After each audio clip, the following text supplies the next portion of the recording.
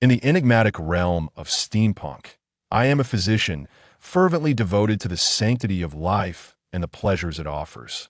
Yet, were it not for necessity, I would never choose the path of a knight. Each individual, as they tread the somber journey towards death, selects a distinct route, with its own meandering or smooth landscapes. Why, then, must my route be the express lane? It is often said that the meaning of life is something we must bestow upon it. Yet, bound to this frigid hospital bed, how am I to fulfill my life's purpose?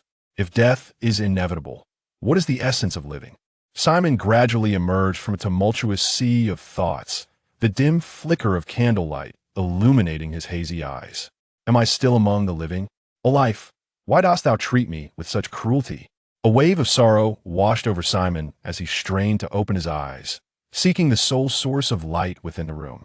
An antiquated oil lamp, tarnished and rusty, rested upon a dilapidated, grimy table.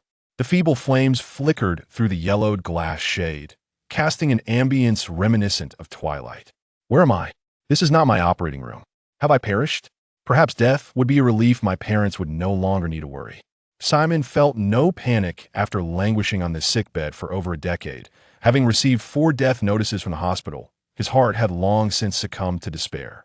His last memories were of being wheeled into the operating room, his youth merely to a sixpence in a sterile ward, engulfed by the scent of antiseptic. A sudden chill enveloped him. Surely, if I were dead, I would not feel this cold. With renewed effort, he opened his eyes to survey the unfamiliar surroundings, the dim light revealing the dilapidated state of the room. The air was thick with a musty, slightly acrid odor, and with a deep inhale, he detected a faint, salty, metallic scent, a familiar hint of blood. Am I not dead? Have I merely suffered a nosebleed? With determination, Simon propped himself up on the floor, feeling his nose for any signs of bleeding, but found none. To his astonishment, he realized he was not clad in a patient's gown. Who had changed my clothes? Had someone kidnapped him? A frail, terminally ill patient like himself hardly seemed worthy of a ransom. Could it be that someone coveted his organs? Surely not. Who would dare touch the organs of a dying man? Simon meticulously checked his body for any additional wounds, but found none. He remained remarkably composed. If death held no terror, what else could? He swiftly assessed his surroundings. The room was modest in size, allowing him to take in its entirety at a glance. The furnishings were antiquated, and even the door had been barricaded with wooden planks, covered with a haphazard assortment of sheets, and propped against with a chair, indicating a desire for seclusion. Yet, how had he ended up here, with the windows and doors sealed? Was there another concealed passageway? His gaze shifted slowly until it landed on a simple wooden bed, devoid of any linens or blankets, which had instead been repurposed to cover the windows and door. Adjacent to the wooden bed stand a modest row of bookshelves, brimming with an array of tomes, indicative of the scholarly nature of the room's owner. He rises from the floor, eager to discern his surroundings and seek an exit. As he stands, a sudden wave of dizziness envelopes him. He taps his forehead lightly. Glancing down, he is taken aback to discover that the spot where he had lain is marked by an unusual black and red circular array, reminiscent of a Western hexagram used in magical practices. What on earth is this? Could it be that some sinister cult intends to use me for a sacrificial ritual? Is there truly such a perverse sect still existing in my great China? He cannot help but scoff at the absurdity of the situation. Surveying the so-called magic circle, he notices a fist-sized, bluish-gray stone resting within one of its concentric circles. Curiosity piqued, he crouches to grasp it. However, upon applying pressure, the stone crumbles into dust, an astonishing occurrence indeed. Simon examines the magic array, his fingers becoming stained with the black and red hues. Upon inhaling its scent, his expression shifts dramatically. This array is, astonishingly, drawn in blood. Could it truly be the sacrificial work of a malevolent cult? In this sealed, dimly lit chamber, the eerie magic circle presents a chilling sight. Just then, Simon feels a buzzing in his mind, accompanied by a wave of vertigo, before he collapses backward onto the floor. A cascade of strange, unfamiliar memories flashes through his mind like photographs. It takes him a moment to regain his composure. As his eyes widen, he realizes his consciousness has been flooded with alien recollections, as if he had personally lived through them. From the chaotic memories, Simon quickly discerns several key pieces of information. Remarkably, the world in which he finds himself is a steampunk realm akin to those depicted in Western fantasy literature. This world, referred to as Earthstar, follows a historical trajectory strikingly similar to that which he is familiar with. Yet, history took a dramatic turn 2 centuries ago, when a colossal meteorite impact altered the course of events. This cataclysmic event gave rise to a peculiar energy, one that possesses a potent ability to contaminate, resulting in genetic mutations among both humans and animals, transforming many into mindless, bloodthirsty monstrosities. Human civilization teetered on the brink of extinction. This enigmatic energy was dubbed magic energy. There were exceptions to its malign influence. A small fraction of individuals, rather than succumbing to monstrosity, emerged endowed with various extraordinary abilities. These individuals came to be known as extraordinary beings. The extraordinary beings became humanity's primary defenders against the initial wave of contaminated monsters. As humanity struggled to survive amidst the onslaught of these aberrations, they ignited the first industrial revolution, ushering in the thunderous age of steam engines into the annals of history. Leveraging the immense productivity brought forth by the steam revolution, colossal iron constructs and steam-powered weaponry were birthed, enabling humanity to preserve the flame of civilization. According to the historical development known to Simon, the Second Industrial Revolution was destined to follow. Yet, to one's astonishment, the Second Industrial Revolution merely marked the beginning as the stage for electrical technology began to take shape. This remarkable historical prologue curiously drew to a close. Perhaps it was the influence of arcane forces that caused the steam revolution to veer off course amidst the roaring currents of history, leaving the electrical revolution a fleeting glimpse. Is it not both surprising and infuriating? As the steam revolution relentlessly advanced, history embarked on an alternate path, giving rise to a steam civilization that Simon had never witnessed.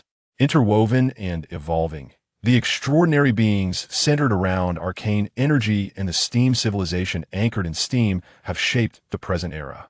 Simon Gutters resides in this wondrous world where the trajectory of technological advancement has taken an unexpected turn. Chapter 2. Shadow Demon. The day of the meteor strike is historically referred to as the Day of Catastrophe, marking the dawn of a new era for humanity, with the calendar resetting to a new beginning, known as the Year 1 of Terastra. The ensuing century became a harrowing saga of human struggle against monsters mutated and tainted by dark energies, a time when nations crumbled and civilizations were trampled. Reminiscent of a post-apocalyptic world, in a bid for the survival of civilization, the remnants of humanity united to form a community of shared destiny. Through cooperation and solidarity, they constructed towering cities, fortified with immense walls and colossal steel structures that kept the polluted monstrosities at bay. In the following 100 years, the steam industry advanced, liberating human labor further and enhancing social productivity, allowing humanity to reclaim its dominion over the planet. However, as external pressures diminished, internal contradictions inevitably emerged. The community of shared destiny, characterized by A.M. Lang of diverse cultures, did not truly integrate but merely set aside their conflicts and prejudices under duress. Once the external threats receded, these tensions and biases resurfaced, leading to divisions. The conflict of cultural discrepancies manifested as an escalation of social discord, resulting in the rapid fragmentation of the community, birthing a multitude of city-states. History progressed further, giving rise to nation-states formed by alliances of cities. The nation where Simon Gust resides is a federation of over 20 cities, known as the Free Federation of the White Eagle, commonly referred to as the White Eagle Federation. Within these national units, those endowed with extraordinary abilities are often feared by those in power. Domestic extraordinary beings are either utilized by the state or face extermination. Simon Gust's grandfather was one such extraordinary being, possessing a secret method of cultivation known as the Series Secret. This method represents a lineage, a form of esoteric knowledge enabling extraordinary beings to advance in their powers, akin to a martial arts manual. It outlines a path already traversed by predecessors, allowing practitioners to ascend to higher realms with relative ease. In contrast, those without access to the Series Secret must navigate their own perilous paths, often grappling with the dangerous and corrupting force of dark energy. Most who lack this ancestral wisdom succumb to its taint, either perishing or transforming into monstrous beings. Their fates tragically grim. The series secret typically signifies a family of extraordinary beings. However, Simon recalls that his grandfather did not originate from such a lineage. His extraordinary status arose from an unforeseen incident, and he possessed merely a fragmented version of the series secret. Simon's grandfather fell in battle decades ago during the War of Defense between the White Eagle Federation and the Kingdom of Ingle, after which Simon's father inherited the incomplete scroll of the series secret. Yet, Simon's father did not awaken the extraordinary bloodline of his father. Through their investigations, Simon and his father discovered that if a member of a family becomes an extraordinary being, their descendants carry extraordinary genes. These genes rarely awaken naturally, with most requiring external stimuli or environmental factors to trigger their emergence. Possessing an extraordinary bloodline does not guarantee awakening. Many descendants of extraordinary beings fail to manifest their latent powers. If the next generation or subsequent descendants fail to awaken the extraordinary bloodline, it will gradually be lost or eliminated through inheritance, diminishing the likelihood of awakening in future descendants until it is entirely eradicated. Simon's father spent his entire life attempting to awaken the extraordinary bloodline, but to no avail. Ultimately, he succumbed to magical corruption and mysteriously vanished. Before his disappearance, Simon's father sealed away the secrets of the sequence and the knowledge of the extraordinary, wishing to spare Simon from treading the same path. The memories that linger more vividly are those of Simon Gust's past. He was a student at the Victoria Medical School, distinguished as an exemplary scholar.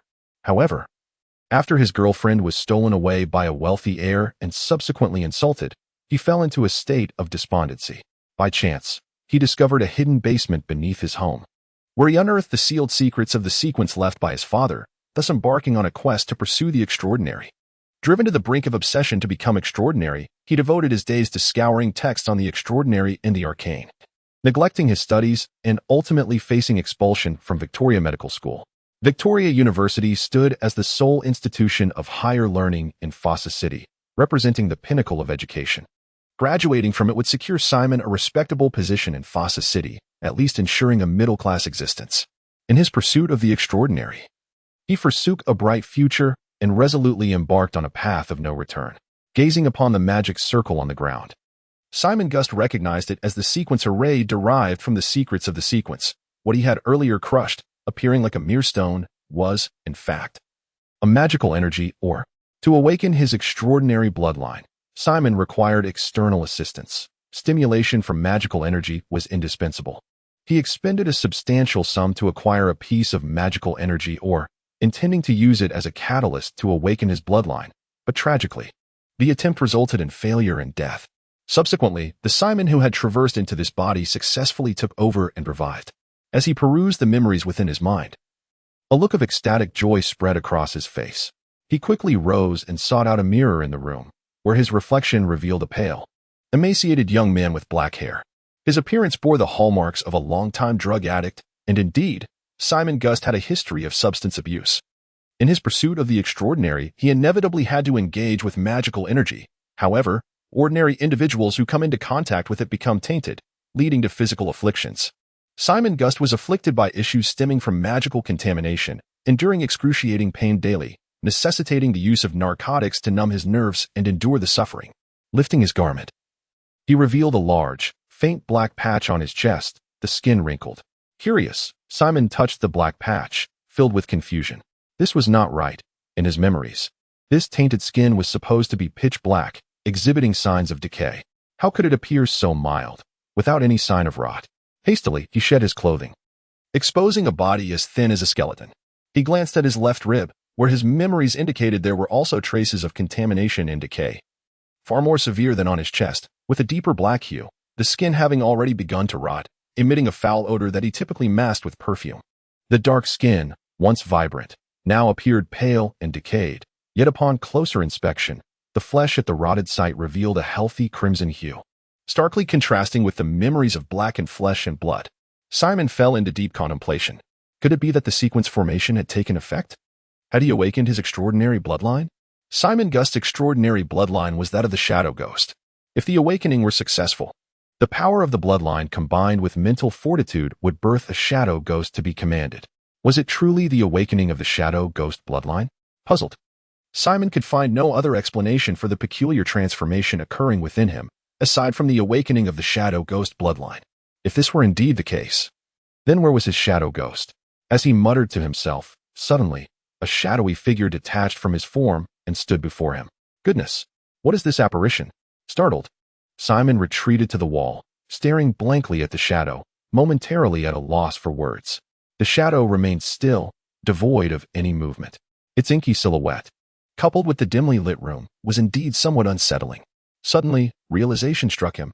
Had he not just been pondering the shadow ghost? Was this shadow its manifestation? The shadow mirrored his own form perfectly, cloaked in darkness, its features indistinguishable, with a pair of lifeless, obsidian eyes.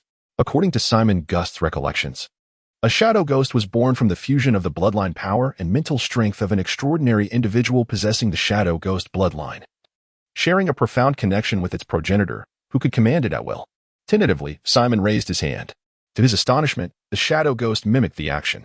Simon, akin to an explorer uncovering a new continent, circled around the shadow ghost, probing with curiosity.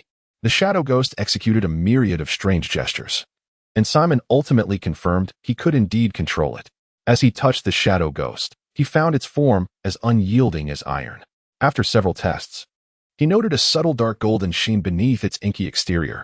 Shaking his head in disbelief, he muttered to himself, "This shouldn't be happening." He hastened towards the bookshelf at the head of the bed, intending to move it aside, but the bookshelf was stubbornly heavy, and his frail frame could only inch it forward. "This body is utterly useless. Come over and move this bookshelf," he instructed the shadow ghost. In 2 strides, the shadow ghost approached, effortlessly grasping the bookshelf and moving it aside, then standing still beside it. "Such strength," Simon murmured, proceeding to the wall behind the bookshelf, where an old, faded poster of a sultry woman was affixed. He peeled back the poster, revealing a brick wall.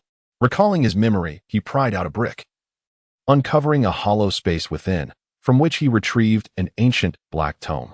This was Simon Gust's most treasured possession, containing the secrets of the shadow ghost sequence and the writings of his grandfather and father. He opened the black leather book, its contents inscribed in a language reminiscent of English. From this perspective, this planet appeared to be a parallel universe to Earth. He had found it.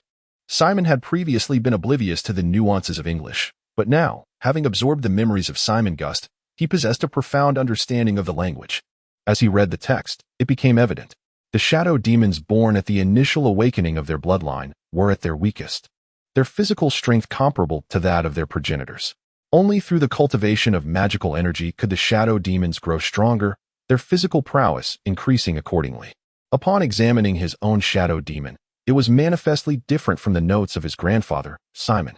Logically, the shadow demon he birthed should align with his physical condition. Yet its body was inexplicably resilient, effortlessly moving the bookshelf. This indicated that his shadow demon was extraordinary. What could have caused this anomaly? The most plausible explanation seemed to be the butterfly effect triggered by his soul's transmigration. He sat on the edge of the bed, diligently pondering other possibilities. Eventually, he conceived one potential explanation: the magical energy or used to stimulate the awakening of the bloodline. The last memory of Simon Gust pertained to an abnormal increase in the magical energy concentration within the sequence array, the true cause of Simon's demise.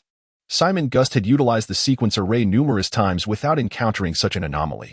The only variable was the differing magical items employed to stimulate the bloodline. He gazed at the magical energy or reduced to dust within the sequence array. This particular or had been procured through a special channel, and he had meticulously observed it prior to use, finding nothing particularly unusual. After much contemplation, he arrived at no definitive conclusion, and thus, Simon chose not to linger on the past. Lacking clarity on the antecedents, he resolved to ascertain the consequences, carefully examining whether the shadow demon's peculiarities posed any threat to himself. Chapter 3: A New Beginning. After a thorough examination, no issues were discovered, which brought a sense of relief. As for the shadowy specter, he discerned nothing amiss. The notes left by Simon Gust's father were scant, revealing little more than a penchant for the mysterious and a yearning to become an extraordinary amateur. Although he had perused numerous tomes on the arcane and the extraordinary over the past few years, they merely broadened his horizons without offering substantial utility. After a while, Simon's stomach began to grumble. Having gone a whole day without food, hunger had set in. With circumstances as they were, he decided to take things one step at a time. Simon remained optimistic. The chance to live anew, free from the despair of waiting for death on a sickbed, was a tremendous blessing in his eyes. Moreover, Having become an extraordinary being was an even greater fortune. As for the enigma of the shadowy specter, he resolutely chose to set it aside for the time being. Simon's home was devoid of any edible provisions, as he had never cooked at home. Aside from an extensive collection of books, there was little of value within. In his pursuit of the mysterious and the extraordinary, Simon had exhausted most of his finances, often scraping by for meals and, at times, enduring hunger. He rummaged through his meager belongings, uncovering 2 crumpled yellow eagle bills and 7 iron eagle coins, 4 of which were 5-cent pieces. The currency of the Red Eagle Federation consisted of 4 denominations of paper money and 2 types of coins, all adorned with the image of a majestic giant eagle. The paper bills included the 100 Red Eagle note, the 50 Green Eagle note, the 10 Yellow Eagle note, and the 1 White Eagle note, while the coins were valued at 1 and 5 cents in Iron Eagle currency. In total, Simon's assets amounted to a mere 25 units, a rather dismal sum. With the paltry amount of money tucked into his pocket, he resolved to step out for a meal. Prioritizing the nourishment of his body, he removed the blanket from the window, causing a cloud of dust to billow forth, enveloping him in a gray haze. Coughing and waving away the dust, Simon wondered how long it had been since the blanket had last seen a wash. Indeed, it had never been laundered. The glaring sunlight streamed through the gaps in the wooden boards, illuminating the room considerably. Simon extinguished the nearly burnt-out tallow candle and pulled down the grimy sheet that covered the door, which resembled more of a rag than a proper covering. This time, he was prudent, refraining from tugging too forcefully at the sheet. Instead, he found a wrench in the room and began prying off the wooden boards from the door. The boards were stubbornly affixed, and Simon exerted considerable effort to remove 7 or 8 of them. Even this modest labor left him breathless and drenched in sweat. Revealing the poor state of his physical condition, he resolved to exercise diligently in the future. Before departing, he carefully erased the sequence array from the room. It must not be discovered by others. Eagerly, he flung the door open, inhaling deeply the so-called fresh air, which, regrettably, carried the unpleasant odor of a nearby sewer. The sky was a dreary gray, oppressive in its gloom. Before Simon's eyes stood rows of tightly clustered, dilapidated houses, and in the distance, he could see towering chimneys, robust and imposing, expelling thick plumes of black smoke into the sky. The primary energy source of the Industrial Revolution was coal, and the extensive use of this resource inevitably led to air pollution. The city of Fossa was perpetually shrouded in coal smoke, with dense clouds billowing and merging with fog, creating a heavy haze that lingered over the city. The entire urban landscape appeared cloaked in a grimy darkness, with the buildings reflecting the soot-stained hues of black and gray. This was only the case in the outer districts where he currently resided, and it was even worse in the lower district. Simon had previously studied at Victoria University, where the coal pollution in the inner city was not as severe. Fossa was divided into 4 districts, each encircling the other.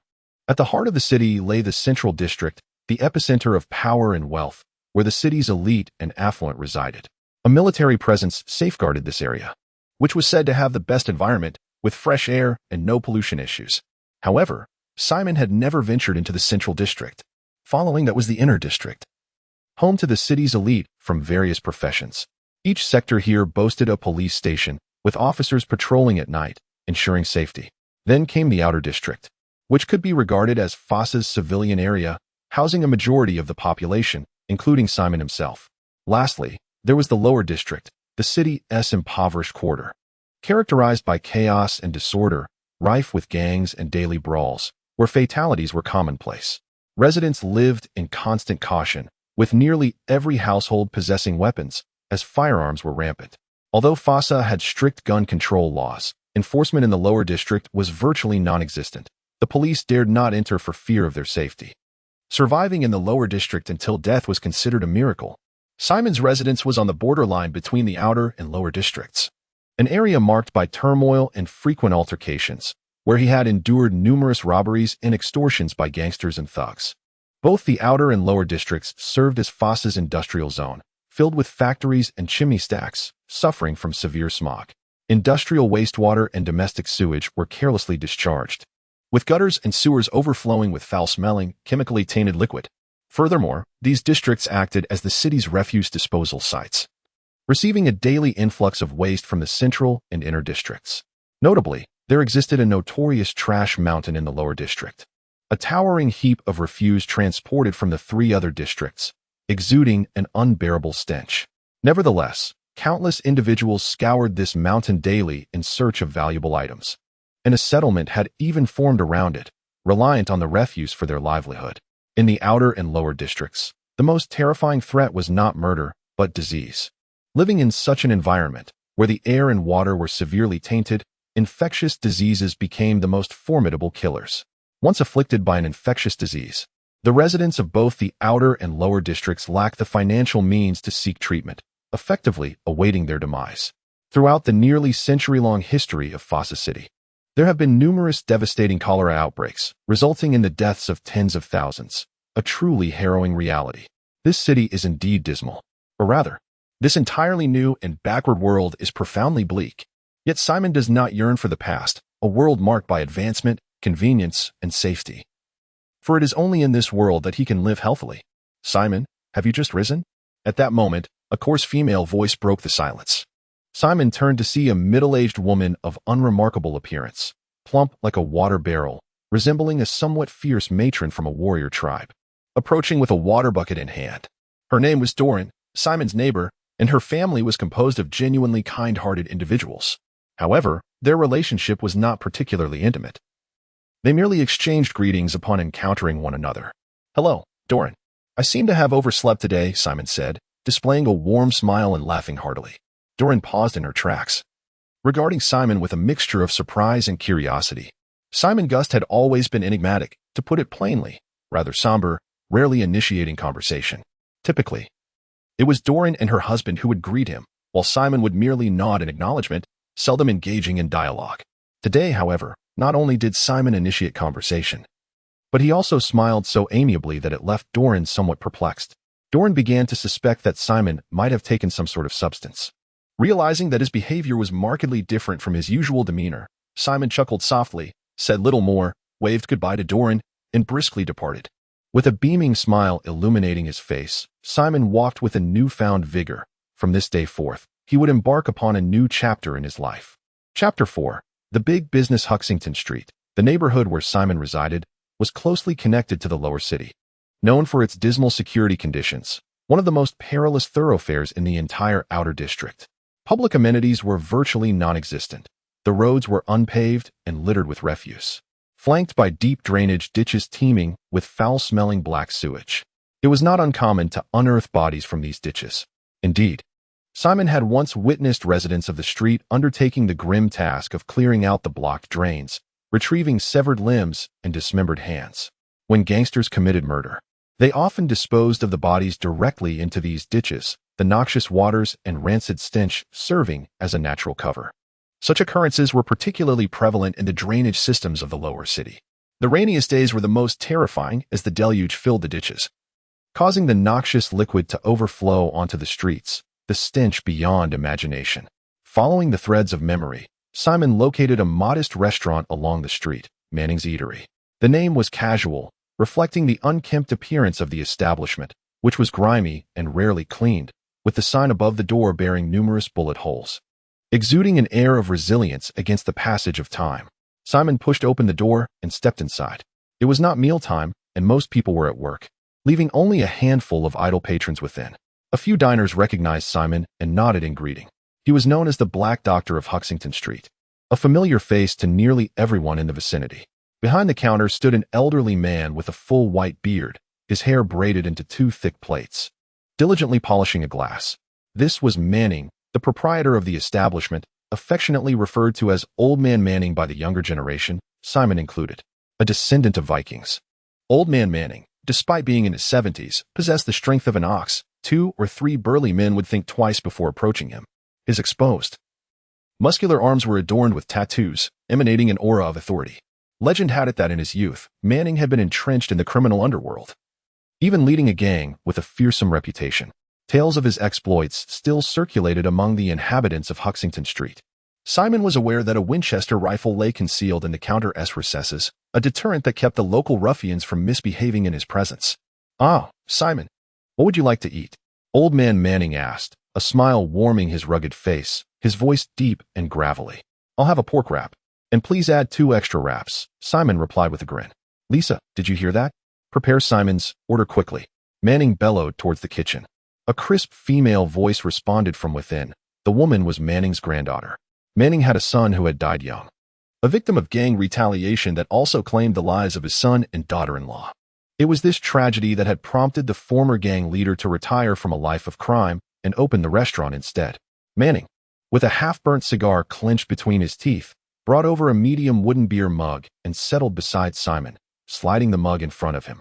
"Old man Manning, I'm currently short on funds and can't afford a beer," Simon said with a resigned smile. Manning waved his hand, saying, "This one's on me." "Thank you," Simon replied, taking a sip of the beer in his cup. The beer was somewhat bitter and not particularly enjoyable.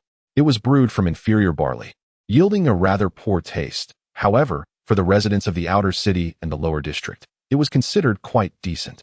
"Simon, would you be interested in a business opportunity?" Manning inquired. Not only was Manning a restaurant owner, but he also acted as a broker, leveraging his previous connections to establish a network for information dissemination, introducing clients, and maintaining a neutral stance while engaging in gray market activities. Simon and Manning had a cooperative relationship, with Manning occasionally referring patients to Simon, who would, of course, take a 20% commission. Simon set down his beer, his expression wavering. He had inherited the memories of Simon Gust, along with his medical knowledge and experience, yet he found himself uncertain about his own abilities. The thought of his meager savings weighed on him. After this meal, he wouldn't even have enough for the next. If he didn't practice medicine, what else could he do? At that moment, a blonde girl in a waitress outfit, likely in her 20s, approached. She wasn't particularly beautiful, but her figure was undeniably enticing. She was Manning's granddaughter, Lisa.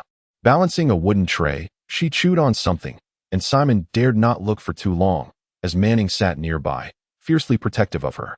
Any patron who dared to make a pass at Lisa would surely face Manning's formidable fists. Lisa placed 2 plates of food on the table and quietly departed.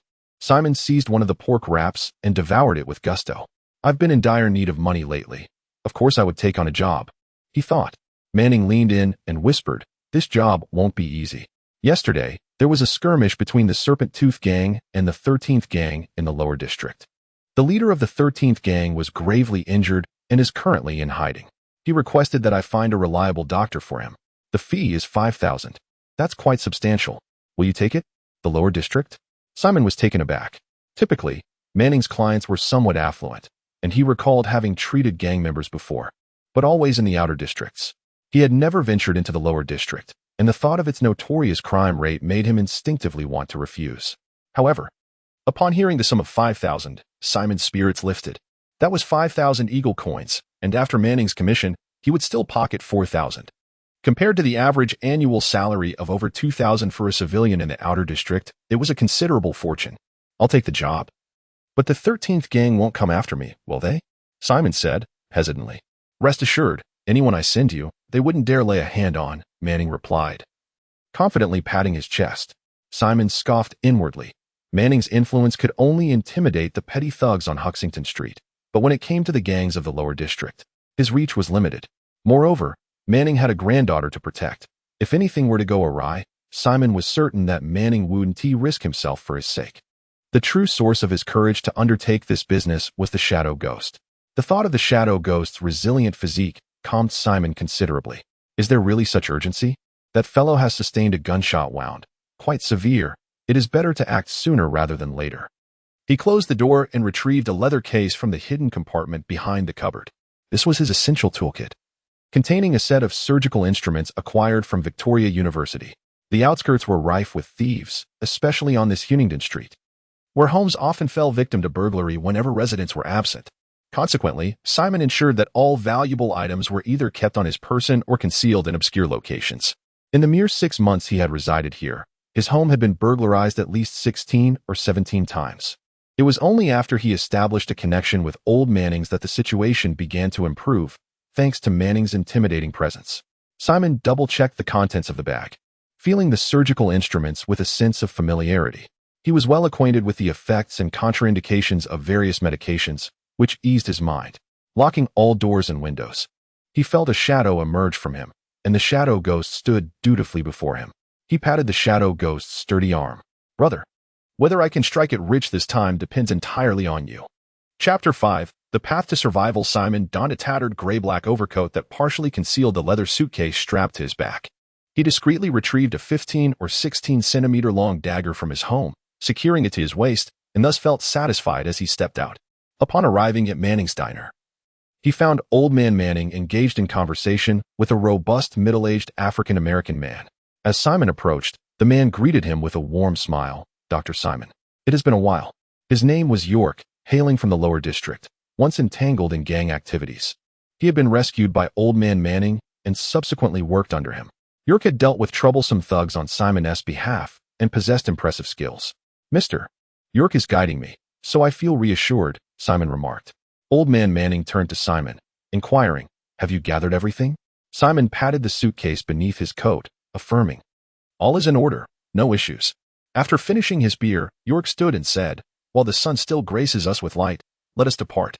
Simon nodded, exchanged farewells with Old Man Manning, and followed York out of the diner. York was a man of few words, leaving Simon uncertain of what to say. Thus, they walked in silence until they arrived at an exceedingly dilapidated neighborhood. Weeds thrived along the roadsides, and the yards were overgrown, resembling a place long abandoned. A signpost resembling a cross stood by the road, topped with a skull. The sign pointed down the path ahead, inscribed in an unknown blood-red substance with the words "Path to Hell." Beside it were numerous signs written in various languages, some warnings, others even advertisements for gang recruitment. This marked the end of Huntington Street. Beyond lay the lower district. Occasionally, heads peeked out from the crumbling houses, furtively observing the newcomers. This area, adjacent to the lower district, frequently attracted ruffians who caused disturbances, prompting the local populace to flee, leaving behind a haven for the homeless and the addicted. Simon nodded earnestly, inhaling deeply. "I am extraordinary. I possess shadows and phantoms. What have I to fear?" He reassured himself internally. The two proceeded along the direction indicated by the sign for 100 meters, life gradually returning to the surroundings. Simon noticed a group of children playing in a yard. Upon spotting Simon and York, the children scattered like mice fleeing from a cat, retreating into their homes and swiftly securing doors and windows. Along the way, they encountered several idle youths lounging in a corner, smoking and clutching beers, their eyes casting dubious glances at Simon and York. Simon could distinctly sense the weight of their scrutiny, perhaps due to his seemingly vulnerable demeanor. However, they appeared to be deterred by York's imposing presence, merely watching Simon as he passed. They also came across a group of young men tormenting a decrepit homeless man. "Mind your own business. Such occurrences abound. And you cannot intervene in every one," York said flatly, pulling Simon forward. The homeless man was evidently a drug addict, not worth the trouble. In a narrow alley, one might witness couples engaged in passionate embraces, wayward women enticing admirers, quarrels erupting into altercations, and children frolicking with exuberance, all a vivid tapestry of life. As they turned a corner, York suddenly quickened his pace, even darting through the threshold of a home. He calmly explained to Simon that they were being pursued, presumably by members of the Serpent Fawn gang. These individuals are not fools. They are aware that the leader of the 13 gang has been wounded and will undoubtedly seek medical assistance. This area is likely cordoned off by the Serpent Fawn, with watchers stationed along Huntington Street. Given that we know we are being tailed, why approach so brazenly in broad daylight? Simon inquired. The night poses far greater peril. The lower city transforms into a hellscape after dark. Homeless individuals, addicts, and gangsters roam like malevolent spirits. And the likelihood of violent crime at night is exponentially higher than during the day, York replied gravely. Unclean entities? Simon paused, momentarily taken aback. York's reference to unclean entities surely did not pertain to humans. Could it be that he was alluding to pollution monsters? Incidents involving such creatures had occurred in the past. And this city harbors all manner of individuals, including those like Simon who were drawn to the arcane. Without the aid of specialists, one could easily fall victim to magical contamination. Simon himself stood as an example. Some individuals, severely affected by magical energies, may mutate into monsters. Numerous similar occurrences had been reported in the lower and outer districts. The most vivid memory Simon recalled was from his time at Victoria University when a pollution monster incident transpired in the inner city, claiming dozens of lives and causing quite a stir. He pressed York for more information, but York admitted his own uncertainty, only noting that several homeless individuals had met gruesome fates, their bodies resembling those ravaged by some beast. The bite marks found on the corpses were identified as human. Were they the work of a particularly depraved necromancer or a pollution monster? There was no definitive conclusion, yet York's expression suggested he leaned towards the latter. York chose not to elaborate further and led Simon onward through the winding streets until they arrived at an even older neighborhood. As dusk descended, the alleyways grew darker. Arriving at a particular residence, York knocked rhythmically, a likely coded signal. The door opened slightly, revealing a pair of wary eyes. The occupant inquired, "Who are you looking for?" Guided by the banner of the Vikings, York replied softly. This was the secret passphrase for Old Manning. "Come in," the voice beckoned. The door swung open, and York stepped inside, followed closely by Simon. The one who opened the door was a middle-aged man of average height, his face grimy with soot. Were it not for the formidable 30-centimeter cleaver he wielded, Simon might have mistaken him for an ordinary coal worker. The middle-aged man scrutinized Simon briefly and under York's direction. Simon unbuttoned his trench coat to reveal a leather case inside. He then opened the case, displaying the medical instruments within, prompting the man to lead the way. 3 individuals traversed the dimly lit room, entering a narrow alley through the rear door, where they were instructed to wait momentarily. The middle-aged man ventured alone into the darkness. "This is excessively cautious, akin to a spy thriller," Simon remarked, speechless. "In this line of life, one must remain vigilant. Those who cannot outsmart others are destined to be outsmarted themselves, especially for those of us entrenched in the underworld. The inattentive do not survive long." York replied with a hint of indifference. Simon shrugged. He had only just arrived in this world and had yet to fully grasp its survival tactics. Suddenly, a dart gun barrel was aimed at the two of them. 3 figures emerged swiftly from behind the door, encircling them.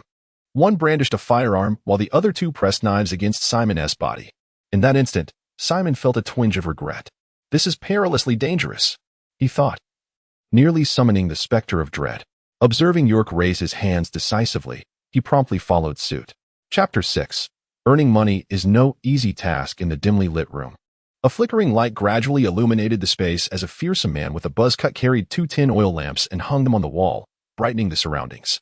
It was then that Simon discerned the conditions within the room. "Pippin, Manning sent me with the doctor you require," York acknowledged, recognizing the intimidating figure before him. The man, expressionless, offered no reply but exchanged a glance with 2 others wielding knives, who promptly began to search Simon. They confiscated the dagger from Simon's waist and inspected his leather suitcase. York was also found to possess a revolver and a tiger-toothed dagger. "We will retain these items for now. They will be returned to you upon your departure," the buzz-cut man finally spoke. York shrugged, seeming accustomed to the situation. "Follow me." The man beckoned, and York gestured for Simon to accompany him. The middle-aged man with a coal-black face, who had previously guided Simon, hastily exited the room, followed by another individual, while the remaining men leaned against the walls and windows, silently consuming food, their eyes occasionally darting toward the pitch black outside. They arrived at a door, which the buzz-cut man opened, releasing a thick cloud of smoke. Simon instinctively wrinkled his nose, detecting the scent of marijuana mingled with the smoke. The room was small, barely accommodating a bed and a sofa. On the couch lay a middle-aged man, half-slumped, his upper body bare, with strips of what appeared to be torn bed sheets bound around his body and thighs, soaked in blood and still oozing. The man was bald, with deep blue eyes that held a sinister glare, beads of perspiration forming on his forehead as he bore his pain. A half-burnt gray cigarette dangled from his lips, from which he occasionally inhaled, releasing dense clouds of smoke. The ground at his feet was littered with cigarette butts. Simon surmised that this was a cigarette infused with marijuana, being used to alleviate the man's suffering. "What are you staring at? Hurry and tend to my brother. If you fail to heal him, you shall accompany him in death." The buzz-cut man growled, pressing the gun against Simon's temple and forcefully shoving him forward. "Pippin, do not treat our guests so roughly," the man on the couch weakly protested. Pippin continued to regard Simon with a cold, unyielding gaze. Should any misfortune befall the situation, it seemed Simon might not live to see another day. York remained silent, positioned against the wall. Simon, filled with resignation, recognized that the reward was substantial, yet the task appeared perilous. Steeling himself, Simon approached. "May I examine the wound?" he inquired. "Certainly, do it yourself," the man on the couch nodded. Simon opened his suitcase and retrieved surgical scissors, cautiously cutting away the makeshift bandages. The fabric had adhered to the wound, and any tugging caused the man to wince in agony, causing his lips to quiver as he continuously sucked on his cigarette. "Be careful. Do you not see my brother is in unbearable pain?" Pippin exclaimed, taking 2 steps forward in a fit of anger. With the cold barrel pressed against the back of his head, Simon's expression darkened. At this moment, Simon was filled with regret. This group of individuals were desperate renegades. Why had he allowed his greed to lead him to accept this assignment? Pippin, be silent. Who is the doctor here, you or I? The man exclaimed angrily. Pippin pursed his lips and stepped back, while the man forced a smile onto his face. Do not be afraid. Focus on the treatment, regardless of the outcome. I shall compensate you. Simon nodded impassively, but his thoughts were far from reassuring. If this imposing figure were to succumb to his injuries, Pippin would likely eliminate him at the first opportunity. He had already made up his mind. Should he sense any danger, he would act preemptively. With the formidable card of Shadow Ghost up his sleeve, he could potentially turn the tables. Simon began to remove the sheets and bandages, revealing 3 significant gunshot wounds on the imposing figure's body. The size of the wounds suggested they had been previously attended to. Have the bullets been extracted? Simon meticulously examined the 3 injuries. Although the wounds on the shoulder and thigh were severe, they were not life-threatening.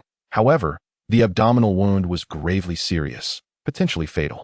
Inflammation had already set in, with purulent blood leaking from the injury. He felt the man's forehead and noted a slight fever. It was miraculous that this man had managed to survive thus far. Do you feel anything? Simon pressed against the abdominal wound and inquired. Yes, but it isn't too painful. He continued to apply pressure to various spots on the wound. Simon frowned. The man had likely ingested a substantial amount of narcotics, which might have numbed his nerves. This made it impossible for Simon to ascertain whether the nerves near the wound had suffered any damage. He retrieved 2 syringes and 2 vials from his medical kit. I will administer a sedative followed by an anesthetic, and then we shall commence the surgery. If you experience any pain, you must endure it. It would be best to bite down on something. Do not worry. I can withstand this level of pain, the imposing figure replied with a smile. Pippin opened the door and instructed someone outside to bring 3 oil lamps immediately. After administering the sedative and anesthetic, Simon meticulously disinfected Pippin's wounds with medical alcohol, sterilized the scalpel, and began the operation. Hold still, he urged. York raised the oil lamp to illuminate the wound. The bullet had penetrated deeply, and Simon feared it might have lodged in the liver. If that were the case, he would be unable to resolve it. Fortunately, the bullet was merely inches away from the liver. The surgery was arduous. Sweat beaded on Simon's forehead as he labored for 20 minutes before finally extracting the bullet. He let out a sigh of relief. Gunshot wounds were prone to infection, and he diligently cleaned the wound, sutured it, and bandaged it. The entire surgical procedure took an hour. The other 2 wounds did not require bullet extraction, as they were not deeply embedded and were easier to manage. With the wounds properly treated, barring any unforeseen circumstances, your life is secured. This is an anti-inflammatory medication. Be sure to take it. Simon instructed as he retrieved a bottle from his kit. At that moment, the imposing figure appeared even more weakened, mustering his strength to nod slightly in gratitude. Thank you. You must refrain from smoking. It is detrimental to your recovery, Simon cautioned as the man discarded the cigarette he had picked up. I require my remuneration before I depart from this place. The imposing figure cast a glance at Pippin, who retrieved a bag from the wardrobe, extracting 5 rolls of Red Eagle banknotes, each containing 1,000, without a single penny missing. You cannot leave tonight, Pippin stated calmly. Simon furrowed his brow. The surgery has just been completed, and I am concerned for my brother's well-being. Should any issues arise, you can handle them promptly. Moreover, the downtown area has been perilous of late. It is best to avoid traveling at night. Pippin's tone softened slightly, yet still bore an air of undeniable authority. Simon turned to York, who nodded in agreement. Let us rest here for the night. Several of my brothers have sustained knife wounds, and I would appreciate your assistance in treating them. I shall provide you with an additional 1,000 as compensation. The imposing figure spoke again. Pippin tossed a roll of Red Eagle currency to Simon. It was clear he understood that leaving tonight was no longer an option. Chapter 7. Ghouls in the Living Room. Peepon brought over several burly men one by one for Simon to examine their wounds. Each bore injuries, predominantly knife wounds, some quite severe, nearly hastily bandaged to stem the bleeding. It must be said, their physical resilience was commendable. Simon tended to their injuries, suturing the gashes with care. Once finished, Peepon had prepared a modest meal for them: bread, smoked meat, and water. Common fare, yet a welcome relief in their current predicament.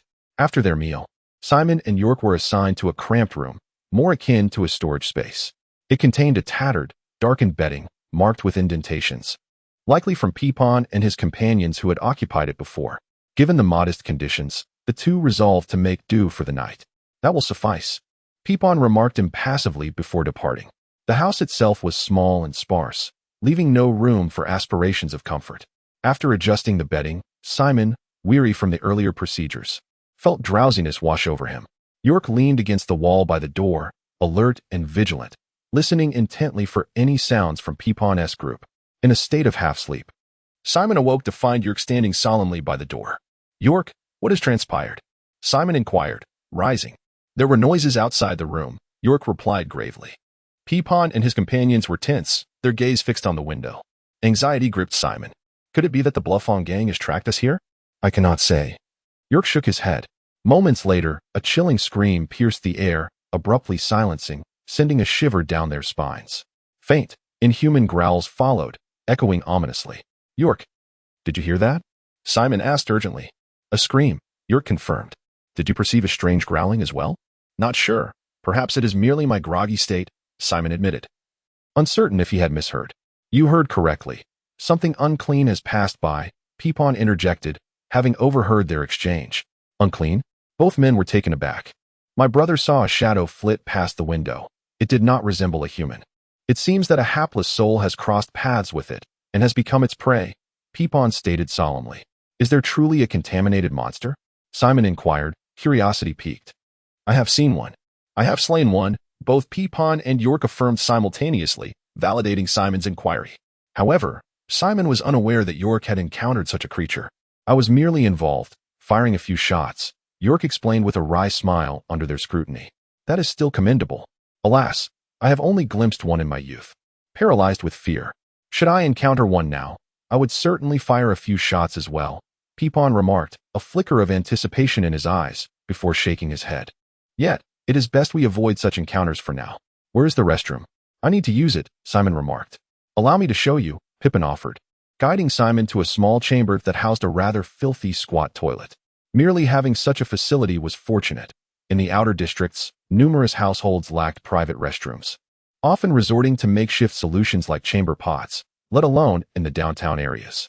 Once inside, Simon closed and locked the door, then opened the ventilation window, from which a shadowy specter swiftly leapt into the night. After shutting the window, he feigned the act of using the restroom and exited. A man stood guard outside. Upon Simon's emergence, he pretended to casually depart. After Simon entered his modest quarters, the man even glanced back at the restroom. Simon reclined beneath the covers, leaning against the wall, feigning sleep. York, however, remained awake, evidently anxious about the pollution creature. With his eyes closed, Simon was in fact exerting control over the shadowy specter, communicating with it as if it were an extension of himself. The pitch-black specter darted swiftly through the dim alleyways, and Simon's curiosity regarding the pollution creature intensified. He yearned to see it with his own eyes. Following the cries he had previously heard, he pursued the sound, yet found no trace of the specter. It had likely fled. After traversing several narrow passages without encountering the creature, Simon discovered a long trail of blood under the pale moonlight. Such a mark could only be left by an injured individual being dragged along the ground. The bloodstain extended along the alley, disappearing around a corner. The earlier darkness had concealed this evidence from his view. Taking a deep breath, a mix of tension and anticipation flickered in Simon's gaze. He was finally on the verge of encountering the true pollution creature. He followed the blood trail, turning the corner into a pitch-black alley where no further traces were visible. Undeterred, he pressed on and soon spotted fresh bloodstains at another turn. Navigating through several more alleys, Simon arrived at a dead end, a refuse-strewn area, where he heard peculiar slurping sounds, alongside what seemed like gnawing and chewing. Cautiously, he advanced, his footsteps silent as he maneuvered through the debris, eventually spotting a figure hunched in the corner. Clad in a gray work uniform, the person appeared to be a laborer, head bowed, hands clutching something as he incessantly bit and chewed. It resembled a starving vagabond foraging for scraps among the refuse. Leaning forward for a clearer view under the ghostly moonlight, Simon was struck by the horrific scene before him. Before this individual lay another person, presumably a fellow homeless man, their abdomen gruesomely opened, innards spilling out in a shocking display. The figure was gnawing on the hand of the unfortunate soul. Startled, Simon staggered back, inadvertently knocking over a trash can. In his room, he abruptly opened his eyes, a pallor overtaking his face as he felt a tumultuous churn in his stomach, nausea threatening to overwhelm him. "Are you all right?" York inquired, brow furrowed as he glanced at Simon. Simon waved his hand dismissively. "I'm fine. Just feeling a bit unwell, perhaps a touch of indigestion. I just need to rest. Quickly, he lay down, re-establishing his connection with the specter. The man was startled by the noise, lifting his head to gaze towards the shadowy figure. A pair of ghastly green eyes shimmered with a menacing glare. The face, marred with dark spots, radiated ferocity, as it bared its teeth, resembling those of a feral beast. The fresh crimson flesh wedged between its fangs was starkly visible, accompanied by viscous blood that dripped ominously.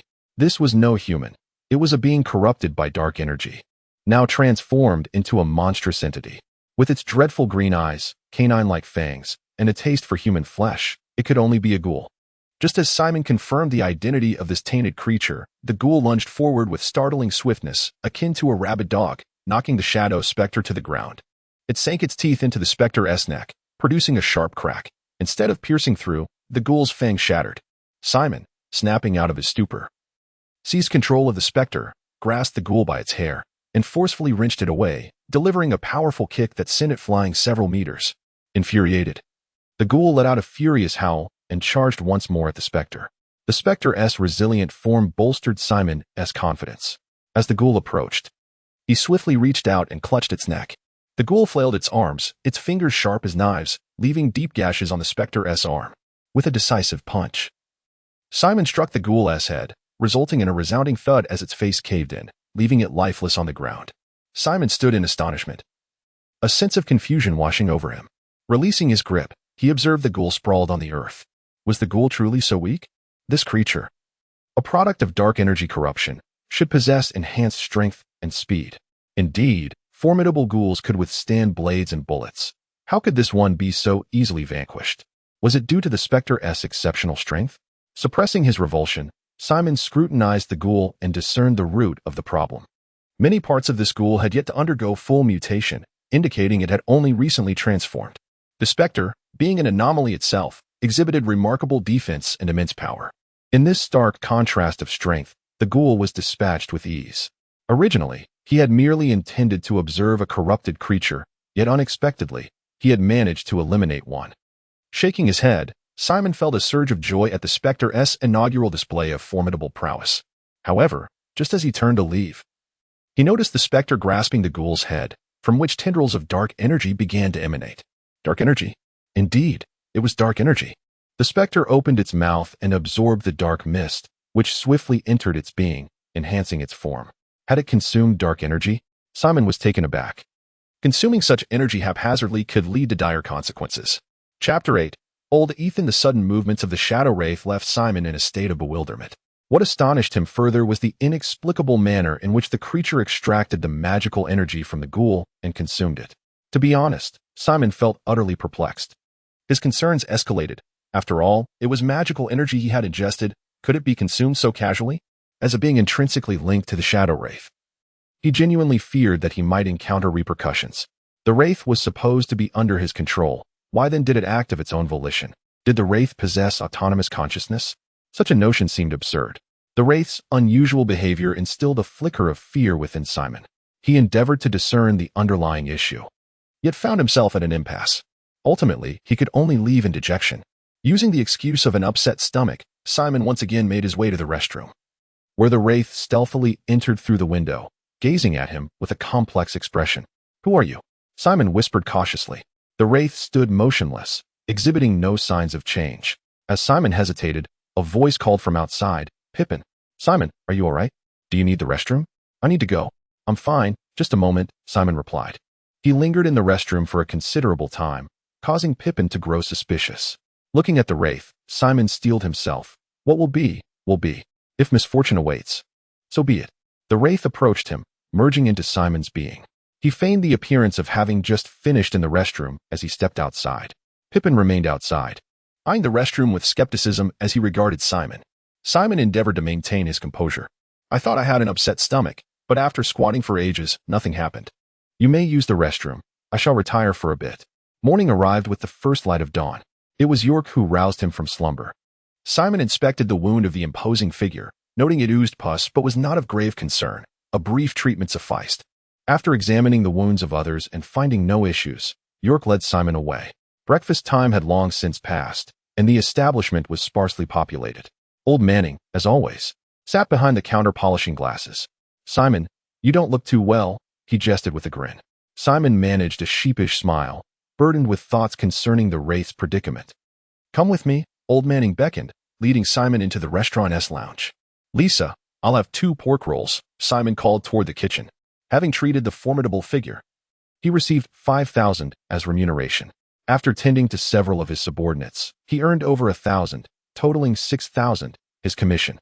Simon produced a roll of Red Eagle coins, extracting 2 notes to hand to Old Manning as his fee. Old Manning accepted only the roll of coins, returning the 2 notes to Simon. "I merely facilitated a business opportunity. The rest was not through my introduction, so I shall forego the commission." "Very well, given my current financial constraints. I shall accept it without hesitation," Simon replied, tucking 200 coins into his pocket. Old Manning, pleased, claimed 1,000 in commission with equal satisfaction. From the counter, he retrieved 2 cigars, tossing one to York and the other in front of Simon. "Please indulge," he said. "Ah, a dandy cigar. This one must cost nearly $20. "You truly are indulgent, Old Manning. I shan't hold back." Simon, who had never smoked a cigar before, was eager to try. He lit it with a spark of excitement, but soon found himself choking on the smoke. "Ha ha ha. A cigar isn't like a cigarette. You can't puff it vigorously. Take small, leisurely draws," Manning demonstrated, savoring every moment. Gradually, Simon grasped the technique and found himself enjoying it quite well. He had never smoked cigars in either of his lives, yet he felt a certain allure in the act. How to describe it? It exuded a kind of sophistication, a certain flair. For instance, Manning, with his cigar, emanated a commanding presence, exuding authority and charisma. Perhaps it was the cigar's robust nature that set it apart, Simon mused internally. At that moment, Lisa brought in 2 servings of pork rolls. Simon handed over the money and took the rolls. "Old Manning, I have matters to attend to. I must take my leave." With one hand occupied with the pork roll and the other clutching the cigar, he appeared rather awkward. After traversing 2 blocks, he arrived at a rather obscure alley. Tucked within was an unassuming little shop, its sign reading Ethan's Antique Store. Simon stepped inside, where a sprightly young man was diligently polishing the antiques displayed on the counter. "Good morning, Dr. Simon," the young man greeted with a smile. "Good morning, Jacques. Where's old Ethan?" Simon inquired. "The owner is inside organizing some items. Let me fetch him," Jacques replied, pointing toward the back room before hastily retreating.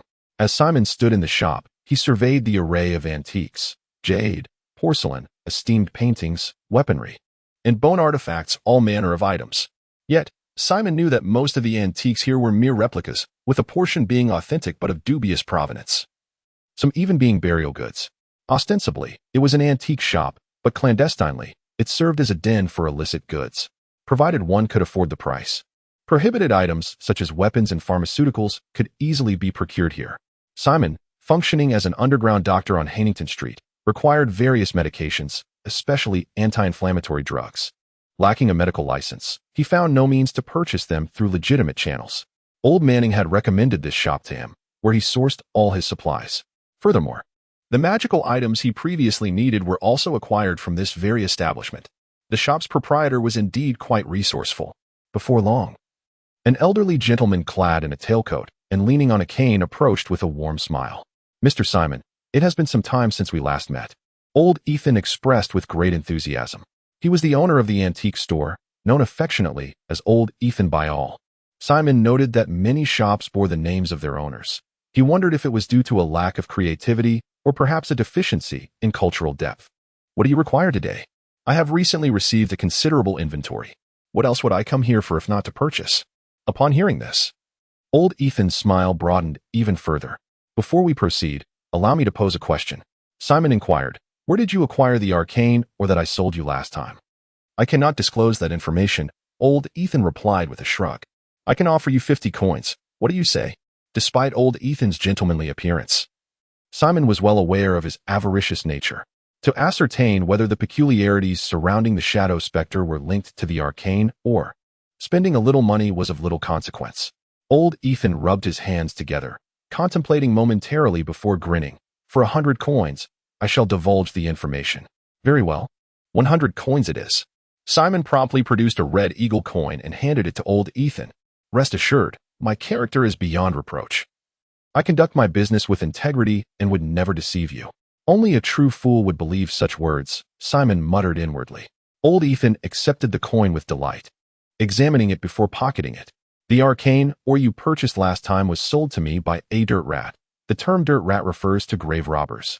And one of old Ethan's sources was indeed a dirt rat, which explained the plethora of funerary items in his shop. Old Ethan raised his gaze to Simon and hesitated before adding, a friendly warning. It would be best to dispose of that arcane ore. Why is that? Simon asked, frowning. It is ominous. After all, it originates from the underworld. Old Ethan shrugged. Simon's frown deepened. The reasoning was rather flimsy. Old Ethan had an inventory of nearly 80 funerary items in his shop and had never seen him discard any. Old Ethan, that arcane ore is problematic, isn't it? I never claimed that. I merely find it inauspicious. Let me remind you, all items sold from my shop are non-refundable. Old Ethan deflected. Old Ethan, you possess quite a few funerary items in your shop. If you fear misfortune, why do you keep them? I have given you my warning. How you proceed is your own decision. Old Ethan waved his hand dismissively. If you are not here to make a purchase, then kindly leave. Do not hinder my business. Old Ethan's impatience was palpable as he prepared to usher Simon away. Chapter 9. The Bounty of the Great Python. Old Ethan, this is rather unlike you. The old Ethan I know would never dismiss a guest. Simon smiled, already convinced that the piece of magical energy ore was extraordinary, and he was determined to uncover its origins. I certainly welcome purchases, but your inquiries are excessive, Old Ethan remarked, his expression souring.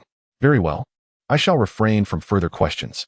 I require 3 vials of anti-inflammatory medication, 3 packs of sutures, 2 bottles of tranquilizers, and 4 vials of anesthetics.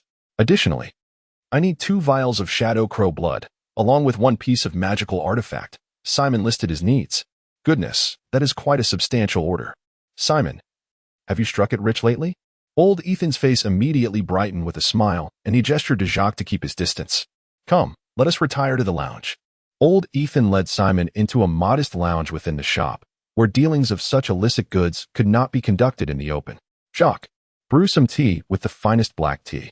The last time I visited, you only served me the ordinary blend. Surely, the distinction is apparent now. Old Ethan chuckled. Is it not obvious? Last time, you purchased a mere 100 coins worth, and now, if I calculate correctly, it approaches 2,000. How could it be the same? Ah. No wonder your business thrives so well, Simon replied, somewhat exasperated. Jacques entered with 2 cups of tea and promptly closed the door behind him. Let me think. I have anti-inflammatory medication, tranquilizers, anesthetics, and sutures readily available. As for magical artifacts, I possess a few, but I am out of shadow crow blood. If you desire it, I will need 2 days to procure it, Old Ethan confirmed swiftly. Blood from any descendant of the shadow-type magical beasts will suffice. If it is blood from a magical beast, that would be even better. Here, the term magical beast refers to new species formed from flora and fauna that were tainted by magical energy 2 centuries ago, each possessing formidable abilities akin to those of extraordinary humans. The shadow crow is a descendant of the shadow-type magical beasts, comparable to those extraordinary beings who have yet to awaken their extraordinary bloodlines. Its blood is utilized in the crafting of sequence arrays. The secret methods in his possession intertwine the shadow and psychic domains. Using the blood of both types of magical beasts yields the most effective sequence arrays. Are you certain about the magical beast's blood?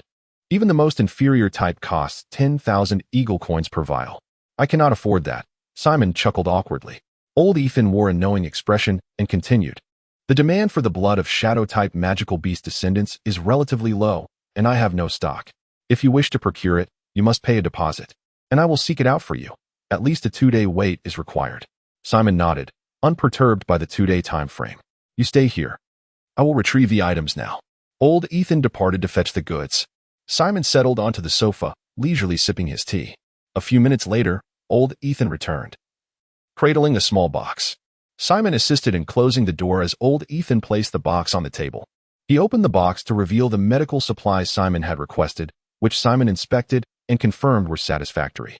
Now, let us proceed to examine the magical artifacts.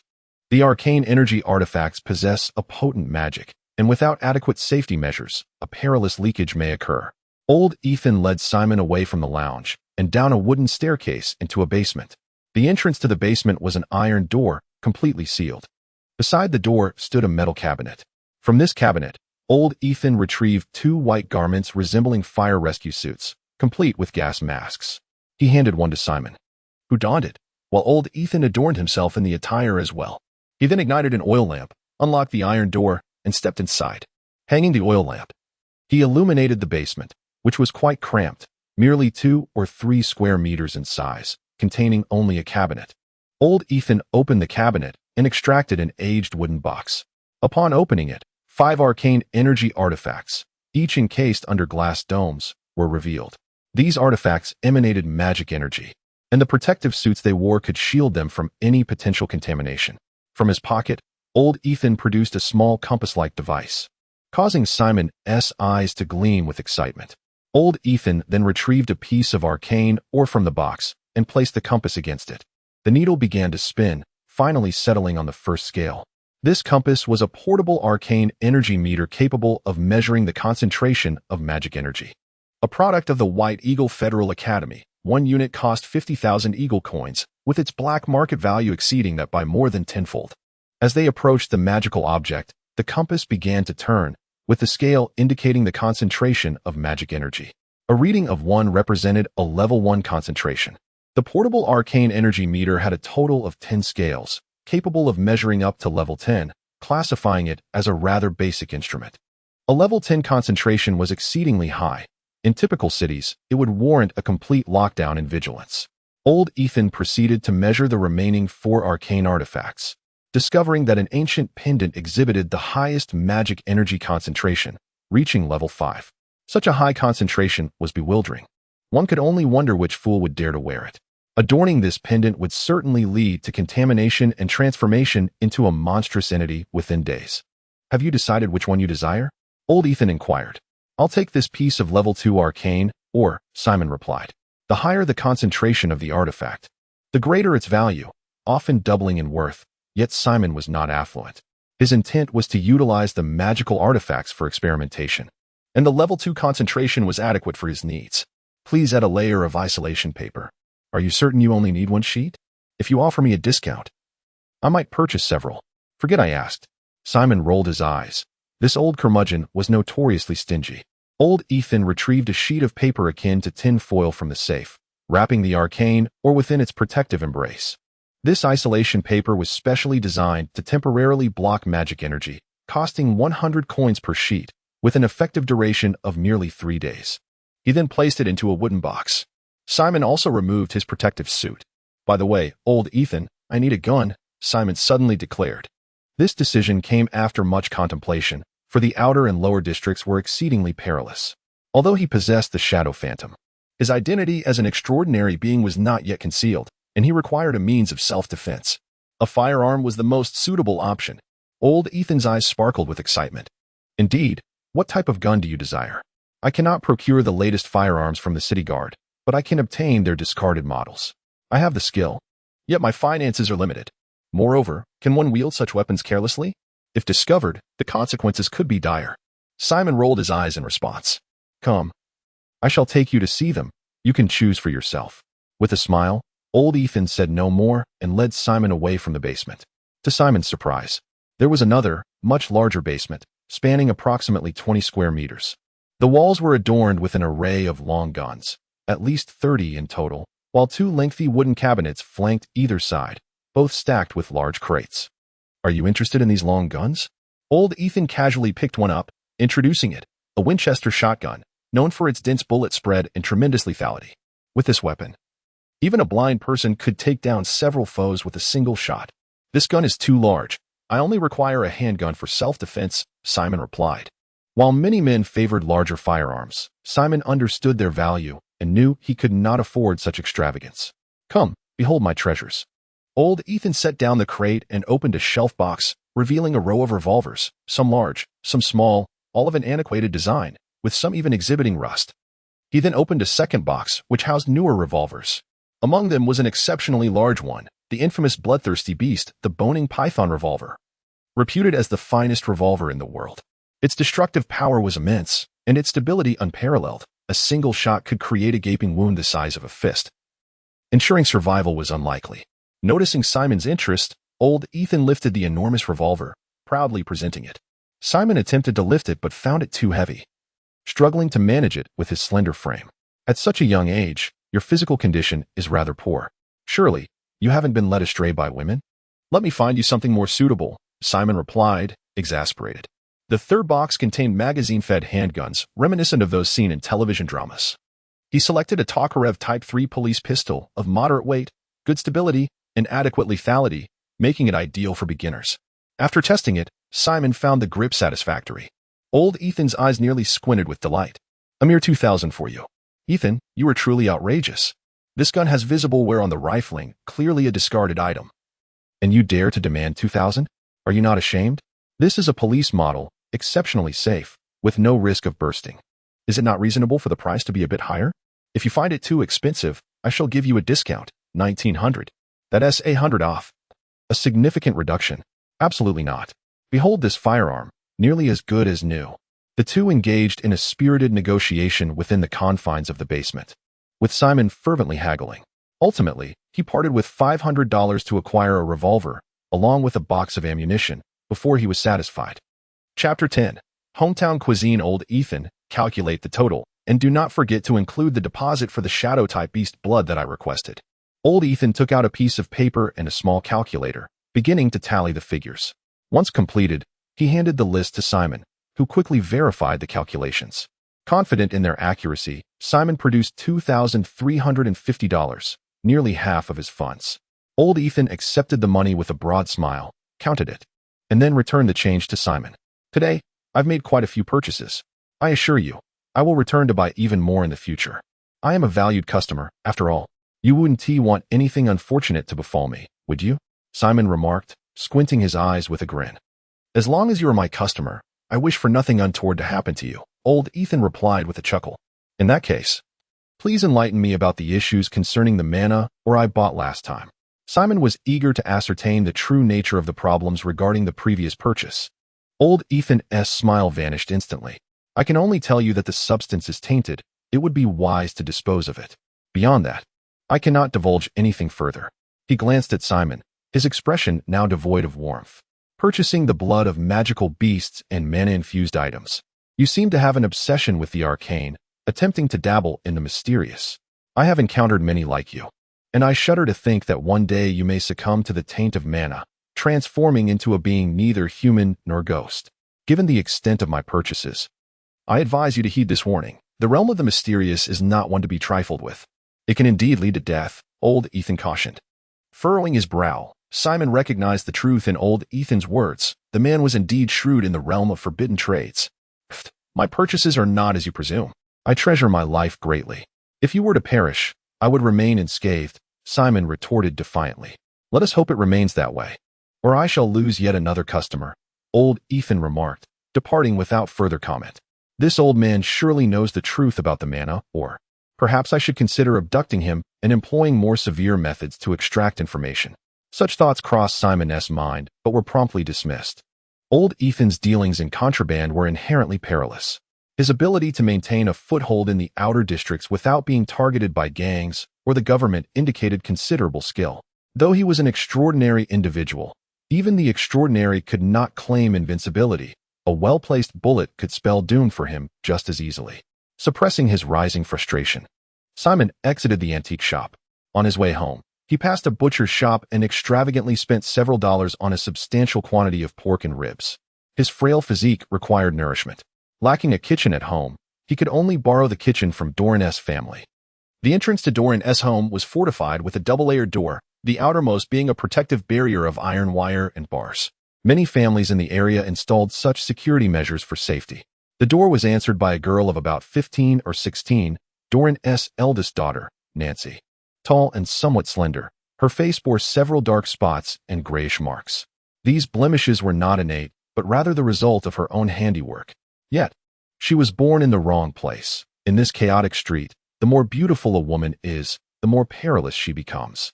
Nancy, being more mature than her peers, concealed her beauty, presenting herself as ordinary to evade numerous troubles. Upon seeing Simon, her brows furrowed slightly. She held no impression or affection for him, and was particularly wary of anyone who approached her uninvited. Nancy, did you not go to work today? Simon inquired with a gentle smile. In the outskirts, children are expected to contribute to the household from a young age. Nancy worked at a restaurant washing dishes and was seldom home during the day. "I'm not feeling well today and took a leave. Is there something you need?" Nancy's tone was firm, brimming with suspicion. "I don't have a kitchen at home. May I borrow yours?" Nancy's frown deepened. "If it's inconvenient now, I can come back in the evening." "Come in." She hesitated, but ultimately opened the door for Simon. Surprised by the abundance of meat in Simon's hands, Nancy felt a jolt of astonishment. "Meat, meat." A crisp child's voice chimed in. A little girl of about 3 pointed at the pork, biting her finger, her eyes gleaming with desire. These 2 children were also Doreen's, the boy named Dime and the girl named Rachel. Life was tough for Doreen's family. Meat was expensive, and they seldom indulged in it. Even when they occasionally purchased some, it was often minced and boiled into soup, merely imparting a hint of flavor. This was the typical existence of the residents of Hannington Street or the outskirts. Having long been deprived of meat, both Dime and Rachel appeared malnourished, a sight that tugged at the heartstrings. "Dime, Rachel, I'm going to cook. Can you help me?" "I will pay you," Simon said with a beaming smile. "Can you feed me meat?" Dime whispered, swallowing hard. "Meat, meat," Rachel clapped joyfully. "Dime," Nancy scolded with a frown. Dime shrank back. He was quite afraid of his sister.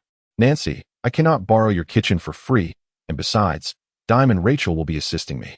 The city law in Fossa states that one must give to receive. Wouldn't you agree?" Simon chuckled.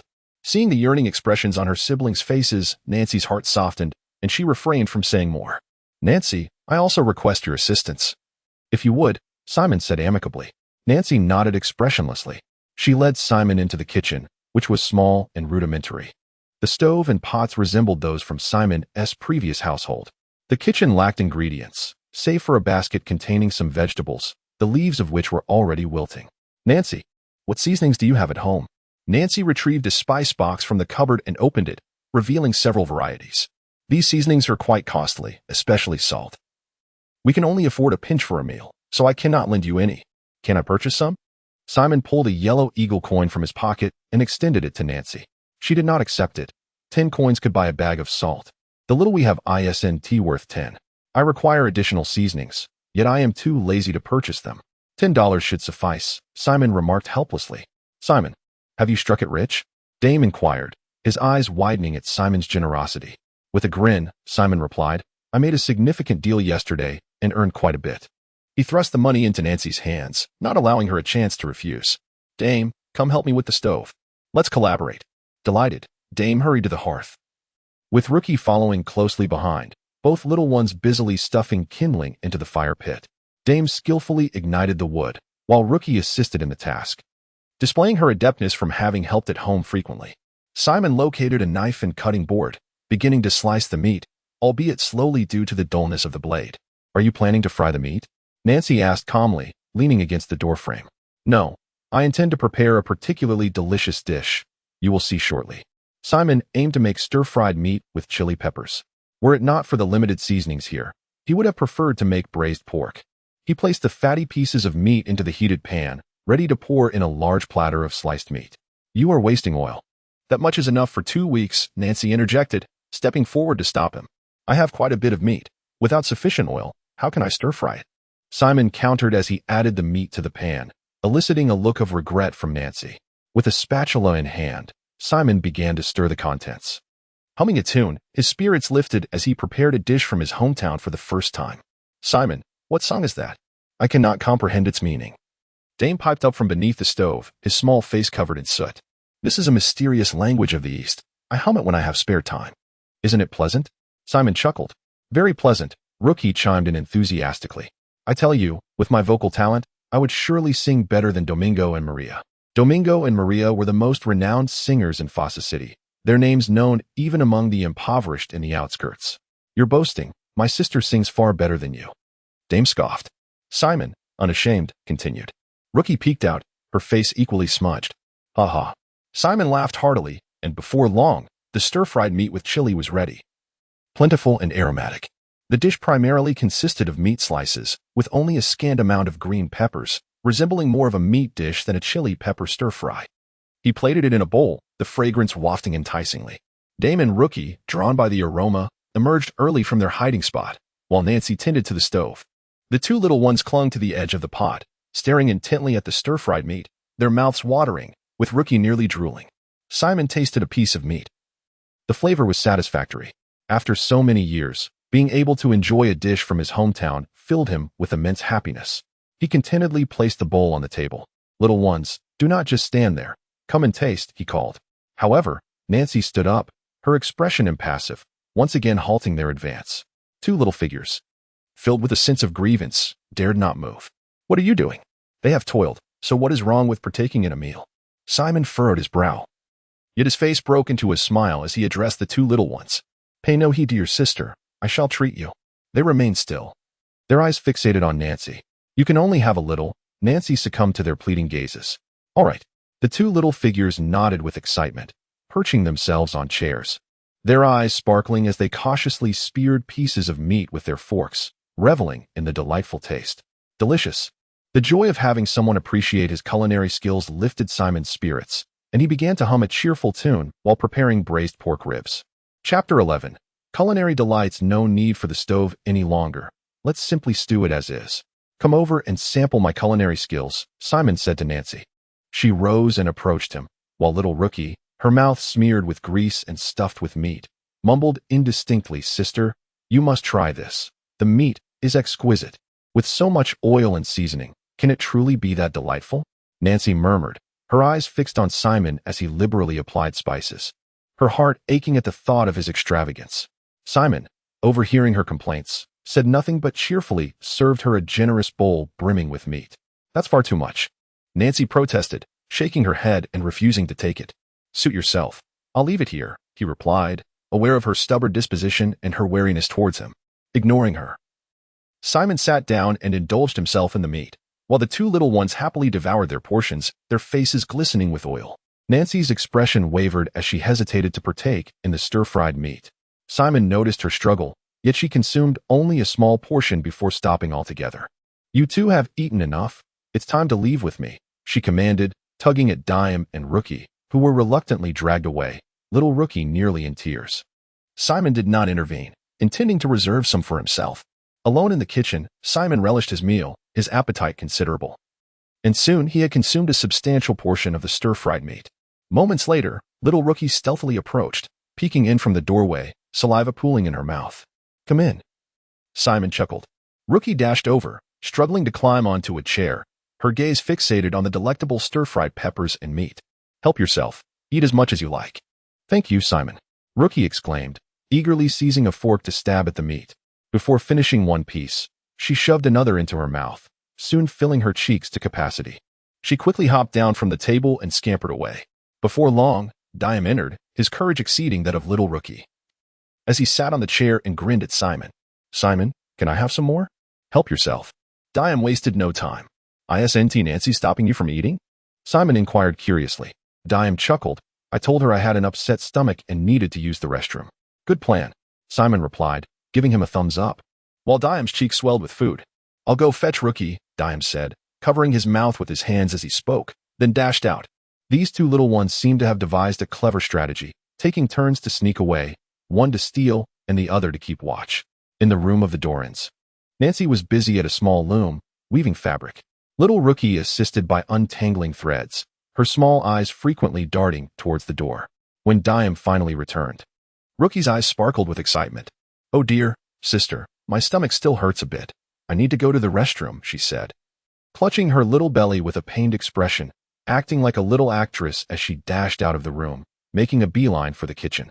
Nancy wove fabric with an expressionless visage. The clumsy performances of the two little ones could hardly deceive her. She merely chose not to expose their ruse. Under the collaboration of Simon and the two youngsters, a bowl of stir-fried green peppers and meat had dwindled to but a morsel, predominantly consumed by Simon, with the remainder reserved for Doran's family. After the rib soup was simmered to perfection, Simon indulged in 2 generous bowls of it. By the end of the meal, Simon realized that his appetite was quite substantial. The leftover rib soup was transferred into a basin borrowed from Doran's household, leaving half a pot for them as well. Sister insisted they should return these offerings, yet Nancy proved not only stubborn but also tenacious. Shaking his head with a smile, he asked, Did you two eat enough? Would you like a little more? The glimmer in the eyes of the two little ones was unmistakable, Brother Diam rubbed his belly and exclaimed, "I still want more. But I am already stuffed." Little Rookie, also patting her burgeoning belly, sighed, "Oh you, why must you be so ungrateful?" This nearly sent Simon into fits of laughter. "I don't have a kitchen here. I must go to your house to warm it up later. Then I will treat you," Simon chuckled. The two little ones nodded eagerly. Simon paused, chuckling, "What makes you think that? Isn't it so?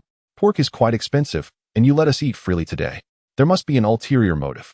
Aside from my sister, I cannot think of anything else in our home that might catch your fancy," Diam asserted, his expression one of self-satisfied discernment. Simon burst into hearty laughter, playfully tousling Diam's hair. The two little ones were somewhat regretful expressions. "Simon, you chase after me. As long as you treat me to meat, I could be your girlfriend," declared Little Rookie, as if resolutely making a decision, biting her finger. The two little ones were willing to barter their sister and themselves for a meal, leaving Simon both amused and bemused.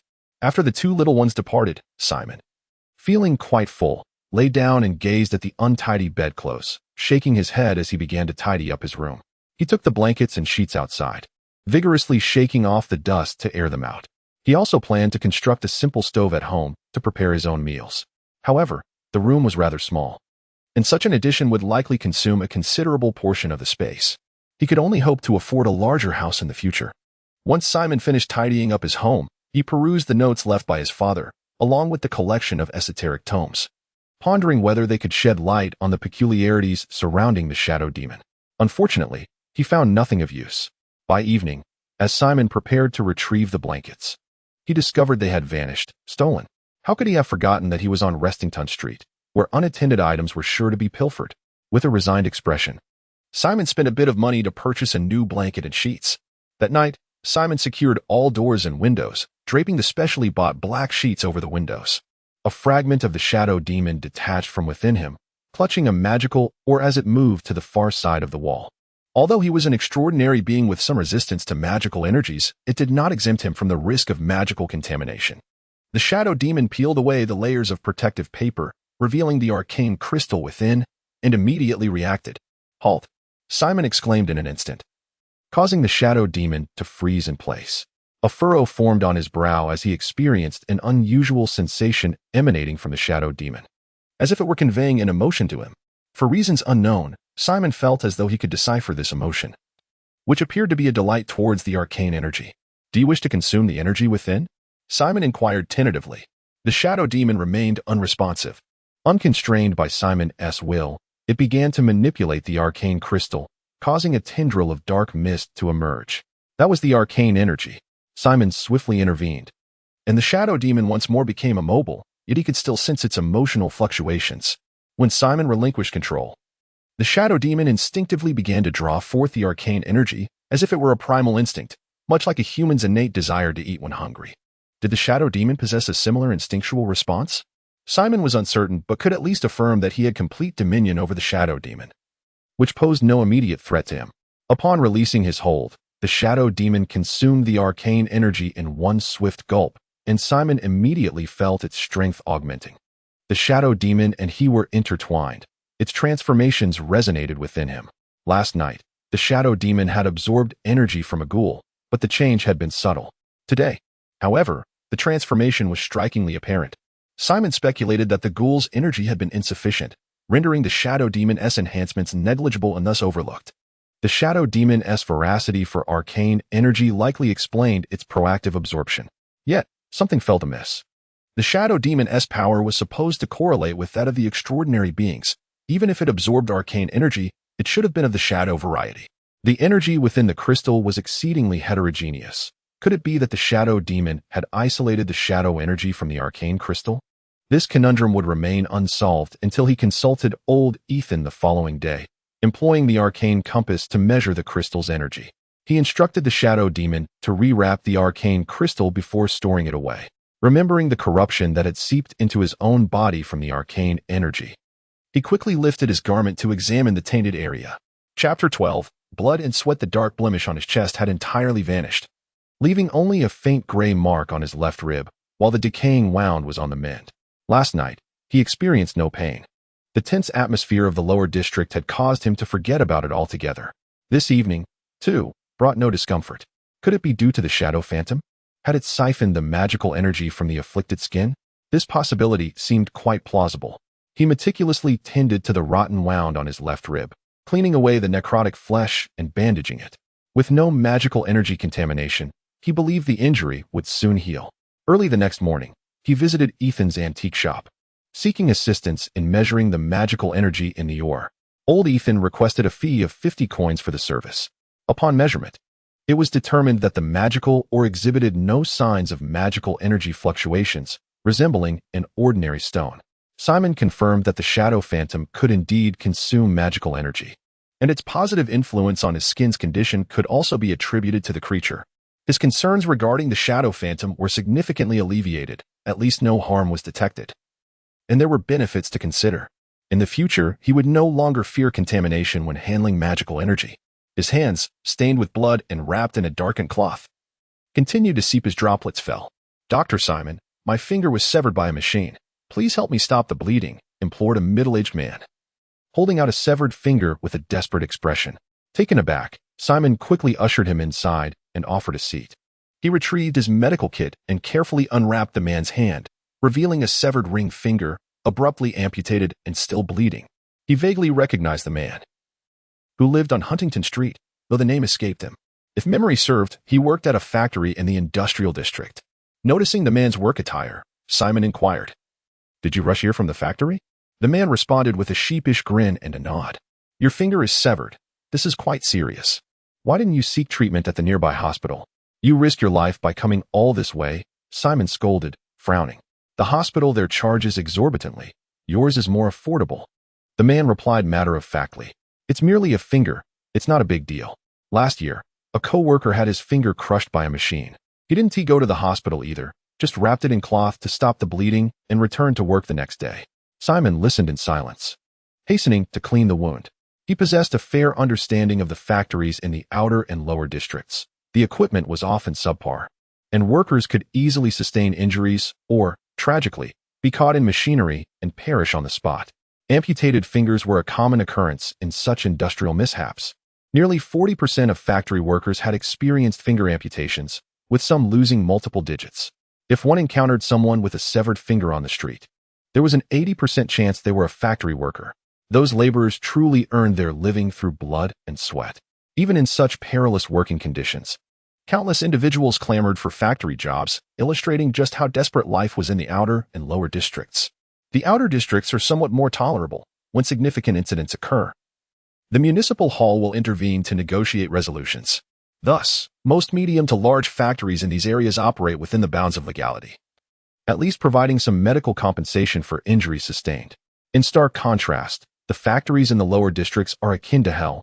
Many are run by gangs, operating unlawfully with equipment that has been discarded from the outer districts, resulting in even poorer quality and diminished safety standards. The likelihood of workers being injured in these lower district factories is more than tenfold compared to their counterparts in the outer districts, a truly heartbreaking reality. Furthermore, should an injury occur, the factory may offer a meager sum for medical expenses, while unscrupulous manufacturers may provide nothing at all. Workers are left with a stark choice: either continue laboring or be replaced without hesitation. What recourse does a destitute worker possess? Resistance is futile. Those who dare defy the factory's authority may find their bodies discarded in stinking ditches by the following day. Complaining to the municipal hall? Such an endeavor is utterly futile. Not only are lower district residents disregarded, but even the workers from the outer districts face insurmountable barriers when attempting to seek justice, as they are often barred from entering the inner city. In the eyes of the residents of the inner city and the central district, the common folk of the outer districts are scarcely regarded as human, let alone the impoverished of the lower districts. The loss of a limb or a life merely becomes fodder for the next day's newspapers, a topic for idle chatter, met with the hollow condemnation of the self-righteous. Before fading into obscurity, no one would dare offend a wealthy factory owner for the sake of a commoner. Simon vividly recalls a catastrophic boiler explosion at a factory in the outer districts last year, resulting in numerous injuries and fatalities, a truly harrowing event that garnered considerable attention. Ultimately, the court exonerated the factory owner, placing the entire blame on a worker who had perished in the blast, with the owner refusing even to provide compensation. Where could one go to seek justice? Surviving in the outer districts while enduring the plight of the lower districts necessitates a grim acceptance, a continued cycle of exploitation. Observing the middle-aged man's trembling hand in pain, Simon felt a surge of compassion and prepared to administer a dose of anesthetic. "Dr. Simon, I don't want that. Just give me a simple bandage," the man insisted. Last time, a coworker went to the hospital and the doctor charged him $10 for a shot. "I don't need any of that. I'm not afraid of pain." The man's anxiety was palpable at the sight of Simon reaching for the syringe. Fearing he would demand more for medical expenses, "I want to charge you. It's only $5 for the treatment." Simon grasped his hand gently, urging him to remain still. "That's quite embarrassing." The man chuckled sheepishly, allowing Simon to proceed with the injection. After administering the anesthetic, the man visibly relaxed, and Simon expertly bandaged the wound, providing him with 3 anti-inflammatory pills. "Take one a day, and if there's any infection, come back to see me." The middle-aged man retrieved 5 crumpled bills from his filthy work uniform. "Dr. Simon, you are a good person." As he departed, he handed Simon a good person card. Simon shook his head. Was he truly a good person? Good people do not pay with their lives, a saying that circulates widely in the outer and lower districts. It felt as if he were cursing himself. There are countless wretched souls like this middle-aged man, and saving them all seems an insurmountable task. He possesses a compassionate heart. Yet that does not imply he aspires to become a bodhisattva or a Buddha who saves all sentient beings. Merely preserving his own life is commendable enough. Within the confines of his capabilities, assisting even one individual is a noble endeavor. Simon, having gathered his spirits, commenced a series of push-ups in his room. Having devised a fitness regimen for himself, his physique was exceedingly frail, necessitating diligent exercise. After completing 10 push-ups, he found himself utterly spent. His sporadic workout continued until mealtime. He ventured out to procure some pork and vegetables, subsequently heading to Doreen's residence to borrow her kitchen, as Nancy was away at work that day. The 2 little ones enjoyed a hearty meal alongside Simon. Chapter 13. The murder case. A death has occurred. Indeed, several lives have been lost. This grim reality has become the focal point of morning conversations. As Simon stepped outside this morning, he witnessed a considerable number of mounted police galloping past, alongside a steam-powered police vehicle, a rarity reserved for the inner city. While there are police stations in the outer districts, they primarily oversee a few significant areas. In chaotic locations like Huning Street, law enforcement typically refrains from venturing, fearing the disorder. The presence of so many mounted officers in the inner-city steam vehicle indicated that something extraordinary had transpired on Huning Street. The officers in the inner city are notoriously aloof, rarely swayed unless an incident is of considerable magnitude. Compelled by curiosity, Simon followed the unfolding events. The mounted police and steam vehicle halted at the far end of Huning Street, where it borders the lower town, a desolate area of dilapidated housing. The police cordoned off the vicinity with caution tape, sealing off the roads. Dozens of officers scoured the ruined neighborhood for clues. Bystanders gathered several meters away, peering in and voicing their speculations. Simon observed several officers emerging from the area, carrying lifeless bodies, which they laid along the roadside in alarming numbers. It was evident that many had perished. From the murmurs of the crowd, Simon gleaned that the victims were vagrants and addicts who had been brutally slain the previous night. With the death toll currently standing at 21, the absence of nearby residents had shielded the other inhabitants of Huning Street from the horrors that transpired overnight. Moreover, the bodies had been horrifically mangled, as if savaged by some monstrous entity. Flesh and tissue were torn apart, leaving behind a gruesome scene. Speculation ran rampant that a pollution creature was responsible for the carnage. When such creatures are involved, matters become exceedingly complicated, explaining the involvement of the inner-city police. Simon extricated himself from the crowd and made his way to Old Man Manning's diner, where many patrons were engaged in discussions about the murder case in the dilapidated neighborhood. Notably, he found Yerk conversing quietly with Old Man Manning. Simon approached, took a seat at the bar, and ordered a beer. "Old Man Manning, you're well informed. Is it true that the pollution creature is behind the murders?" Simon inquired softly. "Why do you ask?" Manning replied, his curiosity piqued. "Is it not permissible to discuss such matters?" "Of course it is." Manning appeared inclined to share, perhaps due to Simon's previous monetary contribution of $1,000. "The police have all but confirmed that the perpetrator is indeed a pollution creature, and there is more than one. Until the situation is resolved, it would be prudent for you to remain indoors after dark and exercise caution even within your home." A chill coursed through Simon. The emergence of pollution creatures on the streets would spell disaster. If they were not apprehended swiftly, the death toll could rise drastically. Could the people of Huning Street be contaminated? Simon pressed urgently. That remains uncertain, Manning replied. The patrons of the restaurant promptly rose and departed, displaying remarkable cooperation. A mounted police officer, astride a magnificent steed, traversed the street, vociferously calling out through a megaphone. The onlookers, accustomed to such scenes, began to disperse, returning home in an orderly fashion. It is not that the inhabitants of Huning Street are particularly agreeable. In this lawless area, amiable individuals are a rarity. The saying "from poor mountains and treacherous waters come cunning folk" aptly describes this place. Under ordinary circumstances, law enforcement would hesitate to venture into such a neighborhood, underscoring the unyielding nature of its residents. However, the situation had dramatically changed. A grave incident had arisen. The emergence of a suspected pollution monster had instilled fear even among the most notorious gangs that roamed the streets. Simon, what is happening outside?" Dime exclaimed, leaning against the window, addressing Simon. "This is none of your concern. Stay at home and look after your sister. When the police arrive for a check, you must open the door and allow them to inspect. Understood?" Dime nodded, albeit confused. A plethora of books concerning the arcane lay scattered about. Anyone who stumbled upon them would find them peculiar. The thought of the police linking him to the pollution monster was a source of great anxiety. Most troubling was the notebook concealed within the house. Should it be discovered, dire consequences would ensue. With the throngs of people outside and the mounted officers patrolling the street, he had no alternative refuge. After a brief interval, Simon heard footsteps approaching the door and glimpsed 4 armed police officers standing outside through the window. Upon opening the door, he was immediately struck by the imposing presence of a tall female officer. Clad in black leather and fitted jeans that accentuated her long legs, she exuded an undeniable allure. Standing at approximately 175 centimeters, she towered slightly over him. Her features were exquisitely refined, reminiscent of a star, radiating an aura of authority. Her piercing blue eyes glimmered with intensity. Simon was captivated by her beauty. Without delay, the officer produced her identification. "Greetings, I am Sheriff Kasha. Due to the circumstances of an ongoing investigation, we must search your room. Your cooperation is appreciated." Simon observed the 4 tall male officers flanking her, their rifles subtly aimed in his direction. It was clear that any sign of resistance on his part would be met with swift and severe consequences.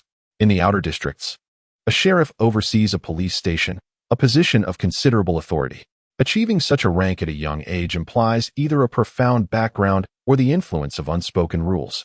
Regardless of the route taken, Simon found himself in no position to challenge her.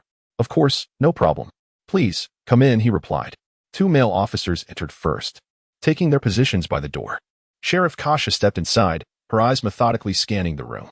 From her leather jacket, she retrieved a compact device, a portable magical energy meter, identical to the one wielded by old Ethan. The fact that the striking sheriff possessed such an instrument suggested she hailed from the inner city, where holding the rank of sheriff indicated an even more significant status. Kasha first swept the compass over Simon, finding no trace of magical energy.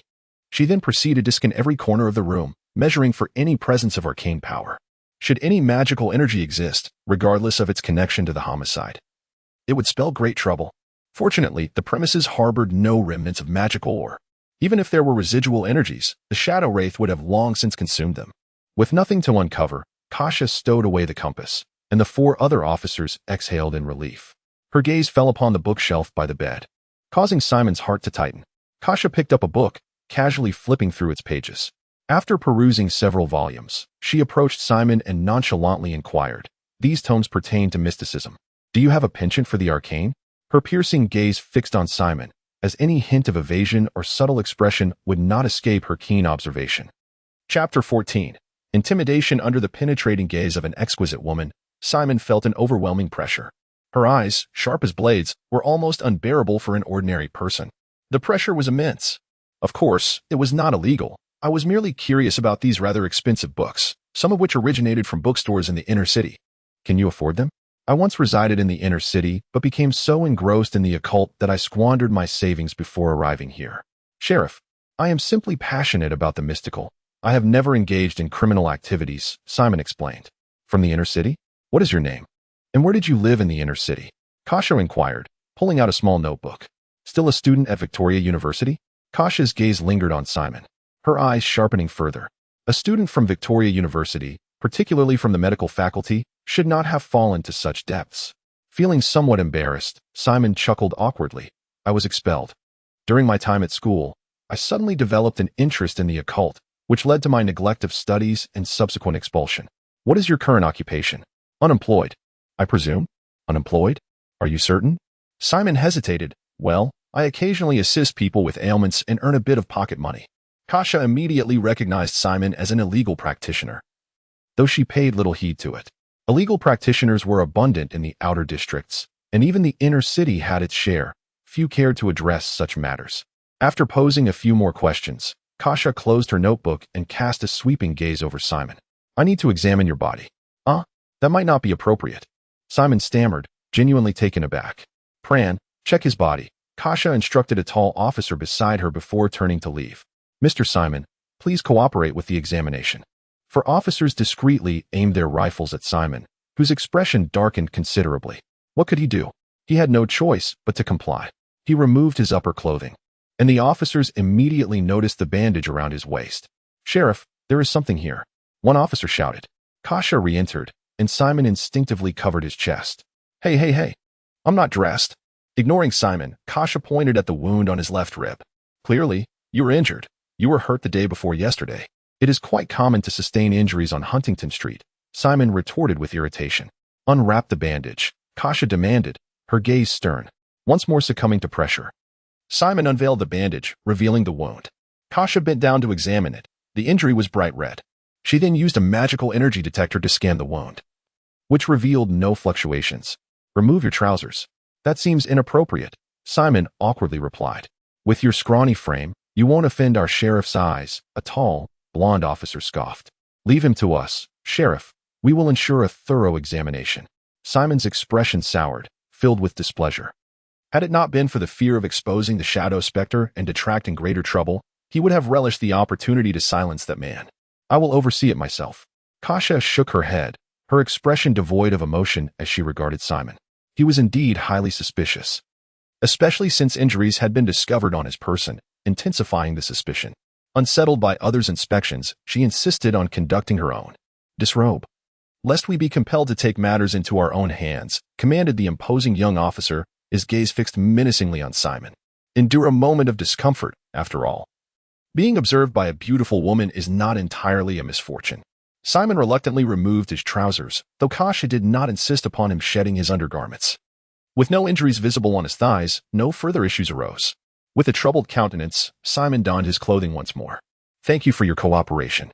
The streets of Rendington may not be safe in the coming days. It is advisable to avoid venturing out at night, Kasha cautioned as she took her leave.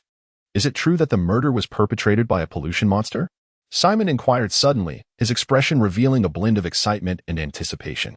He had crafted an image for himself as an aficionado of the mysterious. If he displayed no interest in the pollution monster incident, it would undoubtedly arouse further suspicion. The case remains under investigation. I cannot disclose any details at this time. That is not your concern. However, I assure you, regardless of who is responsible, we shall bring them to justice, Kasha replied, her expression unwavering as she regarded him. Simon instinctively recoiled, nodding submissively. The female officer was undeniably striking, yet her assertiveness was overwhelming. Kasha departed Simon's residence to investigate at Doran's home. Understood, the officer said, swiftly exiting with a notebook in hand. Sheriff, I believe that fellow is quite suspicious. Numerous mysterious cases handled by the Bureau involve individuals of his ilk. It would be prudent to apprehend him for questioning, suggested a middle-aged officer. Kasha shook her head. If he were truly connected to the pollution monster, there would be some trace of it. His home exhibits no magical energy fluctuations, and his body is entirely clean, devoid of any signs of contamination. He likely has not encountered magical energy. Let us investigate his identity and assign someone to monitor him. Should anything arise, we will apprehend him for questioning. That sheriff is rather formidable, Simon mused, gingerly touching the wound on his left rib. Fortunately, the faint gray mark on the injury had completely vanished. Otherwise, it would surely have raised Kasha's suspicions. As Kasha proceeded to Doran's home, Simon followed her inside. 3 officers immediately trained their eyes upon him. The Doran couple is not at home. Only their 2 children remain. "I came to check in," Simon said with a friendly smile. Kasha permitted Simon to enter, and the children, Diam and Weichi, rushed to him, clinging to his legs. Somewhat intimidated by the officers, Kasha exhibited no sternness towards the children, consistently smiling gently as she asked simple questions, occasionally revealing a dazzling smile that captivated Simon. The atmosphere was akin to a refreshing spring breeze. Diam, a precocious lad, found himself shy yet exhilarated in the presence of such a gentle and mature older sister, eagerly divulging everything in a torrent of words. After Kasha thoroughly searched the house and found no signs of magical energy, she departed from the Doran residence. "That older sister is truly beautiful. How splendid it would be if she were my wife," Diam lamented, wistfully watching Kasha's retreating figure. Simon remained at home throughout the day, with the police failing to pay him a visit. However, he noticed mounted officers patrolling the street outside, seemingly keeping a watchful eye on him. As night fell, Simon engaged in physical exercise within the confines of his abode when suddenly, the distant sound of gunfire pierced the stillness, a muffled report echoing from afar. Following this, a series of whistles erupted, unmistakably police signals. The cacophony of gunfire paired with the relentless wails of whistles resonated through the tranquil night. Could it be that the authorities had uncovered the monstrous entity responsible for the pollution? Curiosity piqued. Simon cautiously opened his door and peered into the direction of the dilapidated neighborhood.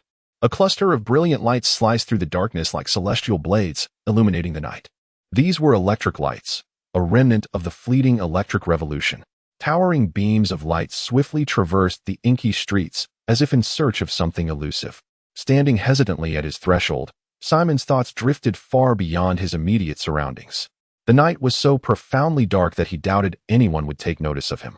Casting a glance around, he found the shadows too encompassing, stirring a sense of unease within him. He extinguished the oil lamp in his room and, shrouded in darkness, sprinted to the shadowy alley beside his dwelling, where his shadowy alter ego swiftly detached from him. Retrieving a handgun from the depths of the dark recess, he prepared himself for any eventuality. Thus began his orchestration of the shadowy figure as he maneuvered through the alleyways, racing towards the source of the light. He was determined to catch a glimpse of the monstrous being that had claimed the lives of dozens. Chapter 15. The night the streets of Shenington were unusually tranquil this night, save for the distant echoes of gunfire and the blaring of police whistles. Shadows flitted through the inky black alleys, unhindered by any obstacles. The once vibrant presence of vagrants, drunks, addicts, and gangsters had vanished, all frightened away by the ominous rumors of the tainted monstrosities. From the dilapidated housing area came a barrage of gunfire, and the shadowy figure peered cautiously from a darkened corner. A powerful beam of light illuminated a wall, revealing a semicircle of over 20 officers, their weapons raised, forming a grim wall of dark gun muzzles. They had cornered a tall, humanoid creature against the wall, the light exposing its grotesque visage. Standing over 2 meters tall, it bore a misshapen head of deep purple and black, covered in a mass of dark, bulbous growths, some of which had cracked open to reveal jagged, black protrusions. Its mouth, perpetually agape, was filled with sharp fangs, and black saliva dripped from its lips as it let out a guttural roar. Flanking its cheeks were several patches resembling black scales, and its sunken eye sockets housed enormous, dark gray orbs, one of which had been shattered by a bullet, leaving a gruesome, bloody mess. The creature was clad in tattered, filthy garments, and its exposed arms bore dark, vein-like lines, the hands transformed into purple-black claws. This horrifying sight was almost too much to bear. Simon felt a chill of dread. The greater the mutation, the deeper the corruption. The officers continued firing, bullets striking the tainted creature, tearing gaping wounds into its flesh, and dark, foul-smelling blood oozed forth. The monster held in agony, trapped against the wall with no escape. Simon marveled at its resilience. Despite sustaining so many gunshot wounds, it still clung to life. The ghoul he had encountered days prior was hardly worthy to carry this creature's shoes. The tainted monstrosity let out a pained roar, attempting to charge forward, yet was relentlessly pushed back by the onslaught of bullets. Cornered against the wall and subjected to a relentless barrage of fire, it soon became incapable of movement. The officers aimed for its limbs and other non-lethal areas, seemingly intent on capturing the creature alive. It was not uncommon for research facilities in the inner city to seek to study such abominations. Simon recalled that there was a laboratory at Victoria University's medical school dedicated to the study of tainted creatures. Just then, a roar pierced the night. And from the overgrown weeds of a dilapidated yard, another figure emerged, lunging toward the line of officers.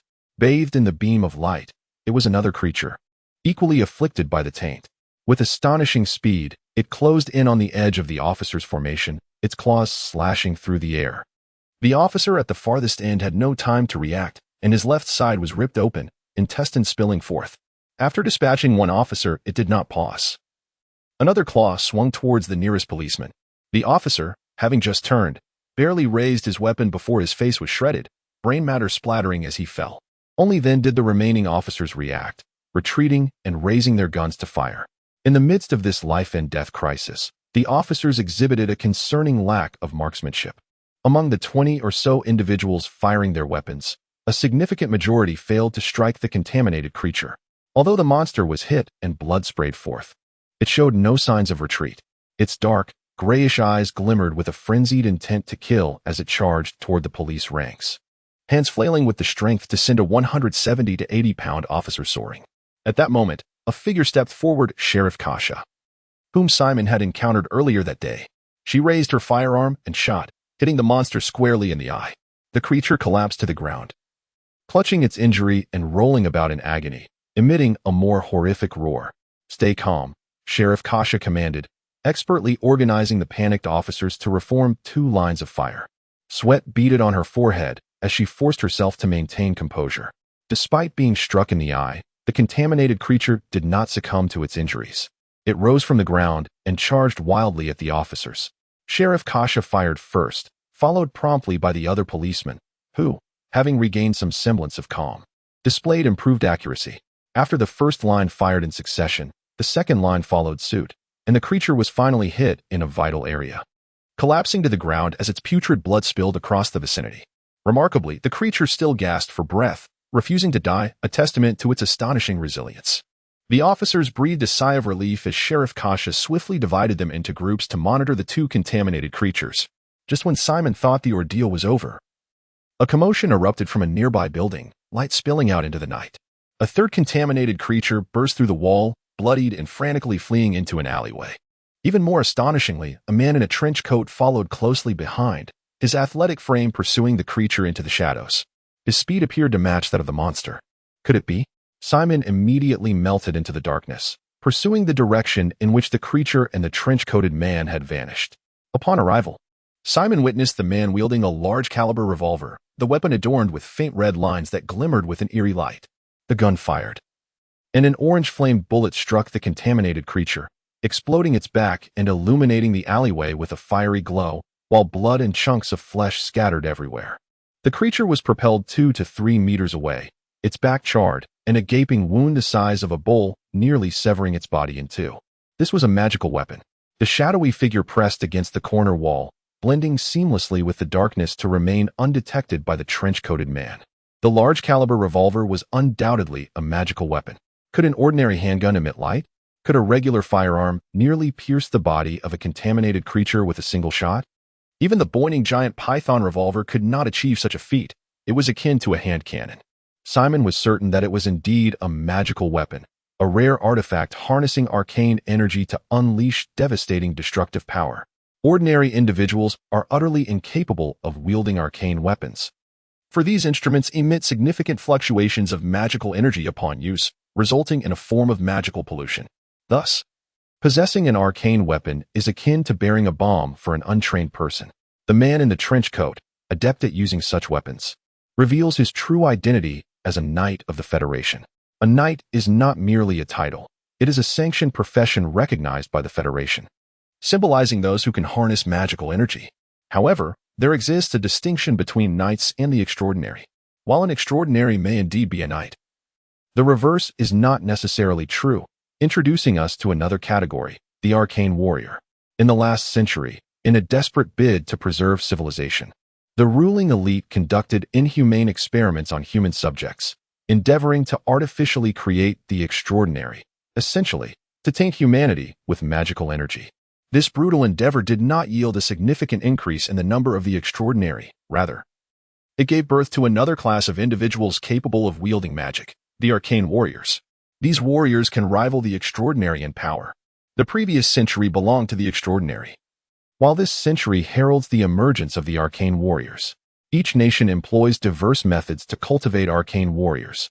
Yet the underlying principle remains consistent: to enable humans to possess magical energy and surpass ordinary physical capabilities through scientific means of magical contamination. Arcane warriors tread a perilous line, akin to walking a tightrope over a precipice.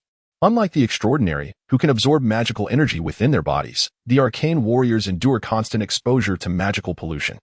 The magical energy within them is akin to a ticking time bomb. Once it erupts, they are swiftly consumed by the corruption, transforming into monstrous entities. Though they possess abilities beyond the reach of ordinary mortals, they are denied the longevity that comes with an ordinary life, as the average lifespan of an arcane warrior is merely 40 years. The higher the concentration of magical energy they accumulate, the greater the extent of their contamination, and consequently, the shorter their lifespan. The fate of arcane warriors is often tragic. Most ultimately succumb to mutation, becoming corrupted monsters to be slain. For this reason, nations impose stringent regulations on arcane warriors, conducting monthly assessments of their magical energy levels. Should their concentration reach a designated threshold, they are retired from active duty, transitioning to safer professions, and are required to consume a suppressive potion to mitigate the potential for magical outbursts, thus extending their years of existence. Chapter 16. The third party, whether the man in the trench coat is an extraordinary being or a sorceress warrior, remains unknown to Simon. The polluted creature bore a gaping wound the size of a bowl on its back, and judging by the location of the injury, its lungs had surely been shattered. Yet it still clung to life, crawling on the ground while contemplating its escape. The man in the trench coat approached, placing a foot upon the creature's hand, crushing its arm bone and rendering it incapable of movement. Surviving a blast from my explosive flame projectile indicates a profound transformation. The man scrutinized the creature's body. Once again, it was a mutated being resembling scaled armor. This marked the fifth incident of a polluted creature committing murder this month. The similarities among these creatures in the previous 4 were striking. Could it be that someone in the lower districts is manufacturing these polluted beings? The man's expression darkened as he murmured to himself. Hidden nearby, Simon heard every word clearly. This month, there had been 4 other cases of polluted creatures committing murder in the lower districts. Information Simon had never encountered, likely occurring in other areas and possibly concealed by the municipal authorities to avoid public panic. The more significant implication in the man's words suggested that the authorities suspected these polluted creatures were deliberately created. Who could be so malevolent as to manufacture such abominations? Were they spies from foreign nations or nefarious organizations with terrorist inclinations? If this were indeed a deliberate act, the lower districts would be in grave danger. Suddenly, Simon heard a disturbance emanating from the alleyway, causing him to change color in alarm. The man in the trench coat, who had been investigating the polluted creature, immediately rose, gripping his flamboyant revolver tightly, the light from his flashlight scanning the surroundings. A figure emerged from the corner of the alley, illuminated by the light, casting a long shadow. This individual, much like Simon, had concealed himself in the dark recesses of the alley. Due to the night's veil, Simon had failed to notice him. Judging by his physique, he was male, clad in a black stealth outfit, and adorned with a grotesque mask. What struck Simon as peculiar was that this man bore no firearm. Instead, he wielded a cold weapon, a long sword. "May I take this polluted creature with me?" he spoke, unflustered despite the trench-coated man's gun pointed at him, his voice devoid of any emotional inflection. Simon marveled at the audacity of confronting a man armed with a hot weapon, particularly one imbued with magical energy, brandishing only a blade. This black-clad figure was either exceptionally skilled or foolishly reckless. Thus, the only option was to seize it by force. In an instant, the black-clad man made his move. Almost simultaneously, the man in the trench coat pulled the trigger. An orange bullet, trailing a long fiery tail, shot forth, striking the ground and creating a sizable crater. Astonishing! Astonishing! Astonishing! The black-clad man had evaded the bullet. Both Simon and the trench-coated man were taken aback. After his first shot missed, the man in the trench coat fired again. The black-clad man, agile and swift, deftly dodged the bullets. In mere moments, he closed the distance of several meters. Thrusting his sword forward, Simon noticed a faint white light emanating from the blade, slicing toward the man in the trench coat like a darting barracuda. The man in the trench coat had earlier discarded a lamp with one hand, and with a swift motion, he raised the other, now gripping a standard-sized revolver. In an instant, he pulled the trigger, sending a bullet hurtling towards the man in black from close range. The man in black swiftly angled his long sword downward, the bullet striking the blade and sparking as it ricocheted away, yet the sword remained unscathed. He staggered back 2 steps. The man in the trench coat immediately fired again with his right hand, orange bullets erupting forth. The man in black, with remarkable speed, swung his sword and precisely cleaved the high-velocity orange bullet in 2, the explosion scattering flames into the air. To be able to contend with the trench-coated knight. Was this man in black a knight himself, or perhaps a black knight? The title of knight was a legitimate profession recognized by the White Eagle Federation, whereas the Black Knight was an illegitimate faction in opposition. Initially, the term Black Knight referred to those knights who betrayed the Federation, signifying traitors who had descended into darkness. Over time, it evolved into a designation for illegal supers and magical warriors. Donald, the dual-gun knight, indeed wielded remarkable skill. The man in black spoke in a low voice. To cleave my explosive bullets is no ordinary feat. Are you a Black Knight, or perhaps a knight of another faction? The trench-coated man's expression grew solemn. Do you think I would reveal that? The man in black replied with a hint of mockery. Fear not. Once I subdue you, your identity will be revealed. The trench-coated man's gaze turned icy as he fired once more, a bullet launching forth. The man in black, muscles taut and eyes fixed on his opponent's movements, deftly dodged the first bullet, but the second was already in pursuit. He swung his sword to slice through the bullet and, with his left hand, retrieved a metallic sphere from his person, hurling it fiercely to the ground before the trench-coated man. Upon impact, the sphere exploded, releasing a thick cloud of smoke. It was a smoke bomb. The alley, still illuminated by the fallen lamp, was soon engulfed in obscurity. The man in black skillfully vanished within the mist, and shortly after, the sound of 4 consecutive gunshots rang out, followed by the clang of metal. Simon watched furtively, unable to discern any figures amidst the swirling smoke. Once the metallic clashing ceased, he observed a silhouette emerging from the haze. It was the man in black, his left hand dripping blood, having been struck by a bullet in the arm. Moments later, the trench-coated man stepped out of the smoke, one hand clutching a gun and the other wielding a short knife. In the midst of the smoke, he had discarded his spent small handgun for a blade. The short knife bore a serrated edge, a remnant from his clash with the man in black. The trench-coated man's sleeve was torn, blood seeping through. He too had sustained injuries. With a flick of his wrist, he opened the magazine of his magical gun, metallic shells cascading to the ground. He adjusted his attire, revealing a row of bullets neatly aligned at his right hip, fitting the shape of a revolver's chamber. He aimed the magazine at the bullets, lifting it upwards. 6 bullets perfectly falling into place. The magazine change took merely a second, and the flamboyant technique was executed with such skill and speed that it left onlookers astounded, something Simon had only ever witnessed in films. Fortunately, the bullet I encountered was not an incendiary round. Otherwise, my hand would have been irreparably damaged. I had anticipated eliminating you within the familiar confines of this environment. Yet alas, I was unsuccessful. The man in black spoke with a tone laced with apprehension. You have indeed succeeded in injuring me. The man in the trench coat retorted with a cold snort. Indeed, my blade is no less formidable than your firearm. You must be feeling rather uncomfortable now. The man in black responded calmly. His knife was also a weapon imbued with magical energy, and those struck by it would become tainted by its essence. The man in the trench coat furrowed his brow, his expression stoic, merely a trace of magical energy, hardly a cause for concern. Just as he was about to strike again, the sound of gunfire erupted from the direction of the dilapidated housing area, causing the trench-coated man to frown. Subsequently, a flare illuminated the sky. The flare served as a signal. The man in black immediately turned and dashed towards the dark alley. The man in the trench coat fired his weapon. However, the man in black had been closely observing his movements and swiftly evaded the bullet, plunging into the alley and vanishing into the shadows. I have been outmaneuvered. This individual is merely stalling for time. Their true objective lies with the other 2 contaminated creatures.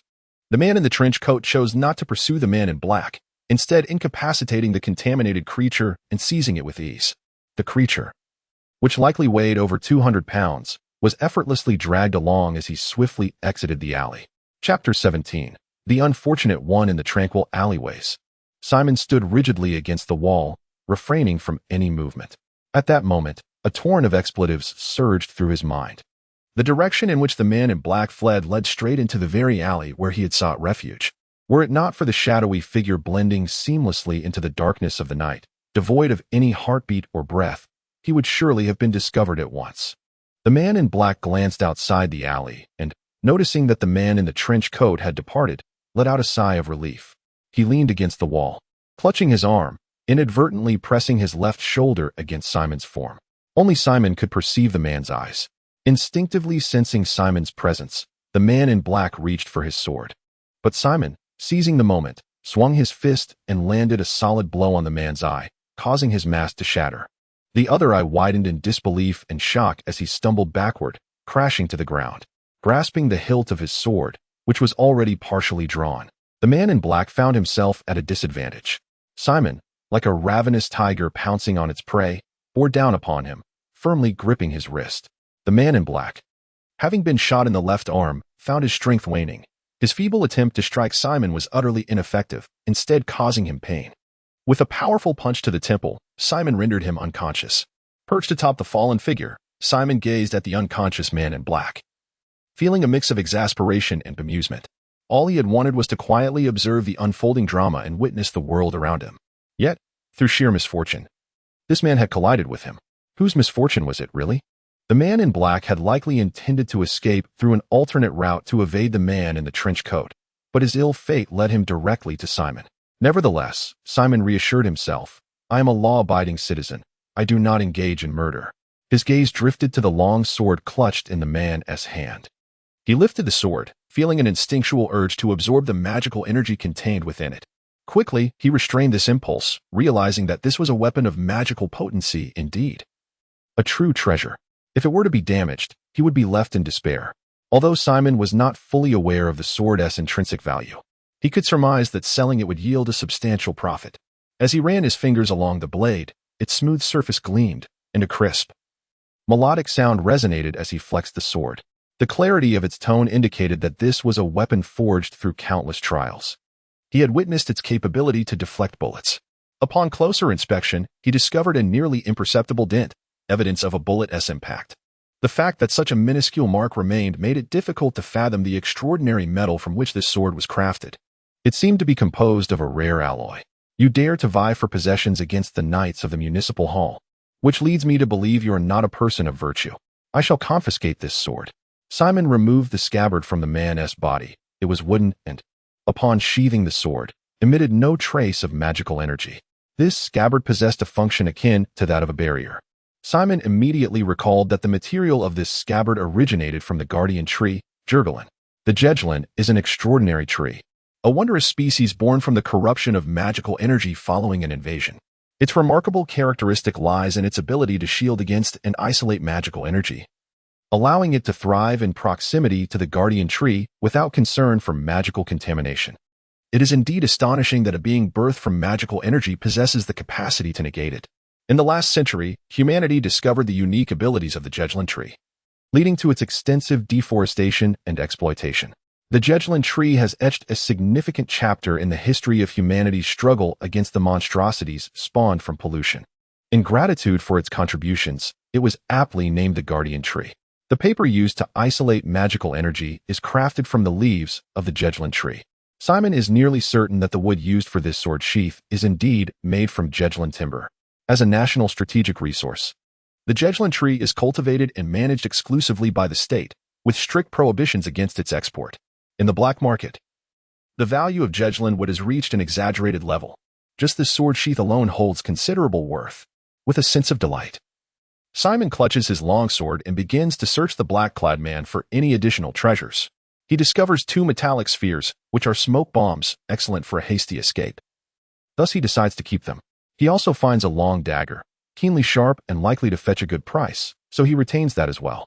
Additionally, a small vial catches his eye, containing 2 capsules of a mottled black and yellow substance, the nature of which remains a mystery. However, it is certain that any drug kept close by the black-clad man is not an ordinary item. After searching, he finds nothing more. Simon feels a pang of disappointment at having no money on him. Reflecting on the fact that the man was out committing nefarious deeds rather than engaging in trade, he comes to terms with it. He carefully stows away his findings and bows slightly to the black-clad man, bidding farewell. Turning, Simon disappears into the dark alley, making his way home. Shortly thereafter, a beam of light sweeps through the alley, accompanied by the sound of approaching footsteps. 6 officers, armed with rifles and alert, traverse the narrow passage. They are there to investigate the site of the confrontation between the trench-coated man and the black-clad individual, hoping to uncover any clues regarding the latter's identity. They also aim to clean up the remnants of the contaminated creature, as any items associated with it carry magical pollution, necessitating meticulous removal to prevent further contamination of others. Eventually, they discover the unconscious black-clad man. According to the descriptions provided by the other officers, the assailant was an extraordinary individual, much like him. Initially, this seemed a straightforward task. However, it took an unexpected turn, with 3 pollution monsters appearing and resulting in significant casualties among the officers. To complicate matters further, a group of extraordinary beings intervened midway, absconding with 2 of the monsters. He remains unaware of their identities and has not captured a single individual. At this juncture, there is little to be done but ensure that the last remaining pollution monster is not taken. A simple inquiry would reveal whether this individual is a knight or a dark knight. Observing the deep, purple-black swelling around his eyes, with only a narrow slit remaining for sight, one can only imagine the force required to inflict such an injury. The thought alone is painful. Struck unconscious by 2 punches, he notices that there is no sign of resistance in the vicinity. The strength of this individual is formidable, even when struck in the left arm. He is unlikely to be devoid of any capacity for resistance. Could it be that someone familiar has struck unexpectedly, or perhaps the assailant possesses an extraordinary level of power? The man in the trench coat furrows his brow more deeply, filled with a myriad of perplexing questions, no matter how hard he tries to reason it out. He cannot dismiss this as mere coincidence. Regardless of who is responsible, the fact that the individual has fallen into my hands could be seen as an opportunity for redemption. Perhaps uncovering the origins of this group could even lead to recognition and reward. The man in the trench coat relaxes his brow, a faint smile gracing his lips. Chapter 18. A new client. What a remarkable treasure, undoubtedly priceless. Selling it would be a great pity. Simon had no intention of parting with it. He planned to bestow the arcane longsword upon the Shadow Spectre as its weapon. With such an extraordinary armament at his disposal, the combat prowess of the Shadow Spectre would undoubtedly ascend to new heights. After appreciating the arcane longsword, he once again summoned the Shadow Spectre, directing it to move the cabinet aside before he began to excavate the ground with the previously acquired dagger. He suspected that Sheriff Kasha had grown wary of him and could not guarantee that the officers would not come to search. If they discovered the notes detailing the Shadow Spectre's secret techniques or the arcane longsword he had seized today, he would find himself in dire straits. Originally, he considered burying the items outside where they would be less likely to be discovered, but his unease led him to reconsider. Ultimately, he resolved to inter them within his home, believing that burying them deeply would keep them hidden from prying eyes. The dagger's resilient material made the digging effortless. The Shadow Spectre, possessing immense strength and tireless energy, quickly excavated a pit over a meter deep. He meticulously wrapped the notes in layers, placing them securely in a small box before positioning it at the bottom of the pit. The arcane longsword was then set upright against the walls of the hole. He began to fill the pit with soil, stopping midway to insert 2 wrapped smoke bombs before continuing to cover the hole. During this process, he heard commotion outside. Lights flickered frequently on the street, accompanied by the thunderous roar of steam cars and the clatter of hooves growing nearer. Startled, Simon extinguished the oil lamp and crouched by the window to observe. Once the steam cars and mounted officers had completely vanished, he exhaled in relief and resumed his task of filling the pit, ensuring it was well concealed. Finally, he swept dust from other areas to cover the new soil, effectively disguising the location of the pit. The following day, Simon awoke late, the sun already bright in the sky. Eager to venture out, he sought to gather intelligence about the situation in the dilapidated housing district. The area was still cordoned off, guarded by armed police officers, with others seen entering and exiting the vicinity. These officers had arrived the previous night, after the man in the trench coat had escorted the man in black and the contaminated creature away. Reinforcements were dispatched to manage the scene and investigate the origins of the contamination. The incident involving the black-clad men and the theft of the contaminated creature was riddled with anomalies, especially considering the recent surge of contamination cases in the lower city. There was surely more to uncover. The municipal authorities were bound to pursue the truth behind these events. Simon made his way to Old Man Manning's shop, where a considerable number of police officers were gathered, having worked tirelessly through the night, and now taking a moment to eat and rest. Among the crowd, Simon immediately spotted Sheriff Kasha, who appeared weary as she dined. She seemed to sense someone observing her and glanced up, her eyes meeting Simon S. He offered an awkward chuckle and approached the bar. Kasia furrowed her brow, her expression slightly unyielding. She had already obtained Simon S. personal information the previous afternoon, and upon further investigation, she discovered that he was far from ordinary. With such credentials, Simon could certainly secure a position in the inner city, preventing him from descending into the outer districts. However, the Simon family has declined with each generation. Simon's father squandered nearly all of the legacy left by Simon's grandfather, and now Simon has brought the remaining estate to ruin. Consequently, Kasia holds a rather unfavorable view of Simon. As soon as Simon settled at the bar, Old Man Manning approached him. "Simon, I have found a lucrative opportunity for you, with considerable remuneration." Simon perked up, inquiring, "What is the situation? How much is the pay? Please tell me it's not another assignment in the lower district." This time, it's not the lower district. It's a client from the outer district, a wealthy individual. Quite affluent indeed. However, the circumstances are somewhat complex, and many are reluctant to take on this task. Otherwise, it wouldn't have fallen to you. The compensation is substantial, $10,000, Old Man Manning whispered in Simon's ear. Upon hearing the figure of $10,000, Simon was taken aback. Yet, from Manning's tone, it appeared that the patient's condition was not very promising. Manning gestured for Simon to enter the lounge, and Simon followed him inside. Kasia had been watching Simon intently. Her brow furrowed and her expression decidedly grim. "Sheriff Kasia, are you feeling unwell? Perhaps you should rest," a young officer nearby suggested eagerly. "Indeed. The upcoming tasks are merely searches. Your direct supervision is not required. Besides, the knights from the 9th Bureau are in charge of the search. You can safely take a couple of hours to rest," another chimed in with concern. Kasia shook her head expressionlessly. "I can endure. This case is of utmost importance. We cannot afford any slack. Let us eat quickly and then allow the next team to rest." In the lounge, Old Man Manning elaborated on the client's situation.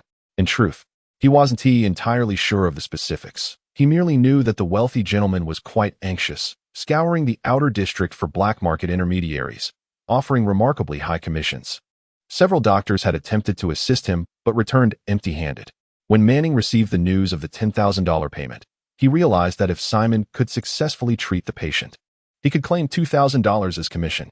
Additionally, he could obtain a handsome sum from the wealthy gentleman. Altogether, it could amount to nearly $5,000, a considerable profit. Of course, if the treatment failed, it would be of no consequence. It would merely serve as an experiment. Manning himself held little hope for success. Simon felt somewhat uncertain. He did not regard his medical skills as exceptional. Manning encouraged him to take a look at the case, assuring him that if he felt incapable of providing treatment, he could opt out without any risk to the patient's life. As long as there is no danger, that is good, Simon agreed to take a look. If he is a billionaire, why doesn't he seek doctors in the inner city or central district? Why come to the lower district? Simon pondered, perplexed. Who knows? I suspect he must have already consulted with others and found no success, hence his gamble in the lower district, Manning speculated. Simon, if you lack confidence, do not proceed. Once you engage, if the treatment fails, the situation will change dramatically. Those wealthy individuals are not to be trifled with. Exercise caution, Manning advised. Rest assured, I would never jeopardize my life. Simon resolved to take a look, deciding that if he could not help, he would leave immediately. Simon exited the lounge, clutching 2 pork rolls, one in each hand, while munching as he made his way outside. "Simon Gust," a sudden voice called out, halting him in his tracks. It was Sheriff Kasia. The other officers in the shop, along with Old Man Manning, turned in astonishment to look at him, making Simon the center of attention. A twinge of confusion washed over Simon as he quickly assessed whether he had inadvertently revealed anything. Rising gracefully, Sheriff Kasia strode towards him with her long legs. "Is there something you need, Sheriff Kasia?" Simon asked, feeling somewhat intimidated by the strikingly beautiful lawwoman. Being scrutinized by such a stunning figure was undeniably nerve-wracking. "Follow me," she instructed. Once outside the store, Simon cautiously inquired, "Sheriff Kasia, what do you require of me?" "The Polid Police Department in the outer district is in need of a forensic expert. You should go there tomorrow to apply. As a student from Victoria University Medical School with experience as an underground physician, you should have no issues with the medical aspects. Start as an intern forensic investigator. If you perform well, securing a permanent position should be no challenge. Should you excel in the future, I can arrange for your transfer to the inner district." Kasia spoke with a commanding authority that left little room for dissent.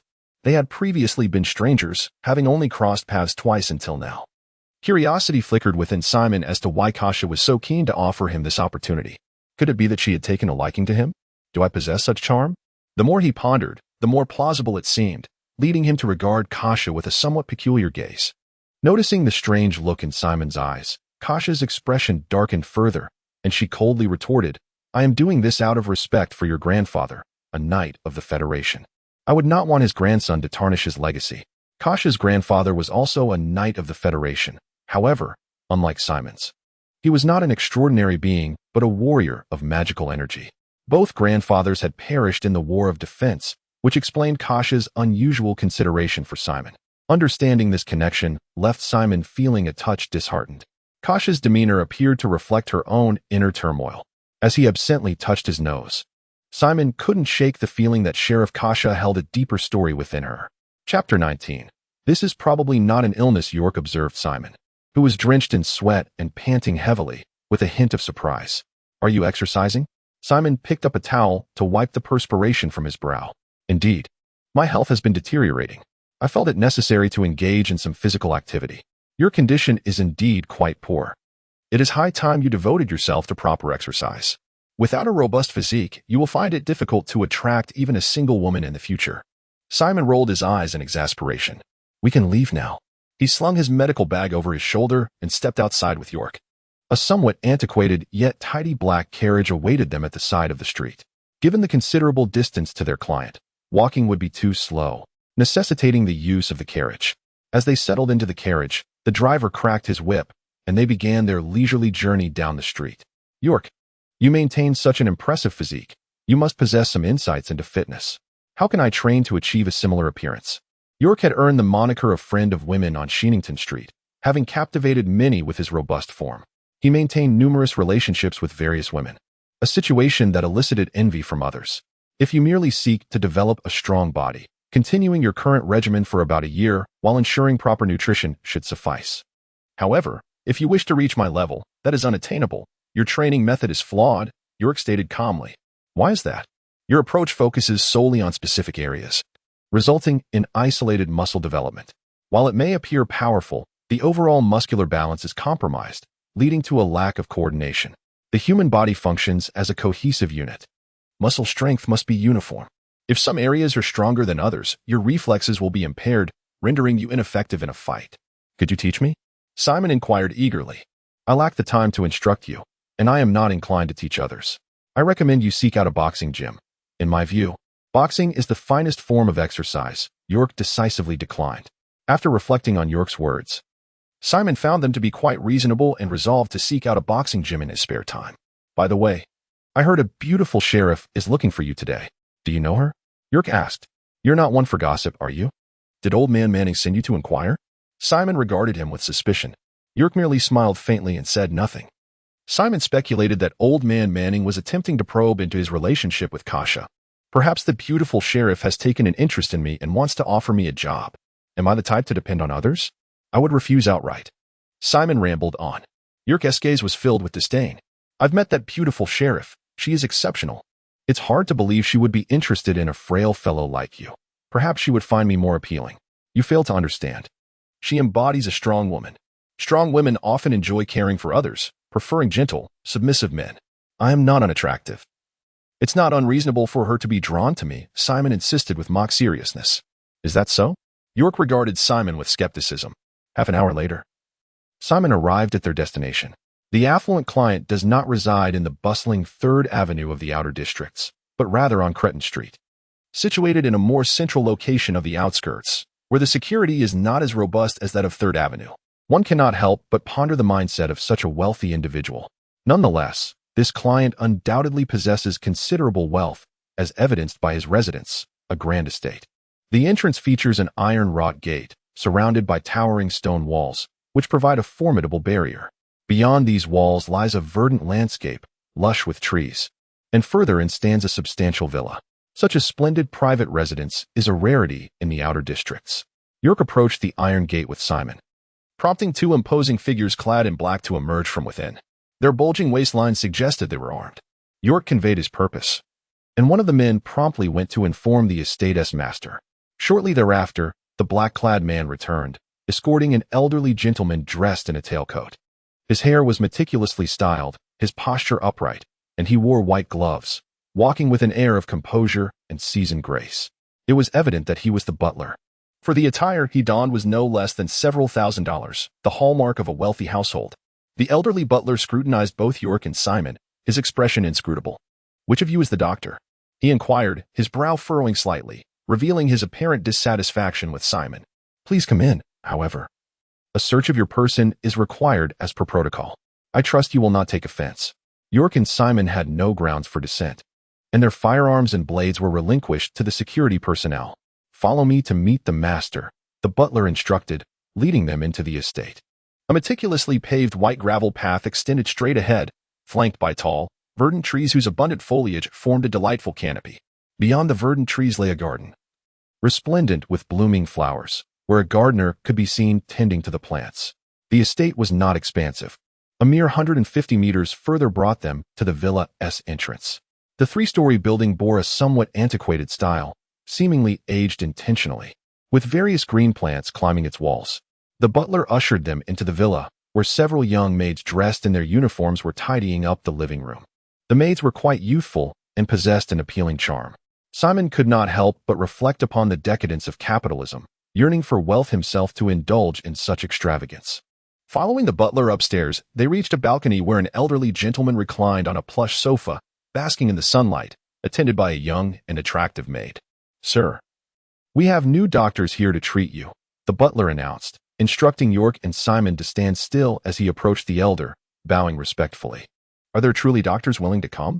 My ailment is beyond remedy. Must I not be allowed to enjoy my remaining days in peace?"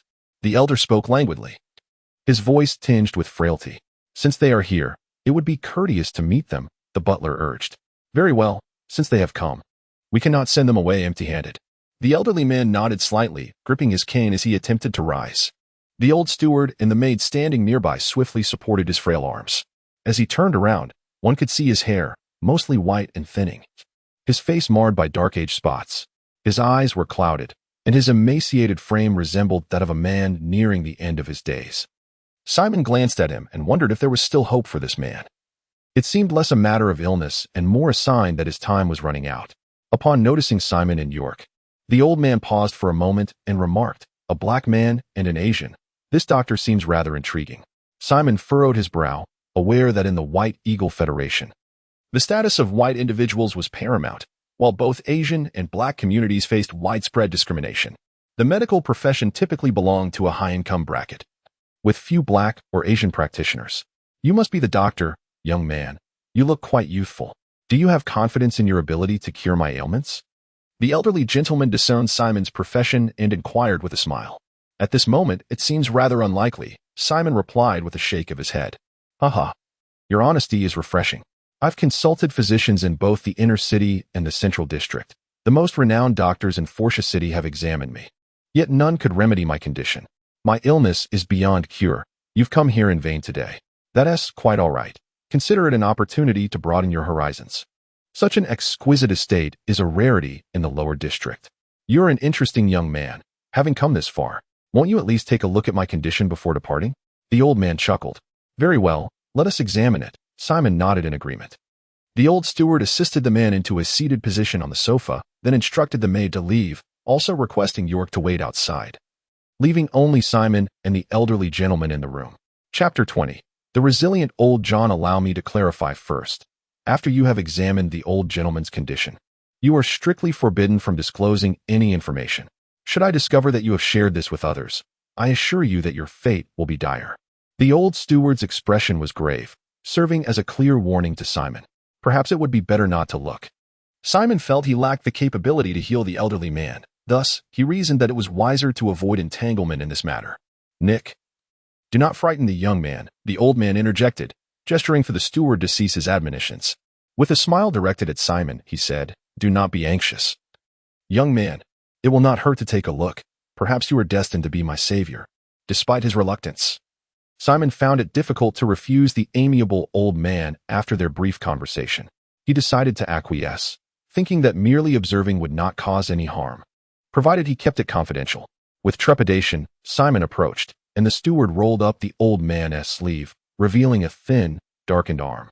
A mere glance was sufficient for Simon to discern the signs of magical contamination. He pressed his fingers against the desiccated, blackened skin, which felt as rigid as parched bark, utterly devoid of vitality. This indicated that the skin had necrosed, a clear indication of severe magical pollution. The arm bore pits from the decay of flesh, yet it had been treated sufficiently to halt the spread of rot. Simon detected a faint fragrance emanating from the old man, initially attributing it to perfume-masking body odor, common among individuals of different ethnicities compared to Asians. However, it became apparent that the scent was an attempt to conceal the foul odor resulting from the rotting skin due to magical contamination. "Do you see the problem?" the old man asked with a smile, his tone unperturbed, displaying an indifference towards his affliction, which belied a profound resignation to his fate.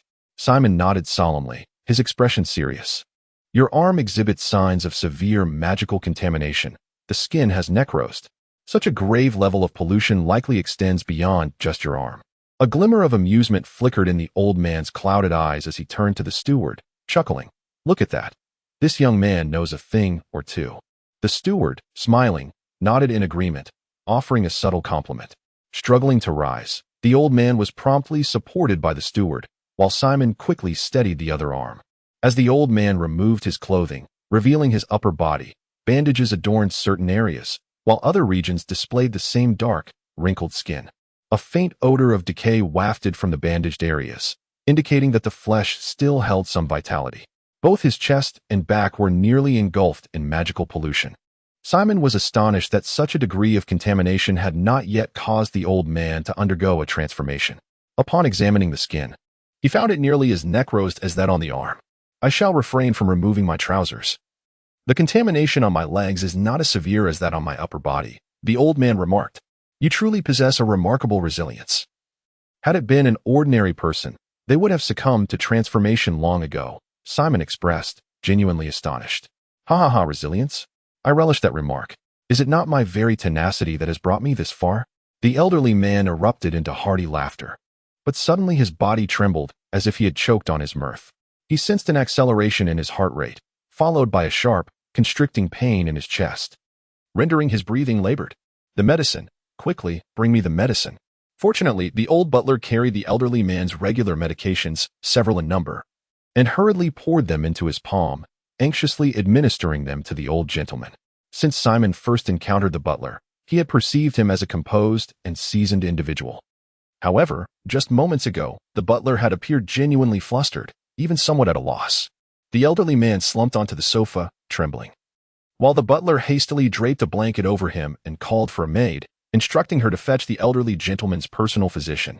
He rushed to close the windows. Simon stood by in a daze, bewildered by the unfolding events, silently praying that the old man would not succumb before he could leave, or at the very least, wait until he had departed to take his last breath. After taking the medication, the constricting pain gradually subsided, yet the old man's eyes became increasingly clouded, and his complexion waned with fatigue. With each episode, he felt as though he had traversed the depths of hell. Surely, it was merely a chill. It would not claim his life. He managed a feeble smile. "Mr. Butler, what is this medication?" Simon inquired, gesturing towards a bottle on the table. Having noticed a peculiar black and yellow capsule among the various medicines, he had previously encountered such capsules on the black-clad man, prompting his question. The butler furrowed his brow. "Is there a problem with this medication?" "This is the demon suppression capsule, designed to suppress magical energy." Simon's eyes brightened. He recognized the demon suppression capsule as a substance capable of diminishing the vitality of magical energy. Previously, when he had been tainted by magical energy, he had contemplated purchasing such capsules, only to discover that even the least expensive ones cost 200 eagle coins each, while the finest could reach 10,000. At the time, he could not afford them. "My magical contamination is severe. Without these capsules, I would not have survived until now," the elderly man remarked. At that moment, a bald middle-aged man rushed in, carrying a medical kit. This man was the elderly gentleman's personal physician, hired at a high salary from the finest hospital in the inner city. "Mr. John, are you all right?" Paul, quickly examine the master, the middle-aged man urged, hastily conducting a physical examination. His expression grew grave. "Mr. John, your heart is somewhat weakened. I recommend you go to the inner city immediately for a comprehensive checkup. Every examination yields the same results. I feel fine and see no need to rush to the inner city. The elderly man flatly refused the physician's advice. The physician shook his head in resignation and, noticing Simon and the medical kit in his hands, became visibly incensed. Nicholas Butler, is this Asian your choice of physician? The previous waves of individuals were tolerable, but how could you bring in a yellow-skinned monkey? What does he know of medicine? You are toying with Mr. John S. life. Get him out of here at once. Simon S.'s expression darkened immediately, recognizing the private physician as a quintessential proponent of white supremacy, his words dripping with racial discrimination. The bald middle-aged man scoffed disdainfully. Federal law stipulates that impersonating a distinguished descendant is punishable by a prison term of no less than 3 years and no more than 5. Mr. Simon, do not deceive yourself, the old steward cautioned. However, Simon paid no heed to the steward's words, his gaze icy and resolute. If you doubt my words, let us confront this matter at the town hall. I intend to file a complaint to revoke your medical license. A racist like you is unworthy of practicing medicine. Simon stepped closer to the balding middle-aged man, each word resonating with authority. The man was taken aback, retreating a step as Simon advanced, ultimately stumbling over a chair and landing on the ground, his expression one of sheer terror. Do not feign death on the floor. Were you not so proud? Stand up and accompany me to the town hall. Paul, you may leave now, the elder interjected. The balding man, as if granted a reprieve, scrambled to his feet, avoiding Simon's gaze, and hastily exited the room with his medical kit in hand. Damn it, I will not let you off so easily. Dr. Simon, are you truly a distinguished descendant? Such claims ought not to be made lightly. A cursory inquiry would reveal the truth. Can you fabricate such nonsense? I refuse to be imprisoned for a scoundrel. Simon shrugged, affirming his stance. Dr. Simon, after all, Paul is my personal physician who has cared for my life. Might you, for my sake, overlook his disrespect? Very well, I shall let it go. I merely sought to vent my frustration, and seeing his cowardice has quelled my anger. Dr. Simon is indeed a man of forthrightness. Chapter 21. The Rise of the Underdog. I can indeed offer some assistance, Simon mused, stroking his chin. Is there truly a remedy? The elderly man's voice quivered with a blend of trepidation and excitement. I possess a unique method to expel the magical energy coursing through your body. Should we succeed in this endeavor, your condition may improve. However, your body is already ravaged and decayed by this malevolent force, and I lack the capacity to fully restore your health. The elder's physical state had deteriorated severely, rendering him nearly beyond the reach of medical intervention. Even if the magical energy were expelled, his recovery remained uncertain. Can the magical energy truly be eradicated? It should be feasible, but my approach necessitates absolute tranquility. During the treatment, you must fall into a deep slumber, ensuring that no one interrupts me. My shadow spirit must remain concealed. Dr. Simon, please proceed with your method. Is there anything you require for preparation? I can arrange it all, the elder responded promptly. My lord, have you considered this thoroughly? The old steward inquired, still apprehensive. There's no need for concern. You are well aware of my condition and how little time I have left. The torment inflicted by this magical corruption has driven me to despair. If I can rid myself of this affliction and find peace in my twilight years, that is all I seek, the elder sighed. I have all my materials ready. We can commence at once. Then let us begin. I am rather eager, the elder declared. Steward, I require a quiet chamber. The steward acted swiftly, arranging for the elder to be placed in his bedroom, sealing the doors and windows tightly, and drawing the curtains to envelop the room in shadow.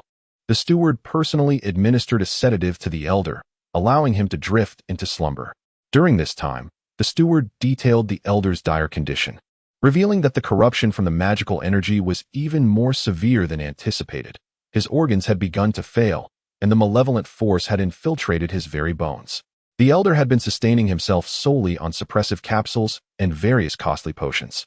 The most esteemed physicians had already issued his death sentence, estimating that he had little more than a month left to live.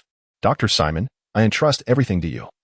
The steward solemnly bowed at a 90-degree angle before closing the door behind him. Simon meticulously examined the room, ensuring no prying eyes were present before he summoned the shadow spirit.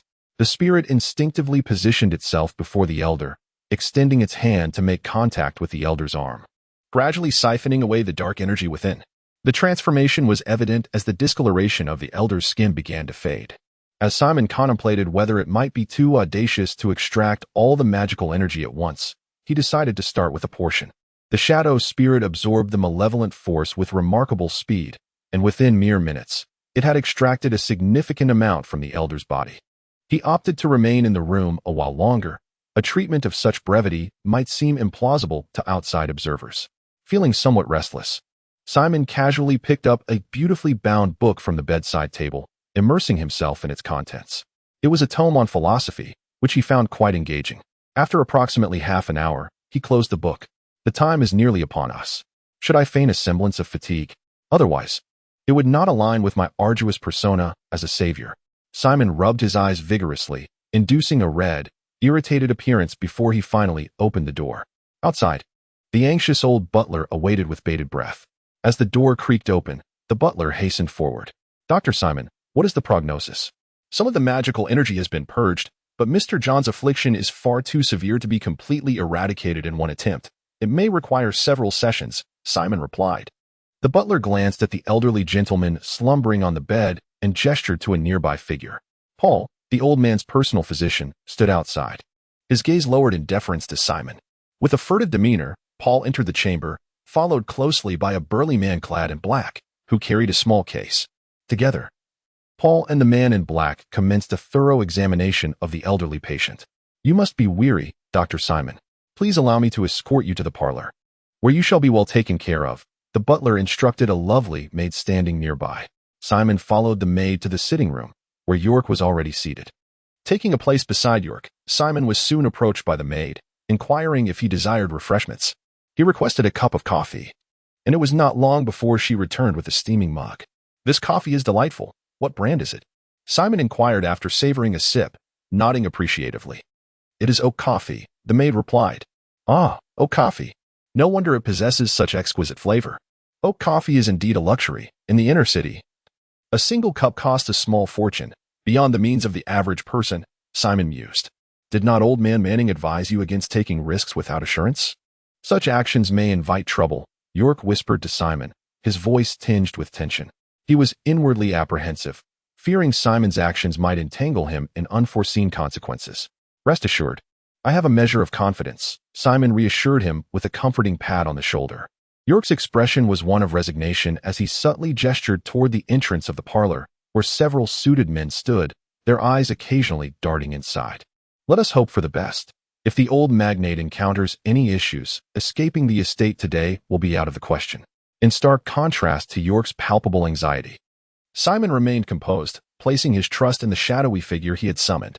After a brief interlude of 10 minutes, the butler approached, his face beaming with delight. Upon witnessing his smile, the last vestiges of Simon's tension dissipated. "Mr. John's condition has improved, has it not?" "Indeed, he is much better. Mr. Simon, you are truly a remarkable descendant of knights, achieving so much at such a young age," the butler lauded. "You flatter me, sir," Simon replied modestly. "Please, accompany me. I have matters of a private nature to discuss with you," the butler urged, leading Simon into a secluded room. His demeanor was charged with excitement. "I have just assessed the master's condition, and the concentration of magical energy within him has decreased by a quarter. The energy in his arm has nearly vanished. Mr. Simon, you are nothing short of miraculous." The butler had personally measured the magical energy levels within the old gentleman, and after his initial disbelief, he conducted 3 additional tests to confirm the accuracy of his findings. "It is estimated that with 3 more sessions, we shall be able to expel the magical energy from Mr. John's body. However, we must not rush. Mr. John's condition is rather dire. He should be allowed a couple of days to acclimate, supplemented with ample nutrition to restore some vitality before we proceed with the next treatment. I plan to completely rid Mr. John of all magical energy within a week. I am profoundly grateful to Dr. Simon for his assistance. Dear Steward, there are certain matters I must clarify with you. The materials I utilize for treatment are both precious and rare, and thus, you must ensure that my remuneration reflects this value. Simon intends to increase the fee, and I completely understand. Rest assured, as long as you can eliminate the magical energy from the master, he will undoubtedly reward you handsomely. Mr. Simon, do not be in haste to depart today. Once the master awakens, I would like you to conduct a thorough examination of his condition. That is agreeable. Steward, I am curious as to why Mr. John resides in the lower district. as its environment pales in comparison to that of the inner city. Simon inquired. It is, in fact, a tale of an underdog's triumph. Hailing from a working-class family in the lower district, he has ascended to become a magnate in the inner city. The elder's journey is nothing short of remarkable, truly legendary. If Mr. John's story were to be penned into a novel, it would surely be a bestseller. In fact, someone has already done so. The book is titled The Striver, The Legendary Life of John, and has sold quite well. Should the opportunity arise, you might consider perusing it. However, do note that a substantial portion of the content is fictionalized by the author and may not accurately reflect reality. Chapter 22. Exorbitant medical fees. The elderly gentleman awoke after a slumber of 4 hours. The old steward conducted a thorough examination of his health, confirming his condition was satisfactory before summoning Dr. Simon for further assessment. Indeed, I have encountered a benefactor in you, Dr. Simon. My gratitude knows no bounds. The old man exclaimed, buoyed not only by the joyful tidings, but also by the noticeable improvement in his health following the expulsion of a portion of the magical energy. His spirits were notably elevated. The hue of the elder's arm had shifted to a deep gray, markedly lighter than before. Most of the magical energy had been eradicated, leaving behind this somber color indicative of necrotic tissue. Who would have thought I would end up thanking myself in the end? He chuckled, turning to the steward with a gleam of amusement in his eyes. Dr. Simon's reasoning was not without merit. Had you not ventured to the outer district, you would never have crossed paths with such a remarkable individual as Mr. Simon, the steward remarked with a hearty laugh. Let us not dwell on that. I shall refrain from elaborating on the particulars. Simon waved his hand, indicating his reluctance to discuss further. The elder, discerning the hint, chose not to press the matter. The situation appears to be satisfactory. However, the facilities here are rather rudimentary. I recommend you seek a comprehensive examination at a major hospital in the inner district at your earliest convenience, Simon advised. Nick has informed me that you intend to spend a week expelling the magical energy from my being. Pray tell, what price do you propose? The elder inquired. The total cost will amount to 4 treatment sessions, each priced at 30,000 eagle coins. Furthermore, I require a simple condition. You must ensure that today's proceedings regarding the expulsion of magical energy remain confidential. Once Mr. John agrees, I shall continue your treatment, Simon stipulated. However, Simon was also keen on financial gain. Knowing the elder's substantial wealth could afford him a greater profit, his request for discretion was merely to avoid any complications.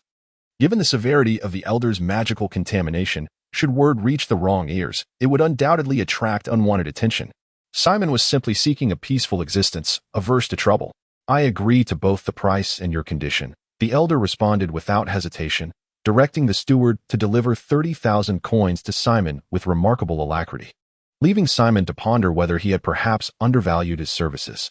After the examination, the elder insisted on inviting Simon to partake in a dinner, expressing heartfelt gratitude.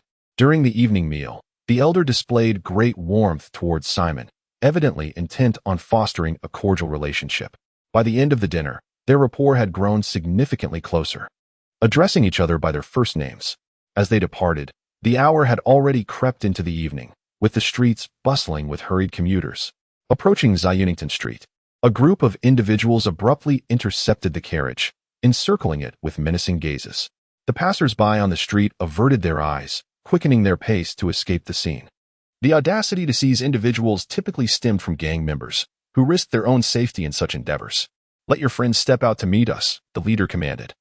Casting a cursory glance at the coachman, noting the well-dressed appearance of the driver, he wore a knowing smile, recognizing that the occupants of the carriage were likely affluent.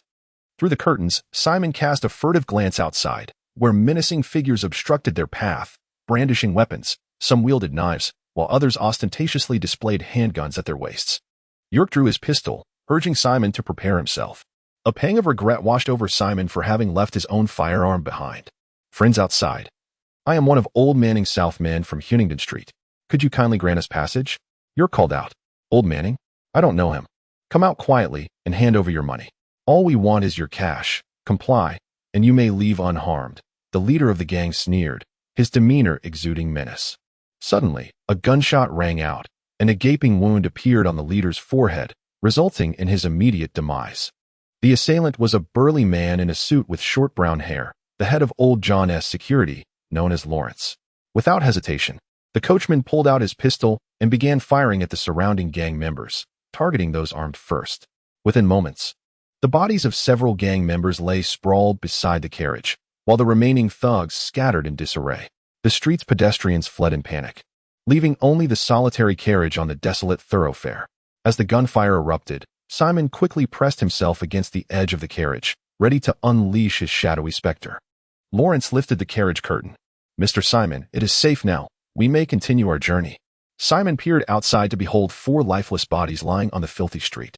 "Lawrence, will this bring trouble?" he inquired. "Do not worry.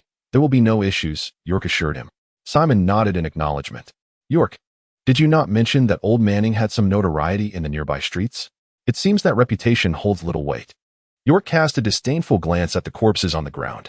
"These individuals must be the thugs who arrived from the lower district a week ago. They are ruthless, having obliterated a gang upon crossing into the territory, showing no regard for order. Old Manning has spoken of them. They appear to be the vanguard of the lower district gang, seeking to extend their reach. However, their time is limited. The outer districts have their own rules and interests. Those who disrupt the established order and infringe upon others' interests shall face the harshest retribution." The coachman cracked his whip, and the carriage slowly began to move forward along the dirty road, entering Huntington Street. "Mr. Simon, we must take our leave," Lawrence approached. "Thank you for your assistance." Lawrence climbed aboard the carriage, and the coachman turned the vehicle around to depart. "Who is that? He certainly appears extraordinary." "He is the bodyguard of that wealthy client you mentioned." "Not quite. I merely alleviated his ailment." "Did you receive your payment?" "Not just 10,000, but a full 30,000. We shall discuss it further once we are inside." 30,000. My word, that wealthy individual is quite generous. Old Manning, taken aback, hurriedly invited Simon and York into his abode. Leading Simon into the lounge, he withdrew $6,000 in commission to present to Old Manning. The latter fervently kissed each gleaming eagle coin. "Simon, I knew I was right about you. You are indeed my fortune bringer." Indeed, there are subsequent treatments for monopoly, however. Do not harbor any illusions about receiving a commission from the latter sessions. Naturally, I adhere to a code of professional ethics. Simon did not disclose to him that the total fee for the remaining 3 treatments amounts to 90,000. Had he revealed this information, Old Manning would likely not relinquish his grip so readily. He harbors doubts regarding the professional integrity of an intermediary with ties to the underworld. Chapter 23. A night of bloodshed. As Simon bid farewell to Old Manning and stepped out of the restaurant, he cast his gaze towards the dilapidated housing area. Where a few lights still flickered, the police had not yet departed. Had they uncovered something troubling? Should he stealthily investigate tonight? While walking home, Simon was startled by the muffled yet piercing wails of a woman emanating from an alleyway. Furrowing his brow, he peered into the shadows and discerned a group of individuals encircling a woman. Such occurrences were all too common on Huntington Street. What could this be about? The woman's voice struck a chord of familiarity. He approached to ascertain the situation. Upon entering the alley, he inadvertently startled its occupants. A few rough-looking youths turned their fierce gazes upon Simon. "Help me," cried the woman, whom he recognized as Nancy, the beautiful girl from the neighboring Dorian household. A blonde thug seized Nancy by the wrist, yanking her to the ground with a brutal force, his eyes filled with malice as he glared at Simon. "This is none of your business, Simon." "Scram. Hey, you ought to be aware of my connection with Old Manning. Release her, or you will regret this." Simon replied in a low, commanding tone. At the mention of Old Manning, the thugs visibly flinched, but one of them retorted, "What do we have to fear?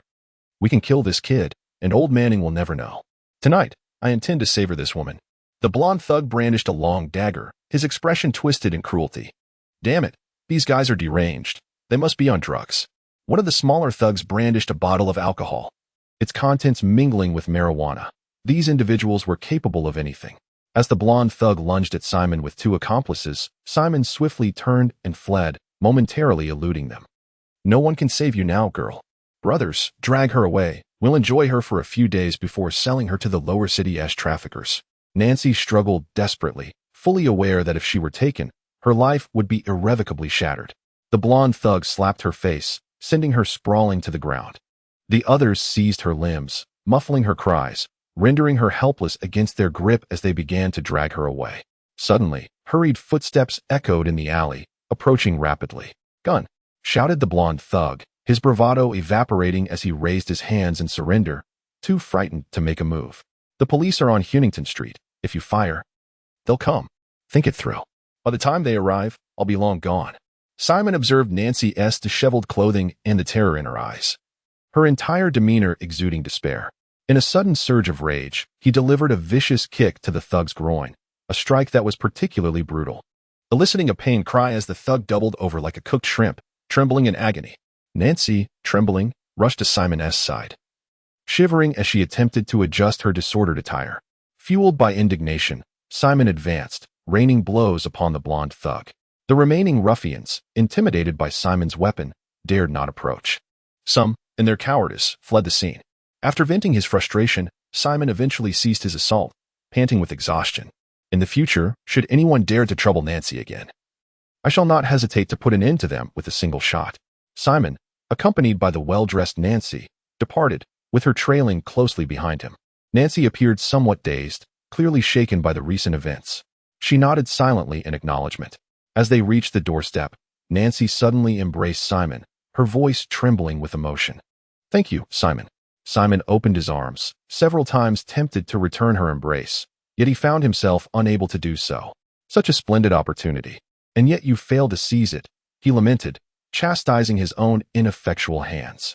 Upon returning home, Simon concealed the medical kit and money, engaged in an hour of exercise, took a shower, and prepared to rest. Yet, before he could drift into slumber, the distant sounds of gunfire and police sirens jolted him awake. Though not particularly loud, the incessant noise emanating from afar could only indicate that trouble had arisen once more in the dilapidated housing district. Simon opened the door to witness bright lights illuminating the area. Indeed, something had occurred. Was it yet another incident involving the mutated creatures? He swiftly closed the door, summoning forth his shadowy alter ego, ready to investigate. Draping the shadowy figure in dark attire, which harmonized with Simon's predominantly black wardrobe, he obscured its entire face, leaving only two small openings for its eyes. Should a knight from the municipal hall discover it, a mere inquiry would lead them back to Simon's grandfather, thus easily tracing him. Consequently, Simon endeavored to disguise the shadow as a mere human. As a precaution, he equipped the shadow with the magical longsword, ensuring it was well prepared. The shadow stealthily exited the room, sprinting through the dark alleys towards the decrepit housing district. Concealed and observing, the scene before it left the shadow momentarily perplexed. It had misjudged the situation. The police were not confronting the mutated creatures, but rather the gang operating on Huntington Street. Had these gang members lost their minds?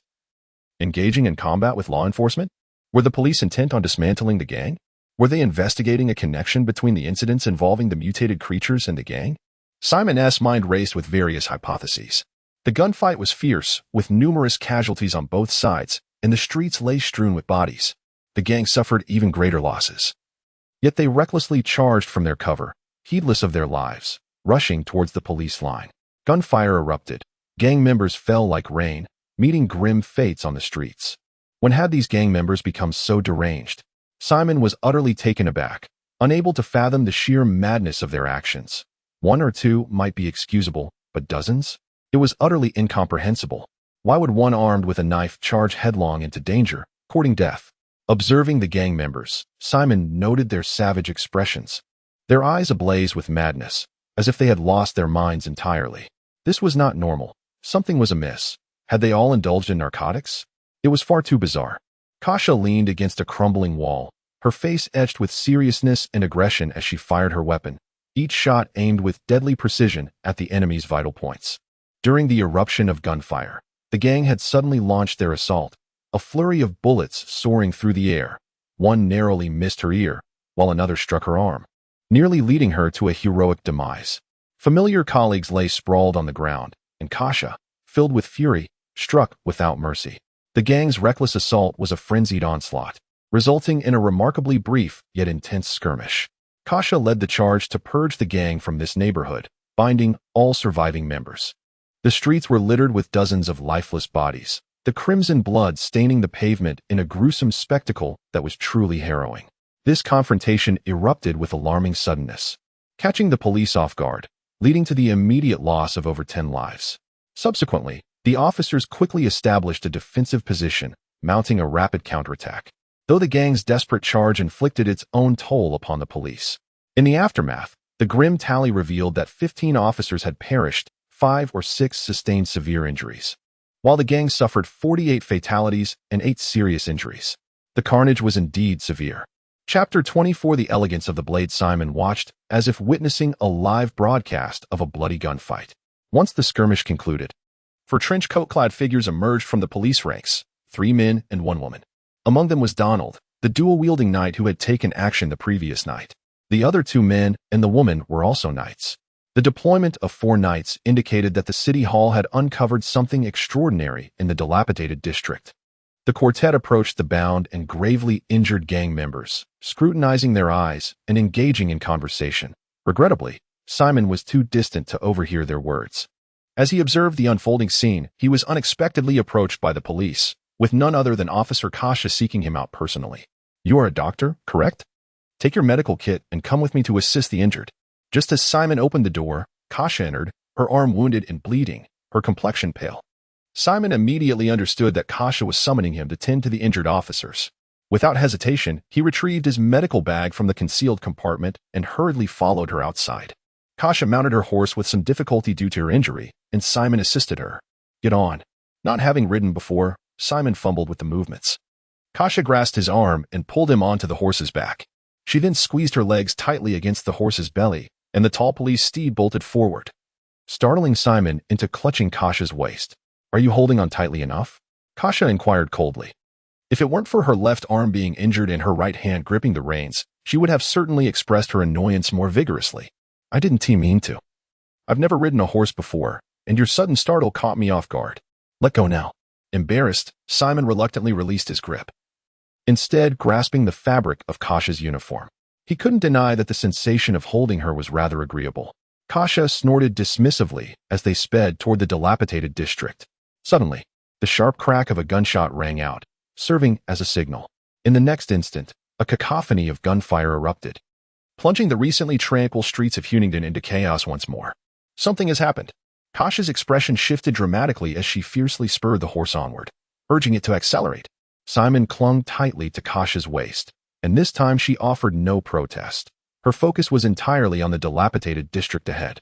Simon's awareness shifted to the shadows, where he beheld the unfolding chaos. Grotesque pollution monsters had emerged in the dilapidated area. 6 of these abominations were engaged in battle with the police. Each knight confronted one of the creatures, while 2 others rampaged through the ranks of officers, mercilessly slaughtering many, their bodies torn asunder in a scene of horrifying carnage. "Kasha, I can hear the monsters' cries. We cannot approach," Simon shouted urgently. Unfortunately, it was too late. They had already drawn near the dilapidated district when one pollution monster, attracted by the commotion of the police horse, charged toward them at an astonishing speed, seemingly on a collision course. Kasha, alarmed, quickly reined in the horse. "Let go." Simon abruptly embraced Kasha and leaped from the horse, crashing to the ground and rolling several meters.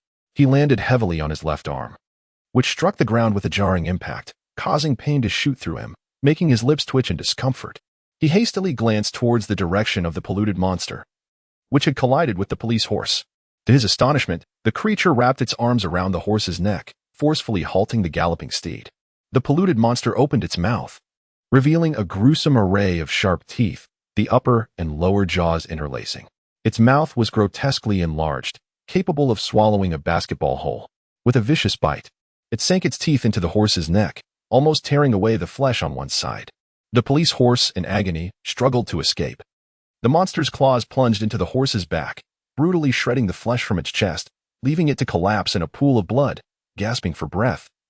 The intake waning as death approached. A gunshot rang out. Kasha raised her weapon and aimed at the polluted creature. Unfortunately, her aim faltered, and instead of striking its head, the bullet lodged into its back. The monster, in pain, fixed its crazed, grayish-white eyes upon Kasha, its maw dripping with blood and mangled flesh. Panic overtook her. Fear gripped her heart as her right hand trembled around the gun. Gritting her teeth, she continued firing, but her mind was in disarray and her aim worsened. When the bullets from her handgun were exhausted, she had failed to hit the creature. The polluted monster charged forth, a ferocious beast intent on tearing its provoker to shreds. "Run, flee quickly." Simon sprinted towards Kasha without a moment's hesitation. Kasha, attempting to escape, was no match for the creature's speed. Its raised claws came crashing down towards her head. Just as despair loomed, Simon leaped forward, embracing Kasha and rolling away. The monster's claw missed its mark, and with a furious, beastly roar, it lunged at Simon and Kasha. At that moment, a shadow raced in from behind the polluted monster. A faint white light sliced through the night, accompanied by a thunderous sound, the shriek of air being cleaved apart. The light struck the monster's head with a force akin to a guillotine. The white light erupted from the creature's skull, splattering a crimson and white unknown liquid, presumably brain matter, across the scene. The light paused, revealing a sharp longsword. Even the human skull's formidable density could not withstand a blade's edge. The polluted monster, propelled by inertia, stumbled forward before collapsing, its dome-shaped skull falling at Simon's feet. Witnessing the still-twitching brain within the severed head, Simon felt his stomach churn and quickly turned away. "Let me go," Kasha struggled in Simon's grasp, still enveloped in his hold. Feeling her strength despite her injuries, Simon hastily released her and turned to the shadow ghost. The shadow ghost stood poised in the darkness, wielding a magical longsword, its blade dripping with blood, exuding an air of enigmatic grace akin to a mysterious swordsman, perhaps a touch flamboyant. "What are you doing? Why are you rushing over there?" Simon exclaimed as he saw Kasha single-handedly reload her weapon, making her way towards the battlefield in the dilapidated housing area. He seized her immediately. "Let me go? I must go to provide support. You have already been injured. In the past, you would only bring about your own demise. Do you not realize this? I am a police officer, bound by my duty. I cannot act as a coward." I never anticipated that Kasha would possess such a heavy sense of responsibility. Unafraid of death itself, Kasha, being stronger than he, dragged him along, leaving Simon no choice but to embrace him once more. With no alternatives, Simon compelled the shadow ghost to act again. The shadow ghost surged forth, charging into the fray. "This knight has taken action. There is no need for you to throw yourself into danger, for your presence would only become a burden to the knight. I understand now. Quickly let go." Kasha planted her feet firmly, prying his hand away, casting him a cold glare. Simon chuckled awkwardly and meekly replied, "I am merely looking out for your well-being. It is far too perilous here. You must leave at once, and I shall seek you out once the battle has concluded. You still wish to venture forth? Let me tell you, your efforts would be futile. I shall not charge in. I will provide support from the sidelines. Do not cling to me, or I shall be forced to take drastic measures." Kasha found a crumbling wall, lifting her gaze toward the battlefield. Of the 5 remaining corrupted creatures, 2 had already been felled by 4 knights, while the remaining 3 were being contained by them, their strength waning. Chapter 25. The malevolent beast, the shadow demon, moved with remarkable agility, swiftly entering the scene. The 4 knights present were on high alert, uncertain of the demon's origins, which left them feeling uneasy. The shadow demon charged at one of the tainted creatures, launching a fierce assault. The creature, already wounded from prior skirmishes, found itself outmatched in both strength and speed. With a single stroke, the demon severed the creature's advancing arm, and then, with a decisive thrust, pierced its heart, an execution executed with precision. It was not merely Simon's exceptional swordsmanship at play, but rather the overwhelming disparity between the two that allowed the shadow demon to dispatch the tainted creature so effortlessly. The other 2 tainted beasts were subdued by the combined efforts of the 3 knights, who refrained from delivering a fatal blow, likely considering the potential utility of the living creatures. "Toyn, you are the one who incapacitated the mysterious figure last night. Who exactly are you?" queried the dual-gun knight, Donald. As he approached, Toyn was presumably the unfortunate soul who had been knocked unconscious by Simon the previous night. The shadow demon remained silent, unable to speak, and turned to depart, leaving them with an elegant silhouette. Donald furrowed his brow. Should we stop him to inquire further? He pondered aloud. A middle-aged knight stepped forward and whispered discreetly, "He and Toyn do not appear to be allies. He is not our enemy. We should not hastily provoke such a formidable knight." Just as the shadow demon had taken a few steps away, he paused, scanning his surroundings. Not only he, but the 4 knights also suddenly changed expressions, instinctively positioning themselves back to back, their gazes darting around. The knights' heightened senses detected a low, guttural growl that had gone unnoticed by others, overshadowed by the cries of the tainted creatures and the moans of injured officers. Yet, the shadow demon and the knights heard it clearly. Could there be more monsters lurking about? When did this place become a haven for tainted beasts? Simon quickly sought refuge behind some cover, while the shadow demon drew closer, ready to lend aid in case of danger. The low growl resounded once more, this time more distinctly. The knights pinpointed the source, within a dilapidated structure nearby. A beam of light illuminated a fearsome beast staring back at them. Its size was akin to that of a tiger, with its head swollen with black, festering pustules, some of which had burst, oozing repulsive black ichor. Its body was severely polluted and decayed, with flies swarming around it, and its flesh was grotesquely disfigured. The tail flicked at its side, swatting at the flies. An utterly revolting sight. Upon being illuminated by the light, the beast's pupils constricted, unleashing a fierce, primal rage. With a deafening roar, it sprang into action, its limbs propelling it forward like a thunderbolt. The light cast a long shadow, reminiscent of a malevolent specter. In a split second, Donald fired his weapon. The orange-hued bullet streamed forth, trailing a fiery tail, aimed at claiming the beast's life.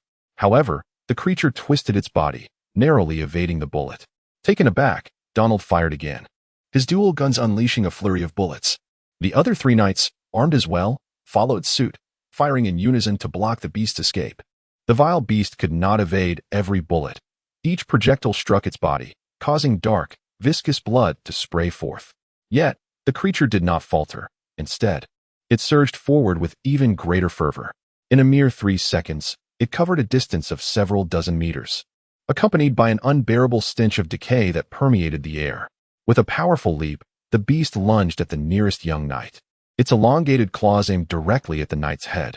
The young knight relinquished his pistol, swiftly gripping his long sword to parry the attack. The blade met the claws with a dazzling spark as they clashed. Staggering backward, his footing faltered, and he fell to the ground, his heart racing as he beheld the monstrous creature. The force of the beast's strike numbed his arm, leaving him utterly astonished at its tremendous strength. As all 4 limbs hit the ground, the beast charged again towards the young knight, while simultaneously, the bullets fired by Donald and the other 3 knights missed their mark completely. The young knight raised his sword in a desperate attempt to block, but the beast's claws slammed heavily against the blade, overwhelming his arms with an immense pressure that forced the sword downward, its spine crashing against his chest, leaving him breathless. The beast's gray-green eyes fixated on the young knight, its maw filled with jagged fangs, foul saliva dripping ominously. Terror gripped the young knight. As the beast lunged, gunfire erupted once more. A bullet struck the creature's head, tearing through its putrid flesh. Flames ignited, vaporizing the dark blood and pus oozing from the wound.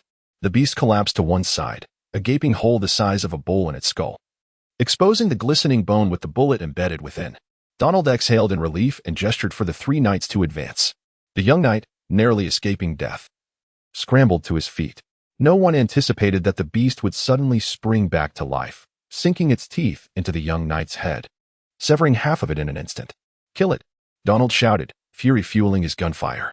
The beast charged toward Donald, aware that he was the source of its injury. As Donald retreated while firing, the beast lunged at him. Even in this perilous moment, Donald remained composed, his hands steady, delivering a high rate of accurate shots. Those standard bullets proved ineffective against the creature. The beast continued its relentless assault, and Donald rolled to evade. A middle-aged knight beside him swung an iron rod, striking the beast and toppling it over. Seizing the opportunity, Donald reloaded and fired, once again creating a bloody cavity in the beast's skull. The creature momentarily halted. And at that instant, a female knight, wielding a shotgun that had appeared in her hands, fired with a thunderous roar. Countless pellets struck the beast with formidable force, leaving it riddled with wounds and splattered in blood. The middle-aged knight stepped forward, bringing the iron rod down heavily upon the beast, which collapsed under the immense impact. The rod transformed into a spear, piercing the beast's body and pinning it to the ground. The creature lay there, gasping for breath, blood saturating the ground beneath it. Despite sustaining such severe injuries, it remained alive, its vitality alarmingly robust. As the beast was subdued, 5 masked figures in a dilapidated building at a distance observed the battle unfold. The degree of mutation was still insufficient, if it could not vanquish even 4 knights.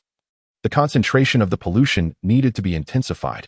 The individual donning the birdbeak mask among the 5 displayed considerable dissatisfaction towards the malevolent beasts. In the 9 rounds, the unparalleled marksmanship of dual-gun Donald was no jest. I believe that being able to slay a knight before him sufficed. We endeavored to give it a try. The 4 masked figures flanking the birdbeak masked men moved simultaneously, each exhibiting exceptional agility, scaling walls and leaping over rooftops as if traversing level ground. Is there anyone else? Donald's expression darkened as he discerned the sound of approaching footsteps. He swiftly reloaded his dual pistols. With a crash, 4 spherical projectiles emerged from the underbrush. And in an instant, Donald fired, shattering the 4 spheres in succession, unleashing a vast cloud of smoke that erupted into the air. Smoke bombs. Exercise caution. It is that group of black knights from last night. Donald bellowed, prompting the middle-aged knight and the female knight to swiftly converge with him. From other directions, more smoke bombs were hurled, enveloping the battlefield in thick fog. For figures charged into the haze, gunfire erupting abruptly. Wave after wave, was it never-ending? Simon found himself at a loss for words, and what compounded his frustration was his inability to extricate himself, as he sensed someone swiftly closing in on him. Chapter 26. Witnessing your demise, the situation escalated dramatically. The emergence of the Black Knights indicated that the assault by the contaminated monsters was not merely a coincidence. From the sudden ambush by the gang to the subsequent attacks by the polluted creatures and the rotting beasts, culminating in the appearance of 4 Black Knights. It was evident that this was a meticulously orchestrated attack. What secrets lay hidden within the dilapidated housing district? Who were these Black Knights? Simon had no time to ponder these questions. He sensed an imminent approach towards the shadow ghost. A faint yet piercing sound sliced through the air, prompting Simon to retreat hastily, narrowly avoiding a gash in his shoulder. Amidst the haze, he discerned a shadowy figure wielding a slender sword. After a failed strike, the assailant lunged again, the fine blade wielded with lethal precision. Simon swung his energy-infused sword fiercely at the intruder, but the figure, agile as a fish, evaded the blow, simultaneously drawing his sword across the shadow ghost's arm, tearing the fabric once more and producing a spark as the sharp edge grazed the skin. Such a resilient arm. Was he wearing an arm guard? The Black Knight mistakenly assumed that the shadow ghost had donned protective gear to withstand his delicate sword. With a hardened expression, the Black Knight retreated. Struck, Simon retaliated with a rapid swing of his energy sword, his speed unwavering. In a desperate moment, the Black Knight could only parry with his slender blade.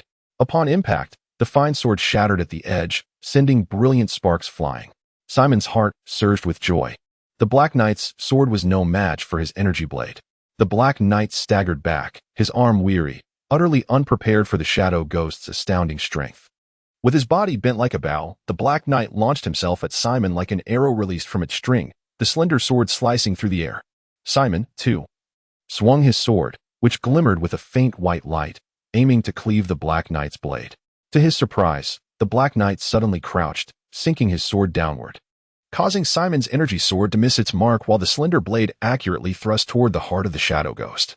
The tip penetrated half an inch into Simon's chest, halting just short of deeper penetration.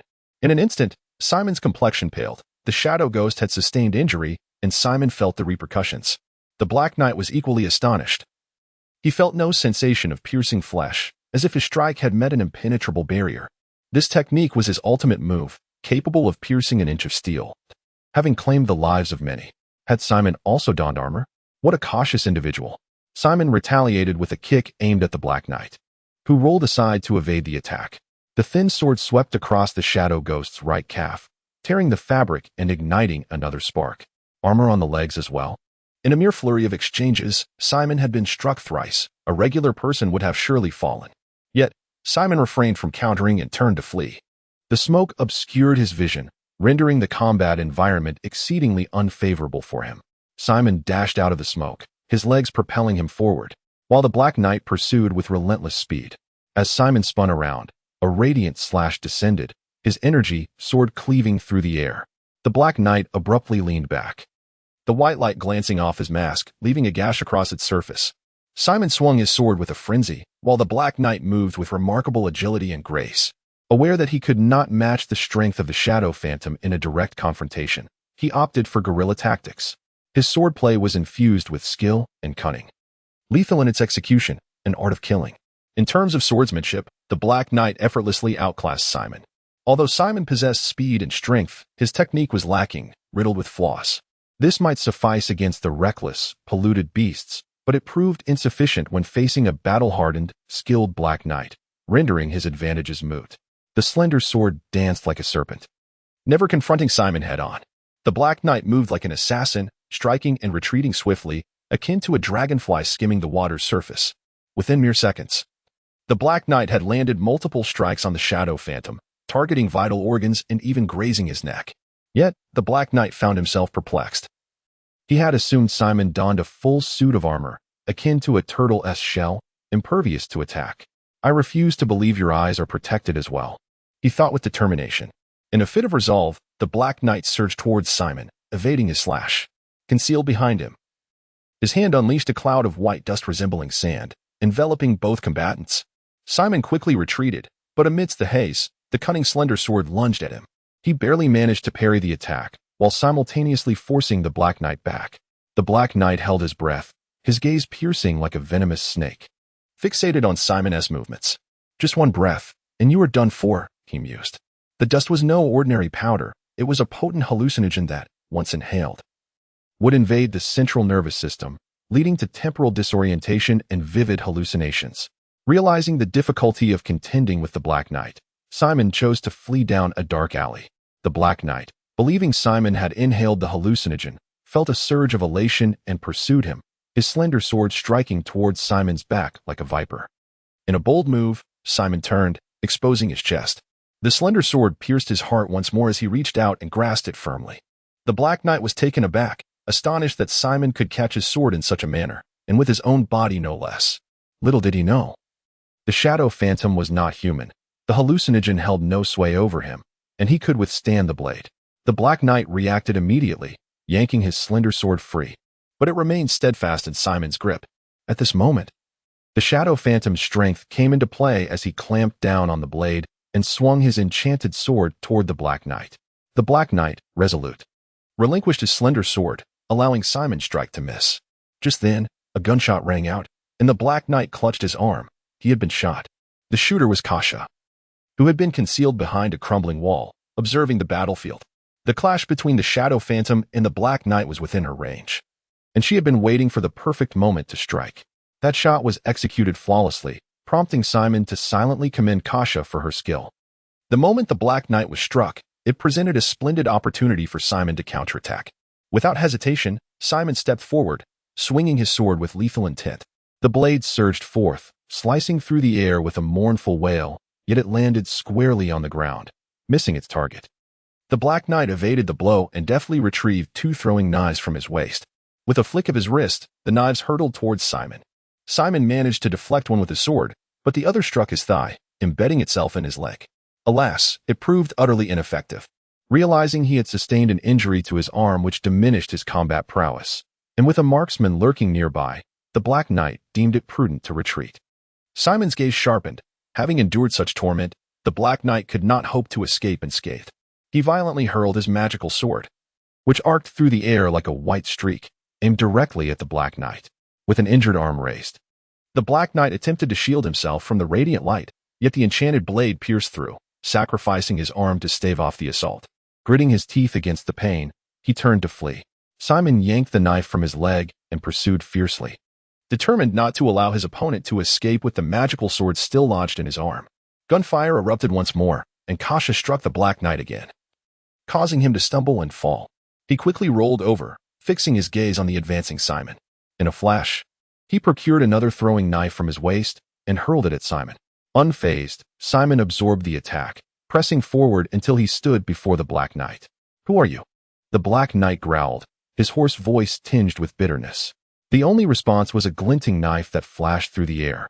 The Black Knight, summoning all his strength, attempted to dodge to the side, but after sustaining 3 injuries, his reflexes were no longer as swift. A fatal blade plunged into his chest, a powerful acceleration ripping through flesh and shattering his lungs. He was beyond saving. Simon, expressionless, withdrew his magical sword, and a swift rush of air heralded an approaching black light, which shot towards him from a distance. Simon had no time to react before the dark energy pierced his body. This very force had penetrated the shadow ghost as well. Chapter 27. The plague Dr. Simon felt as though he had been struck by a heavy blow. His complexion drained of color as he cast his gaze towards Donald. They had emerged from the dense fog, battling against the fierce onslaught of 3 Black Knights. If it were not them, who else could be lying in ambush? How many were concealed in this vicinity? In an instant, an arrow pierced the resilient body of the shadow demon. This was a formidable foe. They were not to be trifled with. Simon commanded the shadow demon to pivot swiftly and dashed into the narrow alley, disappearing from sight. Indeed, one of the Black Knights, adorned with a beaked mask, pursued him into the alley, but the shadow demon's traces vanished entirely. To be struck through yet still flee at such speed. This was the inner monologue of the beaked masked knight. Simon sensed the peril surrounding him and prepared to depart from this precarious location. Fortunately, the beaked masked knight quickly diverted his attention towards Donald. The three knights accompanying Donald executed their roles with remarkable synergy. Two melee knights provided protection as Donald unleashed his marksmanship, inflicting an average of 1.5 bullets upon each of the three black knights. Should this confrontation persist, Donald had the potential to exhaust the three black knights. The beaked masked knight charged towards Donald. Upon spotting him, Donald's expression transformed into one of grave seriousness. "Plague Dr. Siphus, you are the one responsible for creating these abominable creatures." He recognized this beaked masked knight, a dark marauder from the city of Vasa. Not a demon knight, but rather a being of extraordinary prowess. Once, he had served as a physician specializing in plague management in Vasa, but during an incident involving a highly concentrated source of magical corruption, his body became severely infected. At that time, the Vasa police believed Siphus to be beyond salvation, preparing to execute him and incinerate his remains. Remarkably, Siphus did not transform into a corrupted monster. Instead, he emerged fortunate from misfortune, awakening as an extraordinary being, slaying the officers present and fleeing. From that day forth, he donned the iconic beaked mask of the Plague Doctor, retreating into the shadows of the outer and lower districts of Vasa, becoming a part of its darkness. Siphus posed a significant threat over the years. The special agency known as Bureau 9 had relentlessly pursued him, with Donald participating in numerous attempts to capture him. The multiple gunshot wounds on Siphus were a testament to Donald's efforts. "Destroy the polluted creatures and take away the experimental subjects," Siphus rasped, his voice harsh and grating. One black knight immediately withdrew, and as Donald raised his weapon, Siphus fired first.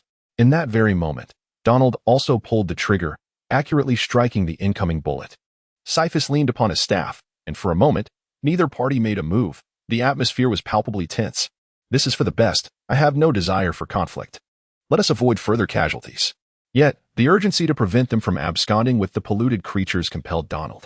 His expression shifted multiple times before ultimately deciding to engage. He fired repeatedly at Siphus with both guns. Siphus swung his wooden staff, striking an orange explosive round.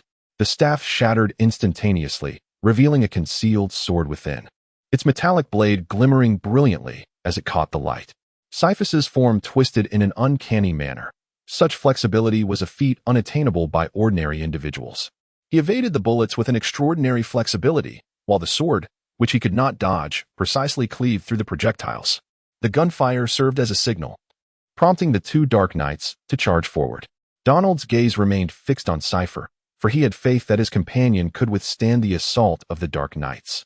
In a swift motion, Donald expended his ammunition and promptly reloaded, during which brief moment, Cypher surged forward at lightning speed, firing his remaining bullets in rapid succession before discarding the empty magazine. The initial assault was directed at Donald, who deftly sidestepped, while the subsequent 3 shots were aimed at the middle-aged knight, who narrowly avoided the deadly projectiles. Startled, the middle-aged knight attempted to evade, but his Dark Knight adversary seized the opportunity, thrusting a long sword through him, spilling a copious amount of blood. The gunfire rang out once more, as the Dark Knight aiming to claim the middle-aged knight's life was struck. The Dark Knight raised his sword to shield his heart, but the orange bullet collided with the blade, shattering it and igniting flames that engulfed him. Cypher reached Donald's side, his sword descending like thunder, as if a guillotine poised to sever all. Donald raised his magical handgun to intercept the sword, which scraped against the weapon with a deafening metallic screech, producing dazzling sparks. The blade left a distinct gash along the surface of the gun. Seizing the moment, Donald brandished another handgun and pulled the trigger, but Cypher's palm struck the firearm, deflecting the shot and sending the bullet astray. In synchrony, both men lifted their legs, landing powerful kicks upon each other, and subsequently fell to the ground. In that fleeting instant, Donald raised his handgun and fired with lightning speed, while Cypher rolled backward, the bullet striking the earth and sending dirt flying. Cypher sprang to his feet, and with thunderous intensity, his magical handgun discharged a fiery projectile. Cypher's sword descended with the ferocity of a tempest, cleaving the explosive round and sending flames cascading outward. Meanwhile, the previously retreated Dark Knight produced a small vial, pouring its contents over the corpse of a contaminated monster. The vial shattered, igniting instantaneously and incinerating the abomination. The substance contained a potent incendiary agent capable of reducing a body to char in mere minutes. All 6 contaminated monsters were consumed by the flames, and the Dark Knight hoisted the fallen beast, disregarding the noxious stench and the black blood oozing from it, hastily retreating. As he departed, the Dark Knight shouted, "Retreat." Savor promptly began to withdraw, while the other 2 Dark Knights regrouped. Donald, unwilling to concede, fired his weapon, but alas, the bullets were intercepted by Savor and the Dark Knights. This was merely a preliminary test. "Donald, we shall meet again soon," Savor stated with an enigmatic smile. Though Donald could not discern the words clearly. As the battle subsided, the middle-aged knight succumbed first, collapsing to the ground, his chest stained crimson from severe blood loss. Donald's complexion paled, his injuries were secondary. Yet the repeated use of the magical handgun over the past 2 days had caused a spread of magical contamination along his right arm. He retrieved a suppression capsule and swallowed it, as did the female knight, who also administered a capsule to the middle-aged knight. This is the most significant weakness of the magical energy warriors. They find it exceedingly challenging to engage in prolonged combat. The more they harness their magical energy, the more severe the pollution of their inner essence becomes. There exists a regulation for magical energy warriors that necessitates a customary 3-day recuperation period following battle, allowing them to recalibrate the balance of their internal magical energy. "Simon, Simon, where are you? Come out." Upon hearing Kasha call for him once more, Simon emerged from behind the crumbling wall. "Why do you look so pale?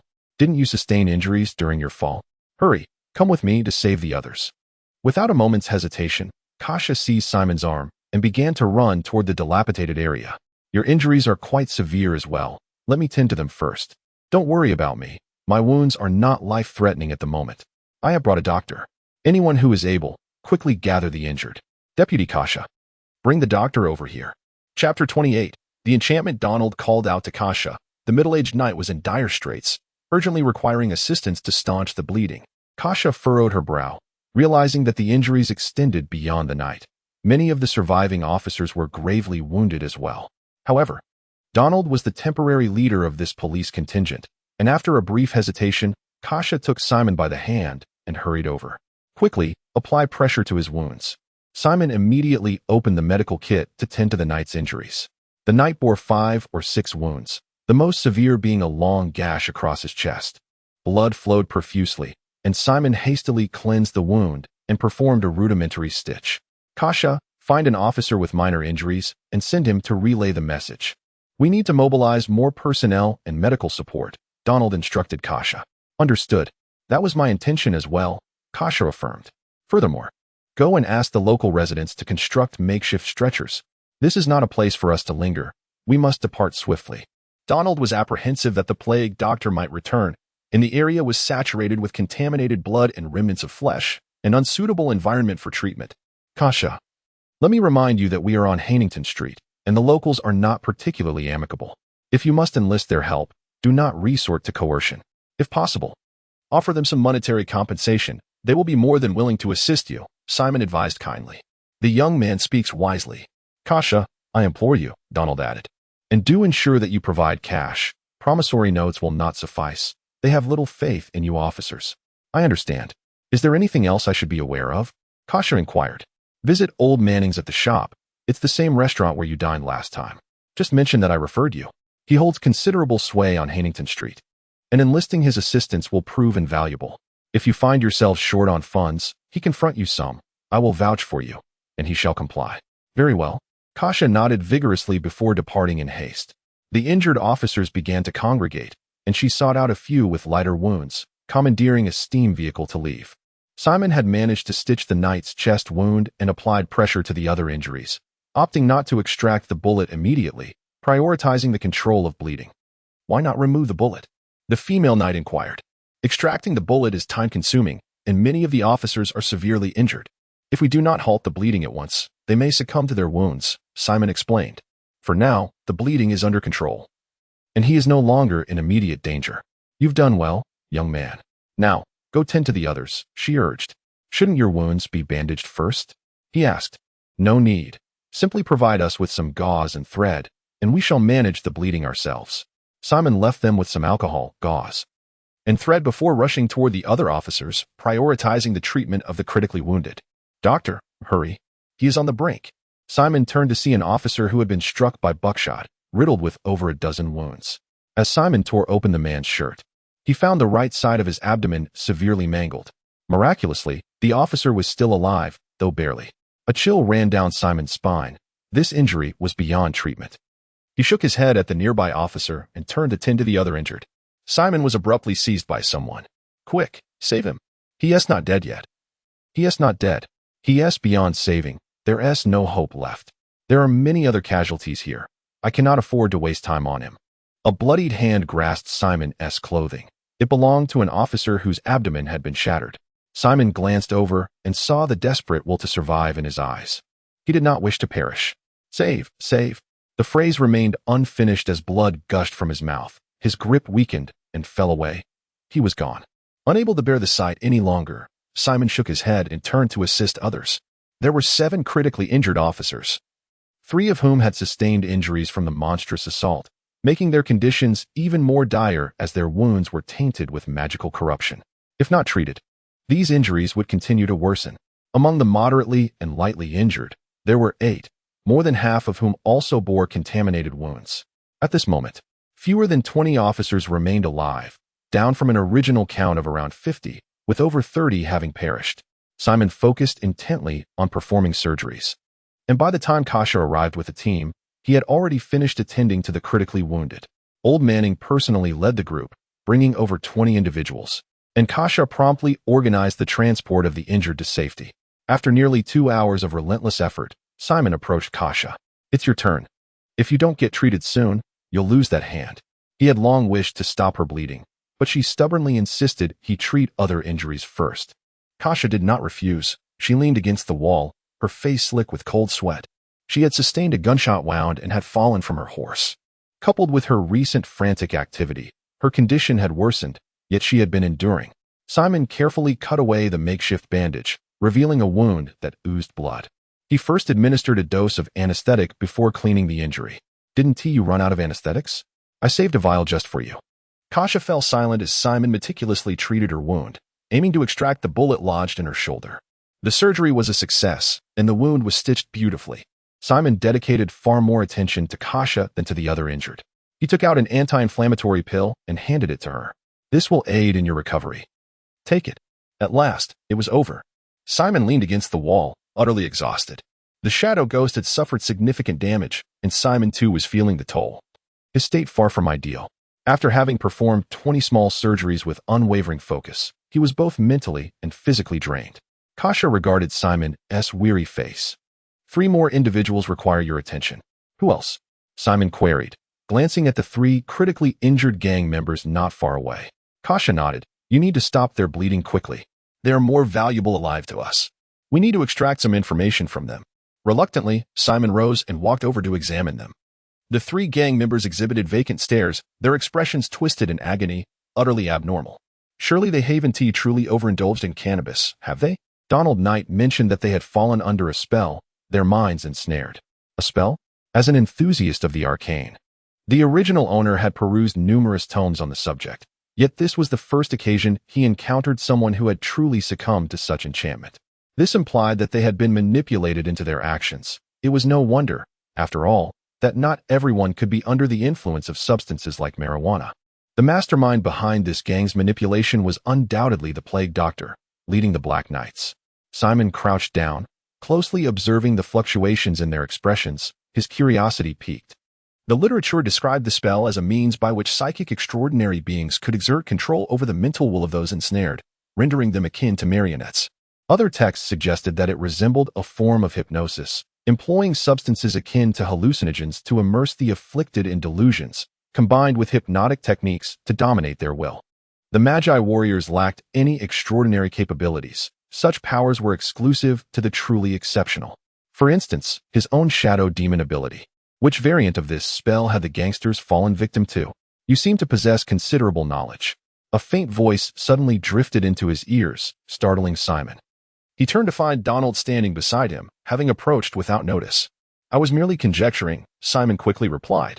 Donald regarded him with a look of astonishment, scrutinizing Simon with a newfound seriousness. Chapter 29. The Guardian. Every formidable knight possesses a unique title. For instance, Donald, whose mastery of dual pistols is unparalleled.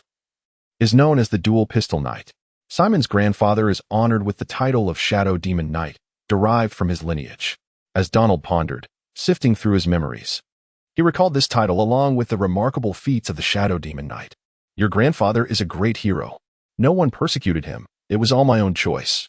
Donald refrained from further inquiry and later sought clarification from Kasha regarding Simon's circumstances, sharing a mutual sense of frustration.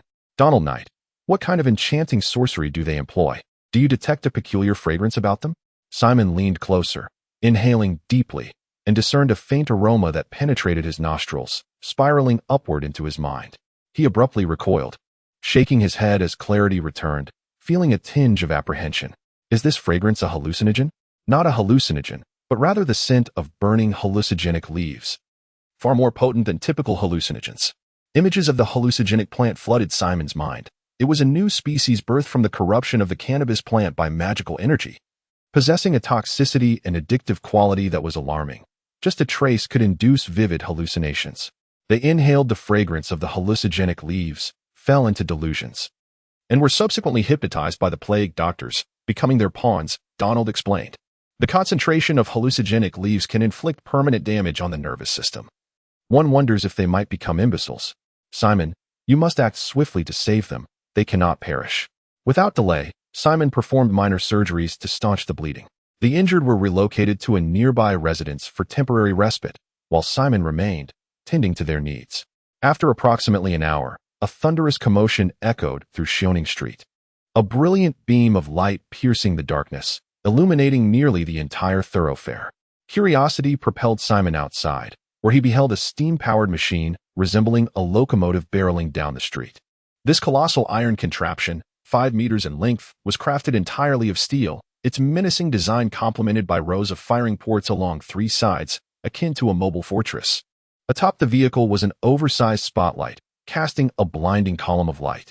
This was the special steam war vehicle from the inner-city police headquarters, known as the Guardian, specifically designed for troop transport and riot suppression. Due to its enormous size, the Guardian steam war vehicle wreaked havoc along Shoning Street, toppling various obstacles in its path. Following closely behind were 2 ranks of mounted police, numbering 50 in total. The steam vehicle's arrival was swift, and after loading the injured, it promptly began its retreat from Shoning Street, designed for dual propulsion, allowing it to navigate without turning around. Kasha chose not to board the steam vehicle and exchanged a brief greeting with Simon. Exhaustion weighed heavily upon him. I express my gratitude on behalf of the injured officer for your assistance. There is no need for thanks. I can forego the surgical expenses. But the medical supplies you utilized must be returned to me. By the way, have you given further thought to my previous suggestion about applying for the forensic position at the Polid police station? I have no intention of pursuing it. Kasha's expression darkened as she confronted Simon. Are you content to merely drift through life here? Do you honor your grandfather with such apathy? Simon felt utterly helpless. The salary for a forensic position is meager, let alone for an intern. Attaining a permanent position could take 1 or 2 years. Do you have any notion of the substantial profit I can earn from a major deal? It would be foolish of me to apply for a forensic role. Kasha's demeanor stiffened, her countenance decidedly unkind. A forensic position is a respectable occupation, incomparable to that of an illicit practitioner. If you excel, I could facilitate your transfer to the inner city. With your background, you would easily pass the vetting process and secure a stable position, ensuring your future well-being. I appreciate your concern. I truly do. Each individual has their own path. You have yours, and I have mine. Must you impose your will on others? If I ever find myself in dire need, I will seek your assistance willingly, provided you remember me. Seizing the moment while Kasha was silent, Simon hastily departed. The shadow demon crouched in the dark alley beside its abode, a gaping wound in its chest rendering its form increasingly ethereal.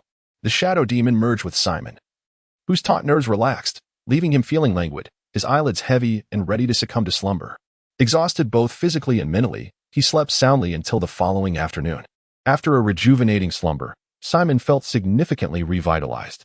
He separated from the shadow demon, whose form solidified, the wound in its chest shrinking by half, as it possessed the ability to heal autonomously. At its current rate of recovery, it would be fully healed within a day. If it absorbed magical energy, its healing would accelerate even further. Simon instructed the shadow demon to move the cabinet and buried the magical longsword he had failed to conceal the previous night in the pit beneath it. Once concealed, Simon left the house and ventured to Old Man Manning's restaurant. Perhaps due to the shadow demon's injury, Simon found himself ravenous. He noticed police cordons and officers surrounding the dilapidated housing area, which had once again been sealed off. He had no interest in the police's intentions at present. Satisfying his hunger was paramount. Upon entering the restaurant, he ordered 5 servings of pork rolls. What do you know about the gunfight that erupted last night in the dilapidated housing area? Old Man Manning inquired about the events of the previous night. It seems a black night incited a confrontation between the gang and the police, leading to a bloody conflict, complete with gunfire, pollution monsters, and the Black Knight himself. It was exceedingly perilous. Old Man Manning's expression turned grave. Huntington Street is no longer safe. The police effectively dismantled the gang last night. Surely, Huntington Street will be more peaceful now. You know nothing. Huntington Street is relatively safe precisely because of the gang's presence. They adhere to their own rules and, at the very least, refrain from committing excessively outrageous acts. With the disappearance of the gang, the surrounding neighborhoods, even those in the lower town, are casting covetous glances at Huntington Street, which is on the brink of descending into chaos. Chapter 30. The irreverent Old Manning as a venerable elder who has roamed the streets of Huntington for a lifetime. He possesses an intimate understanding of the underworld's dealings. Upon hearing of the demise of the Huntington Street gang, he sensed impending chaos was on the horizon. Moreover, the emergence of polluted creatures and the Black Knight during last night's gunfight hinted at a turmoil more perilous than the previous gang disputes. Simon scratched his head, wearing an expression of exasperation. He understood that Old Manning spoke the truth. Once Huntington Street descended into disorder, it would undoubtedly result in a frenzy, leaving the residents in a state of disquiet. Trouble was indeed looming. I intend to send Lisa to Fifth Avenue today, where I have procured a property. There, Lisa can establish a quaint restaurant, far removed from this upheaval. It is thanks to your fortune that I have amassed a considerable commission to secure a house on Fifth Avenue. In recent days, Simon had executed 2 substantial transactions, earning a handsome commission sufficient to acquire a residence on Fifth Avenue. Are you not planning to come along? He inquired. Old Manning shook his head. I cannot venture there. I am entangled in too many matters. If I were to leave, I fear it would jeopardize Lisa's safety. With her settled on Fifth Avenue, I can finally breathe easy. Old Manning rarely smiled, but the prospect of sending Lisa away brought a glimmer of joy to his countenance. He had long harbored the desire to see her relocated, yet was previously hindered by financial constraints, unable to secure a safe neighborhood. He was reluctant to send her to a less secure area, hence he had kept her close. Lisa approached with a plate, presenting Simon with the pork rolls and pork chops he had ordered. Simon, unable to contain himself, devoured the pork rolls with a ravenous fervor, his manners quite unrefined. Lisa observed him with a slightly parted mouth, teasing him with playful remarks. After consuming 2 pork rolls, his hunger was largely abated. Simon, what do you think of Lisa? Old Manning inquired suddenly. Lisa is wonderful, Simon replied. Though her appearance may be somewhat ordinary, her figure is undeniably exquisite, capable of fulfilling a man's most profound fantasies. Each time Simon beheld Lisa's physique, he felt a surge of impulsive thoughts. If I were to entrust Lisa to you, would you be willing? Old Manning asked with a twinkle in his eye. Simon was taken aback, not anticipating such a question from Old Manning. Was he testing his intentions toward Lisa? If he admitted to any unsavory thoughts, would he be reprimanded? I do not mean to boast, but my granddaughter possesses a figure that is ample in all the right places. Any man would be enamored. Should you marry her, I assure you she will be so remarkable that you will find it difficult to leave the bed. Simon was astonished. Was this truly the discourse of a grandfather? A senior figure? Old Manning, you are rather audacious. In my past dealings with the underworld, I have encountered women of all kinds. I can unequivocally tell you that the experience of a woman with a good figure is entirely different from that of one with a less desirable form. Lisa will undoubtedly allow you to experience ecstasy beyond imagination, a yearning that is utterly irresistible. As Simon listened, he increasingly felt that Old Manning was setting a trap for him. Since Simon had successfully navigated 2 significant business dealings, Old Manning's perception of him had noticeably transformed. Especially upon hearing from York that Simon is indeed a descendant of the extraordinary knights, an inclination to unite the 2 inevitably arose within him. With the turmoil on Huntington Street escalating, this inclination became even more urgent. If Simon could escort Lisa to the inner city, he would harbor no regrets. Simon, with careful humor, remarked, Lisa does not fancy my type, and are you truly certain you can speak on her behalf? Old Manning sighed. acknowledging Lisa's fierce independence, admitting he could not truly make decisions for her. Simon, if ever Lisa finds herself in peril, would you be willing to lend assistance? Old Manning continued, his demeanor notably earnest and solemn. Why do you sound as though you are entrusting me with a legacy today, old man? You have several decades yet to live. Simon replied with a light-hearted jest. Rest assured, I shall assist to the best of my abilities. Old Manning nodded in satisfaction. After consuming 5 pork rolls and 3 pork chops, Simon felt satiated. Seizing the remaining daylight, he sought out old Ethan. Having witnessed the nightly battle the previous night, he realized he had underestimated their formidable power. Old Manning had also warned of the chaos on Huntington Street, expressing concern that the dark night from the previous night might cause further disturbances. Therefore, he recognized the necessity of fortifying himself. In his encounter with the Dark Knight, he had revealed too many shortcomings, particularly in combat technique. Frankly speaking, his fighting skills were abysmal, resembling the brawls of street ruffians. Had it not been for the unique physique of the Shadow Wraith, Simon could have been dispatched within a few blows by the Dark Knight. Initially, Simon had resolved to train in boxing for physical conditioning. Now, he realized he must not only practice boxing, but also engage in combat training, learn swordsmanship, and acquire various practical skills. However, mastering boxing, combat, or swordsmanship is not an overnight endeavor. To grow stronger swiftly, he would need to delve into the secrets of the arcane. Old Ethan, leisurely puffing on his pipe while seated, welcomed Simon with a smile as he entered. Have you procured what I requested? Simon inquired. I've prepared it for you. Follow me, old Ethan replied. Wait for me in the lounge. I shall fetch it for you. How many vials did you manage to acquire? Simon asked. I managed to secure 4 vials. Do you desire more? I shall take all 4. I require several magical items and a supply of medical provisions. How many? Old Ethan inquired. What exactly are you planning? Don't put yourself at risk. I know my limits, Simon assured him. Before long, old Ethan returned with the items. Glancing hastily at the medical supplies, Simon observed as old Ethan extracted a glass vial, 10 centimeters long and as thick as a finger, filled with a deep crimson liquid. The vial was cold, freshly retrieved from cold storage. This is the blood of the Shadow Wraith that Simon needs. Presuming old Ethan would not deceive him, Simon carefully placed the vial aside. Can you truly acquire the blood of shadow creatures? He asked. I can, but do you genuinely want it? Old Ethan regarded Simon with curiosity. Knowing that the blood of magical beasts is exorbitantly priced, he doubted Simon possessed the financial means. I truly desire it. Please procure 2 vials for me. 1 vial costs 10,000 eagle coins. Are you certain you can afford it? Rest assured, I've recently made a profitable venture. I can manage it. He possesses a significant client, Old John, and is currently financially secure. The price of beast blood is exorbitant and difficult to procure. Therefore, a higher deposit is warranted for 1,000 coins. What do you think? No problem, Simon readily agreed without hesitation. Indeed, you seem to have struck it rich, henceforth. Do take good care of my business. Come, allow me to escort you to the basement to select some magical items. In the basement, Simon chose 2 magical artifacts. He purchased a pendant with a level 5 magical concentration, and the other was a metal fragment with a level 3 magical concentration. Simon surmised that the metal shard was likely a remnant of some magical weapon. With the deposit for the beast blood, Simon spent nearly 20,000 eagle coins, resulting in a significant depletion of his assets. I heard that a large-scale gunfight erupted on Huntington Street last night, accompanied by the emergence of contaminated monsters and dark knights. Your information is quite astute. One should consider the nature of my business. I am well informed about any significant events occurring in the outer districts. Here is a piece of advice. Vacate Huntington Street immediately. With your newfound wealth, it would be prudent to reside in the safer vicinity of 3rd Avenue. Do you possess any insider knowledge? As a gesture of goodwill for being a valued client, I will share some intelligence. There has been an abnormal increase in the number of contaminated monsters in the lower district. My sources indicate that cult activities are rampant in that area, seemingly plotting a terroristic endeavor. Chapter 31.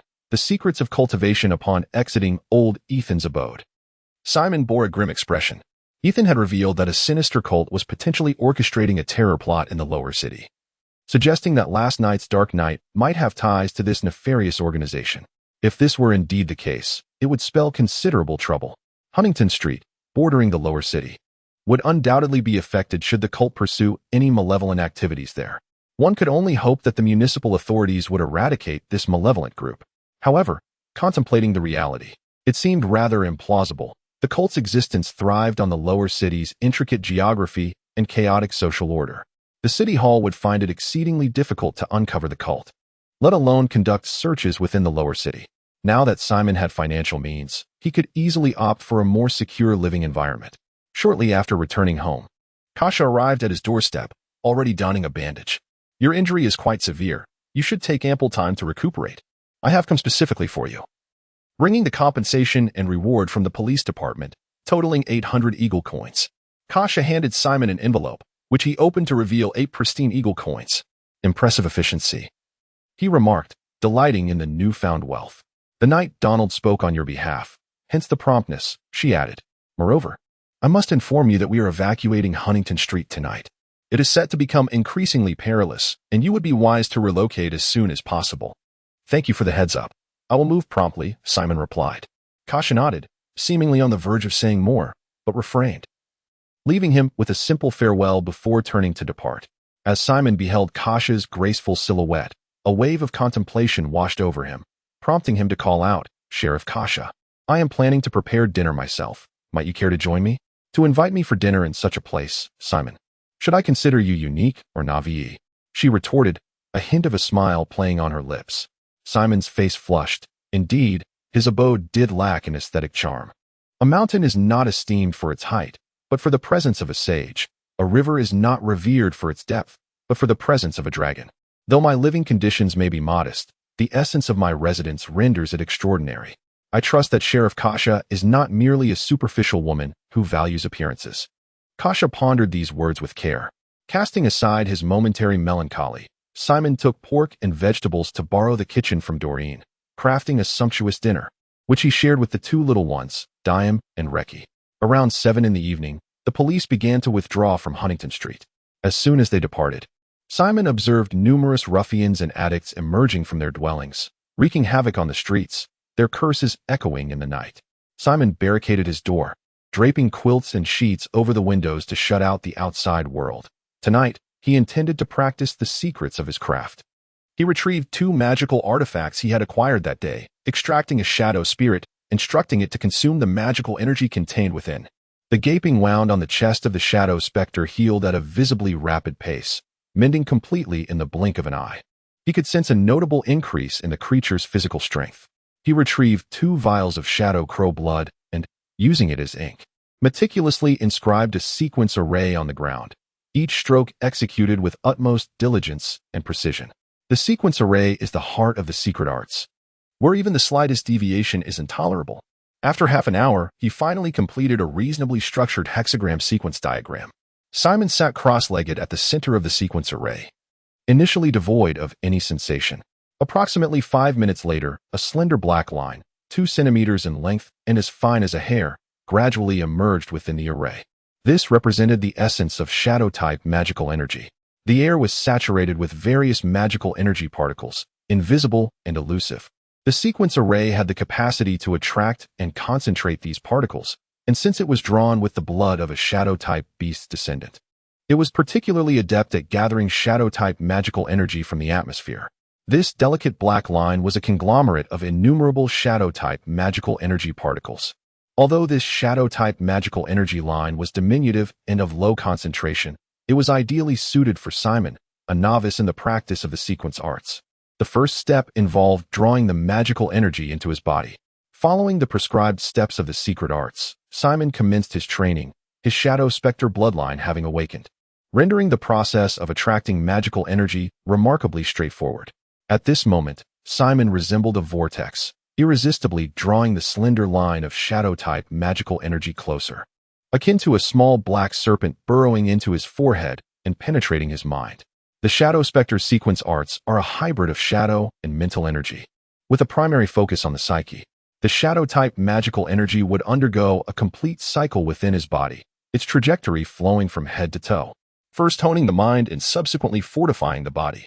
This initial phase involved the magical energy impinging upon the spirit, a perilous endeavor that could lead to spiritual disarray. A moment's negligence could result in madness or, in the gravest scenarios, the disintegration of the soul. This was the inherent danger of the Shadow Spectre sequence arts. The original host had succumbed to this peril, unable to manage the concentration of magical energy, resulting in a catastrophic shattering of the soul upon its entry into his mind. As the shadow-type magical energy line penetrated Simon's mind, he felt a palpable tightening of his spirit, his thoughts becoming slightly clouded. This was the magical energy assaulting his psyche. He experienced a peculiar sensation, as if his spirit were materializing. The shadow-type magical energy line spiraled around his consciousness. With each rotation, the line diminished in size, while his mental acuity subtly increased.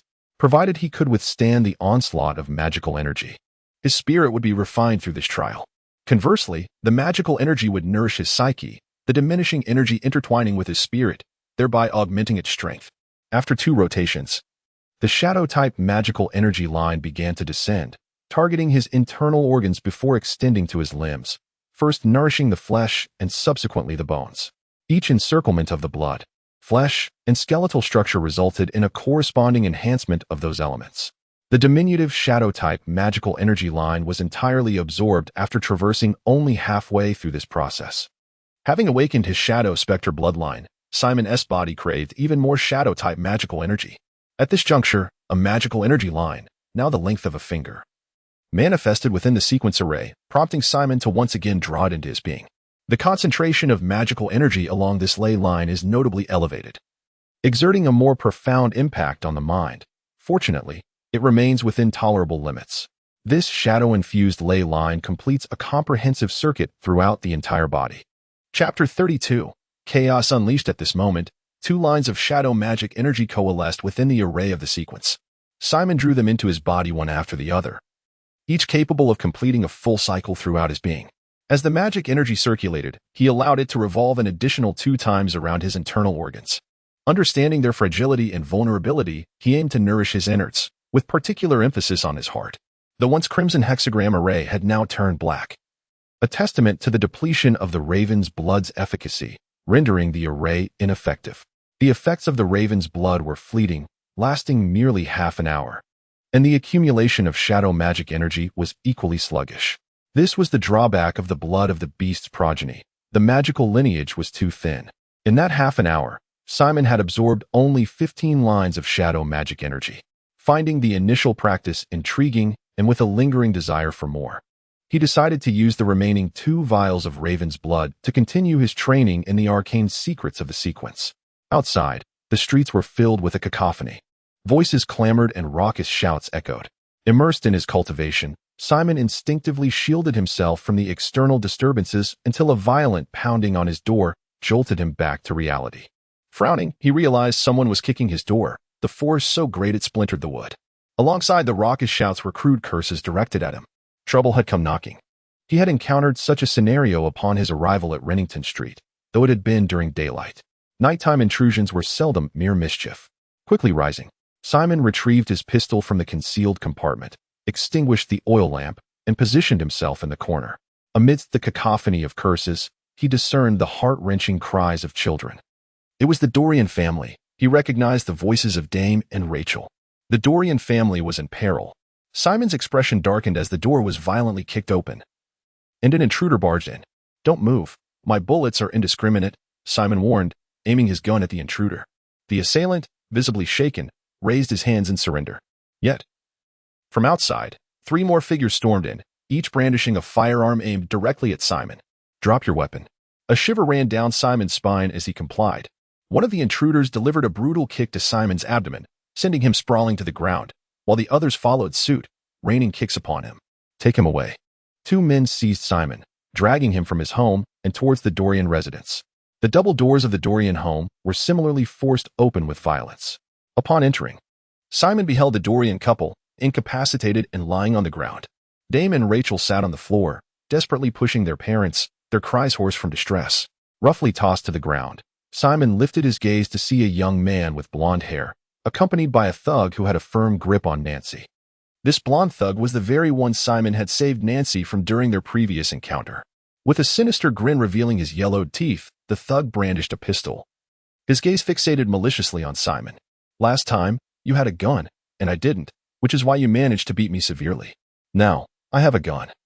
And my cronies are armed as well, so this time, your fate is sealed." The memory of his previous humiliation seared into his mind, causing his face to contort with rage. He longed to inflict a similarly brutal fate upon Simon, ensuring he would endure an unspeakable demise. He suppressed the rage swelling within him. Prior to this moment, he had entertained more insidious plans to torment Simon.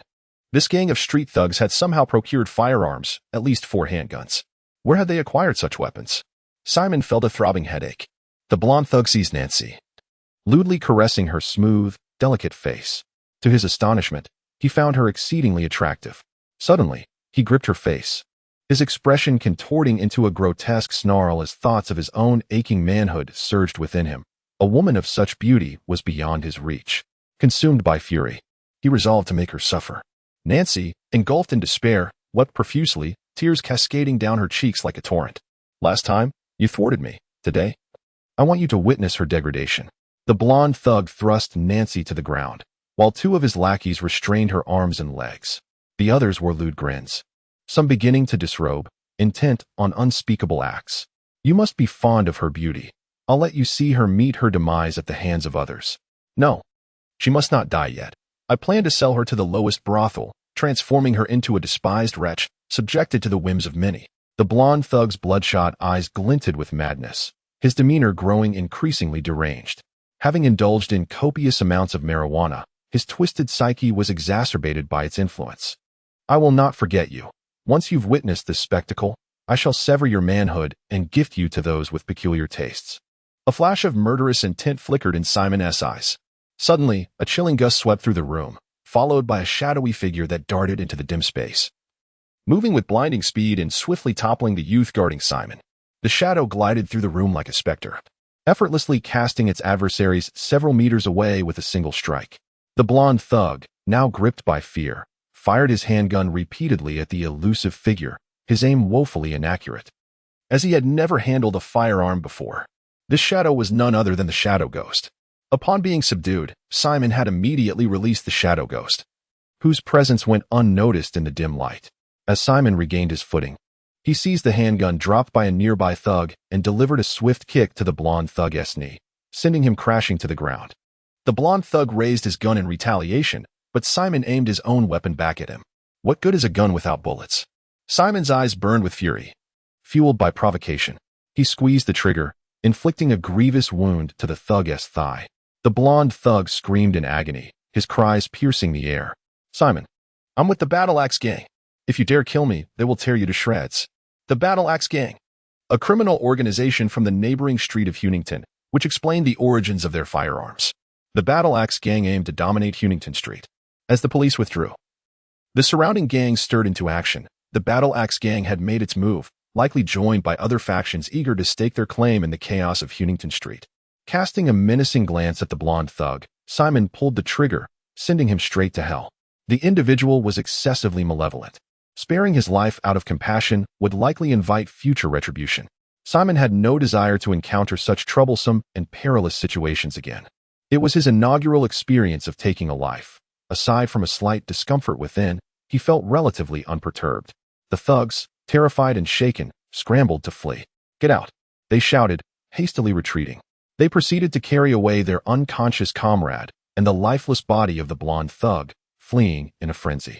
Simon retrieved 2 handguns from the ground, standing at the doorway, gazing into the profound darkness of the night, watching as they vanished into the alleys. Shadow Ghost lingered outside, and Simon handed him one of the guns before swiftly pursuing them. He was determined to eliminate these thugs entirely, not only them, but also the Axe Gang. Given their affiliation with the gang, it was inevitable that they would be aware of the events of this night. There was no need for speculation. The Axe Gang would undoubtedly intervene. Cautious and somewhat timid, Simon despised complications. When trouble approached, his first instinct was to eradicate it completely. As an extraordinary being, he was not afraid of the Axe Gang, yet confronting them would inevitably expose his true identity, something he wished to keep concealed. Shadow Ghost followed closely. The thugs predictably sought out the Axe Gang. The gang had already dispatched members to Huntington Street, using the dilapidated house of the blonde thug as a temporary stronghold. Upon entering with the corpse, Simon could hear the furious outcries from within. The thugs relayed the details of the blonde's demise at Simon's hands and the assault by Shadow Ghost to the Axe Gang members, who displayed visible apprehension. The Axe Gang, exhibiting a modicum of intelligence, refrained from immediate retaliation against Simon, opting instead to investigate and gauge his capabilities before making a decision. However, their intentions were clear. They were not inclined to let matters rest easily. Not only did their sights set on Simon, but they also harbored intentions towards the Doreen family. Simon absorbed every detail with clarity. His gaze hardened, a glint of lethal resolve flickering in his eyes. He located a window and aimed at the oil lamp within the room, his marksmanship lacking as it took 5 shots to shatter it, plunging the room into darkness. The occupants within panicked, scrambling for cover while returning fire at the window. Shadow Ghost burst through the door, his ethereal form melding seamlessly with the night. His vision surpassed that of ordinary humans, allowing him to discern indistinct figures even in the obscurity. Soon, the room erupted with the sounds of intense gunfire, akin to firecrackers, only to swiftly fall into silence. Shadow Ghost stood quietly amidst the room, where over a dozen corpses lay scattered, the scent of blood heavy in the air. He stepped away, indifferent to the bodies around him. In the outer districts, the gang members were all brutes, scoundrels, and deeply entrenched in sin. Eliminating such individuals bore no psychological burden for him, and could be deemed a service to the community. Chapter 33. The Blossoming of Love in the Residence of the Dorans. Nancy wept inconsolably, cradling her younger siblings, her heart heavy with despair. "Simon, please, come see. Why can't we wake our parents?" Diame's eyes were filled with fear, his expression frantic. Simon felt a tightening in his chest as he rushed over to examine them, relieved to discover they were merely unconscious. "They are fine, just fainted. They will awaken in a few hours." "Is that true?" Raquel gazed at Simon with hopeful eyes, yearning for his affirmation. Diame and Nancy also wore expressions of anticipation. "That is wonderful." Simon and Nancy gently moved the Dorans to the bed, leaving Nancy to care for the 2 little ones. Tomorrow, the Axe Gang would undoubtedly learn of their members' demise and would seek out the murderer. The Shadow Ghost left no trace. No one would know who had committed the act. The Axe Gang might well suspect it was the work of rival factions. However, Simon was not fond of uncertainties. Although he had eliminated those privy to tonight's events, there remained variables. The nearby neighbors, such a violent breach, accompanied by gunfire, surely alerted anyone in the vicinity. If any witnesses saw the ruffians here tonight and reported to the Axe Gang, they would certainly come to investigate. Do not expect the gang to approach with cordiality, he thought. He carefully wrapped his magical sword in notes, retrieving his medical kit. These items comprised his entire possessions. As for the plethora of mysterious tomes on the bookshelf, they could be dealt with later. He carried his bundle and blanket to the Doran home, where the front door lay in ruins, and the Doran couple remained unconscious. Only Nancy and the children were left, shaken by the ordeal. Simon could not leave them unprotected. He resolved to stay the night at their home, safeguarding them. Nancy and Diame were attempting to piece together the shattered door, visibly relieved when Simon arrived. "I will stay here tonight. No one will dare return," he assured them, placing his belongings on the table and assisting with the door. "Thank you," Nancy replied. "As neighbors, it is only right we help one another." "Not quite," Diame retorted, his indignation palpable. With all that noise from the door and gunshots, where were the other neighbors? It was true. The norm on Huntington Street was to mind one's own affairs, with rarely a soul to intervene in another's plight. Simon ruffled Diame's hair, smiling. "So, you must grow stronger and protect your sister and brother in the future. Rest assured, I will become a man quickly. Whoever dares to bully my sister and brother, I will deal with them just as you did tonight." Diame thumped his chest, pledging to Simon. The boy certainly had a fierce spirit. "And Raquel?" Simon inquired. "She was frightened and exhausted, so she fell asleep," Nancy explained. "Diame, take her to rest. I will tidy up the door." "I'll help you. 2 hands will make the task easier." "I want to help too." Simon was not adept at repairs either. The 3 of them toiled for quite some time before managing to assemble the wooden door sufficiently to block the entrance. In a state of semi-consciousness, Simon heard a commotion, which stirred his instincts. He grasped his revolver and rose swiftly, only to discover that it was the Dolans who had awakened. The Dolan couple expressed their gratitude profusely to Simon. The local gang was preparing to seize Rue Huntington, and chaos was expected in the coming days. "I plan to leave Rue Huntington tomorrow," Simon declared, instantly draining the color from Nancy's face. The Dolan couple fell silent as well, grateful for Simon's timely intervention. They also harbored a desire for his future protection. With Simon contemplating departure, their hopes felt dashed. "It is wise to leave. This is not a safe place. If you can, do so as quickly as possible," urged Dolan. You two can leave this place. Simon wished for the Dolan family to escape Rue Huntington as well, for he feared that if trouble arose, their fate would be dire, a scenario he wished to avoid at all costs. The Dolan couple managed a rueful smile, their expressions heavy with resignation. No one wishes to remain on Rue Huntington, but we lack the funds to depart. Simon, if it is possible, I plead with you to take Nancy and the others with you. Nancy is 15 now and of marrying age. We wish to see her wed to you. You are a good man, and we would be at ease in trusting her to you. Nancy lowered her gaze, her pale face flushing slightly. She did not oppose her parents' proposition. Meanwhile, Simon found himself rather bewildered. In the daylight, old man Manning sought to entrust his granddaughter to him, and now the Dolans wish to marry their daughter to him. Am I truly so popular? Or have I recently become a magnet for romance? He glanced at Nancy, who, while lacking the voluptuousness of Lisa, was undeniably a classic beauty. Though malnourished and underdeveloped, she had considerable potential for growth. Securing her as a bride would undoubtedly be a lucrative endeavor. Yet she was merely 15, still a minor in his former world. In this society, however, girls could marry and bear children at 14 without transgressing federal law. But as someone raised under the red banner, he found it difficult to reconcile such a notion. If it is truly challenging, you may take only Nancy, Dolan suggested, interpreting Simon's silence as reluctance to take both Diam and Rachel. Taking one would suffice. I will not leave. Diam and Rachel are still young. And I must care for them, Nancy interjected, her lips pressed together defiantly. Do not be foolish, Nancy. If Simon is willing to take you away, it is an extraordinary fortune. Do you wish to remain here for the rest of your life? If another incident like tonight occurs, who will save you then? Dolan retorted, anger flaring. Nancy remained resolute, her gaze unwavering. What if we leave together? If you lack funds, I can lend you some. You may repay me whenever you are able. Simon interjected, aware of the significant expense that would entail. I still possess some funds, which I can manage.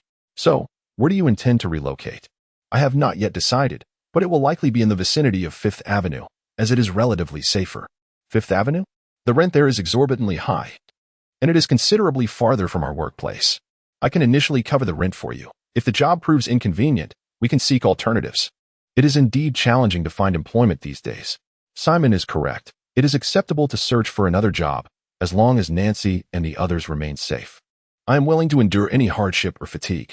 After discussions, the Dorrance couple resolved to accompany Simon in his departure. Should we remind them about the matter of marrying off their daughter? They were eager to mention it earlier, yet have now become reticent. Although Nancy is somewhat young, we can establish a relationship for now. Waiting a few more years is not an issue. Simon felt a sense of helplessness, realizing he should have agreed sooner. Chapter 34. The haunted house. Not long after Westmont had fallen asleep, he was awakened by the Dorrans.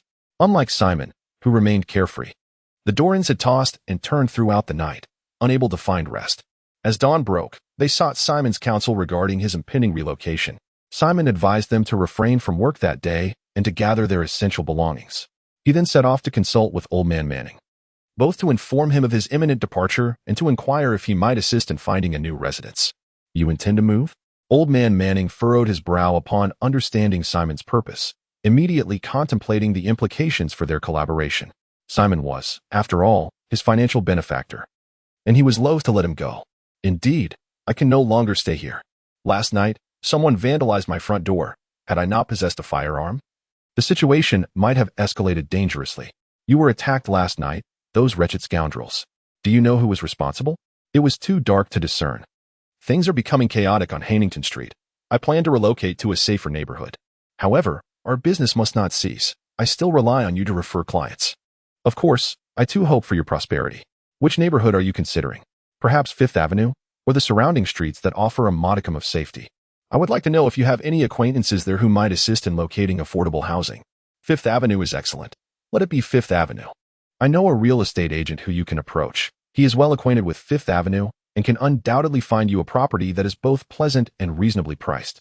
Old Man Manning was keenly invested in Simon's relocation, instructing York to accompany him to Fifth Avenue to make introductions. Simon invited the Doran family to join him on this expedition. The real estate agent, as described by Old Man Manning, was a middle-aged Caucasian sporting a Mediterranean hairstyle and clad in a cheap suit, carrying a brown briefcase that exuded a bureaucratic air. He greeted everyone with a warm smile and spoke in an amiable manner, clearly accustomed to engaging with people. Simon articulated his housing requirements. while the Doran family expressed a singular desire for the most economical option available, hoping to reside alongside Simon to save costs. However, Simon harbored his own secrets and could not share accommodations with them. The Dorans sought nothing more than affordability, while Simon desired a larger dwelling, equipped with both a restroom and a kitchen for a more comfortable living experience. Given his intentions to practice arcane secrets frequently, discretion was paramount. Ideally, the property would also include a basement. Additionally, he wished for their residences to be in close proximity. The Mediterranean gentleman confidently assured Simon that he would find them satisfactory accommodations.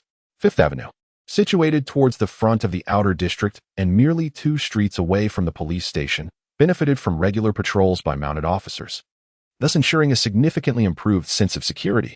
Simon and his companions had never contemplated purchasing a home. Their intention was solely to rent. The residences along Fifth Avenue were closely packed together, creating a sense of overcrowding, and many of the buildings were several stories high, with numerous 3- and 4-story structures available for rent at modest prices. These accommodations did not meet Simon's standards, thus he refrained from viewing them. A Mediterranean man in his middle years escorted Simon to various properties, several of which aligned with his criteria.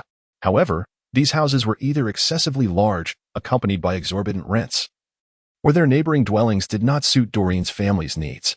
Consequently, the Mediterranean man's smile gradually faded. After an hour, he led Simon and the others to the final property. Upon arrival, Simon beheld a desolate and dilapidated house, substantial in size and standing alone, complete with a courtyard. The walls were weathered and marred, bearing witness to a long history. Surrounding the house were numerous trees, unkempt and overgrown, some branches even reaching the roof, intertwining to cast expansive shadows that rendered the house somewhat eerie. Encircling the exterior was a wooden fence, severely decayed, adorned with a haphazard assortment of wooden planks and metal scraps, seemingly intended to isolate the interior from the outside world. This derelict structure was flanked by crowded housing, creating a stark contrast with its lonely presence. It was the last house available with a basement, and the nearby residences were also affordably priced, aligning with Simon's requirements. However, this particular house was uninhabitable. Why was it deemed uninhabitable? The interior was unclean and reportedly haunted. The original owner, a reclusive elderly woman, had passed away, and the house subsequently belonged to her niece. The niece's family lasted only 7 days before refusing to reside there, opting to rent it out at a low price. Some, lured by the bargain, moved in, only to perish within 3 days. Subsequent tenants also met with bizarre fates, either dying under mysterious circumstances or suffering from mental breakdowns. Survivors claimed that the house was haunted, with malevolent spirits roaming freely during the stillness of night, inciting terror. It was later learned from the niece that their reluctance to inhabit the house stemmed from its ghostly reputation. Surely, this cannot be mere superstition, York remarked, furrowing his brow, for he held little faith in the supernatural. Once, there were those who dismissed such tales, daring to investigate the supposed spirits, yet without exception, they met tragic ends. Their bodies discovered hanging from the trees in the courtyard, in a most gruesome manner. From that point on, no one dared to rent the house again. Simon, given the eerie nature of this dwelling, we should make our exit swiftly, Doreen and her husband expressed, feeling an unsettling fear and wishing to linger no longer. Simon, possessing a fascination with the mysterious and a wealth of knowledge beyond theirs, pondered that tales of the supernatural were not without foundation. He recalled having read in an ancient text about individuals capable of commanding spirits, and how some, wronged in life, transformed into vengeful ghosts due to their lingering grievances amidst a taint of dark magic. Perhaps there truly resides some spectral entity within this dwelling. Should it indeed be a supernatural presence, Simon would prefer not to exert himself in its regard. Just as he intended to turn away, he overheard the owner of the house proclaiming an intention to sell it at an astonishingly low price, causing his footsteps to halt. "May I enter and take a look?" To acquire such a spacious house for merely $1,000 is remarkable. Previously, they had surveyed similar properties of comparable size, where monthly rents exceeded $200, accumulating to over $2,000 annually. This is a purchase, not a rental. Once acquired, the ownership would belong to him. The price is unimaginably low. Even if a supernatural entity were to inhabit the space, the affordability is irresistible, prompting him to consider taking a chance and exploring further. Chapter 35. The Old Cat. Are you really going in to take a look? The Mediterranean middle-aged man gazed at Simon in astonishment, glancing briefly at York and the others. Simon, while I do not subscribe to superstitions, this house has seen its share of death. It undoubtedly harbors some peculiarities. It would be wise to refrain from entering. Yerk spoke in a grave tone. Indeed, Simon, it would be prudent to avoid unnecessary risks, the Doran family urged earnestly. Didn't he, Mr. Darren, mention that spirits only manifest at night? It is broad daylight now. There should be no issue. I'm merely going inside for a brief moment. And I will leave if I sense any danger. If you insist, I cannot dissuade you, but should anything happen, do not hold me accountable. If you feel compelled to enter, at least take something for protection. York intended to offer Simon his pistol for safety. Simon patted his waist, feeling the bulge there. I have something with me. He found a low fence and climbed over, cautiously making his way toward the dilapidated house. As he walked through the woods, a chilling breeze swept past him, sending shivers down his spine. Indeed, this place was exceedingly eerie. With each step, he treaded more carefully, emerging from the trees to stand before the crumbling abode. The front door was tightly shut. The wooden portal was severely rotted and bore no lock. Simon pushed against the door, which creaked ominously, the hinges protesting from a lack of lubrication. As the door swung open, a cloud of dust was disturbed, and an overwhelming stench of decay assaulted his senses. The sunlight was obscured by the trees, casting the interior into a profound gloom. He surveyed the house. It was vast yet profoundly antiquated, with a thick layer of dust cloaking all the furniture. The wallpaper hung in tatters, revealing large swathes of grayish-white plaster beneath. The silence was only broken by the sound of Simon's footsteps, which heightened his anxiety. It felt eerily reminiscent of a nighttime exploration of a haunted dwelling. The moment he stepped inside, a foreboding sensation washed over him, as though calamity were imminent. Perhaps it would be best to reconsider. No price could equate to one's life, no matter how inexpensive the house appeared. Suddenly, a gust of cold wind swept through, causing Simon to break out in goosebumps. He quickly drew his pistol, scanning the surroundings. A sudden yell startled him, and he jumped. An old orange cat stood perched on the windowsill. It had pushed the window open, allowing the frigid breeze to infiltrate the room. Stay calm. Maintain your composure. There is nothing to fear. You are extraordinary, he reminded himself, taking several deep breaths until his thoughts regained clarity. The old cat leapt down from the window, leisurely prowling across the floor before settling onto a wooden stool beside a rocking chair, which bore a circular cat bed atop it.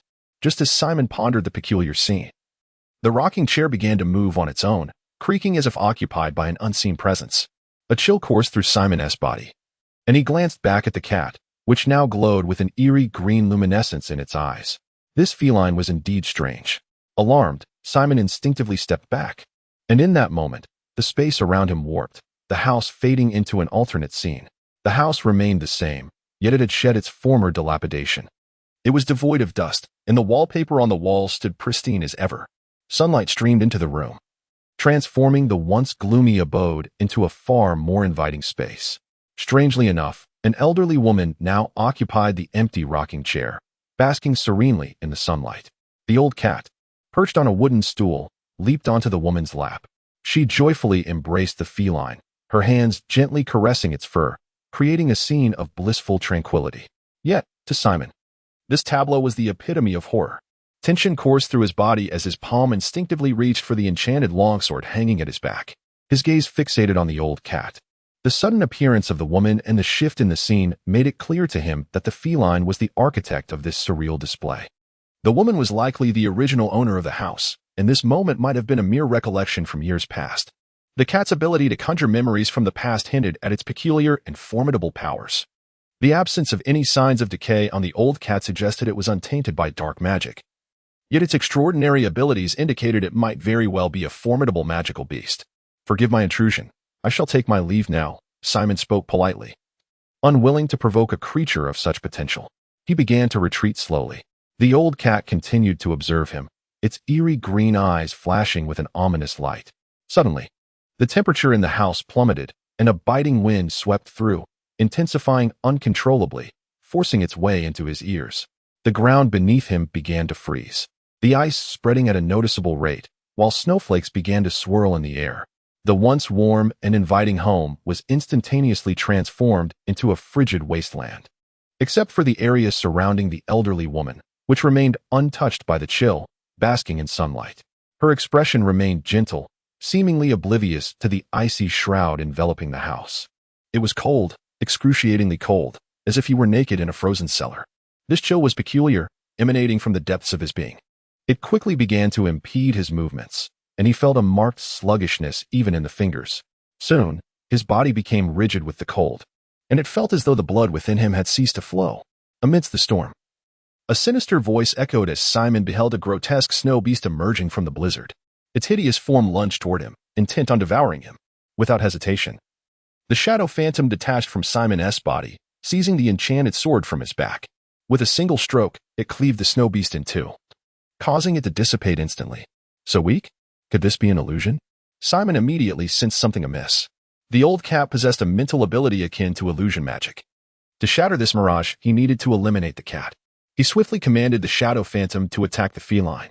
The cat emitted a piercing shriek, and the icy tableau within the house vanished in an instant. Everything within Simon's line of sight twisted grotesquely as black mist enveloped the entire dwelling. The ground beneath him became soft and treacherous, resembling a decaying swamp bubbling with repulsive mire. A decayed hand emerged from the depths of the earth, grasping Simon's feet. It was as if hell itself had descended, enveloping everything in a twisted chaos. All things seemed to awaken, transforming into the grotesque denizens of the underworld. Amidst the black fog lay the grotesque, rotting corpses from which bizarre creatures erupted, tearing through their flesh. The pitch-black sky rained down blood, cascading like a torrential downpour, drenching him in a viscous crimson liquid, the metallic scent of iron penetrating his nostrils. Familiar phantoms wailed endlessly, cursing and threatening, their voices weaving a sinister symphony from the abyss. The demonic beings advanced towards him, their ghastly visages and venomous words promising to consume him utterly. Simon felt an overwhelming anxiety, his thoughts spiraling into chaos. A malevolent spirit crawled up from the soft earth beneath his feet, its decayed visage sending a shiver down his spine, prompting him to stomp its head into the ground. "You nearly frightened me to death," he thought. Striving to maintain his composure, a shadowy specter stood before him, wielding a sword of dark energy, effortlessly cleaving through the monstrous apparitions. This was but an illusion. The old cat sought to terrify him into oblivion. The haunting presence was likely a manifestation of the old cat's deception. If he could not locate the old cat, the illusion would remain unbroken. Simon surveyed his surroundings. The darkness was impenetrable, shrouded in black mist, obscuring any trace of the old cat. Chapter 36. Unprovoked, the entire room was shrouded in thick black mist, creating a hellish scene filled with demons, vengeful spirits, and blood rain. Any ordinary person encountering such a sight would surely be terrified beyond measure. Simon, too, was in a state of panic, his vision completely obscured as he searched in vain for the old cat. Prolonging this situation was not a viable option. He needed to remain composed. There had to be a solution. As Simon observed the shadowy specter before him, an idea struck him. The specter's movements abruptly halted, and it turned to face forward, its form suddenly darting into the black mist. Was it in that direction?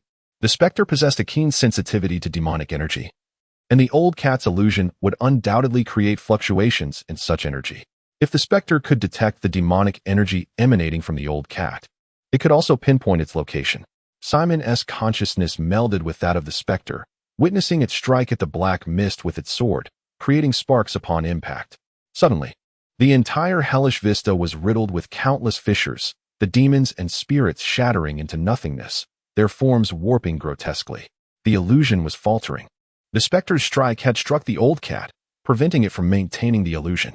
Before Simon could revel in this revelation, a piercing cat's wail echoed throughout the house. Simon stifled a groan as an overwhelming force detonated within his mind, nearly tearing his skull apart. The excruciating pain compelled him to kneel, hands pressed against his ears. Though it proved futile, tremors of terror coursed through him as he felt a malignant hostility invading his consciousness, driving him to the brink of madness. This was a psychic attack.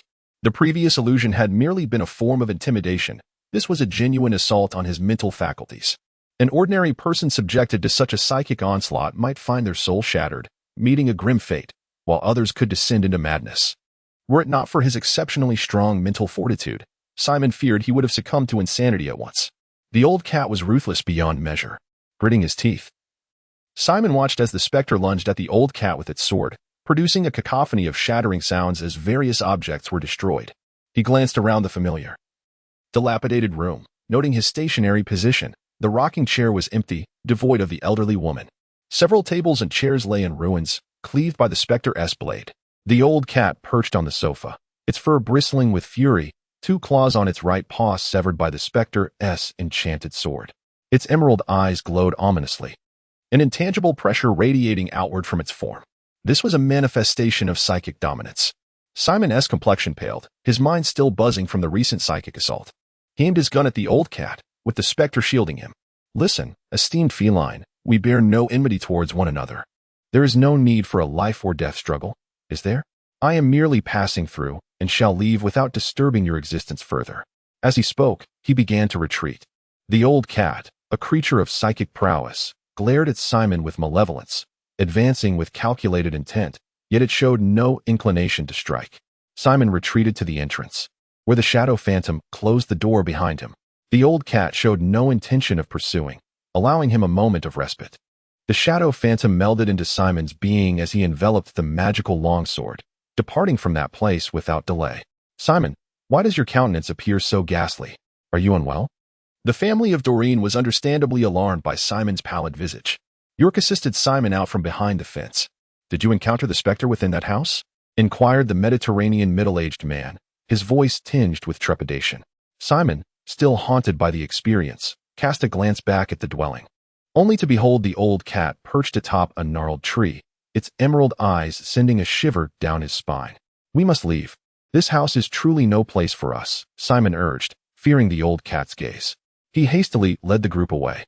York and the others pressed Simon for the details of what had transpired within the house, but he evaded their inquiries, offering vague responses.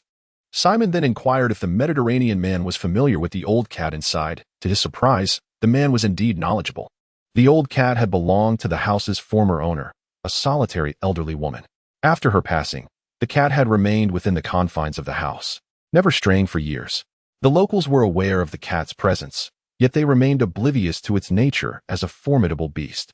The cat had not harmed the nearby residents, only targeting those who rented the house.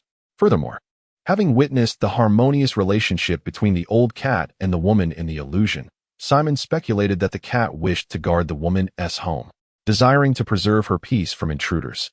Speculation aside, who could fathom the true intentions of the old cat? Simon had grown weary of conjecturing. He resolved never to provoke the creature again. Initially, he had considered residing on Fifth Avenue, but now he harbored no such desires. He instructed the Mediterranean man to guide them to another street, preferably one distant from Fifth Avenue. Just as they departed the vicinity of Fifth Avenue, a carriage obstructed their path. Within sat Lawrence, the chief of bodyguards for Old John. Dr. Simon, you have proven quite elusive. I searched high and low on Huntington Street, only to be told by the restaurant owner that you were seeking lodgings on Fifth Avenue. After scouring Fifth Avenue, here I finally find you, Lawrence exclaimed, dismounting the carriage with a smile. Is there something you wish to discuss? Simon inquired. Mr. John has asked me to inquire whether he may receive treatment tomorrow. Certainly. I intended to visit Mr. John tomorrow to ascertain his willingness to continue treatment. It appears old John is quite eager. It seemed he had undergone a thorough examination in the inner city and discovered that Simon's treatment posed no detriment to his health.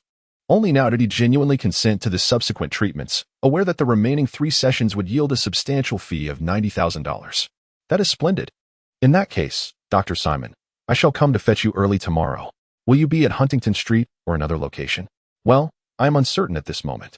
If I secure a rental, I will be moving in today. If not, I shall remain at Huntington Street tonight.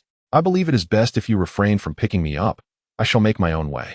After Lawrence departed, the Mediterranean middle-aged gentleman inquired with a hint of excitement. Mr. Simon, the emblem on this carriage signifies the DuPont family. Do you happen to know Mr. John DuPont? Are you acquainted with him as well? Indeed, I am familiar with Mr. John DuPont. He is, in fact, my idol. I have perused his biography, The Striver, The Legendary Life of John, which still graces my bedside table, he replied, his face radiating awe and admiration. Ah, a devoted admirer of the venerable John. Not only has he come, but also his esteemed butler, Nick. Butler Nick, what brings you here in person? The master has heard that Mr. Simon is contemplating a change of residence and wishes to lend his modest assistance. Why not accompany me to meet the master? With an invitation from Mr. John, Simon readily acquiesced. What about me? The Mediterranean gentleman interjected hastily, casting a glance at Simon, likely hoping to join them. This gentleman is a real estate agent. I believe his services are no longer needed. Here are 200 eagle coins as a token of your efforts. You may take your leave." The Mediterranean gentleman accepted the money, expressing his gratitude, yet he watched helplessly as Simon and the others departed. Chapter 37. A new home upon arriving at Old John's estate. The lavish surroundings rendered Doran's family somewhat anxious and apprehensive. "Simon, I believe it would be prudent for us to remain at the entrance while we wait for you," Doran whispered. "You are friends of Mr. Simon, and naturally, esteemed guests of the master. It would be remiss of me to allow you to leave without my proper hospitality," Nick remarked, his demeanor unperturbed by the modest attire of Doran's family. "Old John is quite amiable. You need not worry," Simon reassured them, seeking to alleviate their concerns. The carriage halted before the villa, with Doran and his wife tightly holding onto the two little ones, Dame and Reikier, fearful that their innocence might lead to impropriety. Old John awaited them at the door, leaning on his cane and greeting them with a warm smile, accompanied by a male and female servant. "Old John, you appear to be in good spirits today. Thanks to you. Since your last treatment, my health has improved significantly. The pain at night has diminished considerably, and I find slumber much more restful." "I am delighted to hear that it has been beneficial," Simon replied. "Are these your friends?" "Indeed. This is Doran's family. My neighbors from Huntingdon Street. They are truly good people. Greetings. I warmly welcome you to my home." Doran's family felt a wave of trepidation. They had never encountered such grandeur. The wealthiest individuals they had known were factory owners. Yet the demeanor of Old John stood in stark contrast to that of the factory proprietor. Their nervousness rendered them uncertain of how to conduct themselves, resulting in polite bows and timid pleasantries. Old John, displaying impeccable gentlemanly grace, did not look down upon Doran's family. In the living room, Doran's family remained on edge. Seated on the edge of the sofa, too fearful to occupy much space, lest they soil the upholstery, servants presented an array of pastries, fruits, coffee, and tea. Yet they remained still. This environment was a world apart from their accustomed life, and their cautiousness stemmed from both reverence and fear of this new realm. "Children, do try some candy. It is quite sweet, and I am certain you will enjoy it," Old John said, gesturing toward a beautifully arranged platter of confections with a gentle and kind smile. The little ones had long been fixated on the delightful array of pastries and candies. Yet they understood their parents' constraints, remaining still, hesitant to make a move. They glanced toward Doran and his wife, seeking permission, uncertain of how to proceed. Doran looked toward Simon for guidance. "Do not be concerned. Go ahead and indulge, but remember to thank Grandfather John," Simon encouraged. The children, with bright voices, expressed their gratitude to Old John before attempting to reach the table. However, their small stature made it difficult to grasp the candy, prompting Doran to rise and fetch a piece for each of them. The two little ones carefully unwrapped their treats, placing the candy into their mouths while neatly folding the wrappers and tucking them away into their pockets. The sweet flavor was perfectly suited to their young palates, and they savored the delightful morsels with joy. "I heard from Lawrence that you had an encounter with some thieves last night." Old John began to converse with Simon. "Is this something he is aware of as well?" He inquired about your address from the restaurant owner, who divulged some details regarding you. "Indeed. Much has transpired on Huntingdon Street in recent days, and it seems chaos will ensue, leaving no choice but to relocate." Your expression darkened slightly. "Could it be that you were injured last night?" "Not at all. My health is quite robust." "That is reassuring to hear. I learned you were preparing to move, so I immediately had Nick fetch you. I have numerous acquaintances in the outskirts. Wherever you wish to relocate, I can assist you. It truly is unnecessary to trouble yourself with such trivial matters." "You are being too formal. You have rendered me a significant favor, and I must express my gratitude." After undergoing a thorough health examination, Old John was increasingly eager to befriend Simon, considering this move an excellent opportunity. Given Old John's enthusiasm, it would be remiss to dismiss his kind intentions. Thus, he shared the rental conditions of both residences with Old John. "This is rather straightforward. I recall having several properties on Clinton Street." Old John turned to Nick, the steward. "There are 3 houses, albeit old ones from a decade ago. Although they have remained vacant for quite some time, they are well preserved, showing no signs of damage," Nick remarked. "Choose any 2. You may stay for as long as you wish." "That seems rather inappropriate." "What could possibly be inappropriate? Properties in the outskirts are not particularly valuable, rest assured. You can reside comfortably. We are immensely grateful for your provision of housing, but we must pay rent. We cannot stay without compensation." "Very well. Then let us agree on that. How about a monthly rent of 100 for each house? Do not refuse again, or the old gentleman may become upset. Then let us go inspect the houses."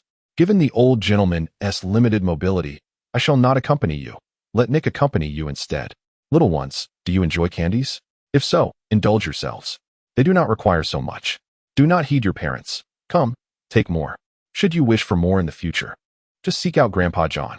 Old John stuffed handfuls of candies into the pockets of the two little ones, leaving them somewhat bewildered.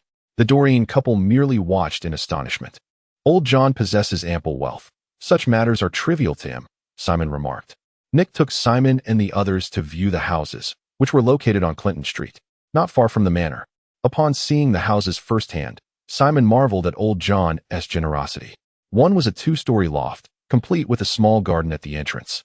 A stark contrast to the surrounding cramped and dilapidated houses.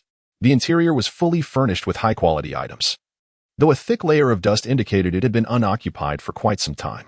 This was a property purchased by the master long ago. The houses on either side were occupied by bodyguards and servants.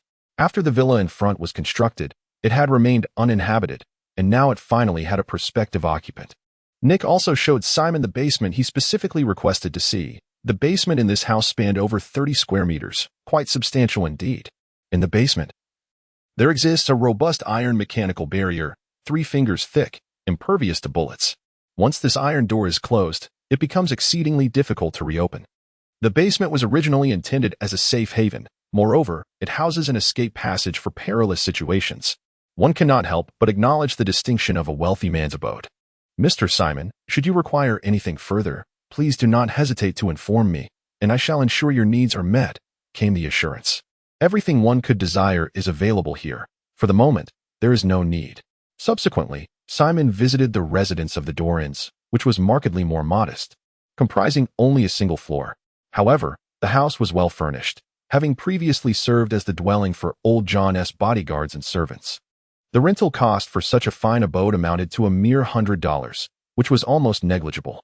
After conversing with the Doran family, they agreed to a rental arrangement wherein they would contribute $20, while Simon would cover the remaining $80. Who could resist such an exceptional property? With a suitable residence secured, Simon and the Doran family deliberated their immediate relocation. After bidding farewell to Old Man Manning, they formally departed from Huntington Street.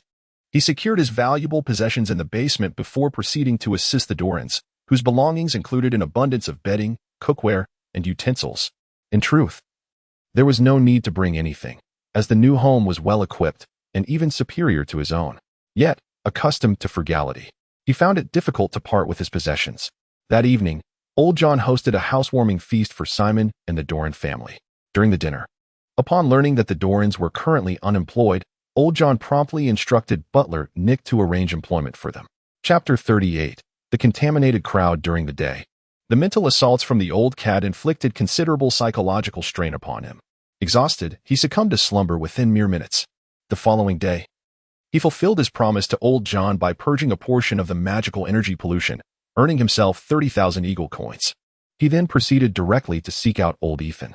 This time, Old Ethan acted swiftly, having procured the blood of a magical beast known as the Shadow Phantom from the Shadow type. He also purchased the few remaining magical energy items from Old Ethan. Upon returning to his abode, he instructed the Shadow Ghost to absorb the magical energy from these items, while he refrained from using the beast's blood immediately. During daylight, the efficacy of the sequence array was far inferior to that of nighttime, and he planned to utilize the beast's blood in the evening. Old John had arranged an exceptionally favorable job for the Dorian couple and Nancy, who had already been escorted to work by Old John's subordinates in the morning, leaving only the two little ones, Dame and Raquel, at home. With nothing pressing to attend to, he watched over the children. As night fell, Simon eagerly descended to the basement to inscribe the sequence array with the magical beast's blood.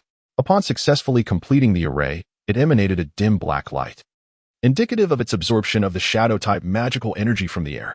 Soon, magical energy lines formed within the array, coalescing at an astonishing rate, dozens of times faster than that of the Raveness blood.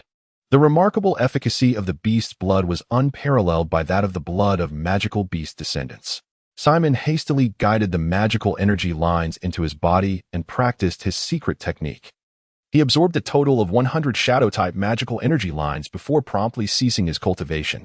Despite being of the Shadow Ghost bloodline, he was not capable of infinitely absorbing shadow-type magical energy. His body possessed its own limits.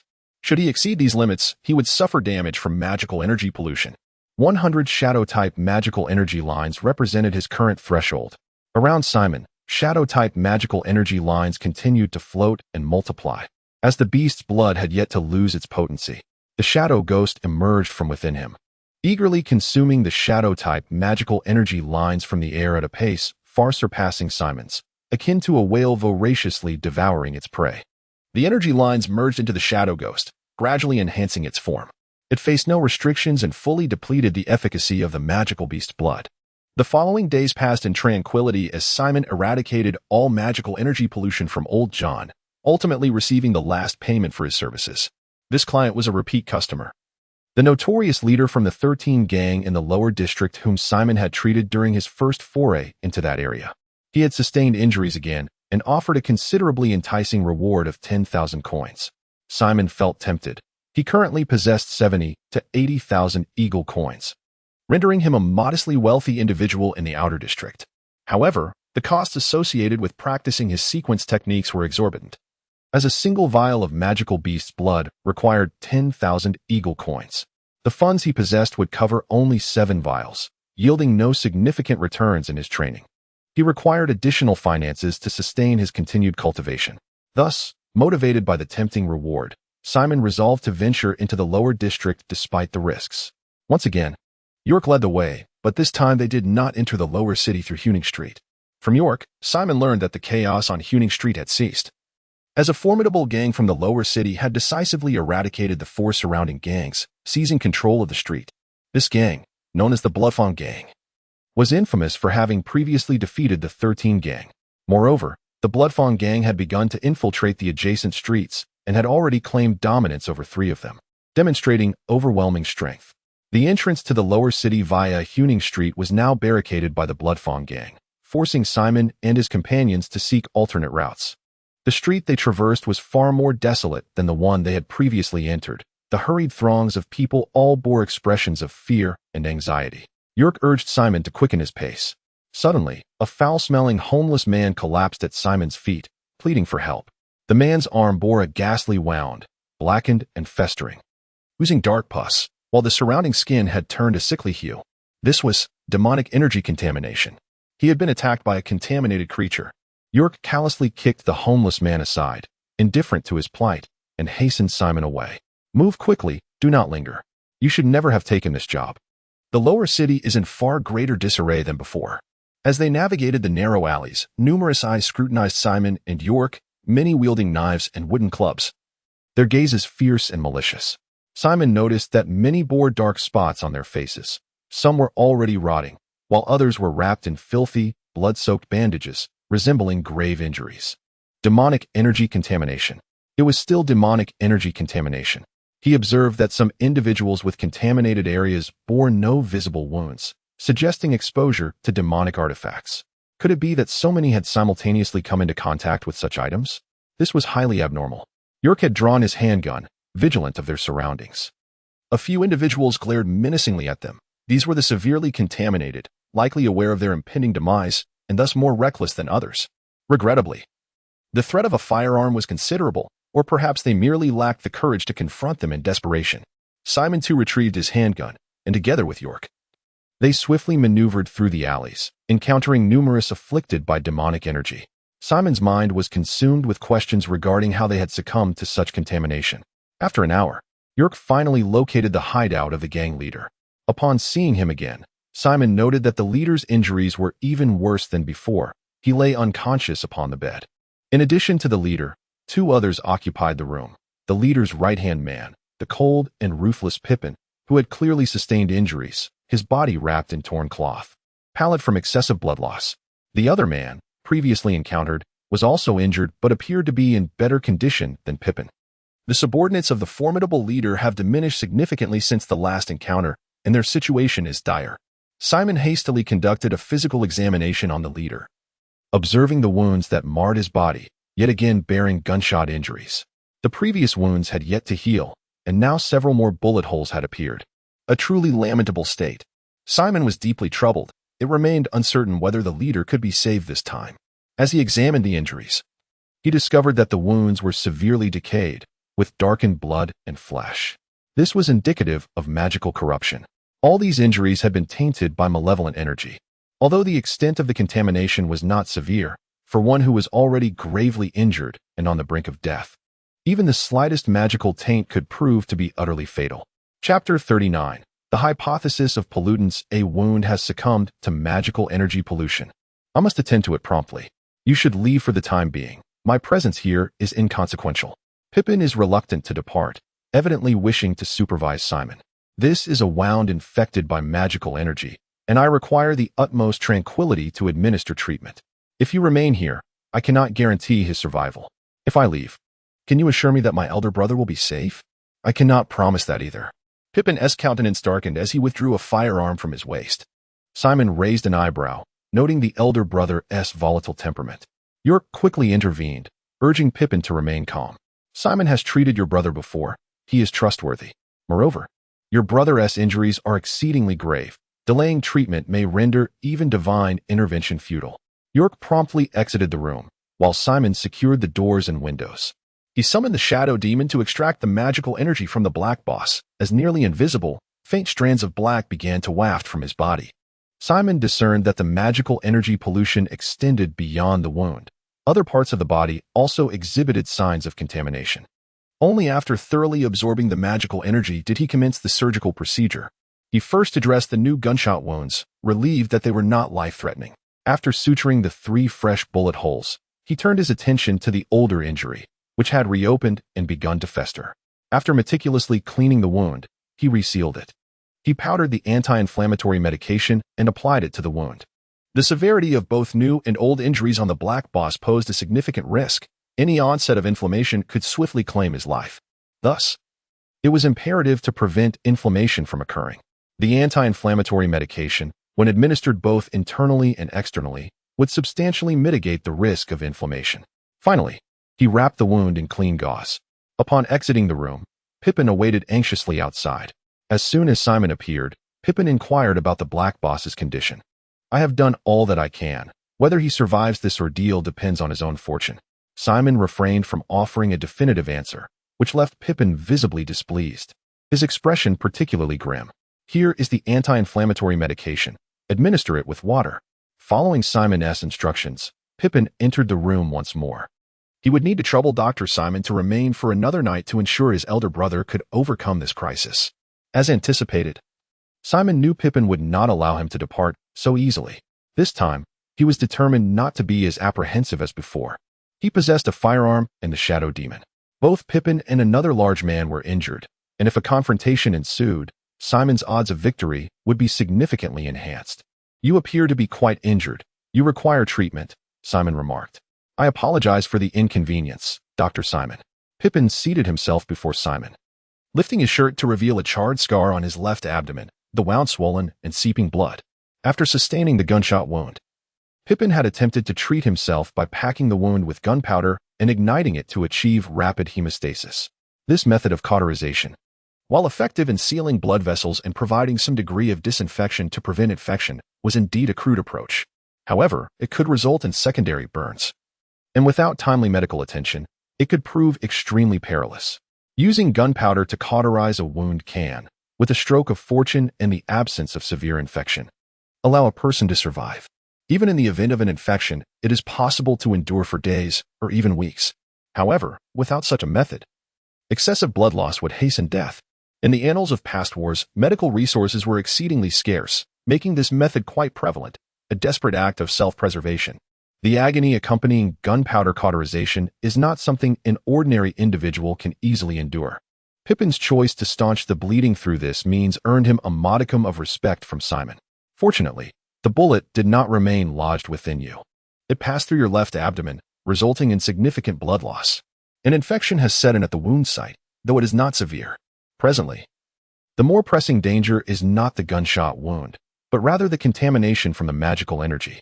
Simon's expression darkened as he examined Pippin's injury. The flesh bore a slight discoloration, indicative of magical contamination. This trace of contamination was located on the inner side of the wound, initially overlooked by Simon. In the presence of onlookers, he refrained from utilizing his shadowy abilities to absorb the magical taint. The contamination appeared superficial and should pose no grave threat. This fellow exhibits quite a fiery temperament. Perhaps it is best for him to endure it alone. Another large man bore a knife wound, considerably less severe. Although evidence of contamination was also present, albeit less pronounced than Pippin's. After attending to the larger man's injury, Simon inquired of Pippin about the events that had transpired in this neighborhood. The simultaneous occurrence of so many individuals being contaminated by magical energy seemed rather peculiar. Pippin replied, "I am not entirely sure. We have only been here for less than 2 days.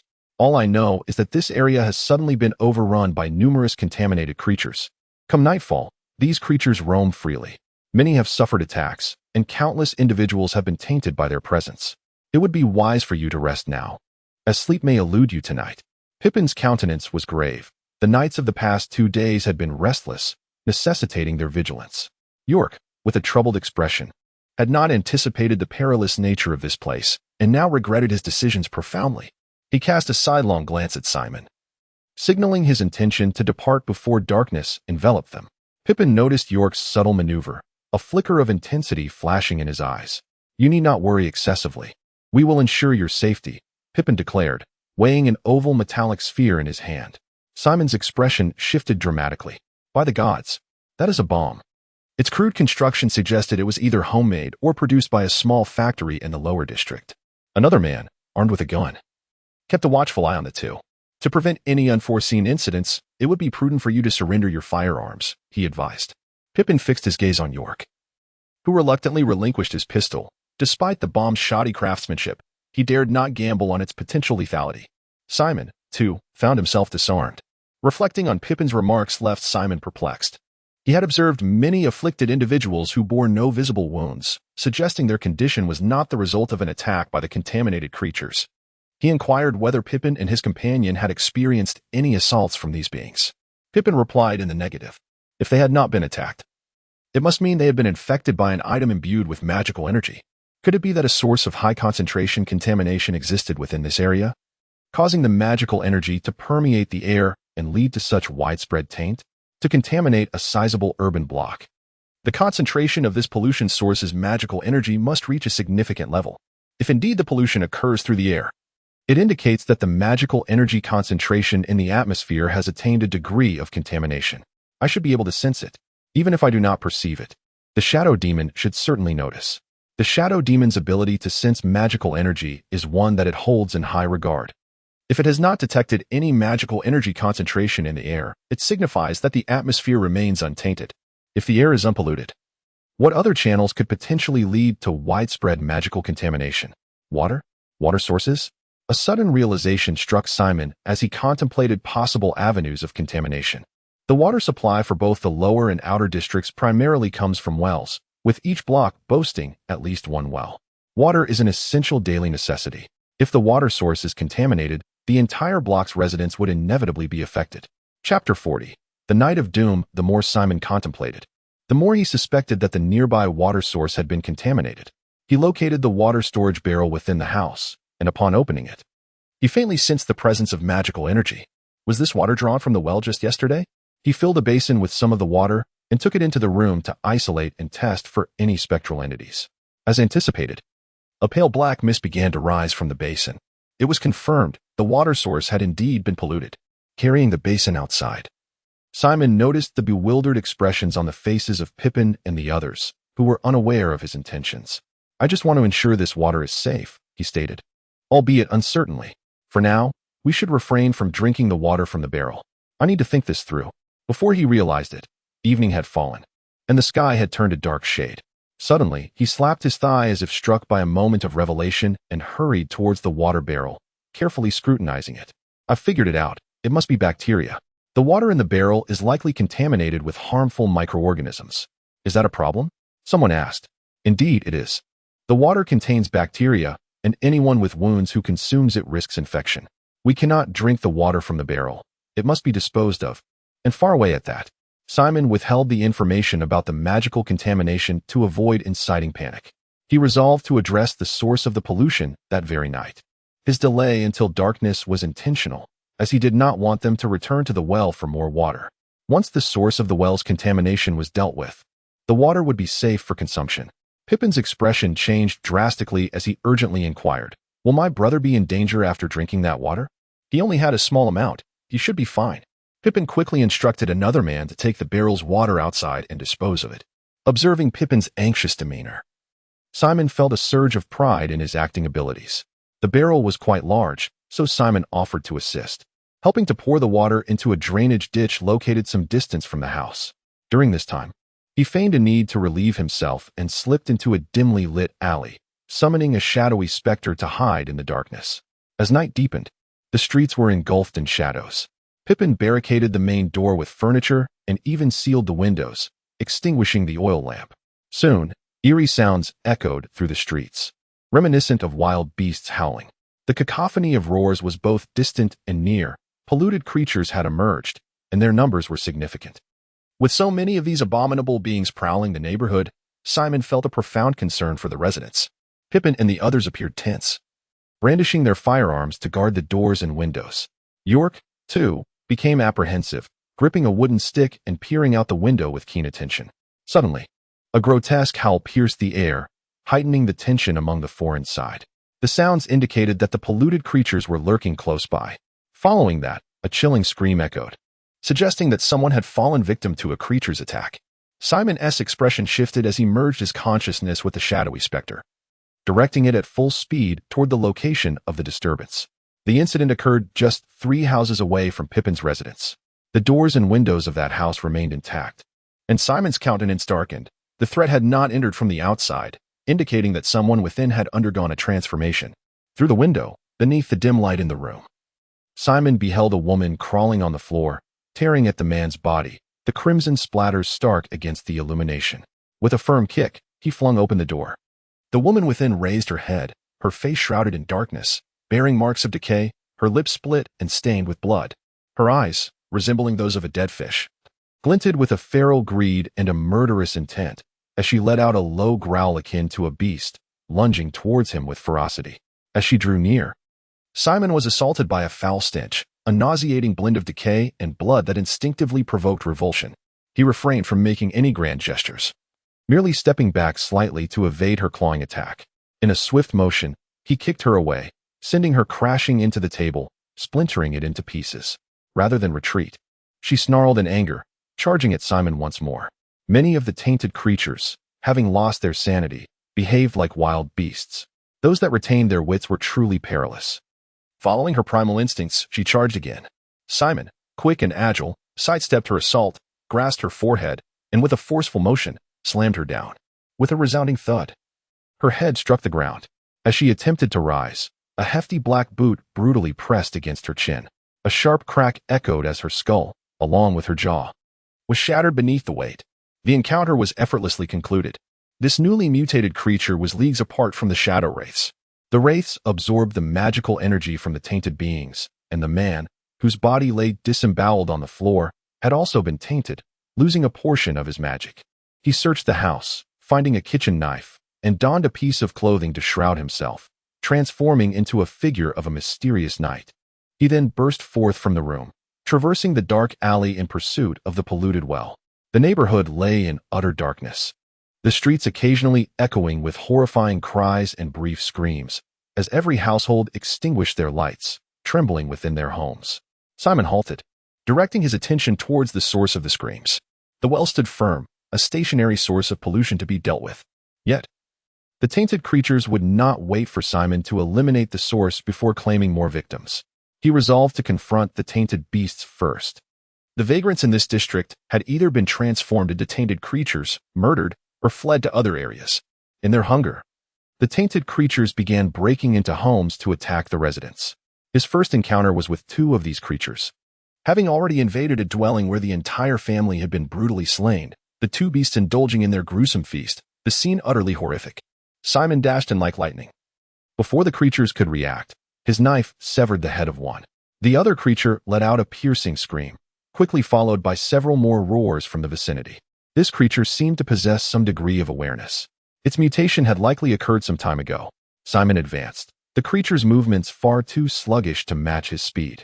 He deftly evaded its attack, delivering a strike that severed its arm, followed by another that decapitated it. This kitchen knife left much to be desired. Simon gazed at the now dull kitchen knife, feeling utterly exasperated. Had he known, he would have brought the enchanted longsword instead. As he heard the hurried footsteps echoing through the alleyways, 3 grotesque abominations burst through the shattered doorway, encircling him and immediately lunging forward. The movements of these foul creatures varied in speed. Swiftly pivoting on the spot, he evaded the attack of one of the monstrosities, his right hand striking with lightning speed to grasp the creature's neck from behind. His fingers, as unyielding as steel, clamped down on its bone, rendering it immobile. With a powerful kick, he sent one of the abominations flying, while his right hand lifted the other, smashing it against the third one, toppling it to the ground. With a sudden surge of strength, he crushed the creature's windpipe, its limbs growing limp as it neared suffocation. He swung fiercely, wielding it as a weapon to strike the oncoming abomination with ferocity. Chapter 41. The standoff. The 2 grotesque creatures collided with tremendous force, crashing to the ground and tumbling away, one of them succumbing to its crushed throat. The other abominable entity lunged once more. Simon pivoted and struck with his blade, brutally severing its arm, and then aimed another blow at its neck. However, the cleaver failed to fully decapitate it, becoming lodged in its flesh. Black ichor spewed forth in a frenzy, splattering everywhere, a consequence of the blade's dulled edge. Rendering the cleaver useless, Simon decided to abandon it altogether. Turning his gaze to the final contaminant, he noticed a flicker of fear in its malevolent grayish-white eyes as it hesitated. As Simon approached, the creature turned and bolted through the shattered doorway in a desperate bid for escape. This wretched being had undergone a transformation, gaining a semblance of intelligence, learning to seek safety and avoid peril. Seizing a wooden chair from the room, Simon dashed through the doorway and hurled it with precision, striking the creature squarely on its back and sending it crashing to the ground. It had barely risen before Simon was upon it, planting a foot upon its back, pinning it down, and delivering a final blow that crushed its neck.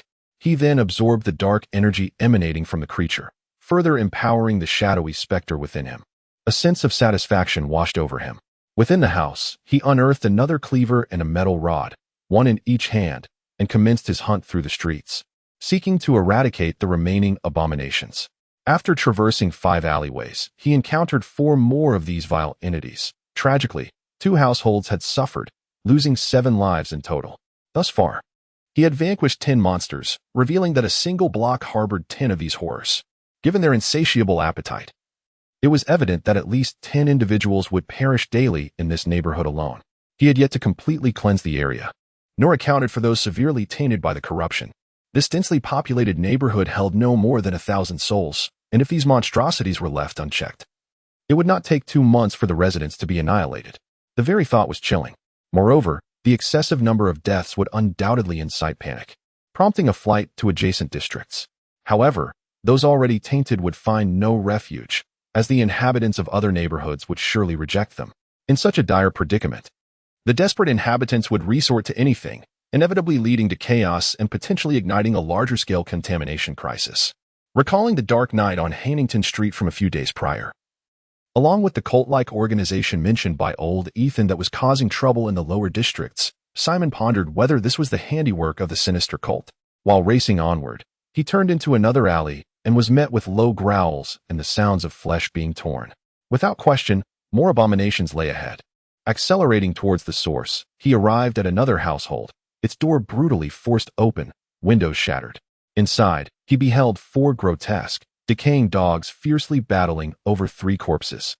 These dogs were afflicted by severe corruption, their bodies riddled with rot, and the fur that remained was matted and filthy. They appeared to be strays, though it was astonishing to see such robust creatures among the homeless.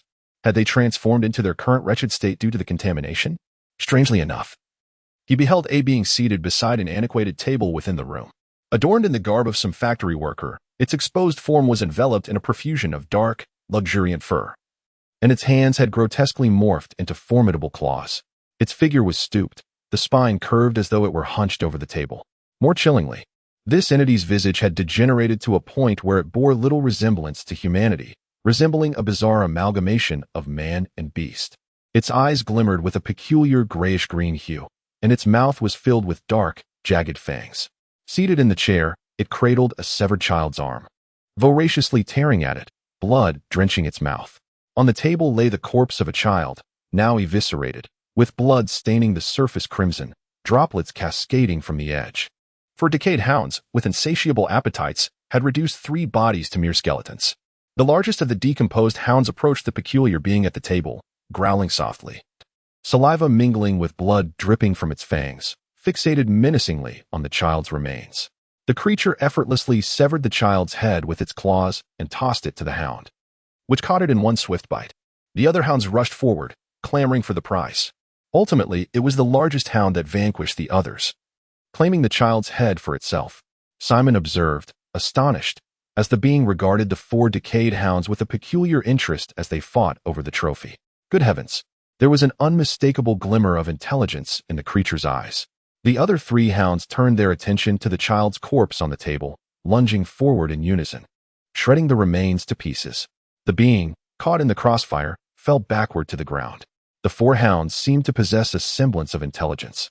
Upon hearing the creature's words, they lifted their heads and glared menacingly at it, barking frantically. The being appeared to be apprehensive of the hounds, retreating hastily by 2 steps. Hey, the boss said you can only consume 1 family per day. What do you expect when this family consists of merely 3 individuals? Fine. I have only devoured an arm and some internal organs of that child. The rest was consumed by you. The hounds continued their fervent barking, while the being feigned helplessness, gesturing towards the window, precisely where Simon was positioned. It became apparent that Simon had long been discovered. Damn it, he had encountered formidable adversaries. Just by observing the eerie being and the 4 hounds, Simon sensed their formidable nature. As the 4 hounds simultaneously turned to Simon and charged, the largest hound surged ahead with astonishing speed, bursting through the already shattered window. The other 3 hounds collided with the wall, dazed from the impact. 2 hounds bolted out through the main entrance. The being cackled maniacally as it exited the house, eager to witness the spectacle of the hounds hunting their prey. Simon retreated repeatedly. The hound, akin to a hunting cheetah, surged toward him with a speed that far surpassed that of any human, narrowly missing Simon. Then, with a powerful leap, it lunged forward, spanning 2 or 3 meters, aiming directly for Simon's neck. The putrid stench assailed Simon's senses, revealing the gaping maw of the decaying hound, within which lay rows of interlaced, ivory canine teeth, each measuring 5 centimeters in length. Between the gaps of these fangs were shreds of fresh meat, recently torn asunder. A surge of murderous intent welled within Simon as he brought his knife down upon the creature's skull, the blade embedding itself into the bone, eliciting a mournful whimper from the rotting beast as it collapsed to the ground. Simon raised his iron rod, poised to shatter its cranium. Yet, at that moment, a cacophony of growls erupted. Following closely, 3 more hounds lunged at Simon, one of which propelled itself off a wall, soaring toward him with its jaws aimed at his head. With a swift strike, Simon sent it flying, the massive creature soaring several meters away, its bones shattering upon impact as the sheer force bent the iron rod in his grasp. As the hound lay on the ground, it whimpered, struggling to rise. But the destruction of its cervical vertebrae rendered it unable to stand. Chapter 42. The Cult of Green Day. 2 decaying hounds lunged at the shadow ghost, one sinking its teeth into his arm while the other clamped down on his thigh, instantly shredding his clothing. Despite their ferocity, the shadow ghost's body was exceptionally resilient, and the hounds failed to penetrate his flesh. The 2 rotting beasts continued to gnash and claw, leaving behind a trail of bite marks. Simon's iron rod swung with a fierce arc, striking the skull of the hound that clung to his thigh. The impact was akin to a heavy blow, shattering the creature's skull and causing its head to cave in. The hound's eyes rolled back in its head as it released its grip, collapsing to the ground and thrashing wildly. The rod bent under the force, and Simon discarded it in favor of seizing the neck of the hound that had bitten his arm, brutally crushing its throat and yanking it away. The largest of the decaying hounds, its skull nearly cleaved in 2, still clung to life with remarkable tenacity. It pounced on Simon, attempting to bite at his throat. In a swift motion, Simon raised one hand to shield himself, while the hound savagely tore at his arm, ripping through his clothing. By the heavens, a knight! The peculiar figure emerging from the house observed Simon's brutal triumph over the 3 decaying hounds, and his demeanor shifted dramatically. What he had anticipated to be a thrilling spectacle of a beast's hunt had turned into a scene of the hunted. Without a moment's hesitation, the figure drew a rather sizable handgun from his waist and charged forward. Simon, still gripping the hound's neck, crushed its throat once more, causing it to emit a pitiful whimper. its voice barely audible as dark, foul blood spewed forth. These rotting hounds possessed strength far surpassing that of the previously encountered abominations. Yet they were still no match for the shadow ghost. Just then, Simon caught sight of the approaching figure, who aimed the handgun directly at Simon's head. In a desperate maneuver, Simon yanked the hound closer to him, using it as a shield. A thunderous crack resounded as gunpowder filled the air. A bullet struck the hound's head, exploding it into a gory mess, leaving a gaping hole the size of an egg, with brain matter splattering everywhere. The figure promptly adjusted his aim, targeting the area no longer obscured by the hound. Simon sprang to his feet, but another gunshot rang out, and he felt a jolt as a bullet struck his thigh, sparks flying as it embedded itself in his flesh. The immense force caused him to falter for half a second, and in that fleeting moment, he was hit once more. With determination, Simon hurled the decaying hound towards the figure. The peculiar man dodged the creature and zeroed in on Simon's position, momentarily bewildered that Simon, despite being struck twice, seemed unscathed. Simon charged towards the figure in a zigzag pattern, evading 4 consecutive shots aimed at him.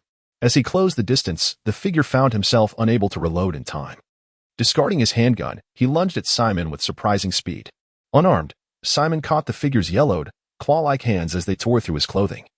Yet they could not pierce the shadow ghost's skin. Unexpectedly effortless. He had initially believed that this peculiar individual would possess considerable strength, yet in their direct confrontation, he discovered that the creature's power paled in comparison to that of the shadow ghost. With a swift motion, he lifted his foot and delivered a forceful kick to its midsection, sending it sprawling several meters across the ground. As the creature landed, it showed no sign of pause.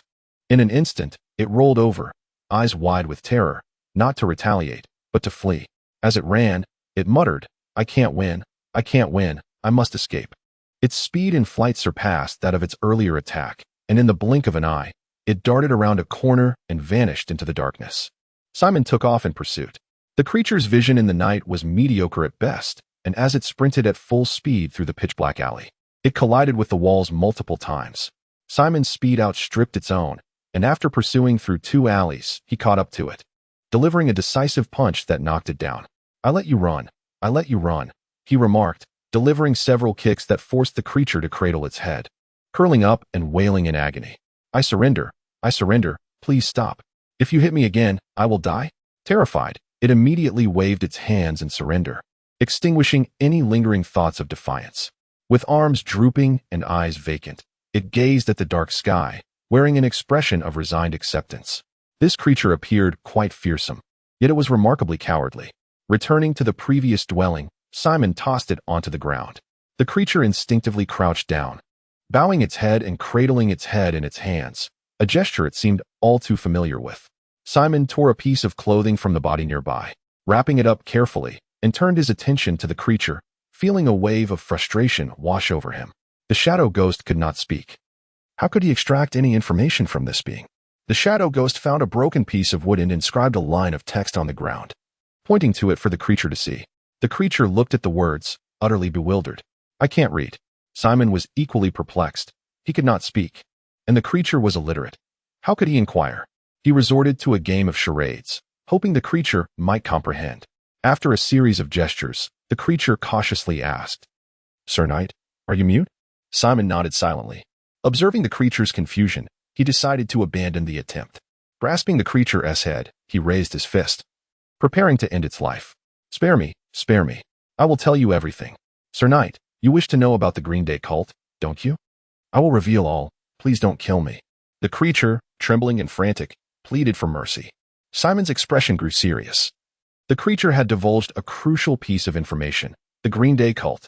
Simon recognized this sect as a typical extremist terrorist organization. Its followers comprised of lunatics and villains capable of any atrocity. The Green Day cult had committed numerous heinous acts throughout history, earning the ire of the entire world. Simon retracted his fist, and the creature immediately exhaled in relief, then began to spill its origins and identity in a torrent of words. It revealed that it had been taken in by a dark knight of the Green Day cult and had been working for them ever since. The arcane pollution that has befallen this neighborhood is the handiwork of the Green Day cult, which has surreptitiously introduced a high concentration of contaminants into the local wells. The precise motives behind this act remain unclear to Barton. Moreover, He has acquired a more crucial piece of information. A Dark Knight of the Green Day cult is stationed near the source of the water well contamination, vigilantly guarding the concentrated pollutants. Should Simon attempt to address the contamination, he would undoubtedly face an assault from the Dark Knight. Fortunately, he has refrained from rushing to the scene. Barton further divulged details regarding the Dark Knight's capabilities, revealing that he wields a unique arcane artifact, allowing him to command a pack of over a dozen corrupted hounds. Each night, Barton leads these hounds in shifts to scavenge within the neighborhood, and the 4 tainted hounds that Simon dispatched were part of the pack under the Dark Knight's control. Chapter 43. The dog trainer trouble has arisen, and it is significant. He is now deeply troubled about whether to confront the source of pollution at the well. To be frank, he feels rather cowardly. The Black Knight of the Verdant Sun sect stands guard over the well, and he is uncertain if he can prevail against him. If this Black Knight is as formidable as the Plague Doctor encountered previously, his shadowy form may be exposed, and with the Verdant Sun sect's capabilities, they might trace it back to Simon. The Verdant Sun sect is comprised of lunatics. Once they set their sights on him, there would be no respite. Yet, if he neglects to address the crystal pollution, the hundreds or even thousands of residents in the district would suffer, and Simon feels a pang of compassion. He cast a glance at the cowardly Barton, who quickly lowered his head. This peculiar individual is nothing but a weakling, a fence-sitter. Simon had witnessed Barton's monstrous acts firsthand. Such a person is indistinguishable from a beast and cannot be allowed to live. He clenched his fists, preparing to deliver a fatal blow. Suddenly, a cacophony of barking echoed from afar, piercing the night with a ferocious intensity. It was the pack of dogs belonging to the Black Knight. Barton raised his head to speak. Simon listened intently to the barking. Some of the cries were anguished, as if the dogs were injured. The pack must be engaged in battle, which was unexpected, for the polluted monsters would not approach the well, and ordinary people could not inflict harm upon the mutated beasts. Could it be that the knights have arrived? Barton glanced at Simon, and indeed, they had arrived. He felt a sense of knowing yet questioning. Then came the dull reverberation of gunfire, further confirming that a confrontation was underway at the well. "My Lord Knight, do you perhaps have allies at the well?" Simon knew he had no allies, leaving only one possibility. The knights from the town hall had emerged. It made sense. Although the town hall did not regard the denizens of the lower city as equals, they would never permit a cult to wreak havoc in that area. Or perhaps, they feared that the cult might orchestrate something catastrophic that could threaten the safety of the inner city. A chance had presented itself for the knights to confront the Black Knight of the Verdant Sun sect.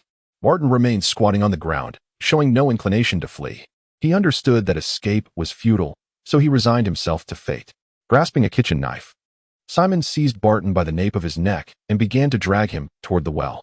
For the moment, he would spare Barton's life, as he might prove useful later. Barton's neck was firmly grasped, his toes dragging on the ground, embodying a picture of despair. As they drew closer to the well, the barking grew clearer, and the gunfire more jarring. In the moonlight, he saw 7 or 8 mutated dogs surrounding 2 individuals, with several carcasses of the beast strewn across the ground. The 2 men ensnared were both middle-aged and dressed quite ordinarily. One wielded blades in both hands, while the other held a long knife in one hand and a large-caliber revolver in the other. The man with dual blades protected his armed companion. When the mutated dogs lunged, he could effortlessly cleave one in half with a single blow, his extraordinary strength sending the creature flying several meters away. The other man displayed remarkable marksmanship, hitting the mutated dogs with precision, most shots finding their mark in the head, resulting in immediate kills. The 2 individuals demonstrated a remarkable synergy, their movements precise and decisive, devoid of any hesitation. The presence of 7 or 8 large dogs posed no threat to them. As they fought, they retreated, leaving behind a trail of the lifeless bodies of the corrupted hounds. "Your companion is truly formidable," the peculiar Barton whispered in admiration. Simon cast his gaze around, searching for the elusive Black Knight of the Green Day cult, who might indeed be the most formidable adversary. Having dispatched all the corrupted hounds, the 2 knights turned resolutely to leave the scene. Suddenly, a thunderous sound erupted, a gunshot reverberating through the air. The knight wielding twin blades lunged forward, striking with such force that he cleaved the flying bullet in 2. Instantly, both men shifted their attention to the dark alley on their left, their expressions tense. Emerging slowly from the shadows was a towering figure. The armed knight immediately fired his weapon. A brilliant flash of white light emanated from a gleaming blade under the moonlight, flickering 3 times as it deflected 3 bullets. As he stepped into the light, It became evident that he was tall and lean, with notably elongated arms. His face was obscured by a dog-headed mask, rendering his features indistinguishable, though a pair of gray-blue eyes glimmered from beneath it. Those eyes, cold and indifferent, concealed a fervent madness akin to a volcano simmering beneath the surface. In one hand, he held a handgun, while the other brandished a gleaming machete. At the sight of this figure, Barton trembled in fear. He was none other than Haywood, the Black Knight of the Green Day cult. "The knights from the town hall have indeed arrived," the Black Knight remarked, his calm and deep voice tinged with excitement. "Dom, you haven't dined this evening. Let these two knights serve as your supper." From the dark alley from which the Black Knight had emerged, a low, guttural roar echoed forth, followed by the appearance of a massive shadow stepping from the darkness. It was a dog of exaggerated size, towering over the previously encountered corrupted hounds. Its body was entirely devoid of fur, as though it had been shaved, and unlike the prior corrupted beings, it exhibited minimal decay. The intact portions of its skin were a sickly black, marred by unsightly wrinkles, a result of the once-rotting flesh healing anew. Creatures tainted by magical energy often undergo a process of decay, with some succumbing to death, while others mutate further under the influence of this energy, potentially healing their decayed forms. Should this transformation continue, such beings may acquire supernatural abilities, leading to the emergence of the extraordinary and the monstrous. Its eyes glimmered a ghastly green, fierce as a wolf, and its fangs were larger and sharper, dripping with a viscous, dark red saliva. It passed by the Black Knight, its gaze fixated on Simon in the alley, emitting a low, menacing growl. A sense of dread gripped Simon. Had he been detected? The dog's piercing green eyes scanned Simon before shifting to the decaying hounds on the ground, then locking onto the two knights, its twisted visage emanating an unbridled ferocity. It continued to emit thunderous growls from its throat, resonating ominously in the air. That was Haywood's pet. Those monstrous hounds were its minions. The sight of those great dogs was terrifying. I witnessed one of them tear a knight apart with my own eyes. The peculiar Barton trembled in fear upon encountering this bald hound, whispering in a quavering voice. The ability to slay a knight speaks volumes of this formidable creature. The dog trainer Haywood is in quite a predicament. We must devise a means of escape. A middle-aged knight, with a grave expression, revealed the identity of the Black Knight. This individual holds considerable notoriety. Yet, the greater the fame, the more formidable the strength. Simon began to harbor thoughts of retreat. The chilling gaze of the Black Knight fell upon Simon's location, causing his eyelids to twitch. He had indeed been discovered. My sense of smell rivals that of Dom. The moment your scent appeared, I detected it. My dear subordinate Barton, and a stranger, reeking heavily of blood. No need to hide, come forth. By the gods! What apparition is this? Simon, gripping Barton, cautiously retreated. He wished to avoid provoking the Black Knight. The bald hound suddenly lunged forward, propelling itself with remarkable speed. Akin to that of a cheetah, and in the blink of an eye, it had darted into the dark alley. Simon, feeling a jolt of panic, flung the peculiar Barton away. A wretched scream echoed as Barton was hurled directly towards the massive hound. Chapter 44. The reaction speed of the wild dog was astonishingly swift.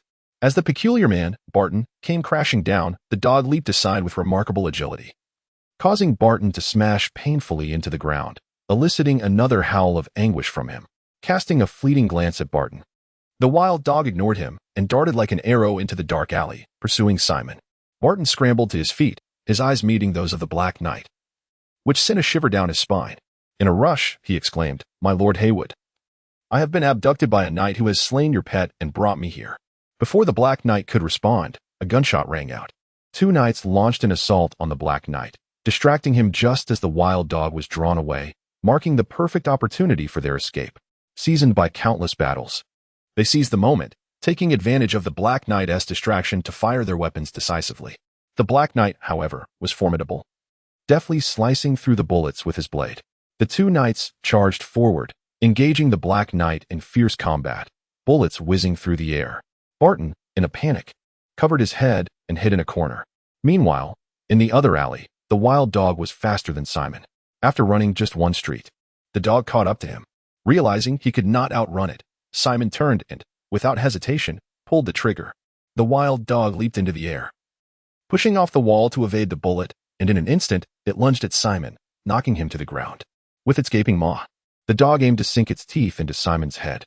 Simon's left hand was pinned down by the dog's paw, but his right hand, still gripping the gun, was aimed squarely at the wild dog. As the dog toppled him, Simon pressed the handgun against its abdomen without a moment's hesitation. The resounding gunfire echoed through the alley as 5 bullets struck the wild dog's belly, piercing its body and causing dark blood to cascade down. Yet, those 5 bullets were insufficient to slay the beast. Undeterred by its injuries, the wild dog clamped down harder. Simon hastily tilted his head, but still, the dog's jaws grazed his left cheek, its long fangs tearing through the resilient flesh of his face. Were he an ordinary human, such an attack would have been fatal. The wild dog tightened its grip, intent on tearing off the left half of Simon's face. With a surge of strength, Simon thrust his right hand upward, flipping the dog over. Even so, the wild dog refused to release its grip, pulling Simon backward as it sought to rend his face apart. Simon swung the kitchen knife in his left hand toward the wild dog, but the beast did not retreat, allowing the blade to slice across its face, blood gushing forth. Driven by an unwavering determination to achieve its goal, the wild dog exhibited a ferocity that Simon had never witnessed in a dog before. Realizing it could not tear off Simon's face, the wild dog pressed its front paws against Simon's head and left shoulder, gnashing its teeth in a frenzy. Simon felt his face begin to deform under the relentless assault. If this continued, the wild dog would indeed tear away the left half of his visage. In a desperate maneuver, Simon performed a backflip, shifting his entire weight onto the wild dog. This action would surely exacerbate the wound on his left side, but at that moment, he had little choice. He knew that even if the wild dog succeeded in tearing off half of his face, he would survive the ordeal. The shadow demon pressed down on the bald dog, who finally relented. However, Simon had no intention of letting him go. One hand firmly grasped the bald dog's head, a finger pressing into its eye socket, penetrating deep within, causing the eyeball to burst like overripe fruit. The bald dog let out a wretched scream, thrashing about in a desperate attempt to throw Simon off. With his other hand, Simon seized the hard bone of its right leg through the decaying flesh, wrapping his legs around its waist, ensuring that the bald dog could not shake him off. In a furious rage, it slammed against the wall with enough force to shatter it. The impact sent the shadow demon crashing into the wall, causing it to crumble and collapse. Simon exerted tremendous force, crushing its leg bone, causing the creature to lose its balance and fall to the ground. Seizing the opportunity, Simon delivered a powerful punch to its head, hearing a sickening crack as the skull shattered. Yet, even in death, the bald dog did not succumb easily. Simon unleashed 2 more punches, obliterating its head and finally ending its life. Rising to his feet, he touched his left cheek, which had been split open and was now grotesquely deformed. He kicked the bald dog several times in anger, cursing under his breath as he absorbed the magical energy emanating from its body. The concentration of magic within the bald dog was several times greater than that of the polluted dog, explaining its formidable strength. After absorbing a significant amount of magical energy, the shadow demon's disfigured left cheek regained some semblance of its former self. He grabbed his handgun, reloading it with fresh ammunition, and armed himself with a kitchen knife before cautiously making his way towards the direction of the Black Knight, eager to ascertain the situation there. This time, Simon moved with extreme caution. The Black Knight was locked in fierce combat with 2 knights who were clearly at a disadvantage, their bodies marred by numerous wounds. The Black Knight effortlessly overpowered both, exuding a terrifying prowess. Realizing he could not match such ferocity, Simon made a decisive choice to retreat. Disregarding the fate of the 2 knights, an audacious thought struck him. Could he take advantage of the Black Knight's distraction to stealthily approach the well and pilfer the source of pollution? The notion took root in his mind with alarming urgency. He slipped into the shadowy alleyways, stealthily drawing closer to the well. Emerging from another street, he sprinted towards the well, feeling an overwhelming sense of foreboding and the shadow demon's palpable excitement as he drew nearer. "My Lord Haywood, that knight is approaching the well." Suddenly, a thunderous roar pierced the night. Barton, the peculiar figure, had spotted Simon nearing the well. Curse him! Simon gritted his teeth, regretting not having dealt with him first. The Black Knight cast a fleeting glance in Simon's direction, his countenance shifting dramatically. He realized the bald dog had not followed, deducing that it may have been slain. His gray-blue eyes flickered with terrifying murderous intent as he broke away from the 2 knights, turning to sprint towards Simon at full speed. His speed was ghostly, covering several meters in an instant, like a phantom closing the distance with alarming swiftness. The 2 knights, panting heavily, exchanged uncertain glances, hesitating to assist. Witnessing the Black Knight's terrifying velocity, Simon was struck with dread. He raised his gun and fired, but the Black Knight dodged with uncanny agility. evading every bullet before closing in on Simon with blinding speed. As the gleaming blade descended from above, it resembled a radiant scythe aimed at Simon. Its speed so astonishing that he barely managed to lift his kitchen knife in time. The blade struck his knife, cleaving it effortlessly in twain. It then found its mark upon Simon's body, propelling him backward as if he had been struck by a speeding automobile, leaving a gaping gash across his chest. Simon was struck with terror, his body rendered cold. The last time he experienced such a sensation was when the plague doctor pierced the shadowy specter. The might of this Black Knight was truly beyond comprehension. The Black Knight cast a glance at the blade, noting the absence of blood, which piqued his curiosity. The two knights who had been observing the scene, without hesitation, turned to flee. After all, if Simon was no match for the Black Knight, they would only endanger themselves by intervening. Only a fool would attempt to save him.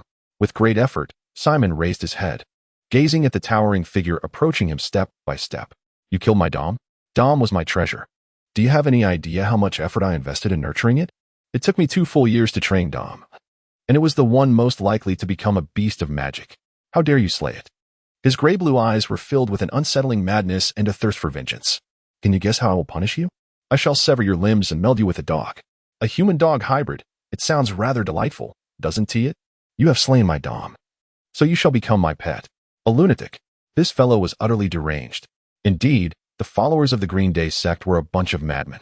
Simon struggled to rise, then leapt backward with all his might. The well was not far off, and he propelled himself toward it with all his strength.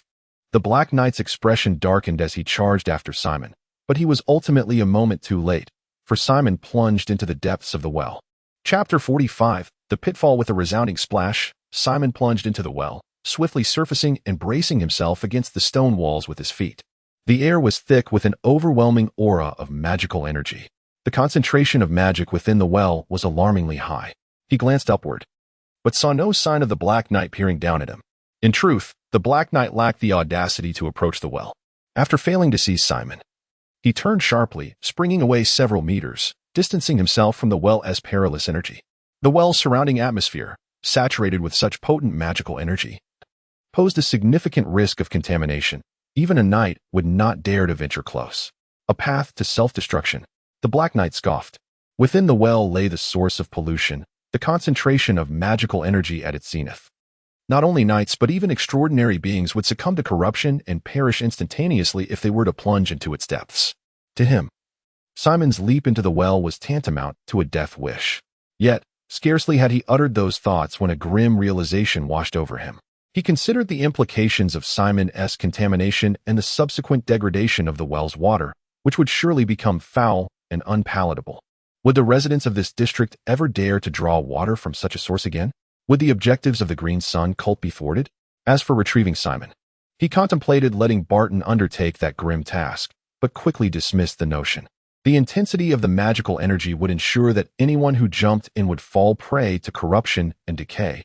The well's water was undoubtedly compromised. It would be wiser to eliminate the source of pollution and seek another well, as this one was rendered unusable. Selecting the nearest well to dispose of the contaminant would suffice to achieve their goal. Who would retrieve the source of pollution? Certainly not he himself. That task would fall to the eccentric Barton. Little did Barton know he had been assigned a quest fraught with peril. Beneath the surface of the well, Simon dove deep, heading towards its bottom. He could sense an unimaginable concentration of magical energy lurking there, undoubtedly the source of the contamination. The well was quite deep. It took him 2 or 3 meters to reach the bottom, where he began to search. In a corner of the well's floor, he discovered a stone sphere, ensconced in a tattered cloth and secured with a rope that ascended along the wall, anchored 2 meters above the water's surface. This stone sphere emanated a terrifying wave of magical energy. It was the very source that had polluted the entire well. My goodness! This magical energy must be at least of level 9, Simon exclaimed, surfacing to examine the stone sphere. Its gray surface was adorned with mysterious engravings, suggesting an ancient origin. It was likely crafted from a high-concentration magical ore. He was poised to absorb the magical energy within the sphere to bolster the power of his shadowy specter when he heard a commotion above. It was the lamentations of the eccentric Barton. The Black Knight had forced Barton to descend into the well to retrieve the source of pollution. Barton was no fool. He recognized the grave danger that awaited him below and was reluctant to comply. Yet, with the Black Knight's blade poised menacingly at him, refusal would mean instant dismemberment at the hands of his own ally. With a woeful expression and despair in his eyes, Barton lamented his fate. To escape death at the hands of the enemy only to meet his end by his own comrades was a cruel twist of fortune. Along the well's wall, a rope connected to the source of pollution dangled invitingly. If he could grasp that rope swiftly enough, he might retrieve the contaminant and avoid his dire fate. What more could Barton do but strive to extract the source of contamination with utmost haste? At that moment, Simon suddenly emerged from the well, deftly scaling the wall with his feet and pulling himself over the edge with his hands. The sight startled Barton. Indeed, fortune was on Simon's side. He had not perished. A glint of fierce determination flashed in the Black Knight's eyes as he unleashed a spectral burst of speed, closing the distance to Simon within mere seconds. The gleaming blade cleaved through the air, severing all in its path. Simon evaded with remarkable agility, yet still felt the blade graze his attire, leaving a gash upon his flesh. The Black Knight wielded his weapon with ferocity, striking with rapid, sweeping motions, the luminous edge of his sword flickering ominously. Despite Simon's desperate dodges, he sustained multiple wounds. A lesser man would have succumbed long ago. However, the Black Knight abruptly halted, a look of horror and dread overtaking his gray-blue eyes. The malevolent energy radiating from Simon began to take its toll on him. The areas contaminated started to decay at an alarming rate, the taint of malevolence spreading rapidly throughout his body, inciting the latent powers within him to awaken. He leapt back, retreating a meter, his hands trembling, unable to maintain a firm grip on his sword, tainted blood oozing from his body, trickling down his clothing. Was he finally reaching his limit? Simon gritted his teeth, fixating on the Black Knight as he stepped forward, closing the distance. With his right hand, he retrieved the stone orb, the source of the contamination. His confidence in emerging from the well stemmed from the strength of the orb's malevolent energy. The potency of the malevolence within the stone was so profound that mere proximity would lead to contamination, let alone direct contact. Simon cradled the orb close, luring the Black Knight in, intent on ensnaring him with the orb's energy. The Black Knight, though initially careless, recognized the threat and attempted to retreat. Yet he was still tainted by the malevolence. Seizing the moment, Simon surged forward, hurling the orb at the Black Knight, inflicting the maximum possible contamination upon close contact. A pained shriek erupted from the Black Knight as he clutched his head in agony, his grotesque mask shattering under his grip to reveal his true visage. His face was a horrifying sight. The right side was ravaged by the malevolent taint, with decayed flesh exposing his dental sockets. The left side bore traces of contamination, exhibiting signs of decay as well. It was no surprise he had resorted to wearing a mask. His head visibly deteriorated, chunks of hair falling away as blackened blood seeped from his wounds. His already repulsive features transformed into a grotesque mass of putrid flesh. The contamination swiftly spread throughout his body, accelerating his decay. Blood oozed rather than flowed, forming a considerable pool beneath him. His abdomen swelled, as if something within him writhed restlessly. Despite retaining some semblance of reason and a fierce survival instinct, the Black Knight, enduring excruciating pain from his rotting form, attempted to retreat in a bid for escape. However, the severity of his contamination hindered his spectral speed. His abdomen continued to swell until, like a balloon at its breaking point, a mass of decayed flesh burst forth, cascading down his garments and pooling upon the ground. The decaying flesh resembled a grotesque mass, emanating a horrific stench that was utterly unbearable. Simon lunged forward, his fist striking the putrid visage with tremendous force. With a resounding crash, it shattered, brains and foul blood splattering in a chaotic mix, some even staining Simon's face. The towering figure collapsed. A formidable knight of the Green Sun sect had fallen victim to Simon's actions. Simon glanced towards Barton's position, only to find him vanished, the enigmatic Barton having wisely fled at the first sign of danger. In haste, Simon began to probe the Black Knight's corpse, which had succumbed to advanced decay. Its flesh yielding to the touch like tofu, the bones weakened considerably. At the knight's waist hung a leather pouch, secured to his belt. Inside, he discovered a small, grayish whip that appeared somewhat antiquated, likely a relic of old. The whip was crafted from some form of animal hide, though Simon could not ascertain its origin.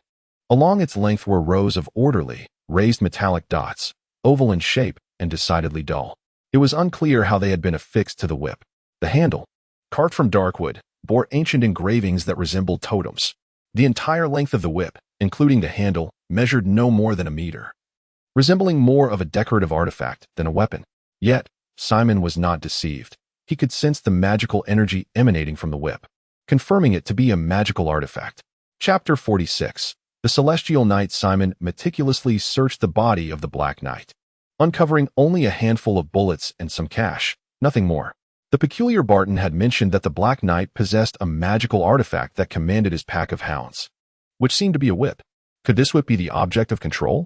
Simon found it hard to believe that such a whip could exert dominion over ferocious beasts.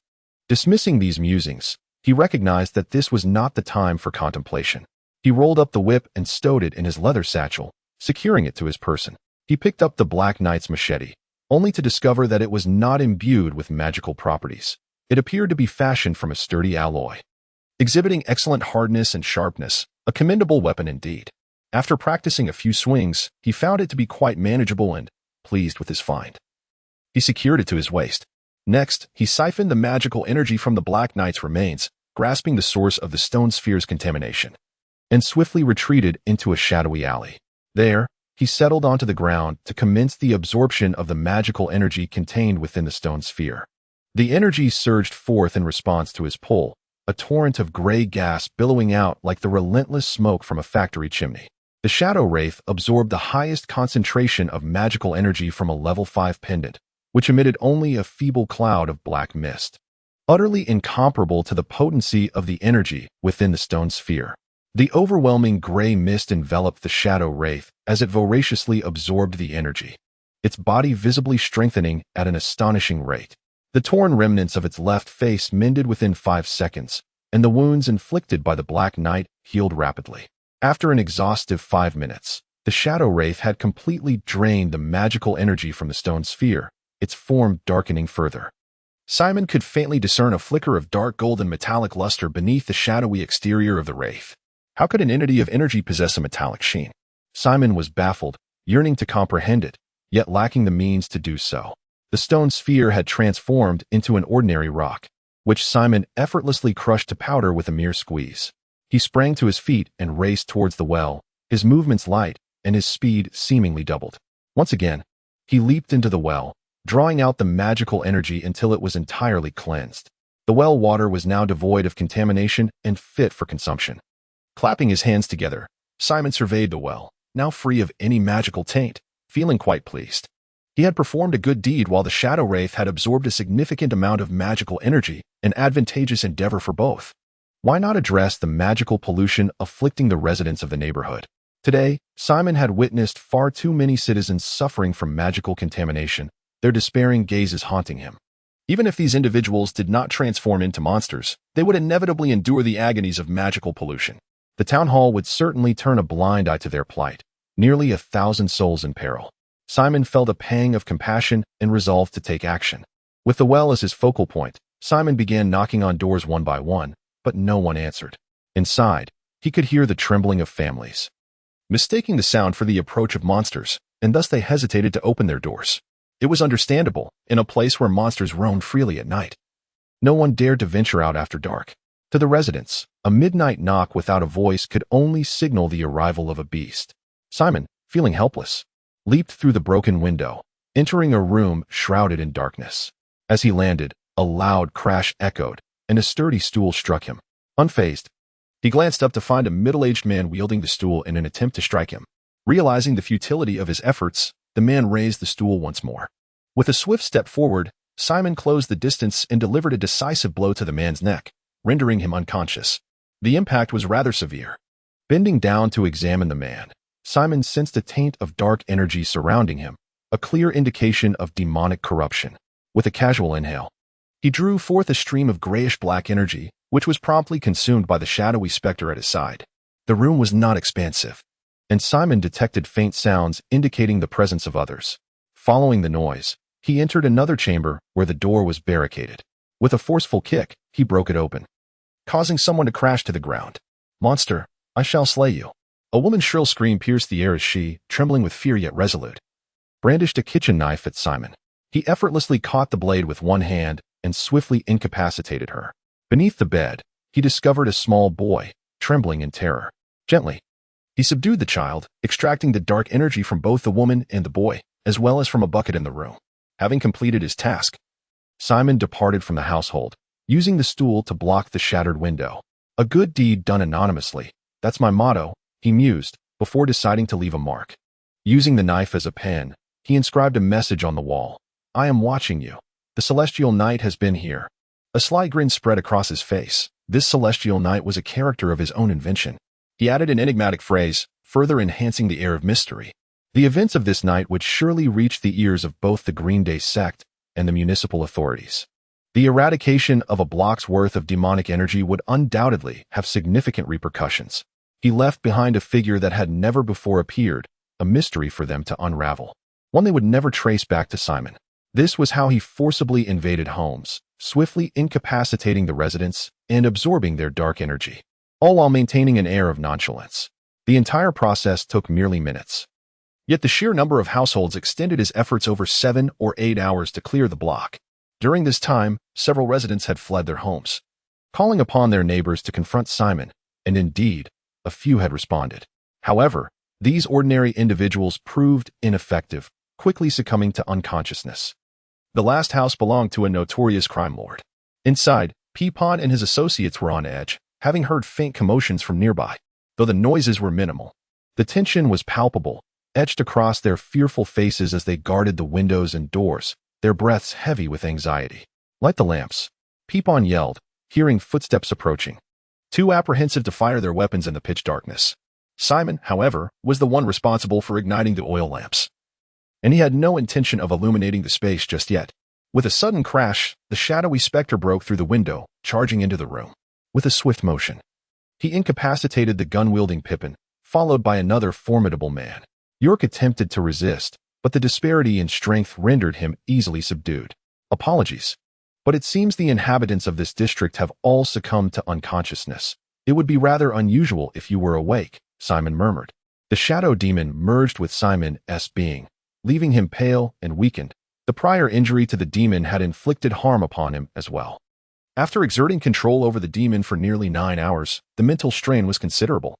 He paused to rest, retrieving a slender whip and scrutinizing it intently. Could this object genuinely exert control over living beings? Simon found the notion somewhat absurd. Yet, it was the sole enchanted item possessed by the Black Knight. Was it possible that Barton was deceiving him? But upon reflection, there seemed to be no motive for such a lie. Simon struck his arm lightly with the whip, and an electric jolt coursed through him, invigorating his senses. Oddly, he felt a rush of exhilaration. What was happening? He focused intently on the whip. There was something peculiar about it. The previous strike had not been forceful, yet it undeniably elicited a sensation akin to an electric shock, penetrating deep into his soul. This whip had the potential to stimulate the mind. Could it be a specialized instrument? Did Black Knight Haywood harbor unusual proclivities? Dismissing any superstitions, he struck his arm more forcefully. Simon rolled his eyes in agony, trembling as his complexion grew even paler, gasping for breath. This whip was rather intense. The sensation was akin to striking at the very essence of his being. This confirmed that the whip indeed possessed the ability to stimulate the mind. Chapter 47. The Robber. How does one utilize this item? The whip, indeed, possesses the ability to stimulate the spirit, but it is not merely an ordinary magical artifact. What is its intended use? Is it simply for striking the opponent? This method of training seems rather misguided. Should not the training of a dog be based on love and patience? Is this approach not excessively harsh? Did the Dark Knight Haywood also employ such methods to command his pack? He examined the whip meticulously, yet failed to uncover any alternative applications.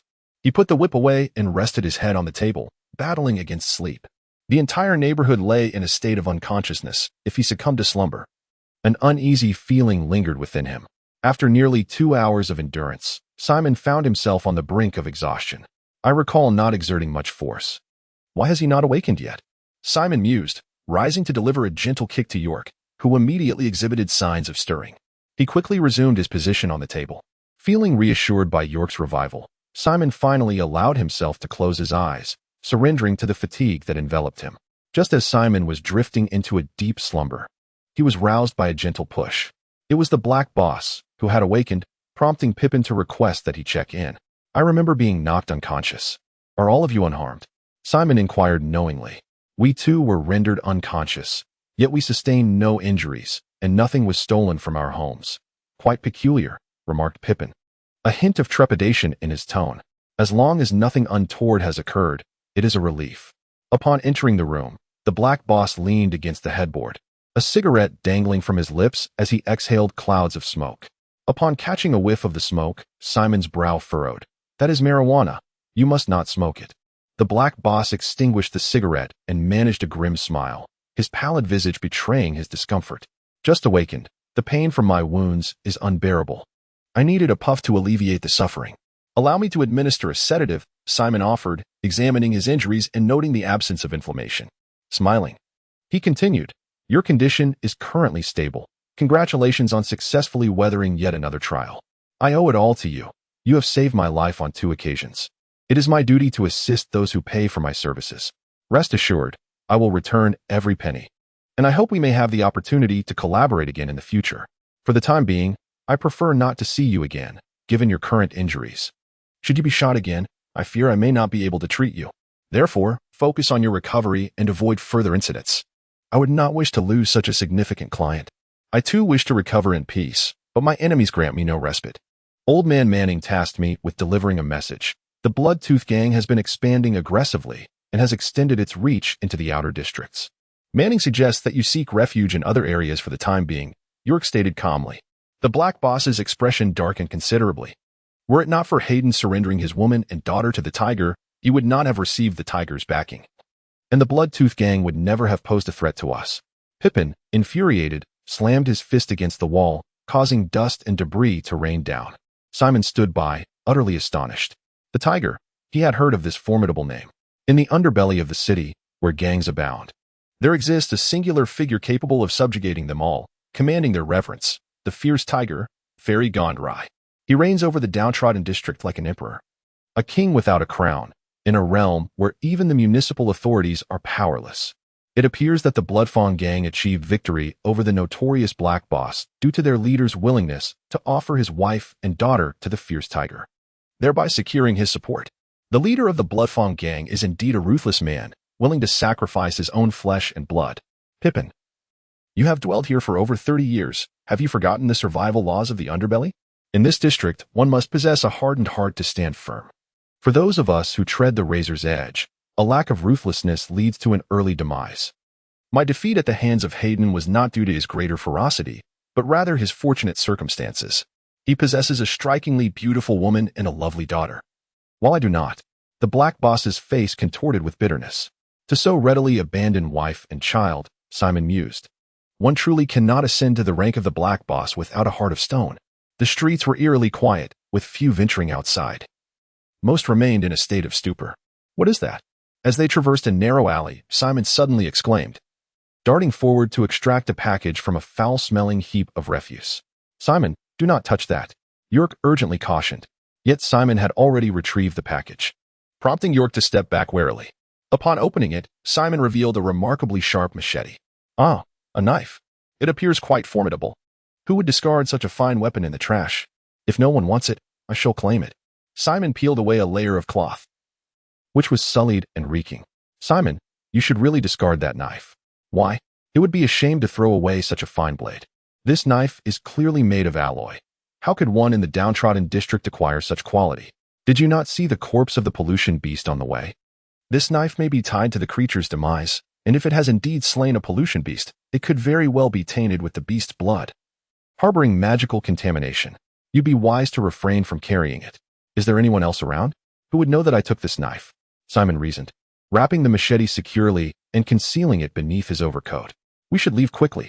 Seeing that his attempts to dissuade Simon were futile, York resigned himself to the situation. Though his intent to maintain distance from Simon was palpable, his caution apparent. Not 100 meters from the market, 3 filthy stray dogs emerged, encircling Simon. Their fur was matted and grimy, swarming with flies, emanating a foul odor reminiscent of rancid refuse, as though they had wallowed in a sewer. The trio comprised one robust adult dog, fierce and scarred, alongside 2 diminutive, emaciated pups. They surrounded Simon, fixating hungrily on the meat he carried, barking incessantly. Simon felt bewildered. Were these truly stray dogs? They resembled more like brigands. Ah, my young friend, they reign as the little tyrants of the market. Toss them a morsel of meat, and they shall spare you, remarked a middle-aged man with a smile as he passed by. Is there no one to manage them? How could anyone not? Many have tried, yet to no avail. Observe that large dog. We affectionately refer to it as the bandit. It possesses a remarkable cunning, often leading a pack of strays to scavenge for food near the market, harassing unsuspecting patrons. The market vendors have attempted to drive them away countless times. While many other strays have met their demise, this one seems to possess an extraordinary resilience. Eventually, even this formidable creature grew wary, congregating with its band of strays just beyond the market, lying in wait for those who emerge. Numerous individuals have suffered their incessant pestering. Should you attempt to strike them, they will retaliate with brazen aggression. If you cannot prevail, they flee with the swiftness of a specter. Yet, should you refrain from confrontation, they will encircle you, becoming quite a nuisance. With the amount of meat you've procured, it seems you may soon part with some blood, the middle-aged man remarked with a hint of schadenfreude. Chapter 48. Pets a stray dog demanding protection fees? He found himself intrigued by the stray dog dubbed Bandit.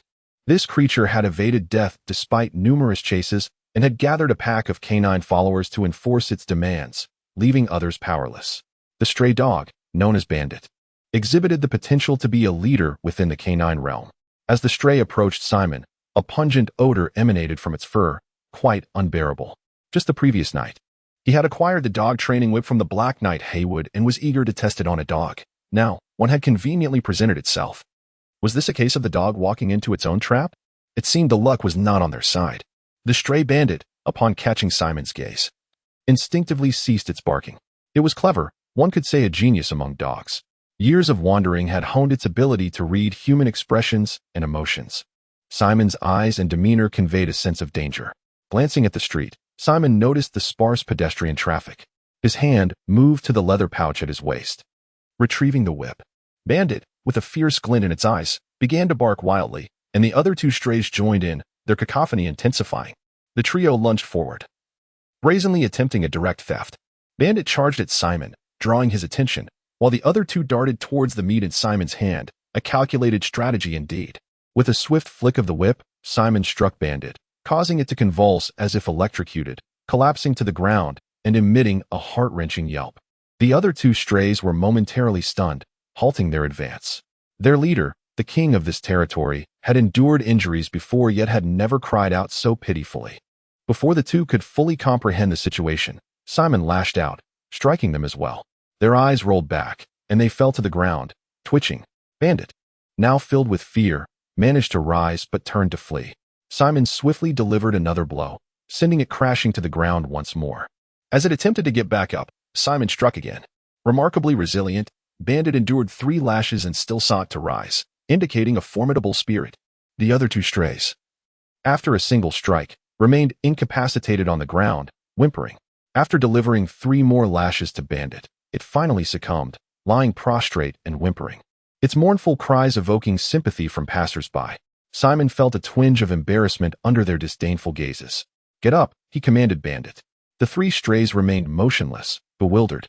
Simon felt somewhat foolish, expecting the dogs to comprehend his words. He gestured for them to rise, and Bandit, true to its canine brilliance, quickly grasped Simon's intent and cautiously got back on its feet. The other two, slightly less astute, took a while to react. "Follow me," Simon instructed, leading the way. However, Bandit turned to flee, exhibiting its wild nature. Fortunately, its movements were clumsy, and it could not escape quickly. Simon caught up and delivered another lash, toppling it once again. After enduring 2 more strikes, Bandit finally settled down, showing a marked change in demeanor. Following Simon obediently, the other 2 stray dogs lay on the ground, too frightened to move. The moment Simon raised his whip, they immediately dropped to the ground, not daring to flee. Indeed, that whip served its purpose well. "Oh, it's a robber. Simon, that dog is fierce and could bite. We must drive it away," exclaimed Dame, startled by the stray. He quickly embraced his sister, Rakier. "Do you know it? A few days ago, when my mother and I went grocery shopping, I encountered it. It was quite menacing and almost attacked me. My mother had to give it a piece of meat for it to leave," Dame said, a hint of fear in his voice. "It won't bite you now. Don't you believe me? I'll demonstrate." "Robber, lie down." Robber appeared somewhat perplexed by Simon's gestures. With no other choice, Simon raised his whip again, and the 3 dogs promptly lay down, trembling in fear. "Simon, they seem to be quite afraid of you." "Of course. I've certainly given them a good beating. Let us go inside. I'll prepare a delicious meal for you." Dame and Rakier joyfully dashed into the house. Simon had initially intended to adopt them as pets. Feeling somewhat lonely living alone, having 3 pets seemed like a splendid idea. However, the 3 stray dogs were terribly dirty, so he first needed to wash them. After nearly an hour of effort, Simon, along with the 2 little ones, managed to clean the 3 stray dogs thoroughly. He cooked several dishes and shared a meal with Dame and Rakier, of course, ensuring to prepare food for the 3 dogs as well, all meat. The dogs devoured their meal hungrily, clearly starved. From now on, you shall be my pets, but we cannot do without names. You shall be called Robber. The name suits you well, and you 2 will be named Little 1 and Little 2. Simon casually named them, not overly concerned with how melodious the names sounded. I'm off to bed now. Don't cause me any trouble, all right? As he left, he used the whip to intimidate the 3 dogs, who promptly lay down, tucking their heads in fear. When he awoke, the sky had already darkened. Simon stepped outside to check on the 3 dogs, who were relatively well-behaved, lying quietly on the ground. As he approached, their expressions visibly changed. They were terrified and immediately assumed a proper position, remaining completely still. After his meal, without any monster blood left for training, Simon decided to discipline the 3 dogs. Any incorrect movements would be met with the whip, while correct actions would earn them a piece of meat. This was also why he hadn't fed them dinner. Under the whip's intimidation, the dogs showed considerable improvement, particularly Robber, who was beginning to understand Simon's hand signals. Simon was quite pleased with their progress. As he gazed at the 3 dogs lying before him, a new thought struck him. The night before, the Dark Knight Haywood's pack of dogs were all formidable beasts, exhibiting astonishing combat prowess, especially the Dog King, who could rival a knight. How impressive it would be to possess a Dog King as a pet, one that could assist him in battle. The thought was quite enticing. Perhaps he should experiment with magical energy to stimulate their strength?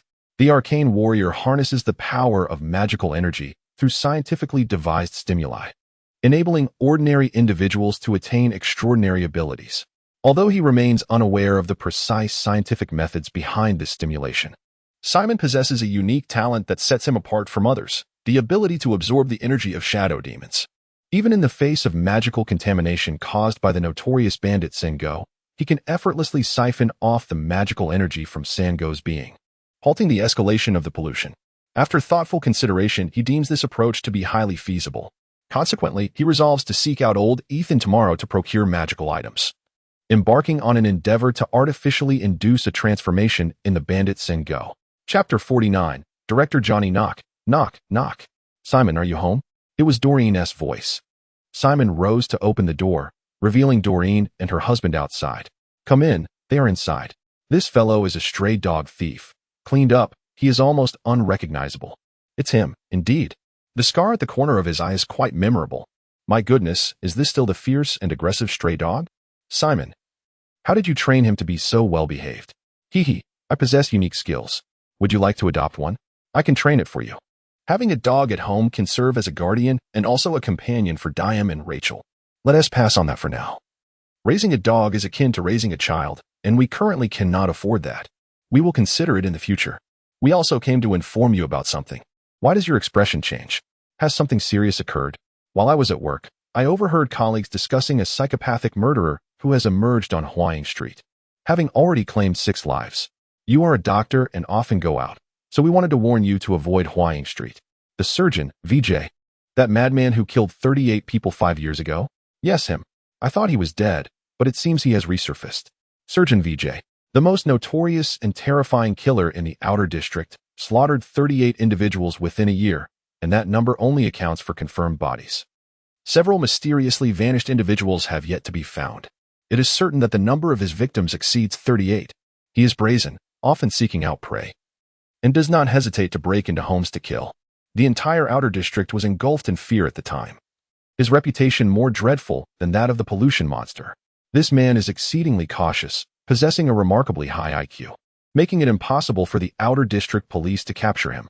5 years ago, he murdered the 10-year-old daughter of the Outer District Police Chief, inciting the wrath of the police. The Inner District Police also dispatched personnel to investigate, intensifying their efforts. They nearly apprehended him, but he managed to escape, disappearing for 5 years thereafter. The residents of the Outer District believed him to be dead. After 5 years, this terrifying figure, which had cast a shadow over the hearts of the Outer District residents, has struck again, with his first target being the police. Even leaving a body at the police station's doorstep, a blatant provocation. Thank you for the warning, I understand. Please take care of your safety as well. Simon escorted Doreen and her husband out, gazing into the night, lamenting the tumultuous season where all manner of demons and monsters have emerged. The next day, Simon set out early, heading to 3rd Avenue. As the street closest to the inner district, its cleanliness surpassed that of other neighborhoods, with pedestrians dressed appropriately and exhibiting a commendable demeanor. Occasionally, one could even see mounted police passing by. Simon walked while observing, stopping in front of a store. Night Martial Arts Academy. This must be the place. Upon entering, Simon found the interior simply adorned, featuring a sofa in one corner, a tea table, and a counter. Behind the counter sat a girl clad in athletic attire. The moment he entered, she promptly rose and stepped out from behind the bar, her physique radiating the vigor of youth. Good day, sir. I am the receptionist of the Knights Martial Arts Academy. How may I assist you? I have heard that the director of the Knights Martial Arts Academy was once a knight himself, proficient in both unarmed and armed combat. I have come specifically to seek his guidance in mastering combat techniques and weaponry. To engage the director, please hold on. I shall fetch him at once. Wait. Let me first inquire about the fees. She moved rather swiftly. Before Simon could finish his sentence, the girl had already opened the door to the inner chambers and dashed inside. Peering through the doorway, he glimpsed a spacious courtyard, the sounds of combat echoing, likely emanating from the academy's training area. In less than 2 minutes, the girl returned, accompanied by 2 men, one a middle-aged Caucasian, the other an imposing African-American. The Caucasian appeared lanky and disheveled, lacking any remarkable features. The African-American, however, startled Simon. Towering over 2 meters, he possessed a robust physique. Bare-chested and glistening with perspiration, he seemed to have just completed a rigorous training session. His muscles, while not excessively pronounced, were perfectly proportioned, clearly indicative of natural strength rather than the result of performance-enhancing substances, a truly striking sight. You must be the director of the Knights Martial Arts Academy. Your physique is quite impressive, Simon exclaimed, his excitement prompting him to approach for a handshake. The large man looked bewildered, while the Caucasian and the girl exchanged bemused glances. Ahem, the middle-aged man coughed lightly. Sir, I am the director of the Knights Martial Arts Academy, Johnny Depp. Simon glanced at the middle-aged man, scrutinizing him with a puzzled expression before turning to the girl. He is the director of the academy? Am I truly so aged at 25? The towering African-American leaned down to peer at Simon, a look of innocence on his face. Goodness, at 25, why do you look so mature? One could easily mistake you for 45. Simon chuckled awkwardly as he shook hands with the middle-aged man. Are you genuinely the director of the Knights Martial Arts Academy? Simon questioned, still incredulous at the sight of the scruffy, unkempt man, unsure if he had ventured into the right establishment. Isn't my picture hanging on the wall? Have you no sense of color? Director Johnny pointed to a photograph of himself in military camouflage, exuding a commanding presence. This is you? Who else could it be? Look closely, it's unmistakably me. Although I may have aged somewhat, it is still evident, is it not? Yet your physique appears drastically different. I sustained injuries in my past, leading to my retirement and significant weight loss.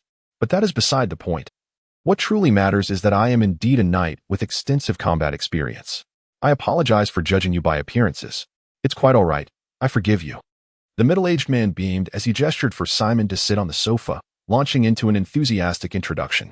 I have heard that you seek to learn combat skills from me. You have indeed come to the right person. In my previous military service, I was a champion in hand-to-hand combat and excelled in various forms of martial arts. In the realm of unarmed combat, I am proficient in boxing, sanda, and freestyle fighting, among others.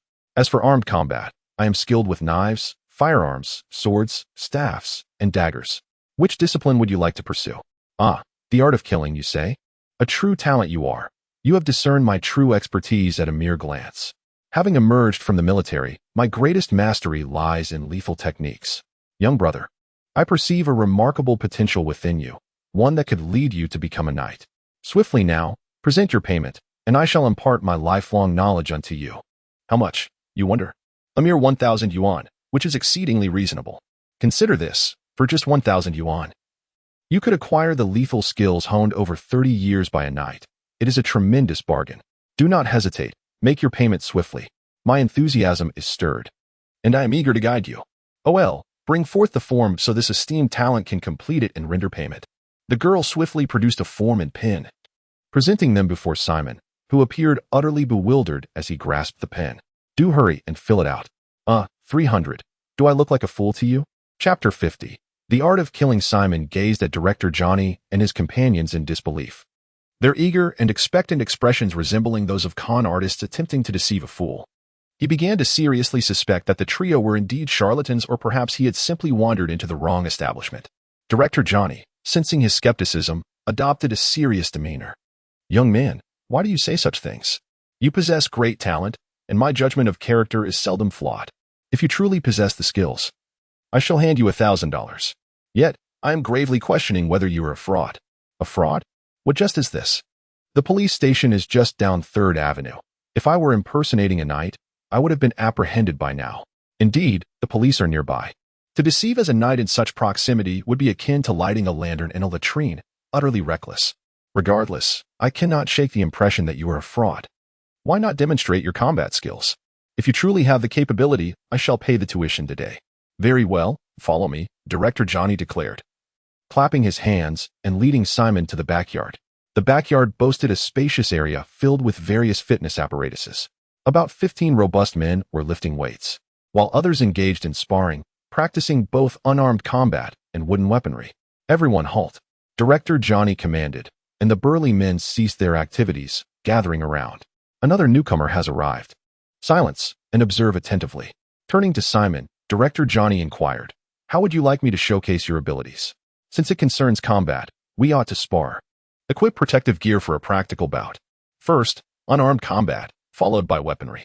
However, refrain from employing any premeditated techniques. I can discern them. Certainly. All these men are my prot-gs. Feel free to choose one to spar with. Simon surveyed the assembled individuals, noting their exaggerated muscularity. He did not wish to select a mere bodybuilder. He was here to practice combat, not aesthetics. This gentleman will do, he said, pointing to a young white man with a crew cut. His physique was lean yet muscular, with a notably low body fat percentage. Such a physique could not be achieved without considerable dedication. Good choice. David is the second strongest disciple at the dojo, excelling in unarmed combat and knife fighting. And who is the strongest? Simon inquired. Right before your eyes, replied a large, imposing figure with a glance. Teacher, allow me to spar with David, another voice interjected. Unnecessary. He wishes to observe my prowess, not yours. But, no buts. I haven't engaged in combat for quite some time. A little exercise won't harm me. The surrounding onlookers cleared a space, and the two donned basic protective gear to shield their vital areas. How should we proceed? David asked. Fight as if I were your adversary. David hesitated momentarily. Do not hold back. I am not yet so old as to refrain from striking. He is a significant client of mine, so do not ruin this for me. David nodded, and the two assumed their stances. Simon could distinctly sense the seriousness in both their demeanors. In an instant, they both moved simultaneously. David's punches were so swift that Simon could scarcely discern the trajectory of his blows. However, that punch was swiftly evaded by Director Johnny, who, with lightning speed, seized David's punching arm and yanked it back, causing David's body to lean toward him. In an instant, Johnny's knee thrust upward, colliding with David's abdomen. David, displaying remarkable reflexes, used his other hand to press against Johnny's knee, thwarting the attack. Yet, at that moment, Johnny's other hand swiftly clutched David's neck and, with a sudden surge of strength, lifted him off the ground and hurled him backward, crashing heavily onto the floor. Not stopping there, as David was propelled through the air, Johnny pivoted and lunged at the freshly grounded David, immediately securing his grip around David's neck, pinning him to the ground, while his other hand formed a fist positioned menacingly against David's temple. The battle concluded. The entire skirmish lasted a mere 5 to 6 seconds. Was that it? Simon felt rather bewildered. It was all too swift, and he struggled to comprehend the sequence. Yet, he sensed an undeniable intensity. You wish to learn lethal techniques? This is precisely what they entail. Lethal techniques are not about flamboyant combinations of flying kicks. They are the simplest, most direct attacks aimed at bringing one's opponent to their demise, swift, precise, and ruthless, targeting vital areas, ensuring a single strike suffices without the need for a second. Johnny's expression was solemn, exuding a knightly demeanor at that moment. So what do you say? Would you like to learn from me? I assure you, I will guide you every step of the way, guaranteeing your mastery. I didn't quite catch that. Perhaps you could demonstrate again? How about a match with the big guy? Johnny's countenance darkened. Do you think this is a circus? David, Tiger, you two showcase for him. It will be genuine combat. This arrangement was acceptable, considering both were disciples of Johnny. One was agile and nimble, while the other was robust and immensely strong. Their confrontation lasted over a minute, culminating in the victory of the larger fighter. This clearly illustrated the prowess of the tank-like fighter. He could never attain the same stature as the big guy, thus shifting the focus onto David. David's performance was particularly impressive. His attacks were nimble, and his evasions quick. Had the larger fighter not been so formidable, the outcome could have been uncertain. Thus, David became his primary target. At Simon's request, David engaged in weapon combat against another burly man. David wielded a long dagger, while his opponent brandished a broadsword. The skirmish was brief, with David effortlessly striking the vital areas of the larger man. David's formidable combat skills further underscored Johnny's prowess, much to Simon's satisfaction. If it seems appropriate, Tara will escort him to settle the payment and fill out the forms. Tara led Simon away, and Johnny's expression soured instantly. Quick, support me, my back. The large fighter hurried over to assist Johnny. Teacher, are you all right? To subdue him, I had to employ magical energy, and the movement was too vigorous, straining my back. If he stays any longer, I shall be humiliated. Find me a chair to sit. I knew it. How could the teacher bring me down in just 2 moves? David remarked with an expression of realization. Ouch, it hurts. Once he settles his payment, I must tend to him properly. Johnny's gaze was decidedly unfriendly. Simon filled out the form and promptly handed over 1,000 yuan. With a sense of satisfaction, he made his way to the backyard, eager to commence his training. Tyra, hand me the money, Johnny called excitedly from his seat. Here it is, every last cent, director. What about my commission? Simon inquired. I'll give you 20. Just 20? I brought in the client. Isn't that a bit stingy, director? Simon retorted, feeling the weight of his hard-earned money slip away. This is money I risked my life for. 20 is simply unacceptable. Tyra, fuming, took the 20 yuan and stormed off. Meanwhile, Johnny, with an insatiable glint in his eyes, counted the money, his excitement growing with each note, a stark contrast to his demeanor in battle. Director, I wish to begin combat training immediately, Simon declared. Tiger, take him to the combat class, Johnny instructed.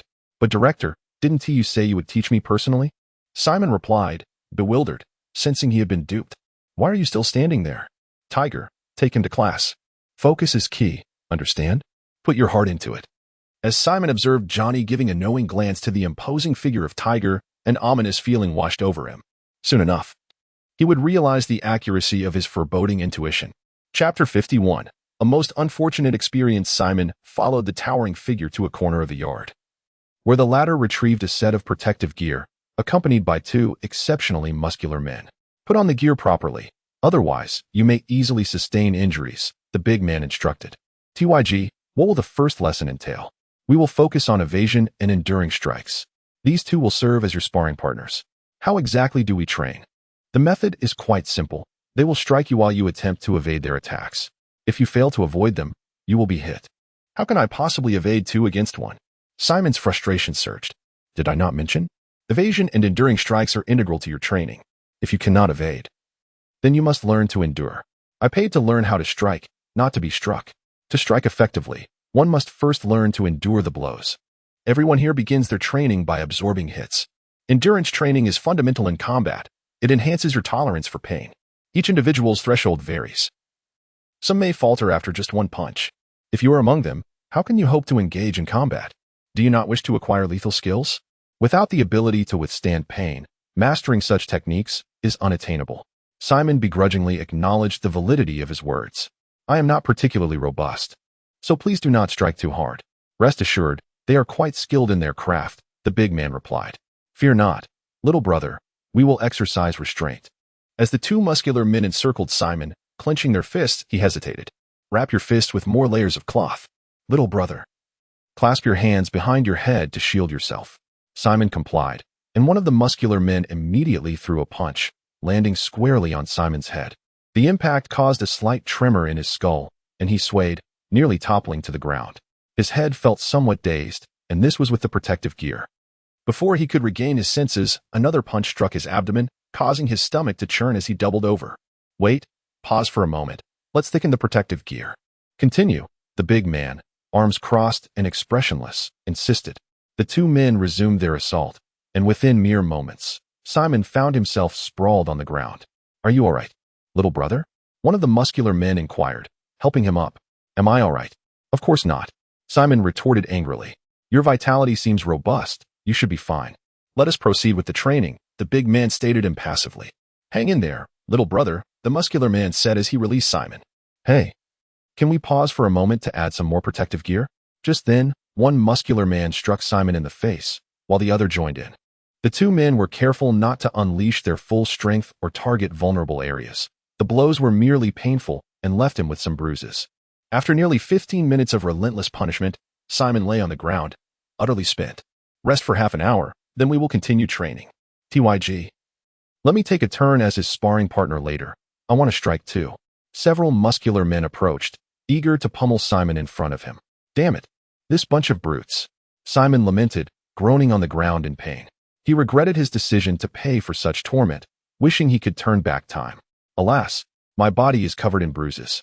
Come, let me apply some ointment for you. Suddenly, the voice of Director Johnny resonated in my ears. He held a bottle of dark purple liquid, not allowing Simon a chance to refuse, as he poured it onto the bruised areas and began to rub it in. The moment this ointment touched his skin, an extraordinary coolness enveloped him, and the fiery sting subsided almost instantly. This remedy is indeed effective. Naturally, it is a skill I acquired from military medicine, remarkably efficient in treating contusions and injuries. A mere day of application can completely eliminate bruises. It works wonders. Simon felt a surge of gratitude. However, this ointment is not complimentary. It costs 50 yuan a bottle, and you have already used it, so please settle the payment. What? 50 yuan for this bottle? Why don't you just rob me instead? Robbery is illegal. I never said I wanted to buy it. You applied it of your own accord. You indeed said so. I heard you with my own ears. Nonsense. When did I ever say that? Just a moment ago. Not only I heard it, but my apprentice did as well. Simon widened his eyes and turned to the tall, dark figure beside him, who merely averted his gaze and nodded silently. Goodness, this is a group of con artists. I am dropping out. You may drop out. But the money will not be refunded. This is a scam. I will report you to the police. No refunds is a rule of our martial arts school. It is all written in the contract, and you cannot win if you take legal action. That document does not state that at all. It does state it. And you signed it. With so many papers, you clearly did not read them carefully. Simon's expression darkened, clearly realizing he had been deceived. Simon, my friend, let us not make a fuss. Focus on your training here, and do not forget the 50 yuan medical fee. Director Johnny smiled. While Simon felt an overwhelming urge to punch him in the face, Johnny hummed a cheerful tune as he left, infuriating Simon further. Although the director was somewhat greedy, he possessed real skills. If you truly wish to learn martial arts, do not drop out. He will teach you diligently. After all, you are the first client to pay 1,000 yuan in tuition without haggling. Isn't the tuition 1,000 yuan? Do you think our school is in the city center? How much did you actually pay? 100 yuan. Goodness. Simon gazed lifelessly towards the sky. David only paid 50 yuan. Another stab at Simon. There are not many na-ve and wealthy individuals like you in the outskirts. The director will take special care of you, rest assured. So foolish. So foolish. So foolish. Those words echoed in Simon's mind, leaving him in despair. Half an hour later, the training resumed, focusing on resistance to strikes. Since the money cannot be refunded, what is the point in dropping out?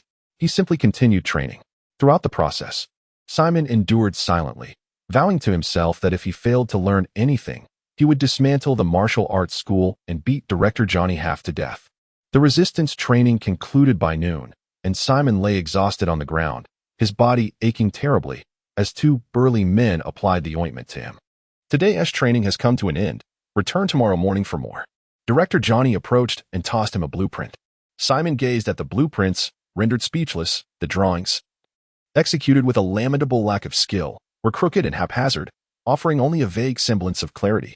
Being a physician, I possess a profound understanding of the human anatomy.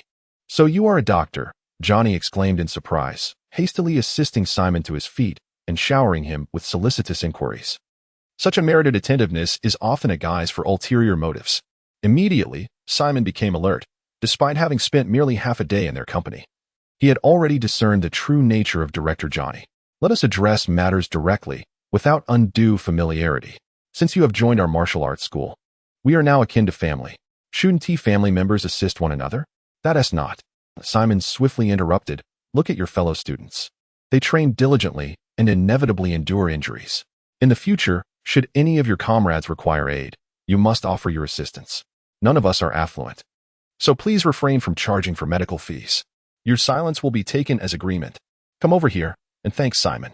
He is a doctor, and in times of illness or injury, you may seek his help. He has graciously agreed to treat you without charge. I did not agree to that, Simon retorted.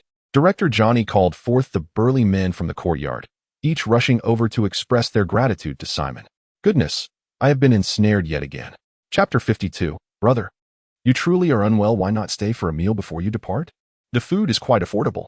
I can lower the price to just $10 per serving. Simon, maintaining a stoic expression, was reluctant to engage with him. The meals at the dojo were indeed inexpensive, costing merely $3 for a generous portion. Yet, Director Johnny shamelessly demanded $15, touting it as a premium meal. The so-called premium meal was nothing more than the same dish, served from a communal pot. Remember to arrive early tomorrow, Director Johnny called out behind him. Despite his lack of shame, Director Johnny's teaching methods were of a commendable standard. During the training session that morning, Simon experienced more than just being struck. Director Johnny and the towering figure, Tiger, instructed him on how to utilize his body to withstand external attacks, minimizing the damage inflicted. After just half a day's training, Simon was convinced of Director Johnny's genuine expertise. However, his disdain for the man only grew stronger. Dislike aside, Simon was there to acquire authentic skills, as long as he could learn. He was indifferent to Director Johnny's character. Should he fail to gain true knowledge, Simon was determined to find an opportunity to deliver a sound thrashing to Director Johnny. In his hand, Simon held a half-full vial of a deep purple potion, which had cost him $50, a price extorted by Director Johnny. Though expensive, the potion was remarkably effective. A single application could significantly alleviate pain.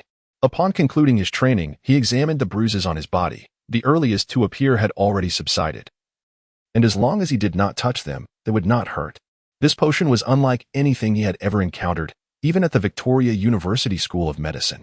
He had inquired with Tiger, who informed him that the potion was concocted by Director Johnny himself, specifically for treating bruises and injuries, as long as no bones were broken. Recovery generally took 2 to 3 days. He also mentioned that with generous application, Simon's bruises could diminish within a day. This indirectly affirmed that Director Johnny possessed genuine skills, though his character was less than commendable. As he approached his doorstep, Simon noticed a furtive figure lurking at his entrance, brandishing a long pole, extending it into the yard for reasons unknown. 3 dogs in the yard barked loudly. Stealthily, Simon approached. The individual was an unremarkable young man clad in a hood, who was teasing the dogs with a piece of fresh pork dangling from the pole. "Come on, eat it quickly," he murmured. "Brother, what are you doing?" Simon asked, perplexed. "Fishing for dogs." "Fishing for dogs? Why?" The young man, startled, turned to face Simon, his demeanor tense. "Goodness, brother, you startled me. What happened to your face? Have you been beaten?" Simon stared at him in silence. "You still haven't explained why you're fishing for dogs." "Who are you?" "Just a passerby. Curious about what was happening." "Well, then, it's nothing serious. I thought you knew this family and nearly frightened me to death." The young man, displaying a boldness of his own, continued to entice the dogs. The dogs, having spotted Simon, lay still on the ground. "Brother, why are you fishing for them? Did you see that large dog?" "I harbor a deep-seated grudge against it. Today, I have come to exact my revenge. 3 days ago, while passing by the vegetable market, I purchased some pig offal, and the creature fixated on me. It chased me down an entire street, biting me and causing me to stumble into a foul ditch. Now, I reek of that horrid smell." Simon caught a whiff and grimaced, confirming the unpleasant odor. "The most dreadful part is that the wound inflicted by the beast has become infected, leaving me feverish, dizzy, and nauseous. I lay in bed for an entire week. This vendetta is one I cannot overlook. I am determined to slay it. Indeed, it is quite tragic." Simon glared fiercely at the robber, who whimpered and bowed his head in surrender. "I am a doctor. Allow me to examine your wound." "No need. It has nearly healed." "How can you be certain that this dog is the one that bit you?" "I would recognize it even in ashes. The scar by its eye is one I inflicted with a stone. I cannot fathom why this family would adopt a stray dog. This beast is ferocious and surely carries a virus. My intention to kill it is for the sake of this family as well. Did you not see how indifferent they were to your flesh, brother? Perhaps it is best to let this go." "No, I must eliminate it. If it takes even a single bite, I assure you, it will perish." Simon observed the unwavering determination in the young man's eyes. There was a profound animosity between him and the robber. "Simon, he is a villain. He wishes to steal your dog," exclaimed Diam, rushing out of the house and pointing at the young man. The youth stared at Simon in astonishment. Simon, feeling awkward, chuckled nervously. "This is my home. And I am the one you refer to as having a few screws loose. You heard what I said. That dog truly carries a virus. Hurry and eliminate it. I thoroughly washed it yesterday and even doused it in disinfectant. It harbors no virus. Brother, let us show some mercy.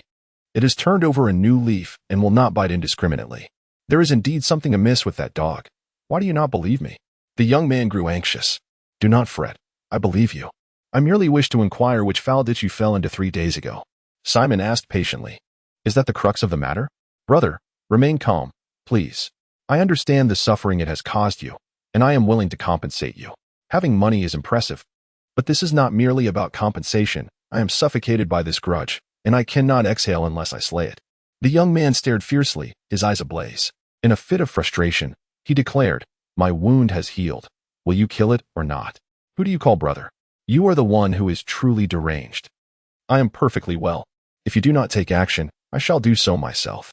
The youth concealed a kitchen knife in his pocket, causing Simon to retreat hastily. The young man began to scale the wall, and Simon rushed to open the courtyard gate. "Brother, do not act foolishly. I can truly heal your affliction." "Nonsense. I am not ill." The young man's eyes turned red, and he vaulted over the wall. Simon's expression darkened as he jogged to open the door. As he entered the courtyard, 3 dogs immediately began to growl. Simon seized his firearm and rushed outside, while the young man severed the robber's bonds, pursuing him throughout the yard. "Brother, do not be impulsive. Get away." The young man, with eyes aflame, wielded a kitchen knife and charged at Simon. Simon raised his hand, drawing a pistol and aiming it at the young man. "Brother, I was wrong. I was wrong. I should not have acted impulsively, and you must not act rashly either. Murder is a crime. It's all right. Everyone has moments of impulsiveness. I forgive you." Simon kept the gun trained on him. "Everything can be resolved. Wouldn't you agree? Brother, you truly are unwell. I can help you. I am not ill. I am perfectly fine." The young man's agitation escalated, his eyes reddening as he abruptly turned and dashed toward the courtyard entrance, sprinting away in a blur. "Brother, you really are unwell. If you have problems, come find me," Simon shouted as he pursued him. The bandit also rushed out, barking after the young man's retreating figure. He did not mean to imply that the young man was ill. Rather, he had detected a foul odor emanating from him when they were close, a stench reminiscent of decay. He suspected that the young man might be afflicted by magical contamination. The bandit himself bore no such taint, leading him to conjecture that the foul ditch the young man had fallen into might be the source of the problem. He hoped his suspicions were unfounded. Chapter 53. Tight-lipped old Ethan Simon. "How did you end up looking so battered?" Dame and Rachel rushed over, startled by Simon's bruised visage. Dame, ever the carefree one, found amusement in his predicament. Rachel, however, tenderly grasped Simon's hand, her large eyes misty with concern. It was Rachel who truly cared for me, unlike that little rascal Dame. "Rachel, I went to practice combat today. These are merely training injuries. Despite my appearance, my sparring partner fared even worse," Simon jested, lifting Rachel playfully. "Let me see your gun, will you?" "Absolutely not. Give up that notion." "Simon, I wish I had a gun. If I did, I could protect Mom, Dad, and my sisters. You're just a little kid. You can hardly hold a gun steady. I am already a man." As Simon carried Rachel into the house, Dame incessantly chattered behind them. Unable to tolerate it any longer, Simon unloaded the bullets to let Dame play for a while. He prepared lunch for the bandit, 3 dogs. And after resting at home for a bit, he set out to find old Ethan. He locked 3 dogs inside the house to prevent any further incidents. Inside the shop, only the assistant Jacques was present. Old Ethan was nowhere to be seen. "Where's old Ethan?" Simon inquired. "There are customers. The boss is inside attending to them," Jacques replied. "Those who can enter the lounge to discuss matters are likely purchasing contraband. Do you know what kind of guests we have?" "I haven't seen them before, but judging by their attire, they must be quite significant." Jacques shook his head. After a short wait, old Ethan emerged from the back room accompanied by 2 middle-aged men, one of whom Simon recognized as the dual-gun knight, Donald. What a coincidence! Simon immediately lowered his head, but old Ethan, with keen eyes, spotted him. "Ah, Simon, when did you arrive?" Donald pretended not to notice Simon, and exchanged a few words with old Ethan before departing. Now that they're gone, stop pretending. You seem to know them? Old Ethan approached, tapping the table. Simon, you've been beaten up. Don't worry about me. I'm curious about you, old Ethan. You have connections with knights? Are you an informant for the municipal hall? This isn't the place to speak. Come with me into the back room. Old Ethan led Simon inside. How do you know they're knights? I happen to know one of them, Donald, the dual-gun knight. Are you truly an informant for the municipal hall? If so, I need to leave quickly. Don't be ridiculous. Keep your mouth shut. They are customers here to purchase goods. You deal in contraband. It would be strange if the knights didn't apprehend you, yet they come to buy from you? Do you think I'm that easily deceived? If you don't believe it, don't assume knights are invincible. There are countless matters unknown to them in the outer and lower districts. I happen to have some channels. Do you understand now? That makes a bit of sense. They're here to buy information. Old Ethan, I'm very curious about what information they seek. Can I tell you? It will cost you $1,000 if you wish to know. A piece of information costs $1,000. Why not just seize it? Where can one acquire such intel to profit? Youngster, you are still too naive. What brings you here today? Have you procured the beast's blood? I wish to purchase some arcane artifacts. Why do you buy so many arcane items? Honestly, do you have any affiliations with the cult in the lower district? Old Ethan, do not speak so recklessly. I am a respectable person. How could I possibly be connected to a cult? Such unfounded accusations could lead to dire consequences. I was merely inquiring. Even if they are cultists, I do not care. You pay, I sell. I have no interest in your identity. As for the beast's blood, I have none. However, I do have some shadow raven blood. There are also only 3 arcane items available. I'll take them all. Very well, follow me downstairs. I have heard that the lower district is in utter chaos lately, and the outer district is also quite unstable. Could you share a morsel of information with me? My intel comes at a price. Given that I am a long-time customer, can you not divulge a detail or two? I could support your business further in the future. If you pre-order a few vials of beast's blood, I shall share a tidbit of information. All right, I will pre-order 2 more vials of beast's blood. That should suffice, right? Now, that is more reasonable. Let me inform you that the lower district is currently in complete disarray. A cult is causing upheaval there. So it is best to avoid it altogether. The outer district is also unsafe. Many recent incidents are linked to the cult, which seems intent on sowing discord there as well. Exercise caution, especially at night. Do not wander aimlessly. Is that all? Is that not sufficient? I could have deduced these matters myself without your input. You mentioned it was mere conjecture. I can now confirm that your assumptions are indeed correct. You scoundrel, you're deceiving me. Speak not so carelessly. I am a legitimate businessman. Stop glaring at me, and I shall share a little more information. With the cult causing such a stir this time, the city hall has responded vigorously. I suspect they will clamp down hard on the cult. With your extensive purchases of arcane items, ensure you are not discovered. The city hall is known for their merciless pursuit of cultists. Keep this to yourself. I have nothing to worry about as long as you do not blab. I have been in this trade for decades, maintaining a stellar reputation. Discretion is a hallmark of my professional ethics. Rest assured. Yet, I find it hard to trust your words. This time, I will not collect the items myself. You are to deliver them to the intersection of 5th Avenue the day after tomorrow at noon. I shall await you there, and payment will be made upon delivery. Should I not appear, it signifies there is a matter at hand, and you must deliver again the following day. You are quite astute. Who could have anticipated that a knight would arrive here, and coincidentally, one I know? It is possible I have already been recognized. Lack of caution could indeed lead to trouble. In a street adjacent to the antique shop, Donald and another middle-aged knight are observing Simon's departure. In truth, Donald had already spotted Simon inside the shop, but chose to remain silent. Follow him closely, and ensure he does not become aware of your presence. What did that individual purchase from you? Donald inquired. Old Ethan instructed Jacques to leave the shop, as it was merely a collection of trinkets. He was an enthusiast of antiques. Donald furrowed his brow and produced $1,000 from his pocket, handing it to old Ethan. Upon receiving the money, old Ethan chuckled, saying he had purchased a handgun, citing recent safety concerns in the outer districts. Donald retrieved another $1,000, but as old Ethan reached for the cash, Donald pressed it down, calmly stating, I do not wish for false information. What I have shared with you is indeed true. He has acquired a firearm. I wish to know what else he has purchased. Do not deceive me, old Ethan. Old Ethan withdrew his hand and shrugged. Then this sum is far from sufficient. Donald's frown deepened. How much do you require? 50,000. Are you serious? Of course, every piece of information I provide is intrinsically linked to its worth. I take my business seriously. No money, no deal. After Donald departed, old Ethan smacked his forehead in realization, his face filled with regret. I have truly become quite foolish. These gentlemen are exceedingly shrewd. A piece of information valued at $50,000 conveys much in itself. Had I known, I would have asked for less. No matter. Simon is my major client. I must inform him swiftly. I hope he has no connection to the cult. Otherwise, I shall be unable to save him. Chapter 54. Donald's intuition. Donald emerged from the antique shop, his expression shadowed, and proceeded down the street where Simon had departed. As old Ethan had anticipated, Donald harbored profound suspicions regarding Simon. The intelligence, valued at $50,000, indicated that the items Simon had procured were either exceedingly valuable or entwined with significant individuals and matters. Were they large-scale weapons or something even more perilous? Donald was eager to uncover what Simon had truly acquired. He meticulously scrutinized the walls flanking the street.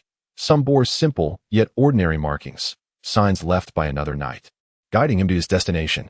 With each mark he discovered, Donald erased it. He effortlessly rendezvoused with another knight and located Simon's residence.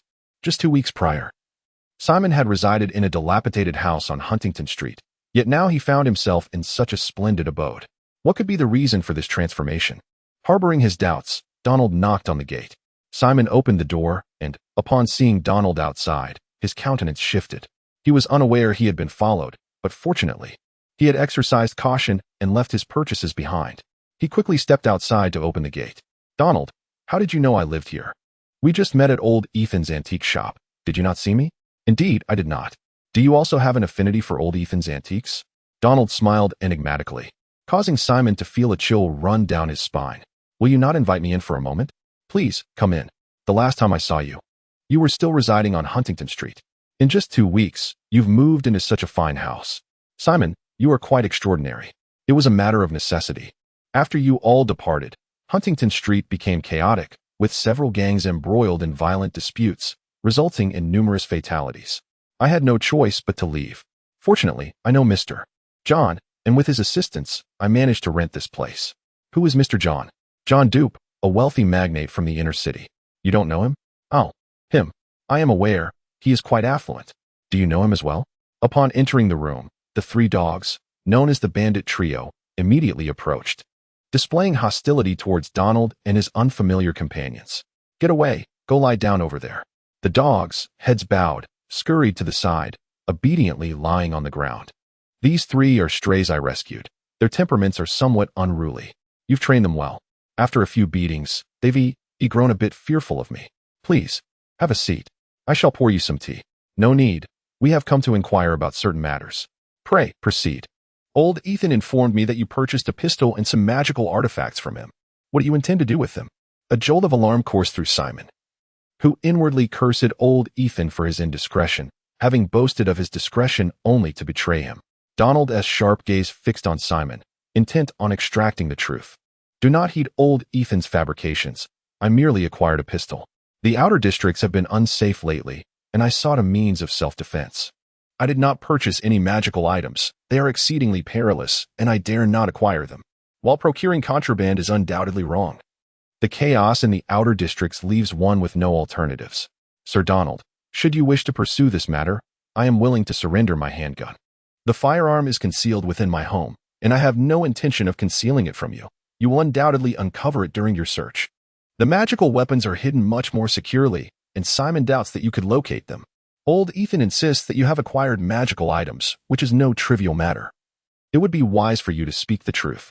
Should you be found in possession of magical items, you may face prosecution and imprisonment. Sir Donald's tone was stern, and his gaze sharper still. I could not possibly have purchased such items. I assure you, they are not here. If you wish to search, feel free to do so. As a descendant of knights, I should not harbor doubts about you. However, recent occurrences of magical contamination in the outer and lower districts necessitate our scrutiny of anyone associated with magic. I comprehend your position. Sir Donald clearly harbors suspicions regarding Simon and intends to search the premises. I can do naught but understand. Sir Donald and the middle-aged knight commenced their search, wielding portable magical detectors. Simon followed closely behind Donald, eager to assist in whatever he required. displaying an enthusiastic demeanor. The thoroughness of their search suggested an intent to excavate Simon's home to its very foundations, and it was not long before the handgun he had hidden was discovered. After scouring the rooms, they proceeded to the basement, where Simon's magical weaponry lay concealed. Sir Donald's searching skills were exceptional and seasoned. He uncovered the escape passage in the basement and even conducted a search within it. At that moment, a cold sweat broke upon Simon's brow, fearing that Donald would uncover his magical weapon. Fortunately, Simon had hidden it well, and Donald remained oblivious. Once the house was thoroughly searched, they meticulously examined the yard.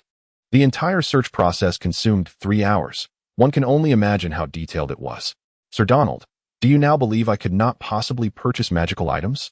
Simon expressed his gratitude as he escorted the two from the yard, shutting the gate behind them as they departed. Curse old Ethan for his unreliability. It seems the dealings with him can no longer continue.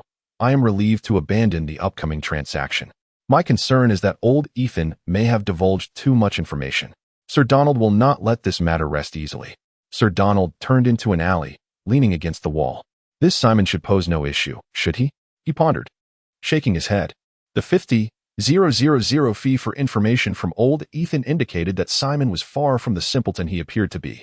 At once, find 2 seasoned plainclothes officers to closely monitor Simon's daily activities and ensure that the exit of the escape passage in Simon's basement is also under surveillance. Dispatch someone to the inner city to investigate John Dupp, inquiring about Simon. A wealthy magnate such as him should have no trouble securing the services of a highly qualified physician. It is indeed curious that he would require the care of a student dismissed from Victoria University. My intuition tells me that he harbors a secret. Since you suspect him, why not apprehend him directly? Once in our interrogation room, no one can evade the truth. Chapter 55. Once again infuriated, Donald had just conducted a search, and Simon, fearing that Donald would remain relentless, decided against stepping outside. To pass the time, he busied himself with training his dog and exercising. The night slipped by uneventfully, and upon waking the next morning, he washed up and glanced in the mirror, only to discover that the bruises on his face had faded, leaving behind merely a faint discoloration that was no longer painful to the touch. The effects of Director Johnny's elixir were astonishingly effective. After preparing breakfast for the 3 bandits, Simon set off for the knight's dojo. He purchased a breakfast on the way, eating as he walked, when suddenly he heard someone calling his name from behind. A nondescript middle-aged man, clad in the uniform of a factory worker, was enthusiastically waving at Simon, as if they were old friends. Who is he? Do I know him? Surely not. Has he mistaken me for someone else? The middle-aged man approached, wrapping an arm around Simon's shoulders, drawing them close. You are being followed. Simon's expression shifted dramatically, his right hand instinctively reaching for the dagger at his waist. The man reacted swiftly, seizing Simon's arm with remarkable strength. Simon attempted to resist, but the man's grip was unyielding, leaving him no choice but to allow himself to be escorted forward. I am not your enemy. I was sent by old Ethan. After locating your residence last night, I kept watch. This morning, I followed you and confirmed that you are indeed under surveillance. Old Ethan has canceled tomorrow's transaction. Do not reveal yourself until the watch has been lifted. I'm leaving now. Greet me as if we are acquaintances. Do not let anyone see through the ruse.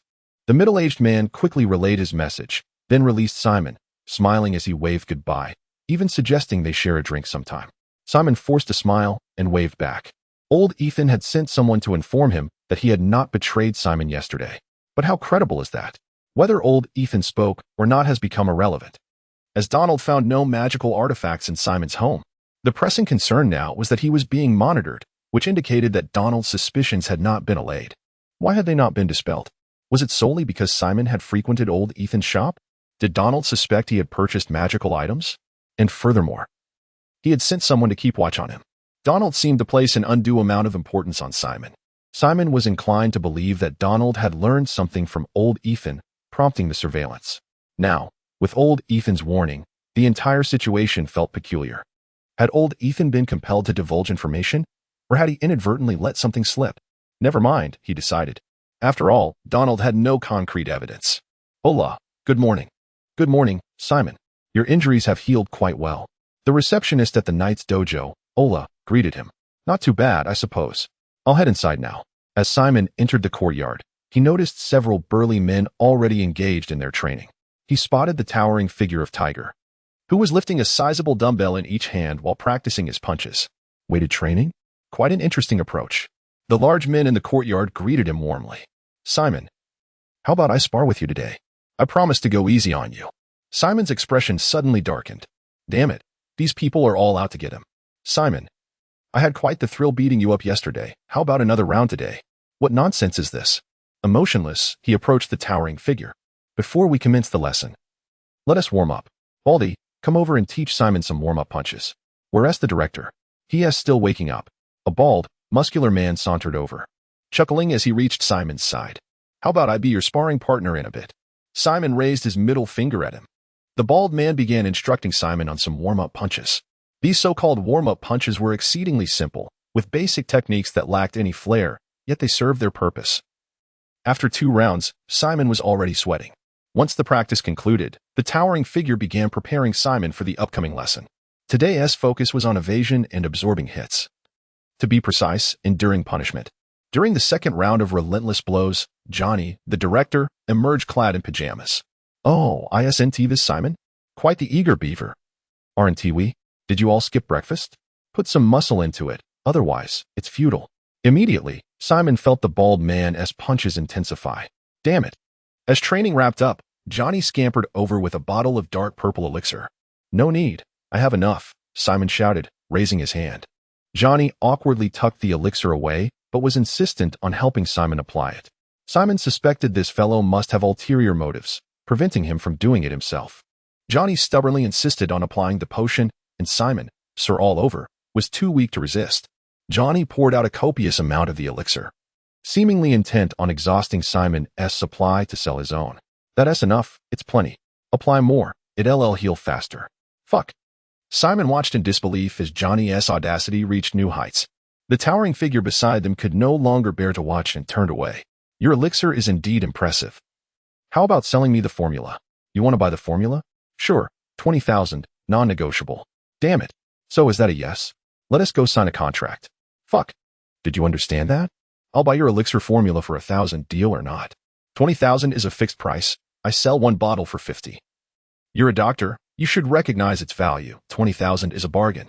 Who else would pay 50 for your elixir besides me? Especially since I've already been scammed by you? That's not fair. It is a bit pricey, but the effects are astonishing. Wouldn't you agree? You won't regret buying my formula. I'm not buying it. Come on, I'll lower it a bit more. How about 19,980? I'll deduct $20 for you.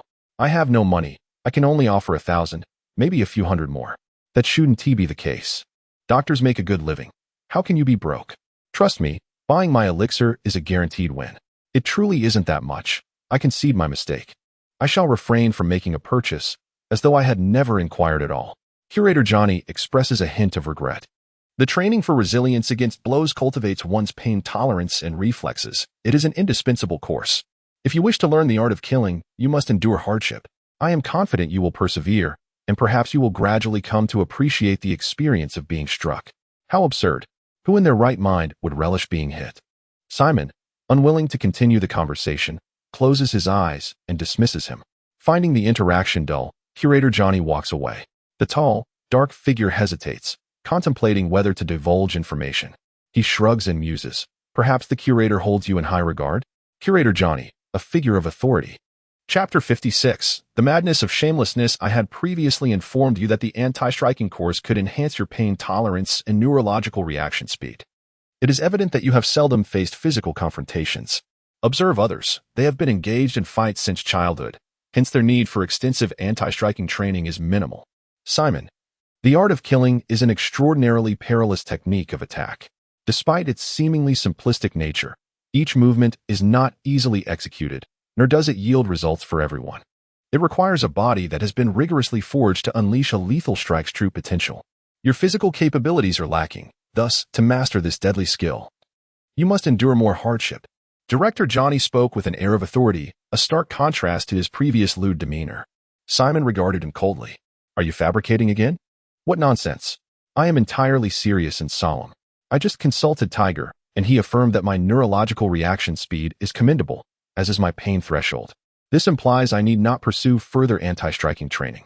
For a moment, Johnny was at a loss for words, casting a dark glance at the towering figure beside him. his expression stormy. "Tiger, you traitorous wretch, you shan't have a meal today." Director Johnny. Simon attempted to interject. "Enough. The anti-striking training concludes here. I shall promptly arrange for your combat training. I initially aimed to enhance your resilience, but since you are unappreciative, so be it." Johnny interrupted Simon firmly. "I trust you as much as I would a ghost." After Simon had sufficiently rested, Director Johnny personally guided him through combat training, beginning with unarmed combat tutorials. David and another robust man demonstrated, while Johnny provided explanations alongside Simon's live demonstrations. The movements appeared deceptively simple, seemingly achievable, yet their execution proved exceedingly challenging. Such maneuvers demand an explosively powerful physique. Upon the conclusion of the session, Johnny immediately assigned a new training regimen, focusing on the monotonous repetition of punches and kicks. To Simon's astonishment, he was tasked with delivering 5,000 punches and 5,000 kicks daily. While the number felt inconsequential when spoken, the reality of performing such a feat was overwhelming. Johnny wielded a slender stick, supervising closely. The moment Simon paused, a sharp strike would land. The blows were unyielding. After enduring the grueling practice, Simon's hands and feet ached to the point of immobility.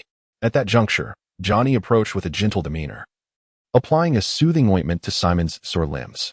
"Damn it," Simon thought, suspecting Johnny was merely employing a different tactic to ensnare him. The miraculous effects of the ointment sustained him through his training. "Simon, do arrive early tomorrow," Johnny called out enthusiastically from behind. Curse it all.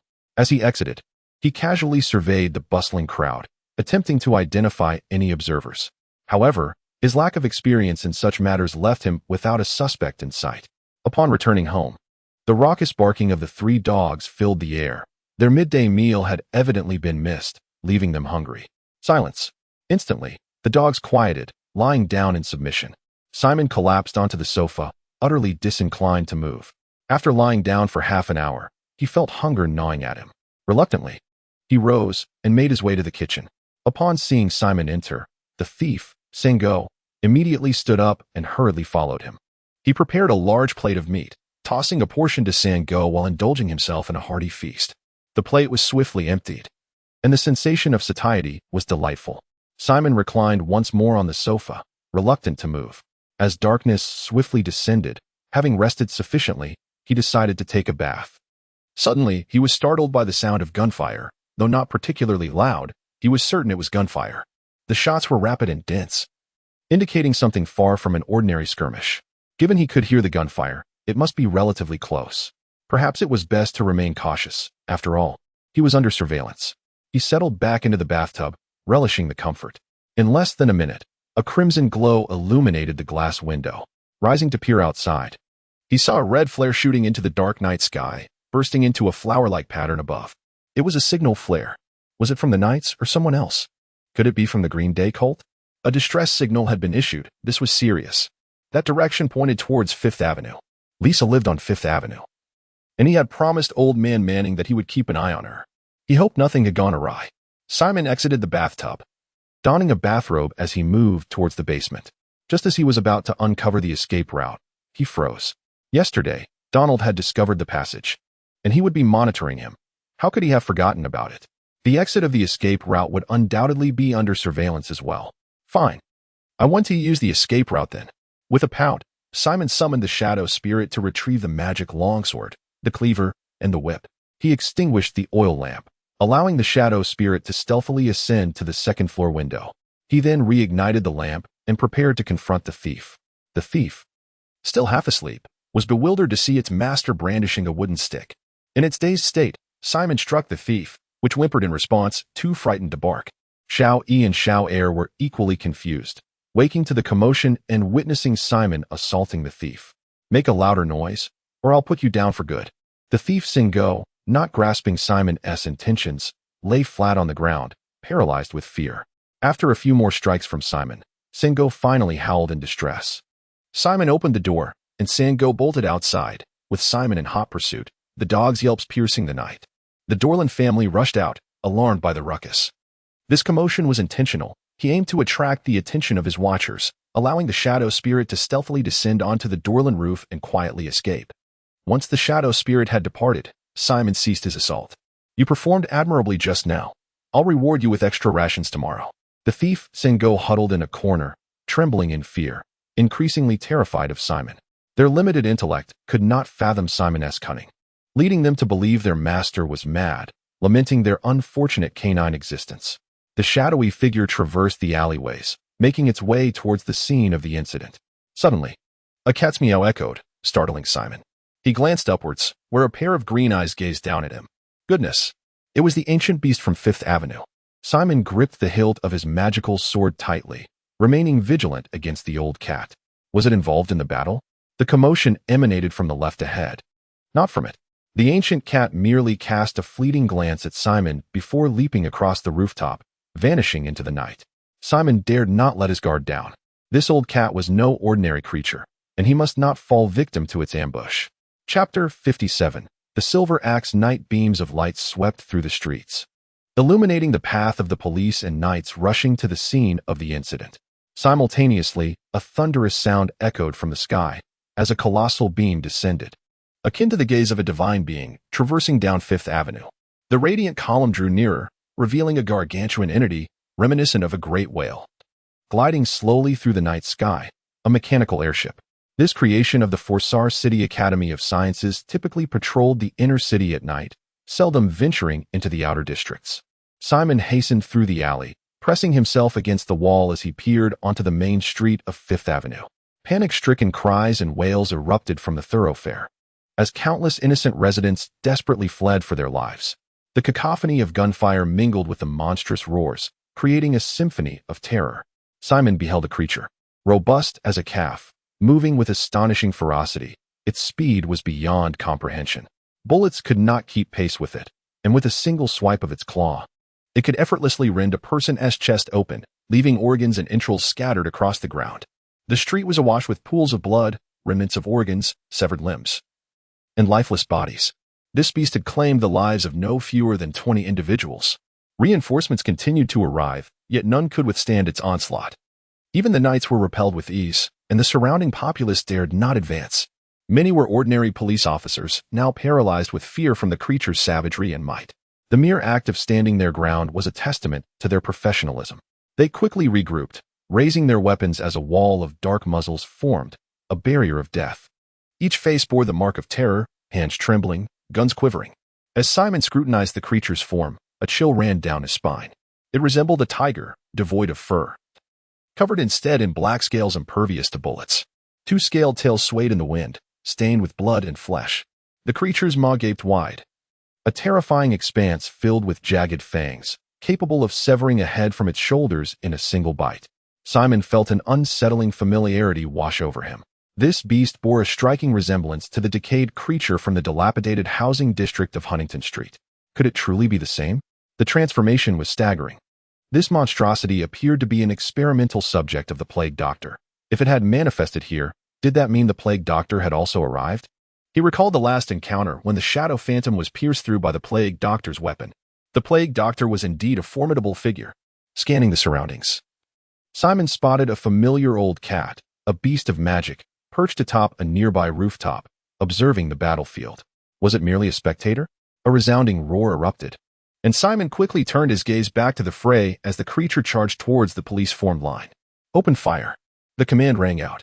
Gunfire erupted in a symphony of chaos, each bullet ignited with gunpowder soaring towards the beast.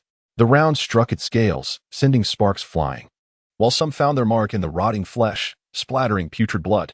The creature, agile and cunning, slithered forward with serpentine grace, swiftly breaching the ranks of the officers. Two tails lashed about like steel whips, capable of sending a person flying. Like a tiger among sheep, the creature's claws rendered the police's protective gear utterly futile. With a single strike, it could extinguish a life. In an instant, 8 or 9 officers lay dead, while the remaining policemen were consumed by terror. Some fleeing in panic while others, driven to madness, fired frantically at the beast. Simon, witnessing the carnage wrought by the creature, felt an unbearable pang of compassion and was compelled to intervene. Where was Donald? Had he taken refuge in the outskirts? Suddenly, several figures darted from the alleyways, rushing towards the monstrosity with astonishing speed. These individuals were knights, among whom a tall, golden-haired man moved the swiftest. He bore a half-meter-wide iron box upon his back, and with an explosive leap, he soared over the creature, landing directly in its path. The beast lunged ferociously. The towering knight gripped the iron box firmly, swinging it with all his might, striking the creature squarely in the face. The beast, weighing no less than 400 or 500 pounds, was sent hurtling away, rolling twice before barely regaining its footing. Bloodied fangs spilled from its maw. The towering knight, bracing himself against the iron box, surveyed the blood-soaked street with an expressionless gaze, his eyes gleaming with lethal intent. "You have arrived too late. Apologies, I was some distance away but have rushed here with all haste. Now that I am here, your safety is assured." The knight pressed a metallic button on the box, which instantly cracked open, revealing a weapon compartment of exquisite craftsmanship. Inside, secured by a metal frame, lay a steel hammer, its edges sharp and glistening with a metallic sheen, undoubtedly forged from alloy. The handle was as thick as an arm. The knight seized the handle, and as the metal frame released its hold, he extracted the hammer. A twist of his hand at the base of the handle set off a series of mechanical clicks. Instantly, 2 crescent-shaped blades sprang forth from either side of the hammer's head. This was not merely a hammer. It was an exaggerated double-bladed battle axe. The crescent edges shone with a dazzling silver brilliance. "You have taken so many lives. Now yours shall be forfeit." He swung the axe, the silver blades reflecting light in a radiant display, both beautiful and lethal. The previously invincible creature now cowered before him, crouching low and growling incessantly, a sign of trepidation in the face of a formidable adversary. The towering knight stepped forward, charging at the creature. Suddenly, a gunshot rang out. The knight swiftly raised his double-bladed axe, deflecting the bullet that struck its edge, while a deformed bullet fell to the ground from the impact. Indeed, there were still others present. Simon's gaze darted towards the direction of the gunfire, originating from an old building nearby. The knights behind the towering figure sprang into action, encircling the structure. To their surprise, the door swung open, revealing a tall, enigmatic figure clad in a trench coat, wearing a deer hunter's hat, and sporting a small jester mask upon his face. He emerged nonchalantly. The knights encircling him hesitated, scanning their surroundings for any remaining threats. "Silver Axe Knight, I never expected to find you here." The voice of the mysterious figure bore an unusual quality, imbued with an unmistakable tone of ecstatic exhilaration, seemingly sparked by the encounter with the towering knight. Yet, this delight was far from benevolent. He was undoubtedly an adversary of the Grand Knight. Indeed, it was the Silver Axe Knight. The enigmatic figure unveiled the identity of the towering knight, his earlier suspicions sparked by the exaggerated double-bladed battle axe now confirmed. He was one of the 3 mightiest knights of Fossa City, the Silver Axe Knight, Augustine. Simon's gaze fixated on Augustine's double-bladed axe, rumored to be the pinnacle of mechanical ingenuity from the Academy of Sciences in Fossa City. "Who are you? Do you no longer recognize me?" "Ah, that makes sense. My voice has changed." The mysterious figure voluntarily removed the jester's mask from his face, revealing a ghastly visage. A horrific scar marred his countenance, slashing diagonally from the left side of his forehead, bisecting his eye, and extending down to his right chin, disfiguring his entire face. The mysterious figure traced the jagged wound with trembling fingers, brushing over the vacant left eye and the severed nose. In the remaining eye, a malevolent fire seemed to ignite, his emotions spiraling into chaos and madness. "This wound was inflicted by your own hand. Do you remember?" Chapter 58. The Source Blood. Javier, you have not perished. Augustine recognized the enigmatic figure. The mysterious individual was a Black Knight of the Green Day sect. "I was on the brink of death. Your axe nearly shattered my skull. I was so close to meeting my end. Yet, fate has favored me, and I have survived. I once believed I would never have the opportunity to exact my revenge. But lo and behold, the Lord of Green Day has shown me mercy." Javier raised his hands in a peculiar gesture, praying to the Lord of Green Day. "Do you dare to seek vengeance against me? Humph. Today I shall sever your head from your shoulders and witness whether you can endure that." Augustine, wielding his battle axe, strode confidently toward Javier, dismissing him entirely. Javier's expression turned frenzied as he produced a long sword from behind him, its silver blade adorned with crimson veins that emitted a faint red glow. With a low growl, Javier called upon the red light, which surged like flames engulfing the sword. Augustine quickened his pace, closing the distance with remarkable speed, raising his silver axe to strike. The blow was simple yet swift, covering a vast area, leaving no room for evasion. When Javier's sword met the axe, sparks erupted, scattering the crimson light, while the tremendous force pushed him back several paces. Javier's right arm trembled, blood oozing from his hand, his grip on the sword compromised. Such is the might of the strongest knight in Vosa City. You should be grateful for your life. You ought to cower in the filthy shadows, clinging to your existence. Be cautious, a knight suddenly shouted, as a tiger-like creature seized the opportunity to ambush Augustine. Dashing towards him like a fleeting shadow, Augustine swiftly turned, his massive axe crashing down upon the beast. The creature's armor, impervious to bullets, crumbled before the axe as if it were child's play, leaving a gruesome gash across its body. The monster was hurled away, crashing heavily to the ground, a torrent of blood gushing forth. The other knights immediately charged in, eager to capitalize on the creature's misfortune. The beast, besieged, faced a grim fate. And Augustine's strike had proven fatal. Its demise was merely a matter of time. Simon had been observing Augustine's confrontation when Javier and Augustine clashed once more. The magical longsword had sustained a significant gash, rendering Javier's right arm utterly immobile. Is this your prowess? Is this how you seek retribution against me? At that moment, a cacophony of terrified screams and tremendous noise erupted from the house where Javier had been. A figure rushed out in a panic, shouting frantically, their expression one of sheer terror. It's out! It's out! Simon's eyes widened as he recognized the frantic individual. It was the peculiar Barton, that cowardly figure. Upon seeing Augustine, Barton froze in fear, instinctively raising his hands in surrender. This fellow's cowardice was almost comical. Barton, your movements are lamentably sluggish. Do you wish for death? Javier glared menacingly at Barton, who trembled uncontrollably, beads of cold sweat forming upon his brow. The leader of his own faction sought his demise, and he sensed that his end was nigh. From the rear of the house erupted the sounds of ferocious howls. Doors were shattered, windows smashed, as a horde of decaying monstrosities surged forth, crashing through the walls. In sheer terror, Barton hastily retreated. A deluge of these tainted creatures emerged, drenched and leaving a trail of foul sewage in their wake, the stench reminiscent of something vile, as if they had just crawled from a cesspit. Upon spotting any living being, the abominations lunged forward. Augustine swung his battle axe, a silvery gleam slicing through the air, decapitating two grotesque heads that soared above him, their lifeless bodies collapsing at his feet. His gaze shifted to the shattered domicile, where more of these abominable creatures clawed their way up from the depths. A subterranean pit lay concealed within the house. This is where the monstrosities had been hidden.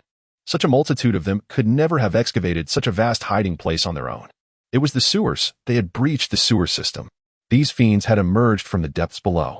Augustine wielded his axe with one hand, the pollution-ridden creatures unable to withstand the force of his strike. What do you think will happen if you figure it out? Do you intend to use these wretches to eliminate me? They are not meant to confront you. They are meant to deal with them. Javier gestured towards the ordinary police officers, and the creatures, recognizing Augustine as a formidable foe, directed their assault towards the others, particularly the concentrated ranks of law enforcement. The knights immediately dispersed to intercept the oncoming monstrosities. Raise your weapons and fire, commanded one. Despite their overwhelming fear, the police did not flee, buoyed by the presence of Augustine and several knights. Gunfire erupted, bullets rained down. The vitality of the tainted creatures was formidable, and without striking vital points, they remained unyielding. A handful of knights were incapable of halting the onslaught of dozens of these abominations, and once again, the police faced an onslaught. Augustine's expression darkened as he turned to charge forth, but Javier seized the moment, his sword glowing red as it darted towards Augustine's back. Augustine swung his axe back to deflect the blade, forcing Javier to leap aside. Your opponent is me. Do not mistake that. Then I'll eliminate you first. Augustine lunged forward, his speed doubling, his axe slicing through the air with a violent grace. Javier gripped his sword with both hands, attempting to fend off the blow, but the axe crashed down upon his blade, forcing it downward, the edge striking his shoulder. The brutal blade cleaved through flesh with ease, striking bone, and Javier's legs buckled as he sank to the ground. You think you can hold me back? You overestimate yourself. Augustine pivoted the axe, directing it toward Javier's neck. Intent on severing his head, Javier raised his sword, positioning it vertically to block the descending blade. Sparks flew as a significant portion of flesh fell to the ground, and Javier rolled to the side.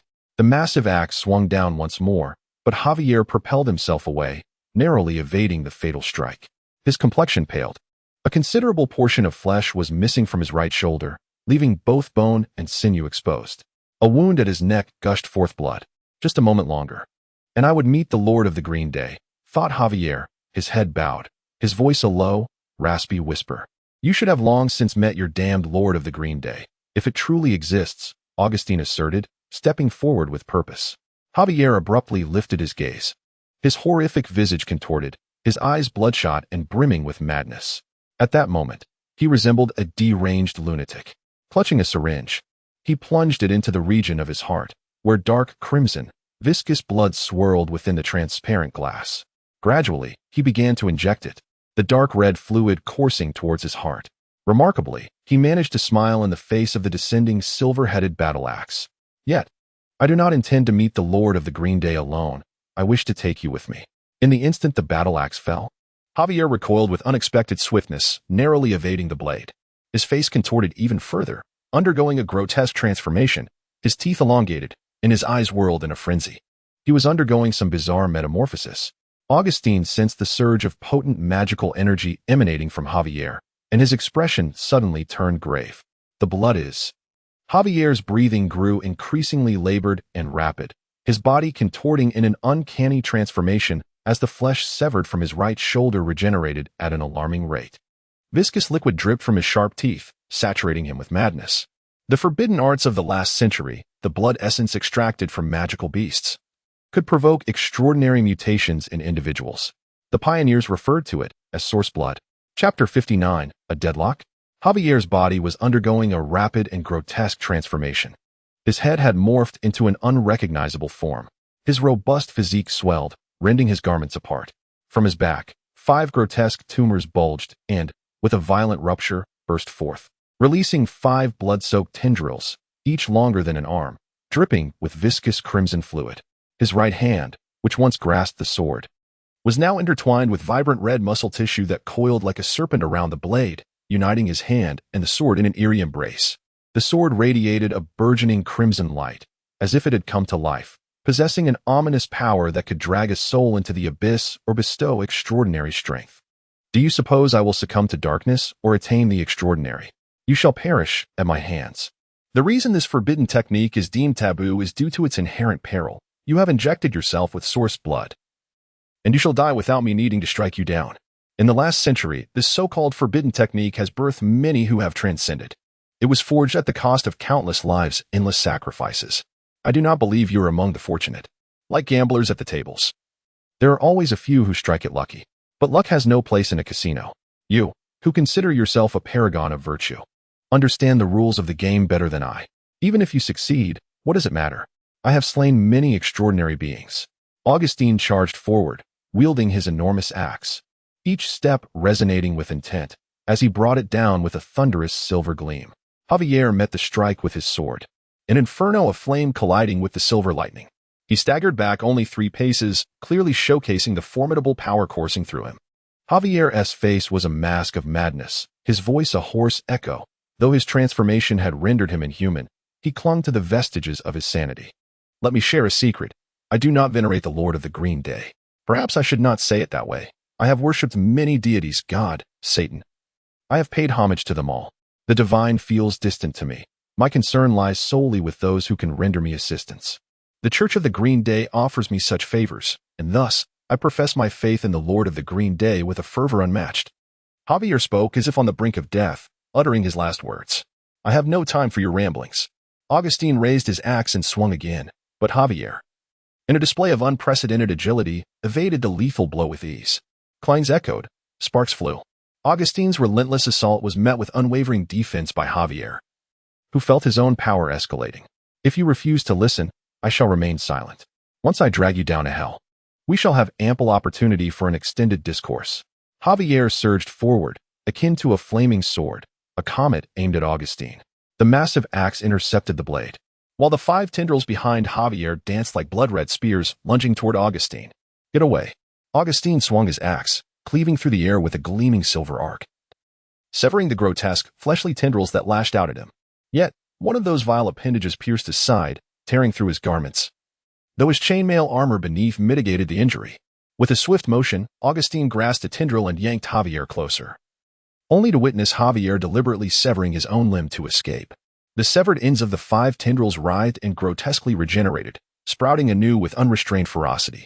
Javier roared in aggression, and Augustine stood resolute, his battle axe slicing through the air, continuously lopping off Javier's tendrils and inflicting grievous wounds upon him. Yet, Javier's flesh perpetually rejuvenated, akin to an immortal being. Wasn't he the mightiest of knights? How could he not subdue this aberrant Black Knight? Was the source blood truly that formidable? Simon's countenance darkened. The police forces were suffering heavy casualties from the onslaught of the corrupted creatures. If the situation continued to deteriorate, the death toll would escalate. Unable to contain himself any longer, Simon surged from the alleyways, joining the fray with astonishing speed. Armed with a cleaver in one hand and an arcane longsword in the other, he unleashed a torrent of devastating power, his attacks relentless and insurmountable. Each strike felled foes effortlessly, as if he were merely chopping vegetables, leaving a trail of corpses in his wake. Simon's peculiar attire caught the attention of the knights. They did not recognize him, yet his demeanor suggested he was not an adversary. The only one to discern Simon's identity was the peculiar figure, Barton.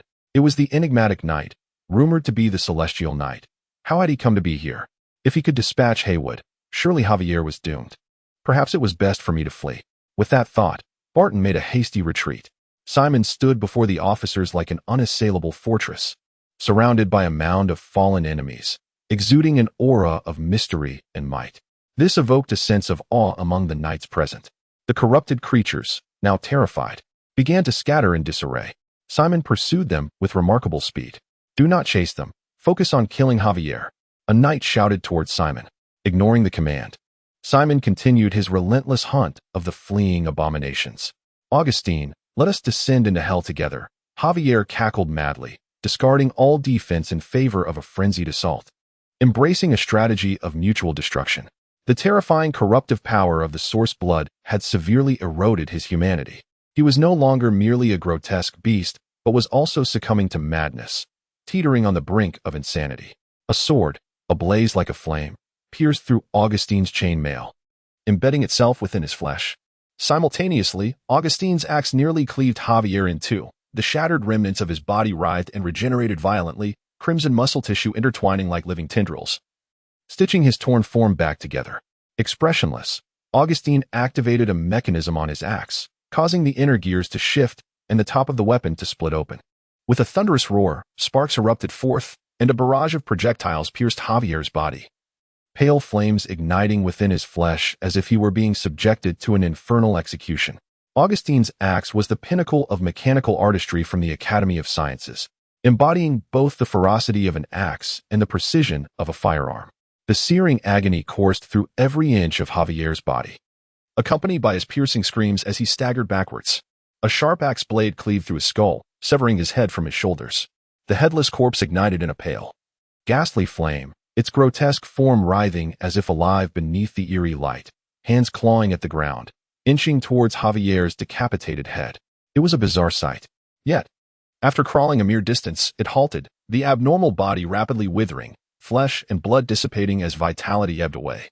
This fire was a sacred flame, specifically devised to vanquish tainted monstrosities. How laughable that a mere pest believed it could drag me into the depths of hell. Augustine cast a disdainful gaze upon Javier's head. Suddenly, Javier's eyes widened in horror, as the flesh on his severed neck began to grow frantically, transforming into dozens of crimson tendrils that linked with the headless body.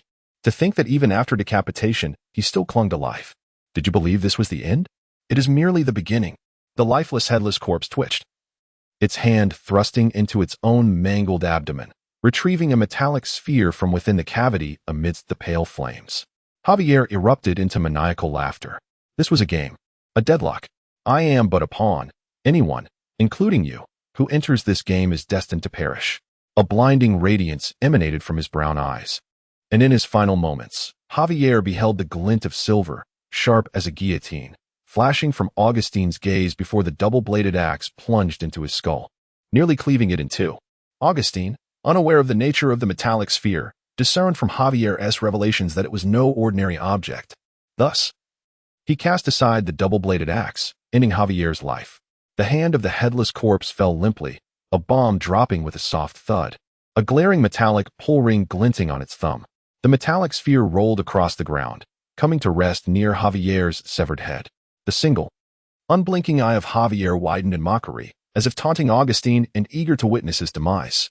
Chapter 60. Catastrophe. Augustine instinctively recoiled as the metallic sphere plummeted, its explosion reverberating with a thunderous roar, releasing a cloud of smoke that unfurled with an ordinary ferocity.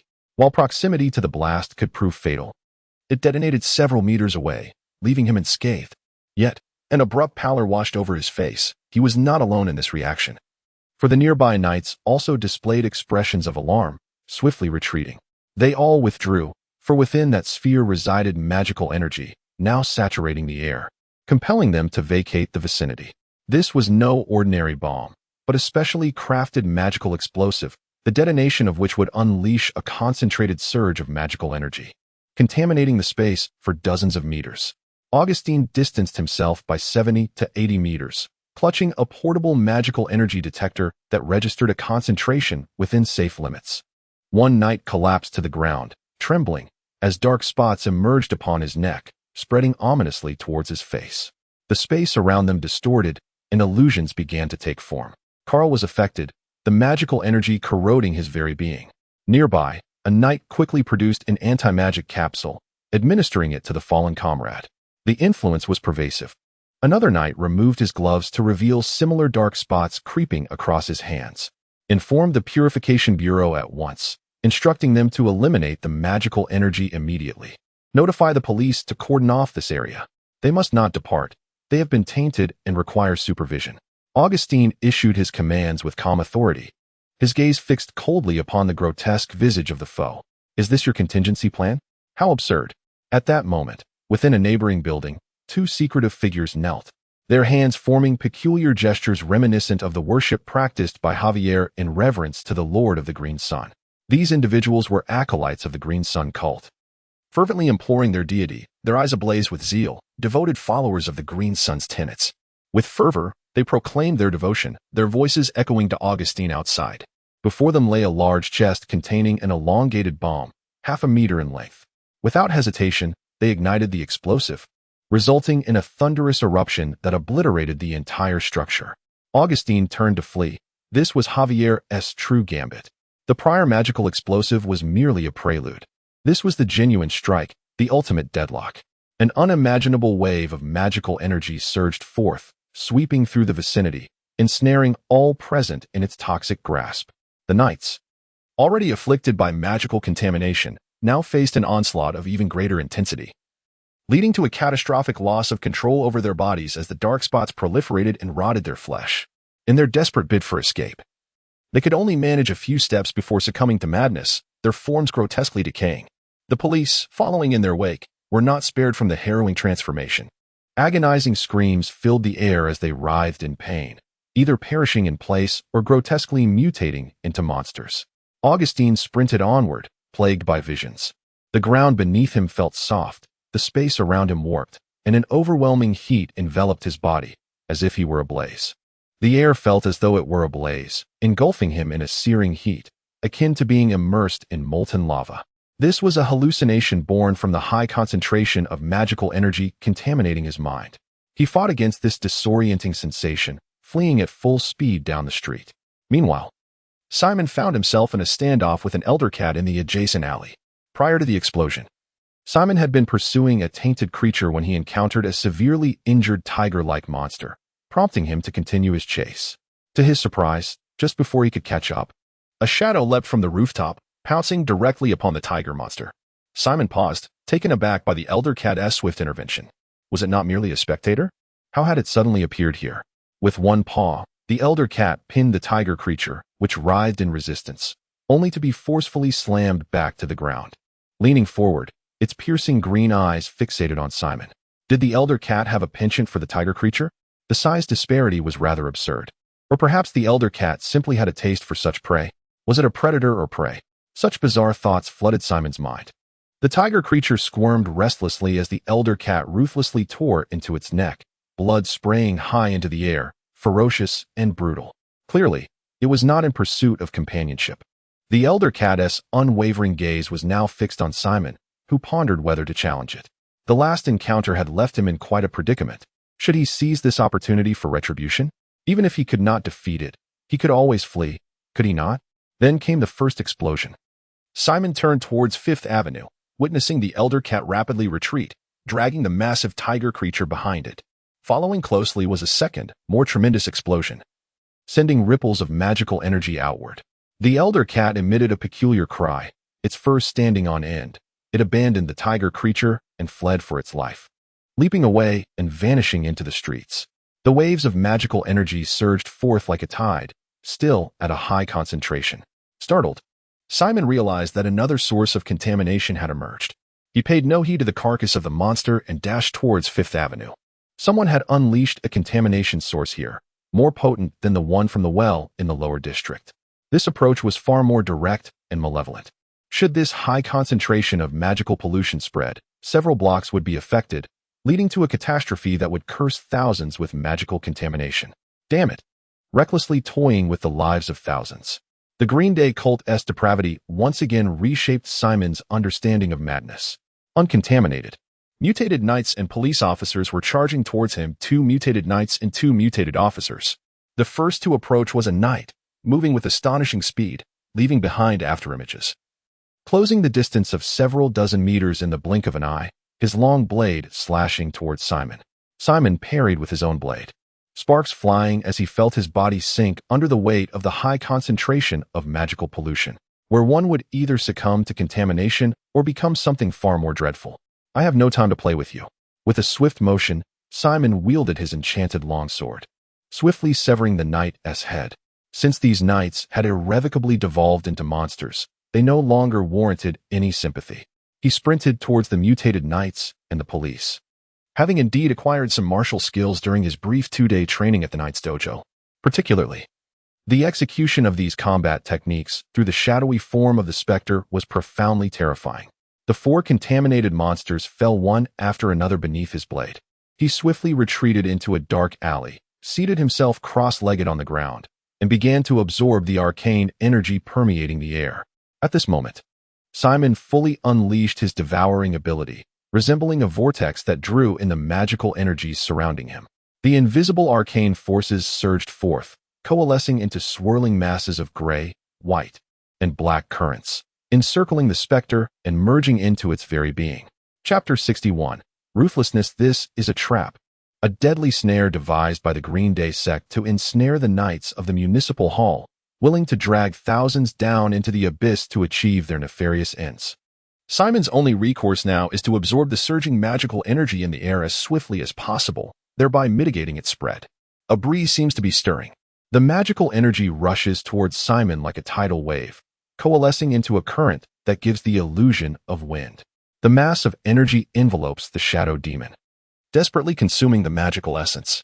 The shockwave from the explosion rapidly disseminates the magical energy in all directions, already contaminating 2 nearby streets, transforming many into grotesque forms.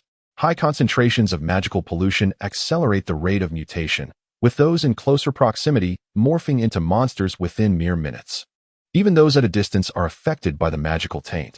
Augustine has managed to escape. He is both powerful and resilient. The magical energy failed to slay him or induce a transformation. His body bears the marks of contamination, and he valiantly suppresses the disorientation and distortion in his mind as he fires a signal flare. The brilliant white fireworks burst into the sky, lingering for an extended period.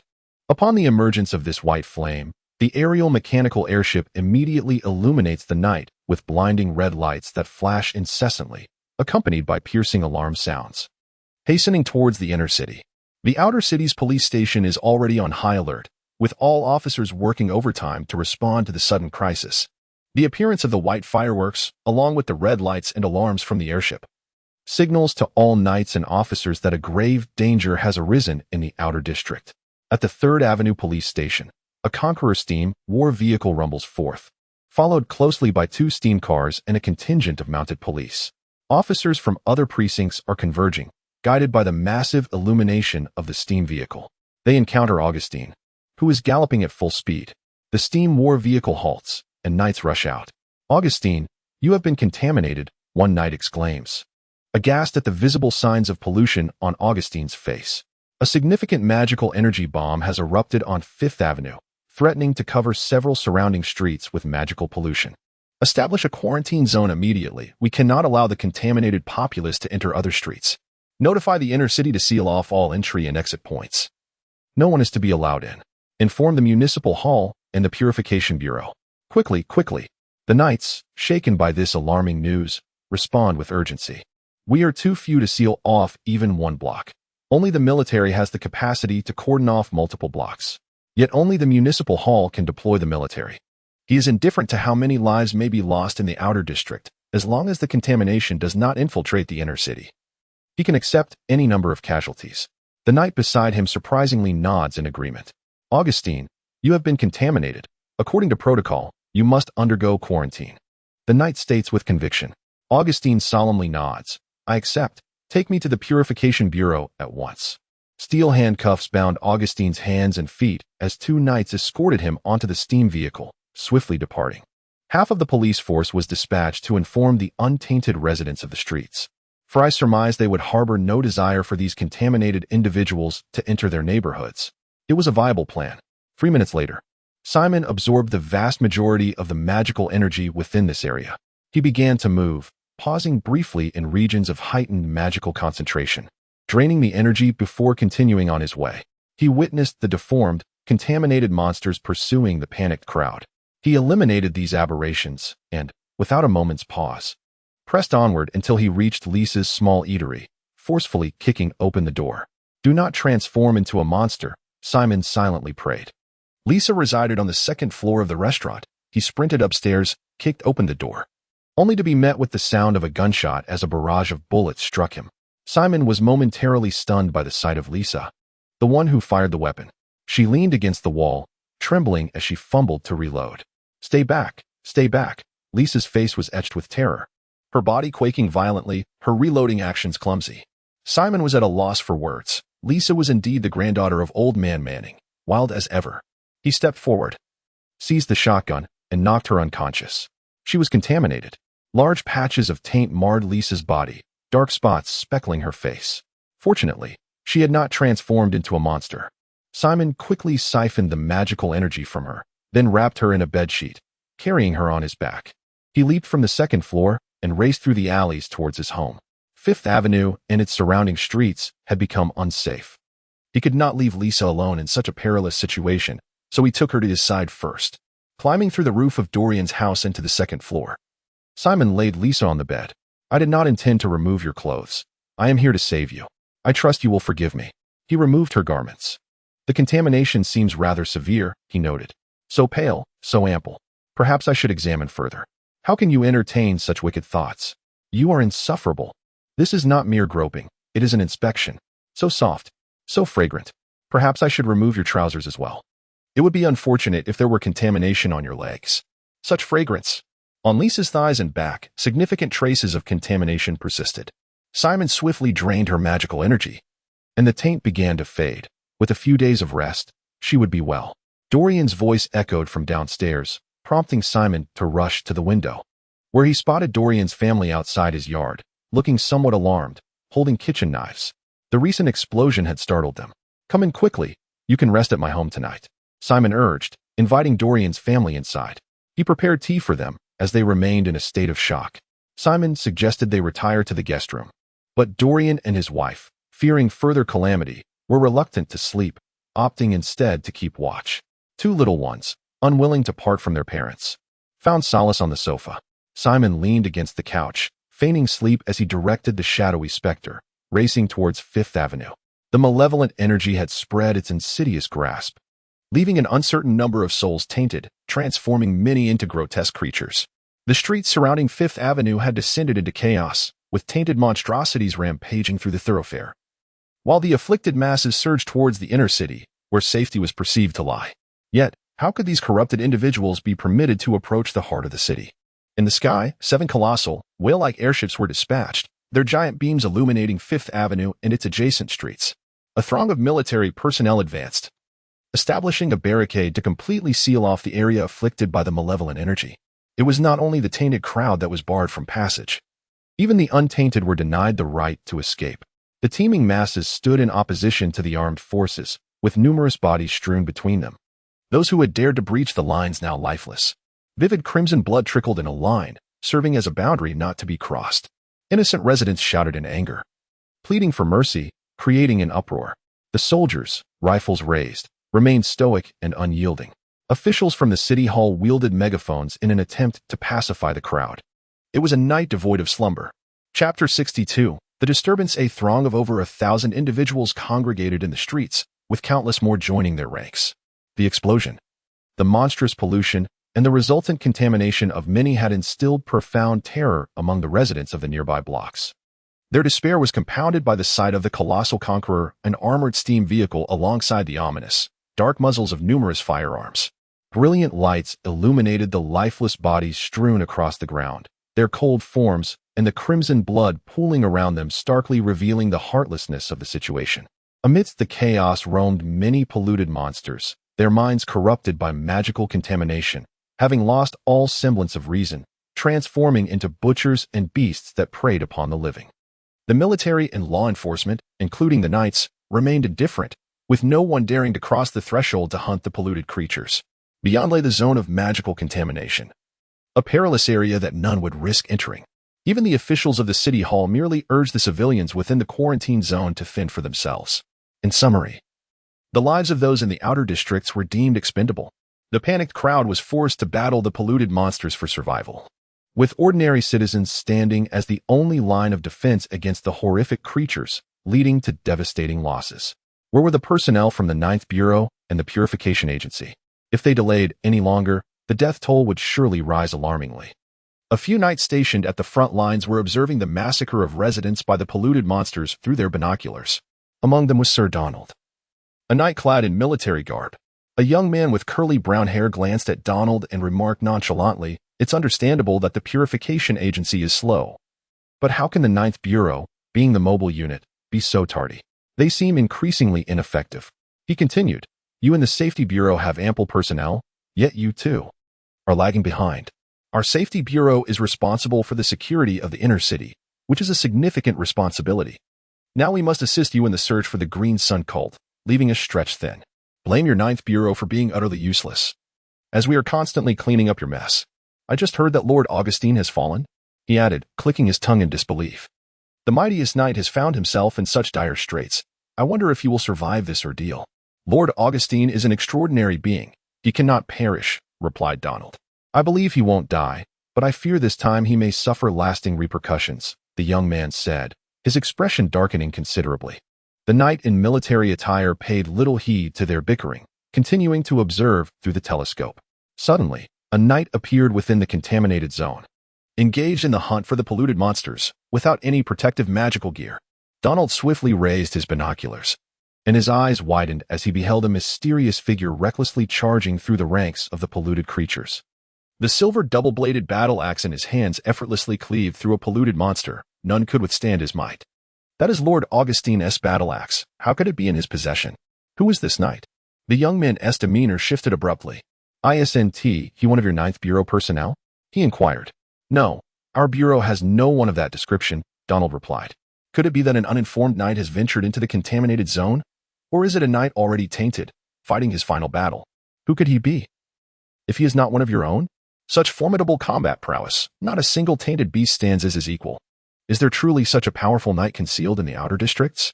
Could it be a retired knight? Is he not the celestial knight?" The military knight inquired. In a single night, he resolved the arcane pollution afflicting nearly 1,000 souls in a block and vanquished the suspected Black Knight of Haywood, leaving behind the enigmatic legacy of the celestial knight. "Donald, could it be him? We have interrogated the unconscious residents, and several of them have described the celestial knight as being entirely shrouded, concealing his visage. Does he not fit this description perfectly?" The figure they encountered was indeed Simon. Augustine's double-bladed battle axe remained on the battlefield, and Simon seized it effortlessly. Not to mention, this axe is exceptionally sharp and handles far better than a cleaver or arcane longsword. Truly, it is the weapon of the strongest knight. The more he uses it, the less inclined he feels to return it to Augustine. With one swing, he felled countless tainted beasts alone. There is no need for speculation. He is the celestial knight. The military knight stated solemnly. "How do you know this? What do you see him doing?" Simon was inscribing the name of the celestial knight in blood on the nearby wall using the severed arm of a tainted beast. He nodded in satisfaction at the sight of the bloodied letters. To leave his mark so brazenly in plain view is quite audacious. He then pursued the tainted beast into an alley and vanished from sight. Shortly thereafter, a thunderous roar echoed through the street. White steam gushed forth, enveloping the area in a dense fog. In the midst of the grayish mist, a fearsome silhouette emerged. A colossal white steam war vehicle approached from the direction of the inner city. This white steam vehicle measured no less than 10 meters in length, appearing from above like a gigantic white serpent in motion. The front of the steam vehicle bore an emblem featuring a pure woman with arms crossed, the insignia of the Purification Bureau. This magnificent beast of a vehicle was named Hope, bringing solace to those engulfed in despair. In comparison, the Conqueror vehicle seemed like a mere child. The agents of the Purification Bureau have arrived. Clear the way, quickly. All military personnel hurriedly parted to allow the Hope steam vehicle to advance. On either side of the rear of the Hope vehicle were platforms approximately half a meter high, upon which stood soldiers clad in heavy white uniforms, donning gas masks. They were warriors of the Purification Bureau, tasked with eradicating arcane pollution. Their specialized attire designed to shield them from such contamination. Each soldier wielded a cannon-like hose linked to the interior of the steam vehicle, burdened with heavy iron canisters, which were also connected by iron tubes to the vehicle. Each soldier possessed a device resembling a cannon in thickness. A row of fist-sized spikes adorned their waists. As they completed their preparations, they disengaged the tubes from the canisters, and searing steam erupted forth. Load the ammunition. In their hands, they wielded steam cannons, with iron canisters behind them containing high-pressure steam, and the pointed projectiles resembling bullets. These conical projectiles, propelled by the force of high-pressure steam, possessed immense destructive power, capable of tearing a person apart. Provide me with a set of anti-magic gear, and grant me one as well. The young man with chestnut hair and Donald swiftly approached the Hope, requesting 2 sets of anti-magic equipment, which they donned with haste. The battle axe of Lord Augustine must not be lost. The chestnut-haired youth dashed out. Get out of the way. He forcefully surged through the crowd, his sharp blade and long firearm compelling the masses to part, while Donald followed closely behind, pursuing the direction in which Simon had vanished. We are prepared, ready to enter the contaminated zone. The crowd hastily cleared a path as the Bureau of Purification was set to eliminate the magical contamination, assuring them of safety. More than a dozen loudspeakers blared simultaneously, prompting the encircled people to disperse swiftly. The steam-powered war vehicle, Hope, advanced slowly, crushing corpses beneath its wheels into a gruesome pulp. Soldiers armed with steam cannons flanked the war vehicle, guarding its passage. Upon entering the contaminated zone, they commenced their purification operations. The Hope emitted a thunderous roar, expelling even more scalding steam. Soldiers aboard the vehicle wielded hoses that unleashed powerful jets of water into the air, cascading down and forming a mist that enveloped the streets. The steam vehicle dispensed a specially formulated elixir designed to neutralize magical energy. The soldiers aimed their hoses at the crowd, while the loudspeakers explained the effects of the potion, urging the masses to remain calm. Many afflicted by contamination frantically pursued the jets of water, desperately seeking a spray. Chapter 63. Have you ever watched One Punch Man? What a tragedy. Truly a tragedy. Allow me to liberate you. Simon wielded his double-bladed battle axe, severing the heads of the corrupted monsters one by one. After dispatching the last of the vile creatures in sight, he hoisted his axe and leapt onto the rooftop, sprinting in search of new prey. Night of the sky. Wait a moment. He observed a white figure bounding across the rooftops with remarkable agility, unmistakably a knight. Is the knight seeking me? Could it be for Augustine's double-bladed axe? This formidable weapon was tempting, but Simon decided against engaging with them. Best to make a hasty exit. With determination, Simon accelerated and leapt off the rooftop, vanishing into an alleyway. There were cries for help. Ahead lay a corrupted monster. His keen senses detected the distant pleas, prompting him to dash through the narrow passage, ascend another rooftop, and behold a large, decaying monster grasping a woman. He witnessed, too late, as the creature sank its teeth into her, devouring half her body. Arriving too late, the woman had fallen prey to the beast. Then I shall take your life in retribution. Simon's eyes gleamed with fierce resolve as he leaped down onto the roof where the monster resided. The creature sensed his presence, and, with a tail as thick as a tree trunk, it overturned the rooftop, sending Simon crashing to the ground. With a resounding crash, the house collapsed, and the corrupted monster emerged. It stood an imposing 3 meters tall, its body rotting and oozing with putrid blood, a truly grotesque sight. In addition to its mutated tail, it boasted enormous wings akin to those of a bat, adorned not with decay, but with glossy black feathers. Was this abomination a product of human mutation? It was almost beyond belief. The bat-winged monster discarded the remnants of its meal and lunged at Simon, its claw-like appendages slicing through the air. Simon swung his axe, cleaving through the creature's claws, reducing them by half. The thick, rotting tail slithered around Simon's back, striking swiftly at his neck. In pain, the bat-winged monster launched itself at Simon with renewed ferocity, its massive form bearing down upon him as its claws descended. Rather than retreating, Simon advanced, stepping forward to deliver a savage blow with his axe to the creature's abdomen, ripping a gaping wound into its flesh. Gouts of foul blood erupted like a geyser, drenching Simon and transforming him into a macabre figure.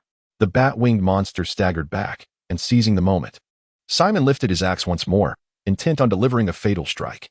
However, the creature's tail struck like lightning, knocking him backward, clutching its wounded abdomen.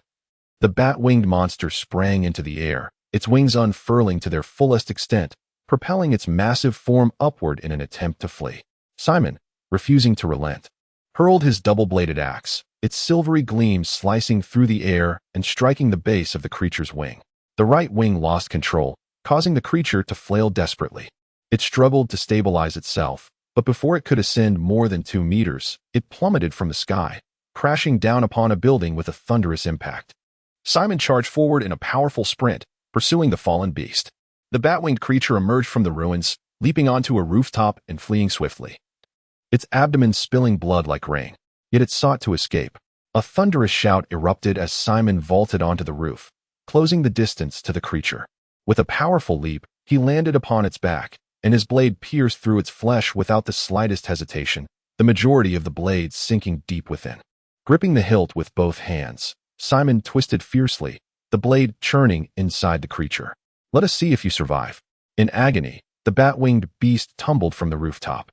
A shrill cry pierced the air as it could no longer support its own weight and lunged towards Simon. He swung his blade horizontally, severing the creature's head, blood erupting forth. Simon had already leaped back, evading the splatter. This is your vengeance, may you find peace. He withdrew his double-bladed axe, resting it upon his shoulder. Surveying himself, he noted the blood covering him, each step leaving a crimson footprint. He reminded himself to change clothes upon his return. Heaven's Knights, please hold.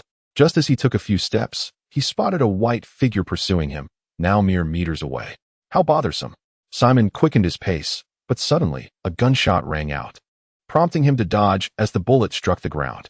His expression darkened. The trajectory of the bullet had been aimed directly at him. Another white figure charged from an alley just meters away, blocking his path. 2 guns, one large and one small. This individual was Donald. Simon regarded the heavily clothed knight before him, raising an eyebrow. He recognized Donald's magical handgun with clarity. I am Knight Donald of the Special Bureau. May I inquire about your identity and origin? Another knight had cut off Simon's retreat. The axe you wield does not belong to you. Please return it. The brown-haired youth aimed his gun at Simon. They truly sought the double-bladed axe. Lord Howell, he is not an enemy, Donald interjected with a frown. Until he surrenders the axe, I shall not believe he is not an adversary. Donald, the double-bladed axe is the weapon of Lord Augustine, the pinnacle of the Academy's mechanical technology. Its significance needs no elaboration. It must not fall into the hands of anyone outside the municipal hall. Return the currency. Simon pivoted, swinging the axe directly at the brown-haired youth. The youth fired immediately. With a swift motion, Simon deflected the bullet, the axe cleaving through the air as the youth raised his long knife in defense. A sharp clang resonated, sparks flying as the youth was knocked back by the immense force. Let you shoot at me. Simon swung the axe once more, striking the long knife again, pushing the youth further back.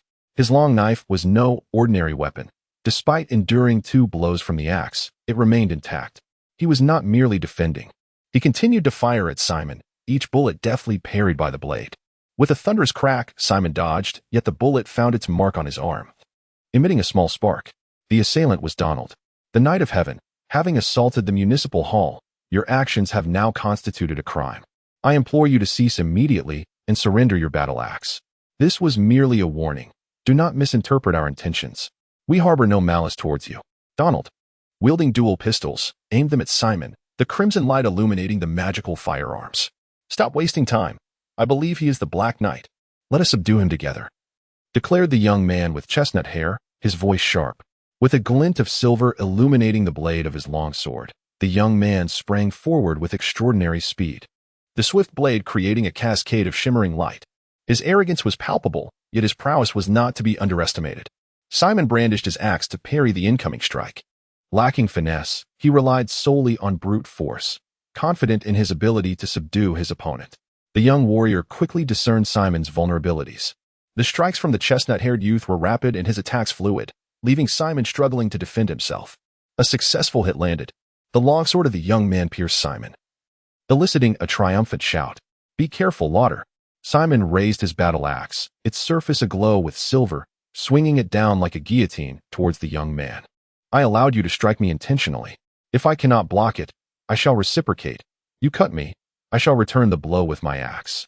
The young man hastily raised his sword in defense. The silver light crashed down upon the longsword, producing a thunderous sound as the young warrior was sent flying, tumbling several meters across the ground. "While I may lack technique, my strength is formidable. Strength alone can overcome skill. Do you understand? Have you ever seen One Punch Man? Damn it." Chapter 64. I reluctantly refused to change with a decisive swing of the axe, a tribute to the bald man.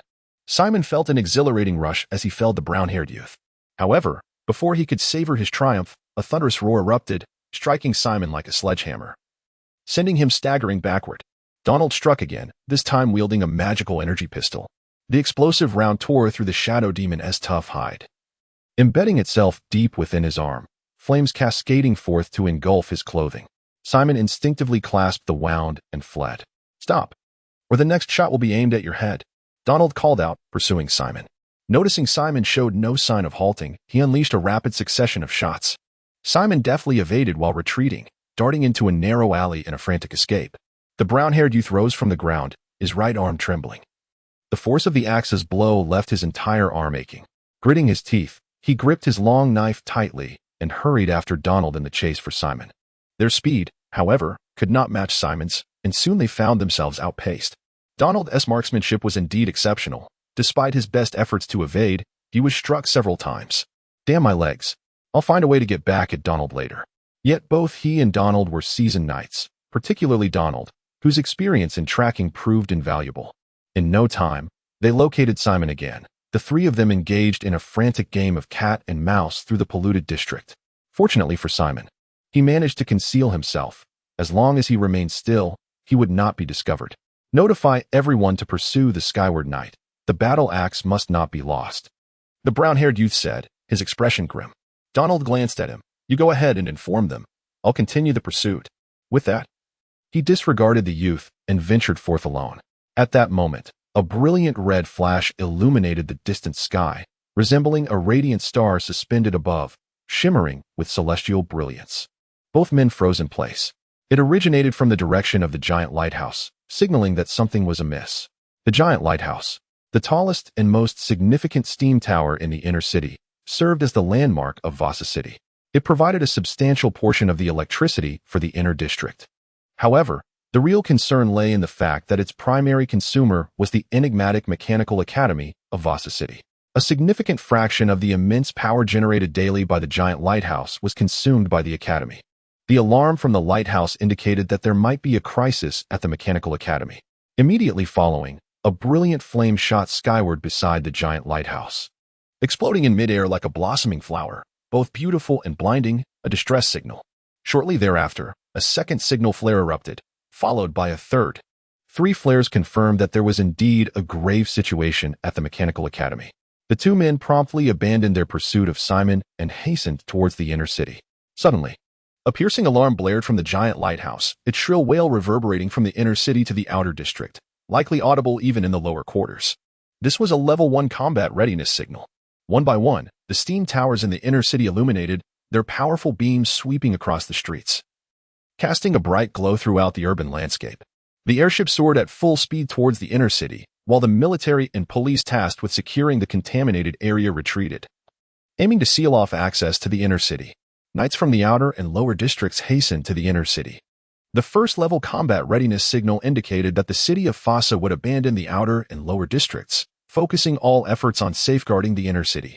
Simon stood atop a rooftop, gazing at the red light of the giant lighthouse. He understood the implications of the crimson beacon and the blaring alarms. A significant event had transpired in the inner city, coincidentally on this very night. A possibility struck him. Could this major incident be orchestrated by the Green Day cult?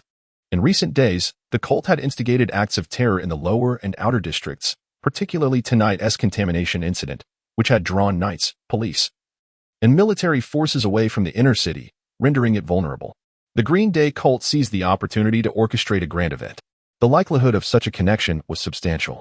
If Simon's conjecture held true, the intricate scheme devised by the Green Day cult harbored formidable ambitions. Such troubles. Observing the panicked crowd, he sighed. The machinations of these two factions treated ordinary people as expendable pawns. How tragic. Yet, a new thought emerged within him. He did not wish to be a mere pawn. He intruded into a home, discarding his soiled garments and removing the bullets from his body. He hastily donned a few items of clothing from the household and continued to wander through the contaminated area, cleansing the magical energy in the air while also vanquishing the polluted monsters. On the streets, he witnessed individuals sitting despondently, some weeping uncontrollably, while many others remained silent. The departure of the Hope steam war vehicle seemed to carry away the hopes of all. In the pitch-black night, all light had vanished. They understood they had been forsaken. A deeper despair spread through the hearts of the people. In the contaminated zone, the majority had succumbed to magical pollution, with some in a particularly grave state.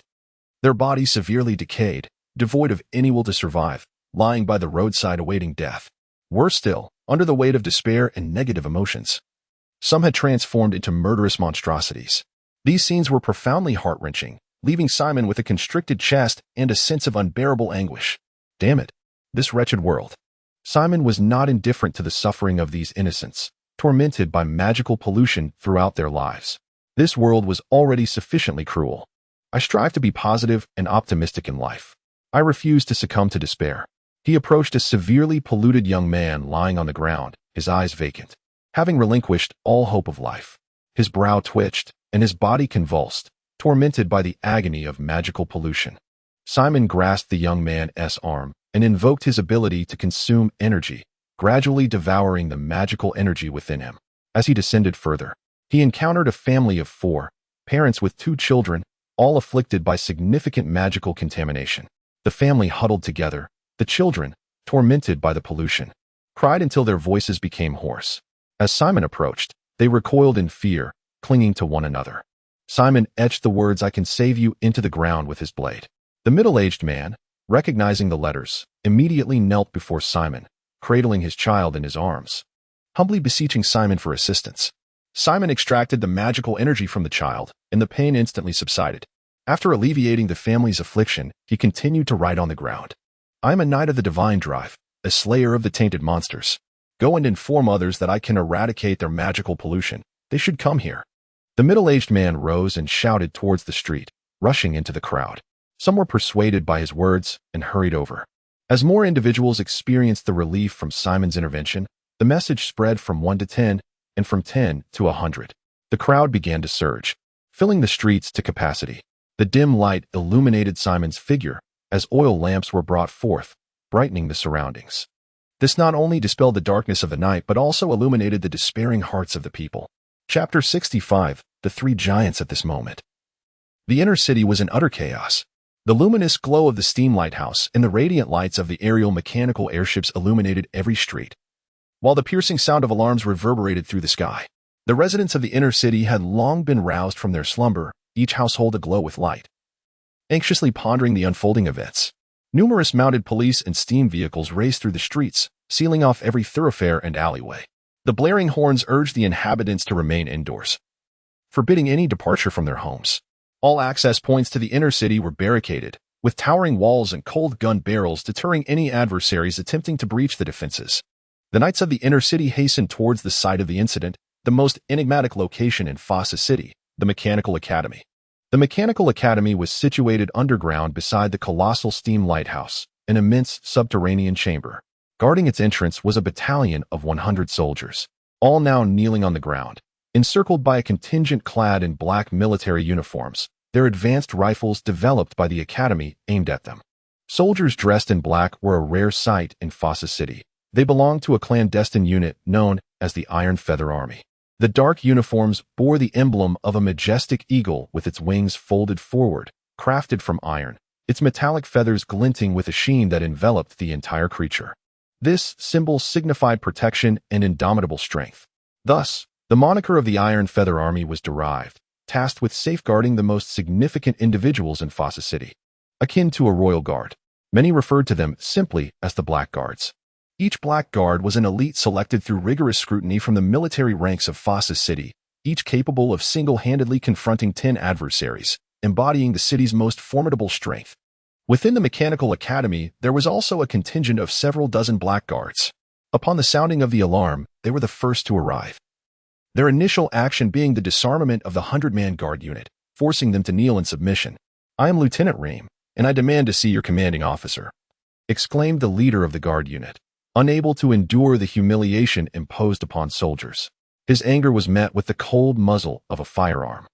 As he attempted to rise, a Black Guard struck him down with the butt of his weapon, showing no regard for his rank.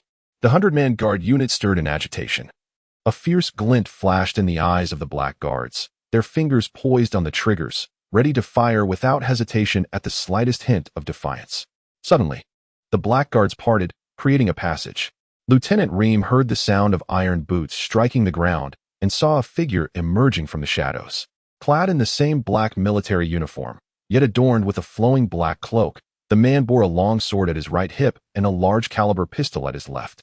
Both the sword and firearm were of unfamiliar design, yet the intricate craftsmanship suggested they were formidable weapons.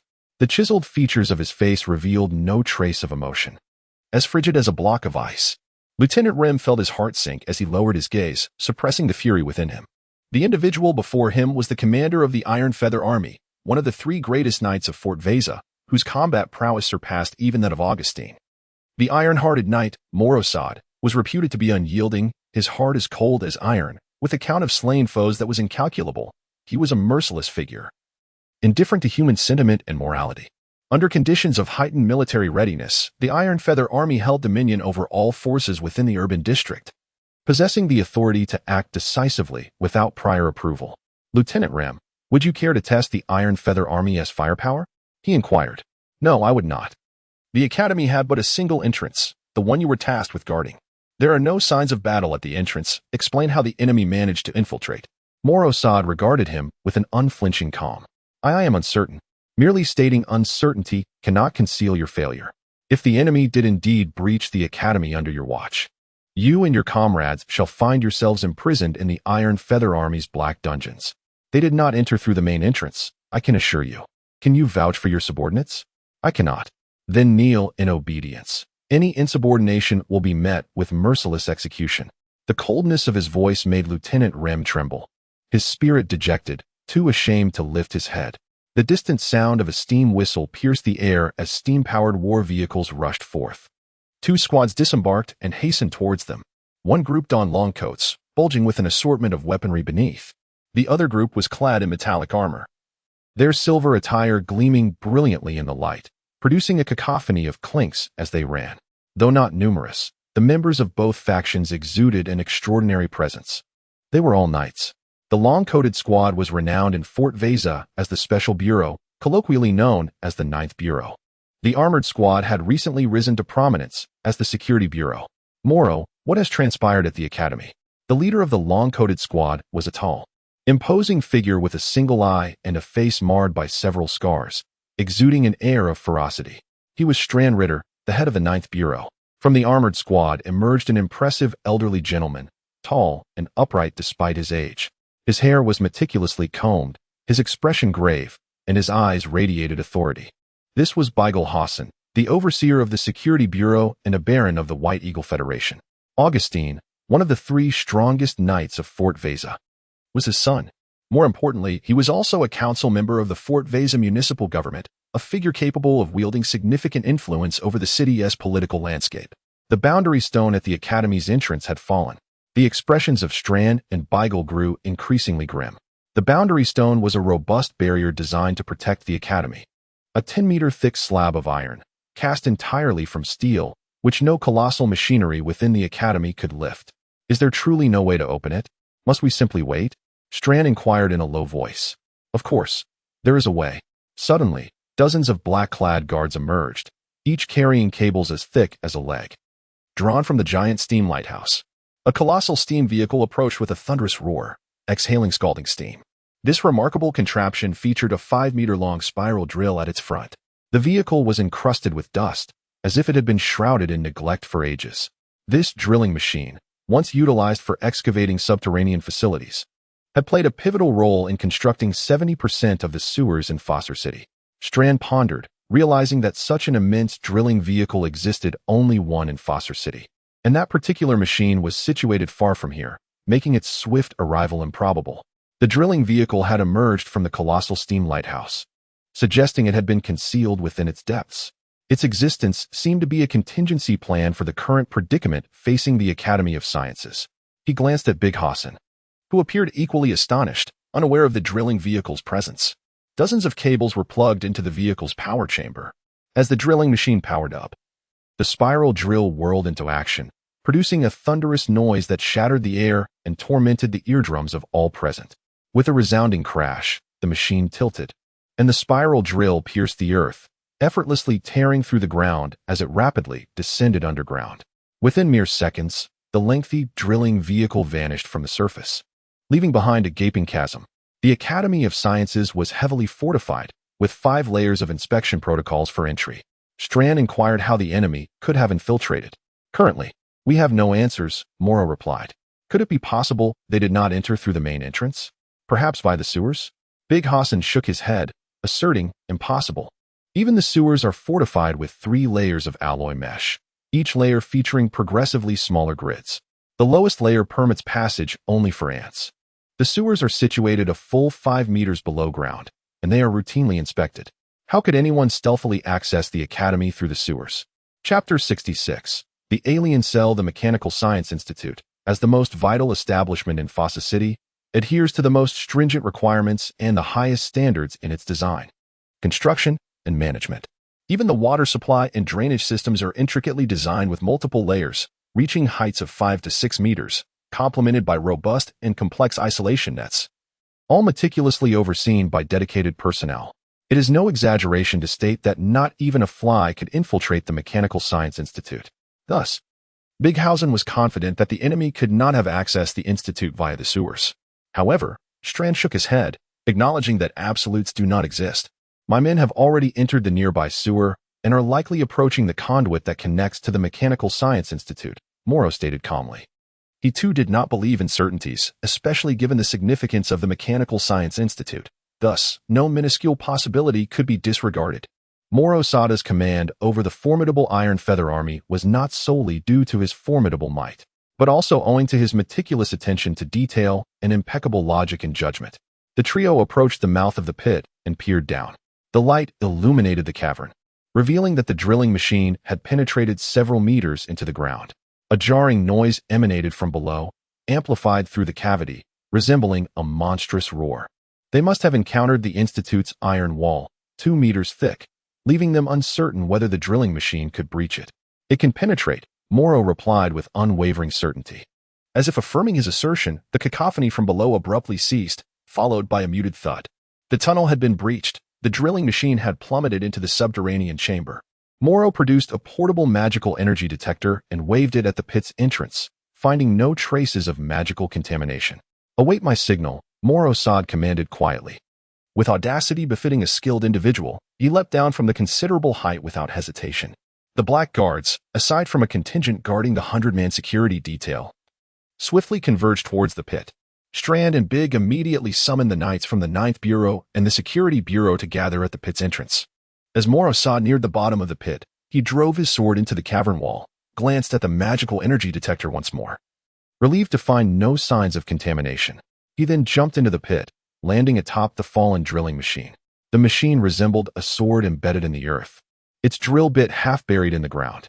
The Black Guard inside the cockpit shattered the hardened glass, half of his body dangling precariously outside, his fate uncertain. Morrow Sad quickly surveyed his surroundings, his gaze falling upon an exceedingly intricate assembly of interlocking gears, a heavy machinery.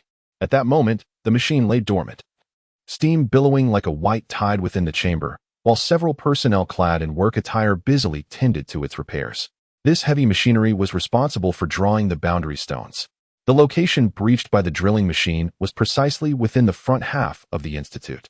He retrieved a signal flare from his waist and fired it towards the opening above. The flare shot up through the pit, erupting several meters above ground. Descend into the pit. This was the signal confirming that there was no danger of magical contamination below. Strand and Big ordered their men to jump down along the cables. Molo leaped down the drilling machine, charging directly into the heart of the academy, where the cacophony of battle reverberated through the air. As he sprinted forward, he stumbled upon a scene of chaos. With numerous pieces of equipment overturned, an intense skirmish was underway.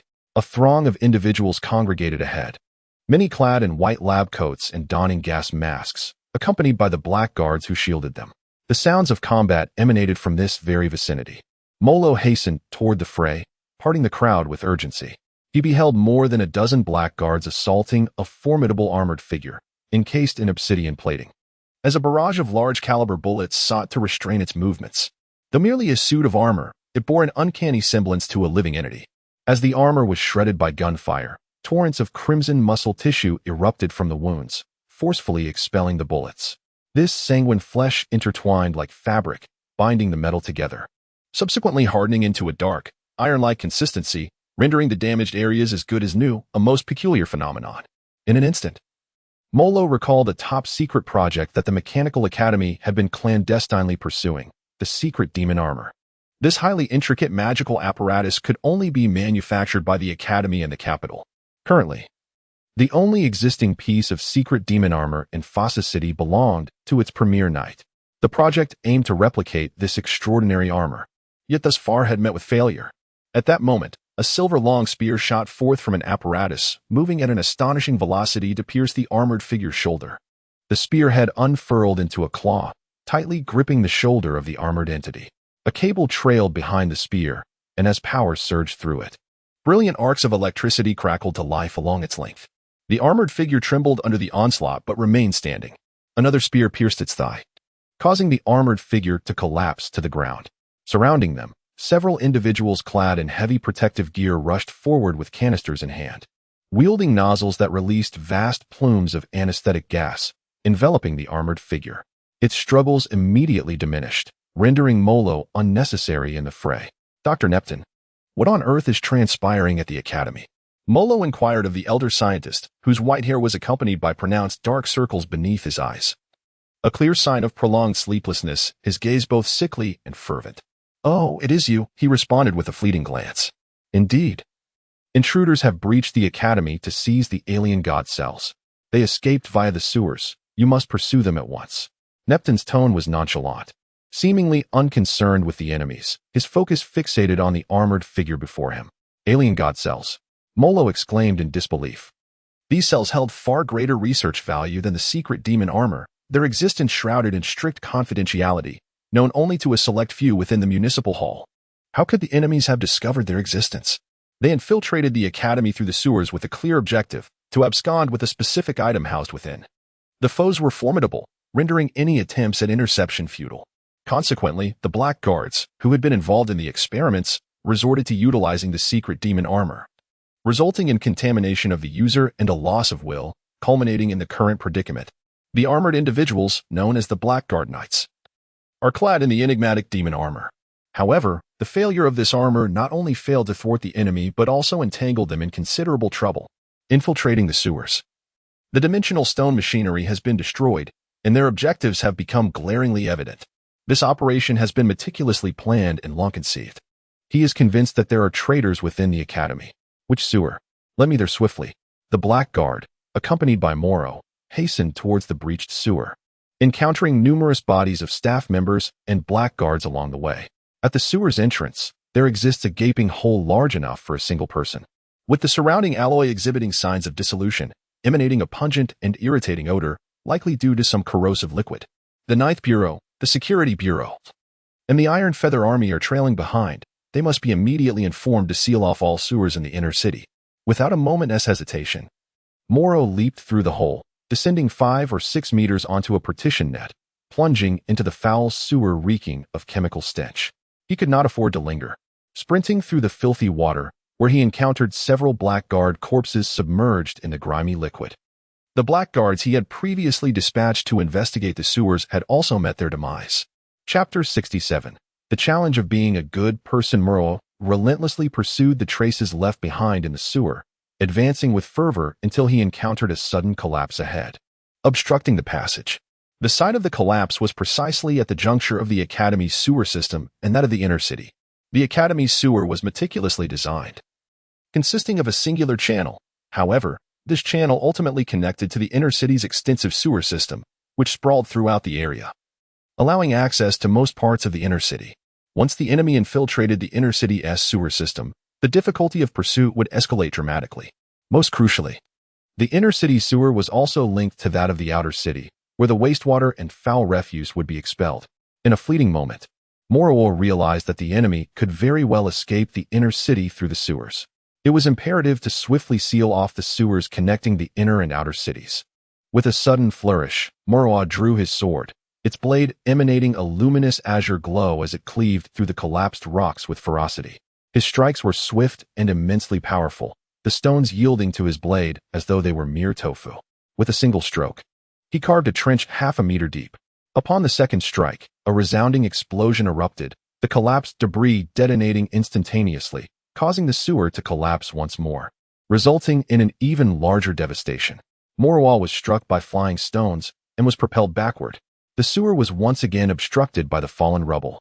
It became evident that the enemy had strategically placed explosives within the debris, anticipating that pursuers would attempt to clear the blockage and continue their chase. Undoubtedly, this was a premeditated tactic. Muro, accompanied by the Iron Feather Army, promptly alerted the forces stationed at the inner city walls to seal off the sewers leading to the outer city. He issued a direct order to demolish the connecting sewer between the inner and outer cities, leaving the enemy with no opportunity to escape.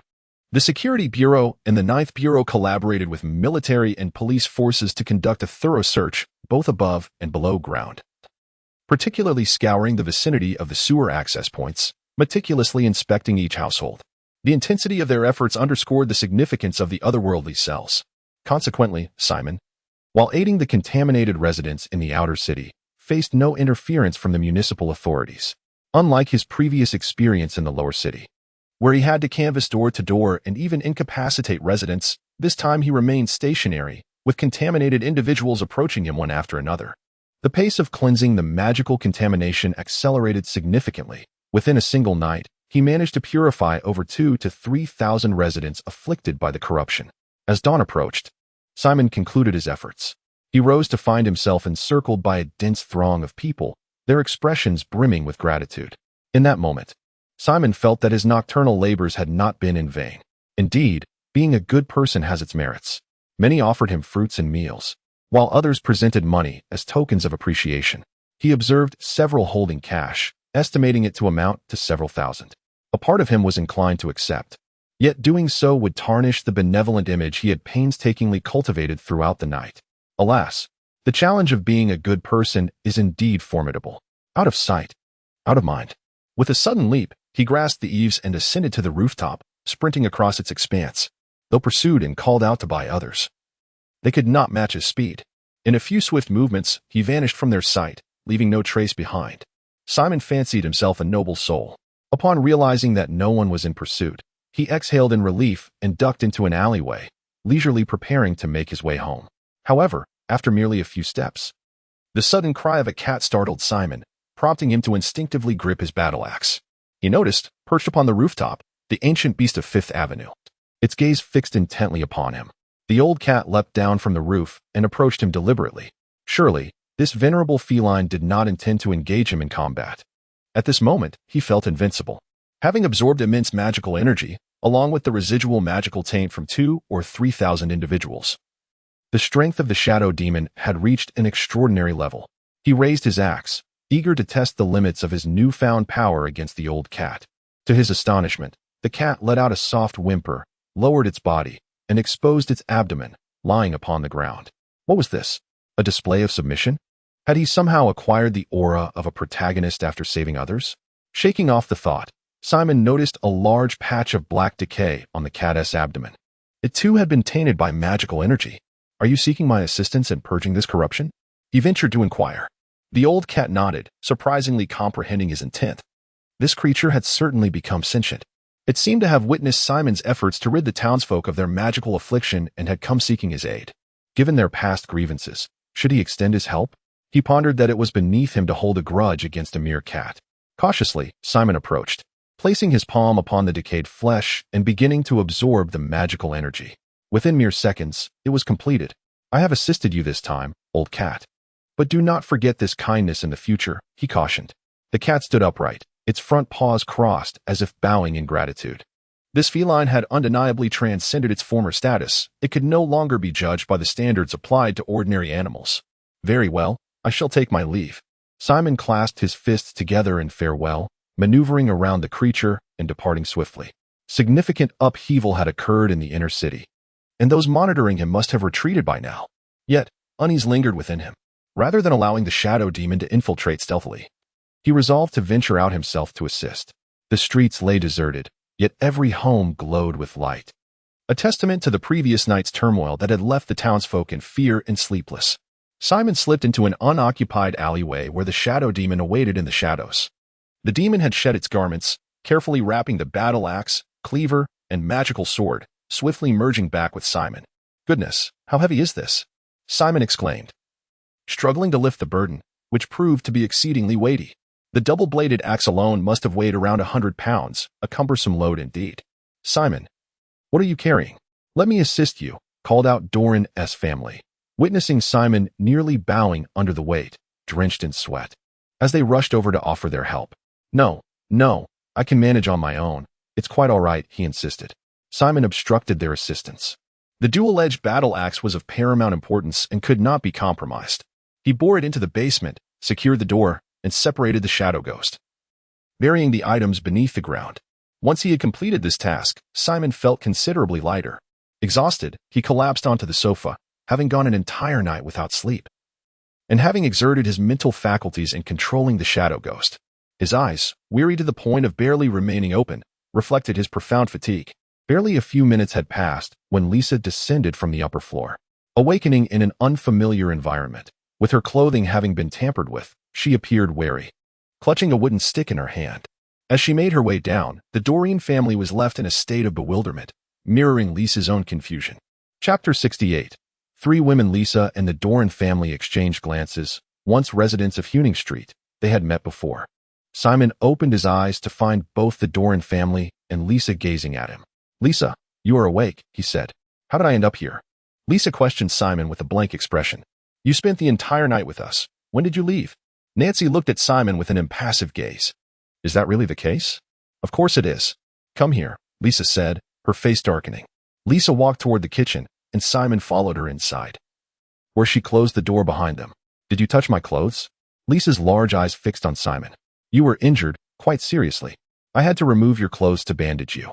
You may check for yourself if you don't believe me. Really? I assure you.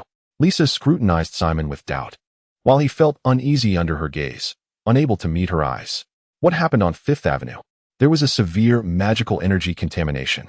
Was I contaminated? Lisa's face turned pale, fear creeping in. I checked. You were not contaminated, so rest assured. But I remember being contaminated. There were signs on my face and body. When I woke up and looked in the mirror, all the signs of contamination had disappeared. Did you remove the magical energy? I have no such ability. When I found you, there were no traces of magical energy on you. Could it be that the Celestial Knight removed the magical energy from me? Who was the Celestial Knight? Last night, 2,000 or 3,000 residents of Fifth Avenue and the surrounding areas were contaminated by magical energy. Then a mysterious Celestial Knight appeared. He was wrapped in cloth, very enigmatic, and slaughtered hundreds of contaminated monsters, purging the magical energy from thousands within a single night. He must have discovered you and removed the contamination. Wrapped in cloth, that must be him. Is he the one who saved me? At the time, I thought he was a villain and shot at him. I wonder if I hurt him. I doubt it. The Celestial Knight is very strong. Hundreds of contaminated monsters are no match for him. So how could you harm him? That's a relief. Well, for now, avoid going to Fifth Avenue. Stay at my place for a while. I will inform Old Man Manning today. Simon turned to open the door. By the way, do you think my body looks good? It looks good, Simon blurted out instinctively. As soon as he said it, he realized he had inadvertently confessed, and he chuckled awkwardly. I truly didn't mean to. Never mind. Considering you risked your life to save me and treated me, I will forgive you. Simon opened the door, and little Dame and Rachel tumbled to the ground with a yelp. Eavesdropping. The two youngsters dusted themselves off and quickly ran behind Nancy. With an impassive expression, she turned her face away from Simon. Is she jealous? The door and couple bid farewell to Simon, and the family left his home. Do you like that busty woman? Her physique must be quite alluring. What do you know, you little brat? I heard you admiring her body. She may not possess the beauty of my sister, yet her figure is splendid. Nevertheless, I still believe my sister is superior. I speak with sincerity. Why did you kick me? My sister was just angry. You'd best go appease her. Women adore flattery. If you sweet-talk my sister a bit, everything will surely be fine. You, a mere child, teaching me how to woo women. Have you even matured? That young lady seems to have a penchant for you, Lisa remarked lightly from behind. I am a good person. It is only natural for someone to be fond of me, Simon replied with a confident shrug. Lisa scrutinized Simon from head to toe, making him feel a bit uneasy. It's only been a short while since we last met, yet you've changed considerably. You've become quite handsome, haven't you? Your skin has thickened significantly. Now tell me honestly, did you make any advances towards me last night? No, Simon declared with righteous indignation. First, manage your lower half before you lie. Lisa shot a glance at Simon's lower body. Simon recoiled slightly, chuckling awkwardly. After being single for so long, one can hardly resist temptation. I need to take a shower. Where's the bathroom? It's upstairs. Your wounds have just been bandaged, so avoid water. I know. I merely wish to wipe myself down to prevent you from leaving any unpleasant remnants on me. Simon found himself at a loss for words. By the way, would you mind helping me with my back? Lisa stood on the stairs, gazing at Simon alluringly. Is that permissible? What do you think? Lisa's demeanor shifted abruptly, her gaze turning cold. Simon retreated once again. As Simon reclined on the sofa, he fell asleep almost instantly. Upon awakening, he found himself flanked by two women, Lisa on one side and Nancy on the other. They sat in silence, creating a rather oppressive atmosphere. Nancy, what brings you here? Am I not welcome? Her tone was somewhat brusque. Of course, you are most welcome. Nancy's expression softened considerably as she rose to bring a bowl of food from the kitchen. I made this for lunch. I just heated it up for you. So hurry and eat. To be honest, I am quite hungry, Simon said as he grabbed a spoon and began to devour the meal ravenously. Here, drink some water. Don't choke, Lisa said gently, bringing him a glass of water. Thank you. Simon preferred tea over water. Nancy offered him a cup of hot tea. So, Simon, do you prefer water or tea? Lisa casually chimed in. Both women gazed at Simon, and he felt an immense pressure. Is being a desirable man truly this challenging? One is a flower in full bloom, youthful and radiant. The other, a paragon of physique, undoubtedly a goddess in bed. How to choose? This is more daunting than hunting pollution monsters last night. Even with Nancy and Lisa before him, Simon's mind inexplicably conjured the image of Sheriff Casa, dashing, a true ice queen, surpassing both Nancy and Lisa in both beauty and grace. Could I possibly have them all? The interaction among the characters is rather delightful, as depicted in the novel. One cannot deny the depth of Simon's internal struggles. However, reality is often harsh. I merely wish to dine. Simon ate in silence, too timid to meet their gaze. Throughout the meal, he did not lift his head. Chapter 69. Seizing opportunities after a meal, Simon hurried upstairs to take a bath. He reclined in the tub, enveloped by warm water, relishing the exquisite comfort it brought. As he soaked, his mind became blissfully empty, allowing him to savor the hard-earned tranquility. However, it wasn't long before the tumultuous events of the previous night invaded his thoughts, compelling him to sift through the chaos. He speculated that the recent terror activities of the Green Day cult, along with the pollution incident on Fifth Avenue, might be precursors to a significant event in the inner city. What had the Green Day cult done to warrant the city's declaration of a state of emergency? Was it a massive surge of magical energy pollution, or perhaps an assassination of the mayor? Could it involve the Mechanical Science Institute? So many possibilities swirled in Simon's mind. Yet he was left with scant information to draw upon, and ultimately, he decided it was futile to speculate further. After all, the knights of the inner city would surely handle any calamity that arose. It was of no concern to him. With two difficult women to manage at home, he had little inclination to ponder other matters. With a resigned sigh, he rose, dried himself off, donned his clothing, and composed himself before descending the stairs. He exited with a medical kit slung over his shoulder, having spent a bit of money to enlist someone to locate Old Man Manning. Once that matter was settled, He made his way to Fifth Avenue. The previous night, he had eliminated magical pollution from the bodies of 2,000 or 3,000 individuals. Yet the wounds inflicted by such pollution could not simply be erased. Many bore festering injuries that required proper treatment. Early that morning, residents near Fifth Avenue began seeking doctors for their wounds, with many flocking to hospitals a few streets over, while the black market clinics were overcrowded. As he walked, he noticed a long line forming outside one of the houses on Fifth Avenue. Curiosity piqued, Simon approached, observing several burly men maintaining order. At first glance, he recognized the towering figure of Tiger from the night's martial arts hall. "No need to rush. Please form an orderly queue," Simon heard him admonish. As he squeezed his way through, the residents in line cast him stern glares. "I'm not here for treatment, nor am I cutting in line. I know someone inside," he asserted. "Tiger, Tiger," he called, waving his hand. Upon spotting Simon, the towering man gestured him over, parting the crowd with ease. His formidable stature and muscular build left no one daring to oppose him, allowing Simon to be ushered inside. He found Principal Johnny seated behind a table, tending to a resident's wounds. "Principal can treat injuries?" Simon questioned Tiger, perplexed. "Wasn't he a night before? Is it so strange for him to possess such skills?" He observed Johnny's somewhat haphazard stitching of a wound, the patient wincing in pain. The stitching was clumsy, leaving Simon feeling rather embarrassed. Nearby, Aura assisted Johnny, her face pale from anxiety. Tiger leaned in, whispering to Simon, "Though it may not be aesthetically pleasing, it is effective. You have no idea how affordable our treatment is. It truly offers great value." The principal noticed that many on Fifth Avenue were injured today and saw an opportunity, gathering us to set up this makeshift clinic. David quietly added from the side, "Rest assured, no one will perish." After suturing the wound, Director Johnny poured a small amount of a dark purple potion onto the injury and wrapped it with cloth, thus completing the treatment for one patient.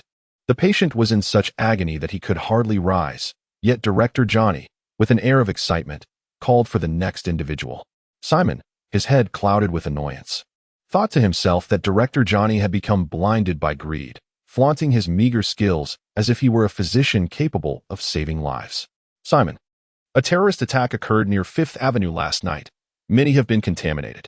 Were you affected?"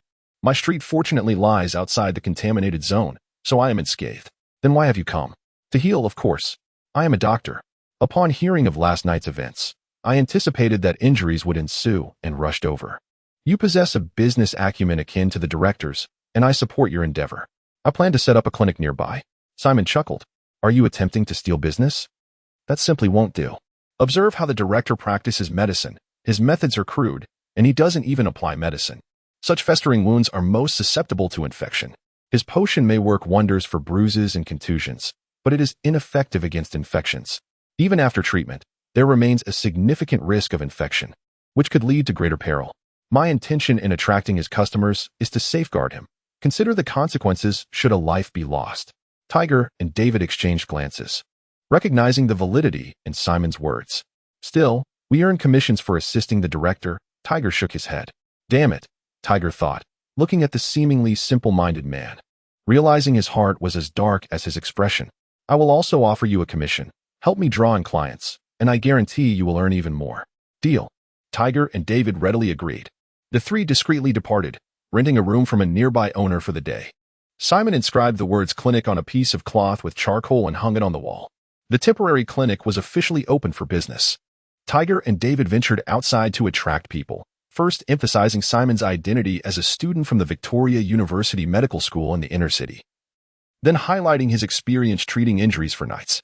This information, when disseminated, immediately captured the attention of many, causing the queue at Director Johnny's clinic to dwindle significantly. Simon displayed the surgical instruments from his medical kit, donned a white coat, and wore a white mask, presenting a professional appearance that instilled confidence. Naturally, Director Johnny heard the commotion outside, his expression darkening as he emerged with scissors in hand, blood still staining his attire.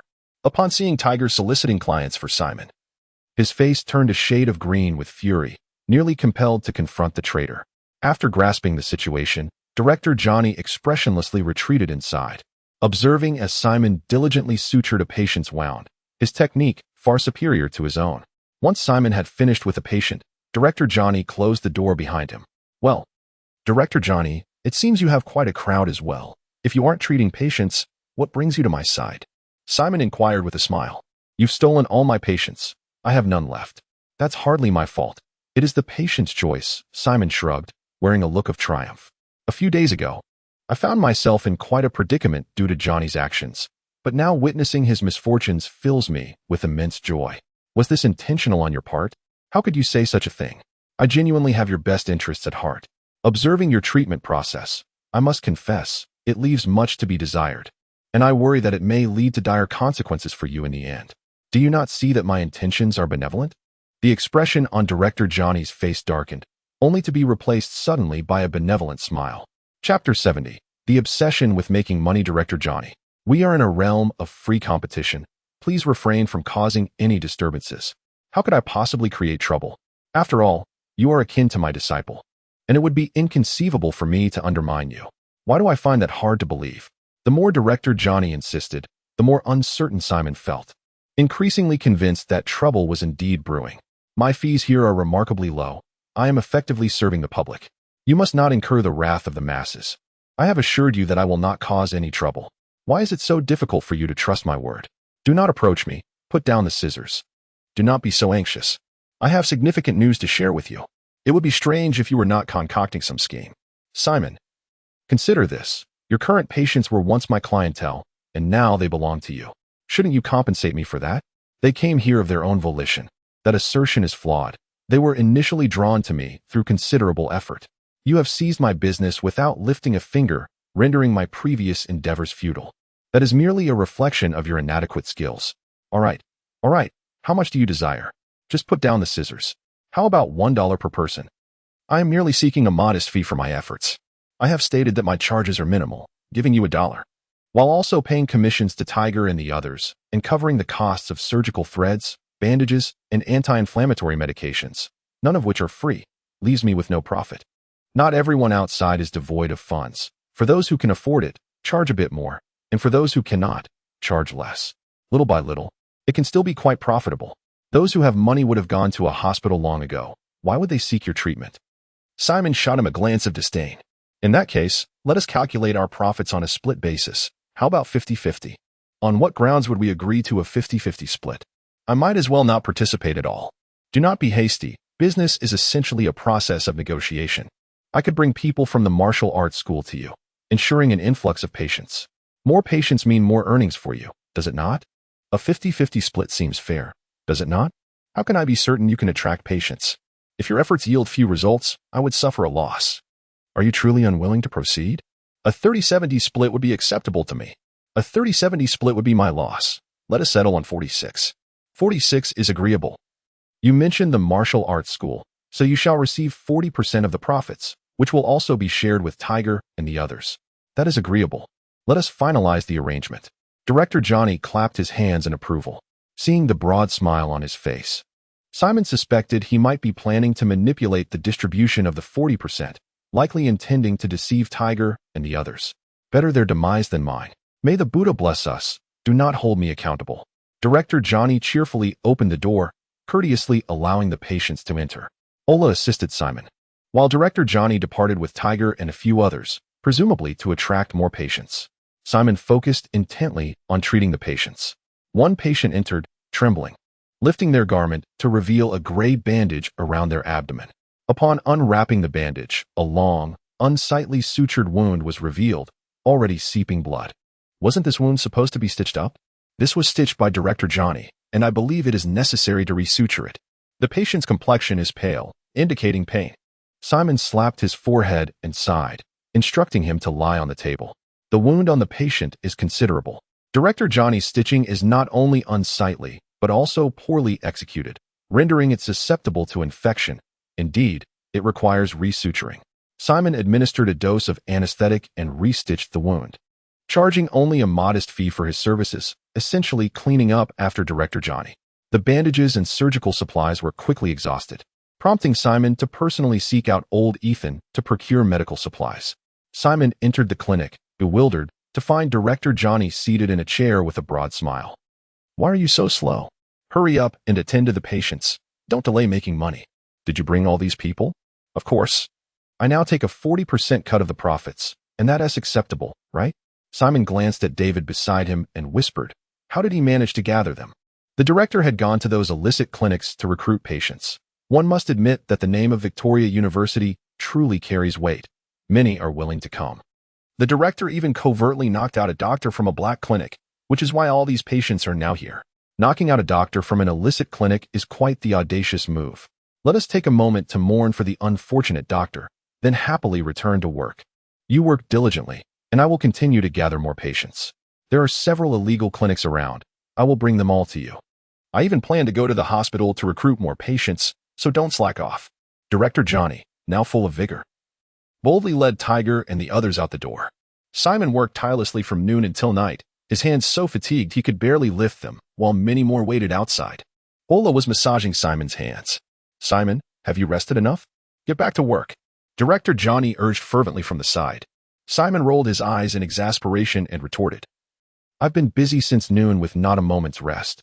I'm not made of iron." All right, continue your rest. I merely reminded you that outside are opportunities for profit. Don't forget, you have 60% of the profits. It's all your money." Simon suddenly regretted partnering with Director Johnny. After a brief respite, he gathered his spirits to continue working. After about half an hour, a commotion erupted outside, accompanied by shouts and curses. The door swung open, and a burly man from the martial arts hall rushed in, flustered. "Director, there is trouble." "Damn it, this is my territory. Who dares to cause a ruckus? I'll chop them up." Director Johnny sprang to his feet, fiercely determined. "It's the doctor from that black clinic you knocked out. He has come seeking vengeance with gang members." "Damn it. Simon, continue with your work. I'll go check it out. Rest assured, no one will hinder our earnings." With a cold glint in his eyes, Director Johnny's presence was formidable, reminiscent of the time Simon first visited the martial arts hall and witnessed him take down Tiger. "Anyone who dares obstruct my profits is courting death." Concerned, Simon stepped outside to witness a chaotic brawl. The troublemakers were a local gang, armed with various weapons, thankfully devoid of firearms. Director Johnny exhibited remarkable courage, brandishing 2 machetes as he pursued and struck down his adversaries, each receiving a cut or 2. The opposing forces, unable to withstand the assault, scattered in disarray. Director Johnny cornered them, herding them toward him. Simon provided medical treatment, with each individual required to pay for his services. Simon, visibly exasperated, noted that Johnny's obsession with profit had become rather obsessive. Outside, numerous individuals awaited their turn, and Simon found it impossible to take a breather. He hastily consumed his dinner and resumed his medical duties after a brief respite. As the night deepened, a contingent of mounted police appeared outside the makeshift clinic. The crowd waiting outside grew restless, haunted by the psychological scars left from the previous night's military withdrawal. While they harbored a deep-seated distrust of the police, an instinctive fear still restrained them from any outrageous behavior. Suddenly, a striking female officer entered, her sharp gaze sweeping across the room before settling on Simon. "What brings you here?" she inquired. Chapter 71. The encounter. The sudden appearance of Sheriff Kasha commanded attention, causing Simon to momentarily cease his tasks. Sheriff Kasha exuded a formidable aura, silencing everyone in the room.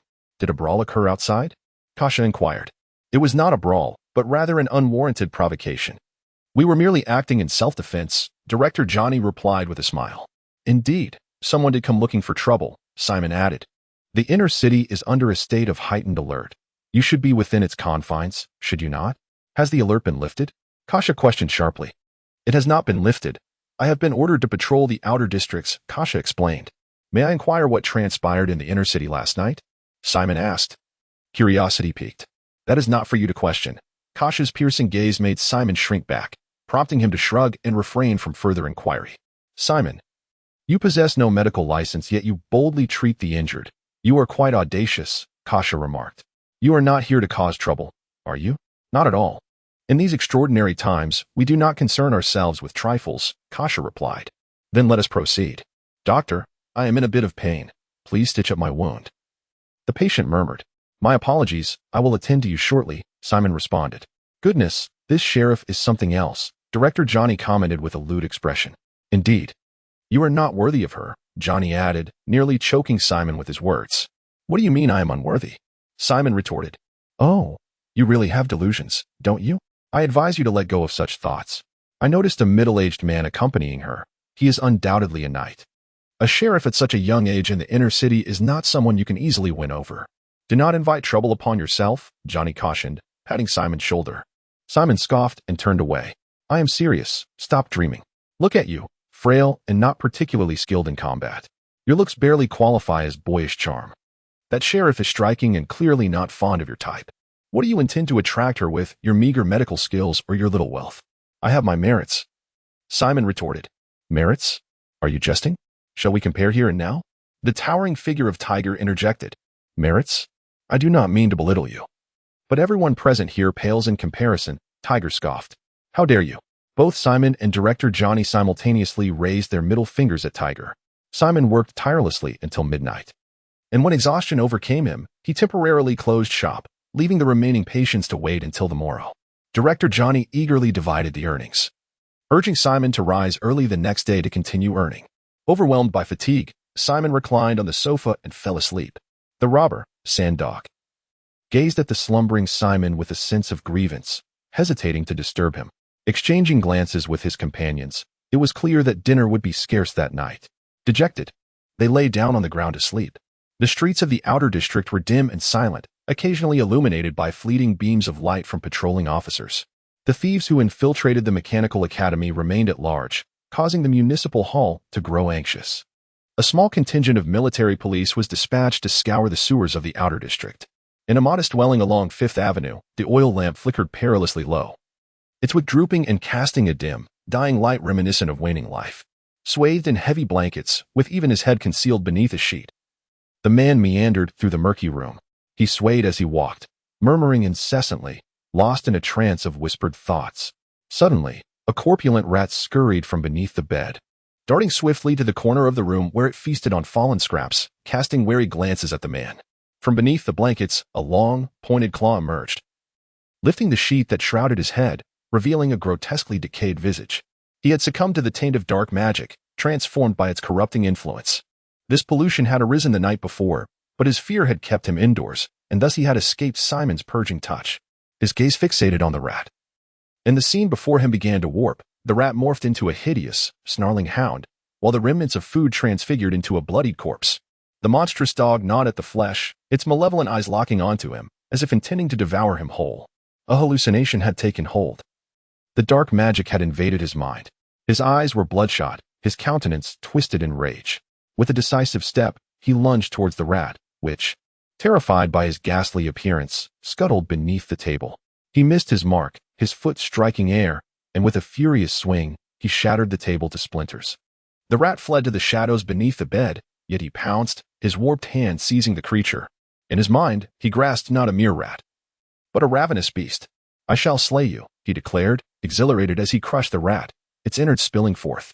Gazing at the lifeless rodent in his grasp, a wave of euphoria surged through him, his malevolent grin stretching across his face like that of a madman. Why does it still move? Why has it not perished? In disbelief, he watched as the rat, now envisioned as a monstrous hound, seemingly revived.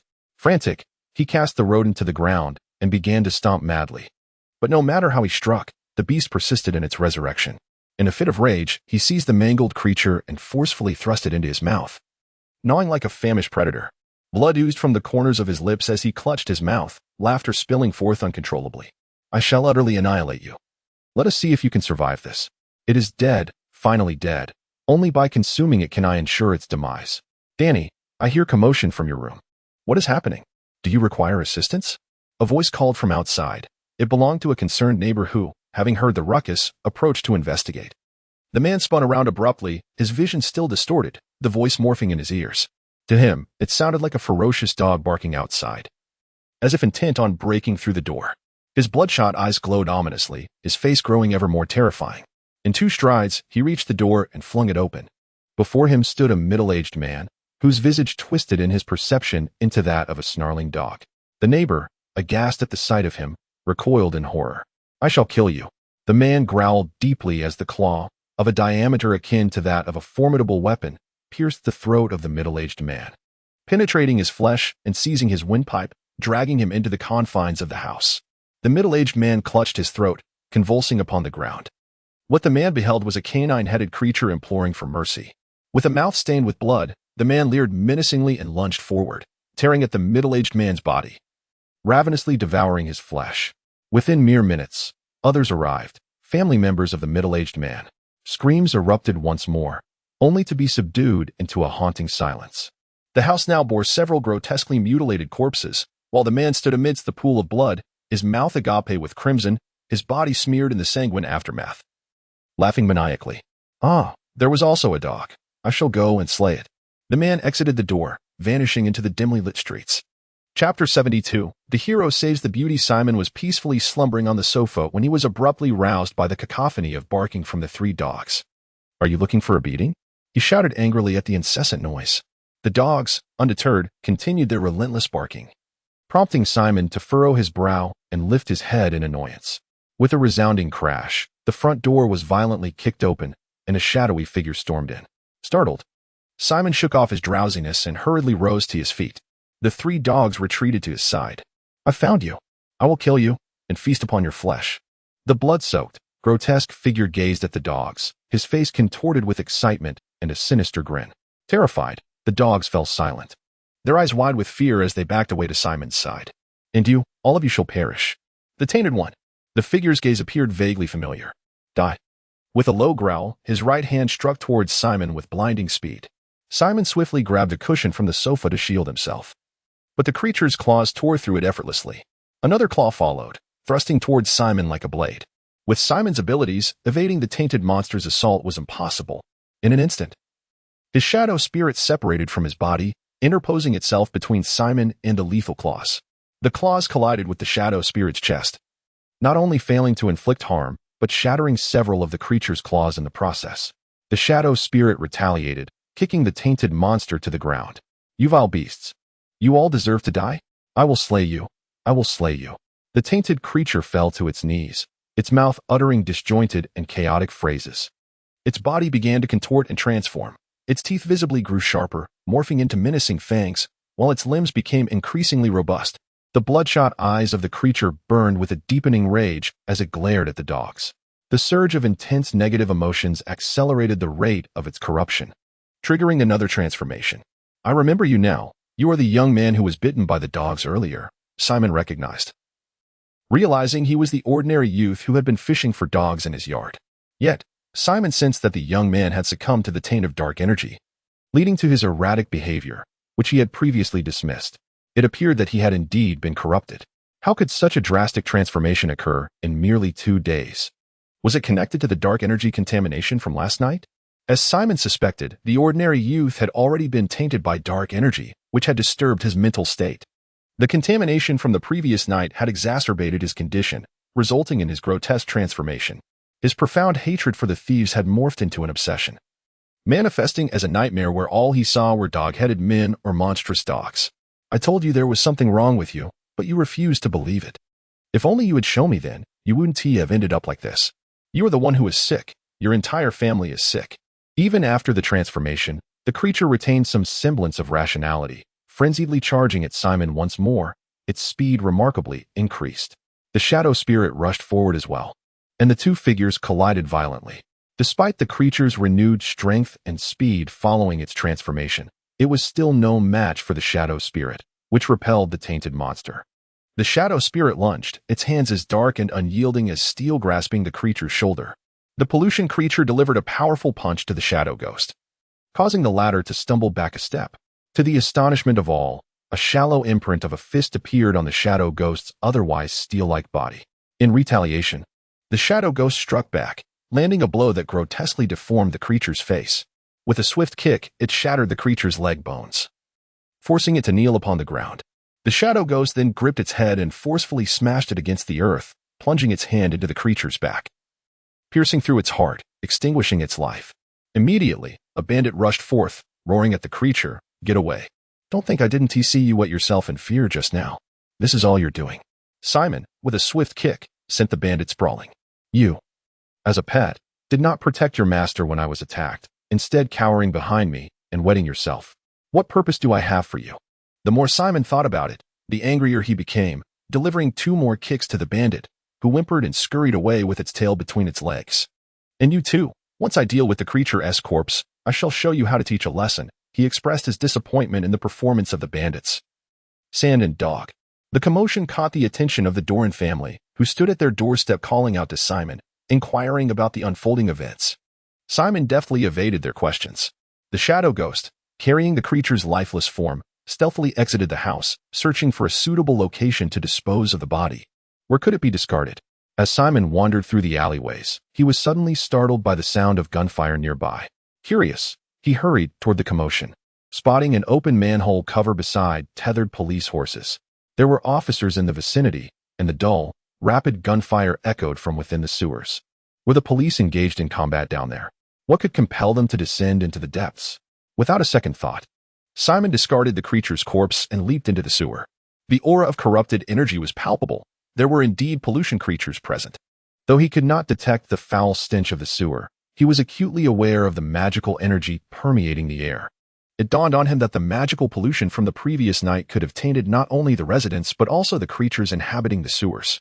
Had the beings in the sewers mutated? Another gunshot rang out.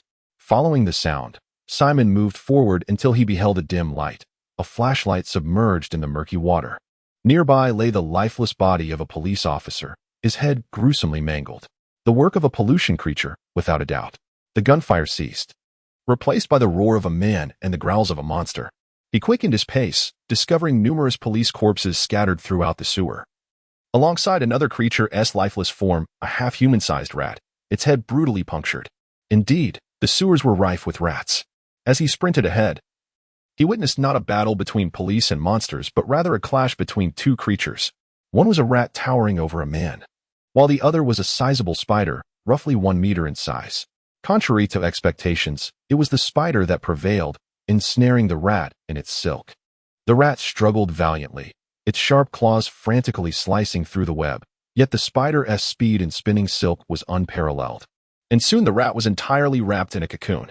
The enormous spider lunged forward, its sharp mandibles piercing the body of the large rat, swiftly ending its life.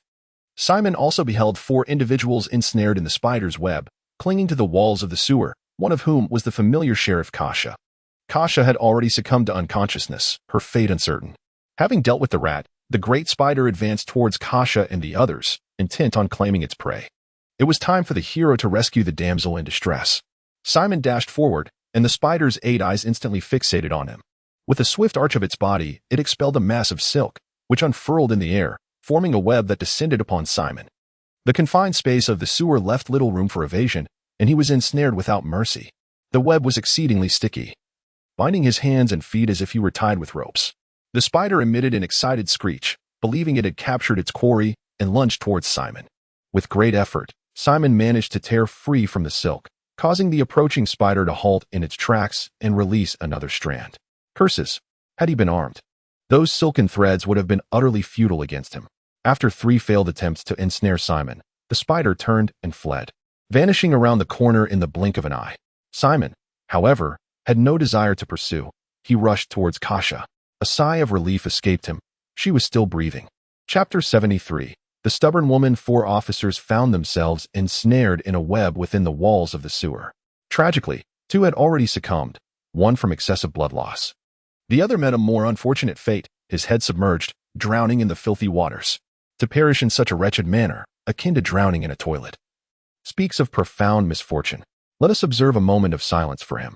Simon hoisted Kasha and another still-breathing officer onto his shoulder and hastily exited the sewer. Kasha bore multiple wounds, which had become infected by the contaminated water, necessitating immediate medical attention. The stench was unbearable. The noxious odor clung to Kasha and the other officer, causing Simon to grimace as he covered his nose, instructing Shadow Ghost to lay them flat. He commenced treatment on Kasha, carefully peeling away her garments. This, he assured her, was for her own salvation. The injuries she sustained required the removal of her clothing for proper care, though he refrained from removing her undergarments. Swiftly, he staunched her bleeding and bandaged her wounds, then turned to the other officer, ensuring their lives were no longer in jeopardy. He meticulously sutured their injuries, paying particular attention to Kasha's. The stench emanating from both was overwhelming, permeating the entire room. Simon carried Kasha upstairs, filled a basin with water, intending to cleanse her. However, as he stood at the head of the bed, he hesitated. He harbored a desire to take advantage of the situation, yet feared the potential repercussions should Kasha awaken and misunderstand his intentions. Kasha was no Lisa, and he found himself lacking the audacity. Such is the plight of a man with desires but without the courage to act. Ultimately, he resigned himself, having seen enough. Simon sought Nancy's assistance from Doreen's residence. "Where did your thoughts wander?" "He is injured, and I rescued him." A startled gasp escaped her lips. "Come upstairs with me. The one I found is wounded. Much like the officer downstairs. I've tended to their injuries." She was coated in filth, reeking of sewage, so he had requested her aid in cleansing Kasha. "Why don't you do it yourself?" "Isn't she stunning? Didn't he have any thoughts?" "Don't be ridiculous. Am I that kind of person?" "Are you not?" "Of course not. Now that is more like it. I'm going to help her wash up, so what are you still doing standing there? Hurry and leave." Simon departed the room, bemused, and filled another basin of water to give the male officer a cursory wash. "Come here, you three mutts." Simon called to the trio of ruffians from the sofa. "I want to harm you." The trio, cowed by his presence, hesitated to approach. Frustrated, Simon tossed a cushion at them. The ruffians scattered in alarm, even more reluctant to approach. "Hey, mutts, have you grown restless from a few days without a beating?" Simon charged toward them. The trio, lying on the ground, exposed their bellies and pantingly sought to appease him. Simon lowered his foot and turned toward the kitchen, fetching some meat to place in their bowl. Still not coming? He placed the bowl on the floor. The small ones glanced at the ruffians, who hesitated. Simon hastened over and delivered a swift kick to one, prompting the trio to dash toward the bowl, squatting beside it, their eyes fixed on Simon. "Damn it. You lot deserve a good thrashing. Do not look at me, just eat." Simon gestured, prompting the three dogs to begin their meal. After a moment's reflection, Simon acknowledged that although the trio of thieves was rather timid, they were not without merit. At the very least, they had alerted him to the presence of the pollution monsters before they could creep in undetected.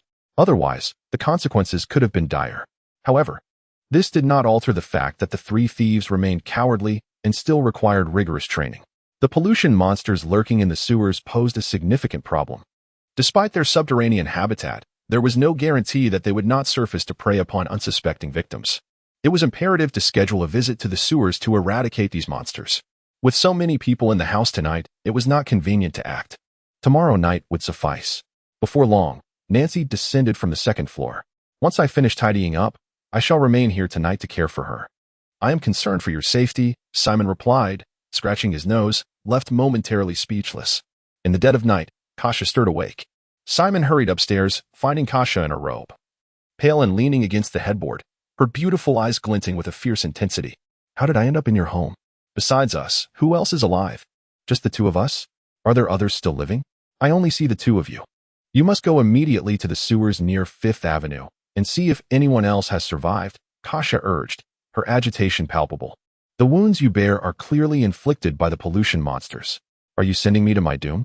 Moreover, you must have been rescued. If there were others, they would have been saved alongside you. The fact that it is only the two of you suggests that the others have perished. Did you see who saved us?" "I did not." Kasha struggled to rise, but the movement aggravated her wounds, causing her face to contort in pain. "There are monsters in the sewers. Unless one is a knight, survival is unlikely. Be silent. Those are lives at stake," Kasha retorted, pushing Simon away and insisting on getting out of bed. But after just a few steps, she clutched her abdomen, her complexion growing even more ghastly. In a rush, Simon lifted Kasha's robe, revealing blood seeping through the bandages. Her wound having reopened, Kasha slapped his face in alarm, hastily covering herself again. "Goodness, you are as stubborn as a mule," Simon exclaimed in frustration, wrapping his arms around her.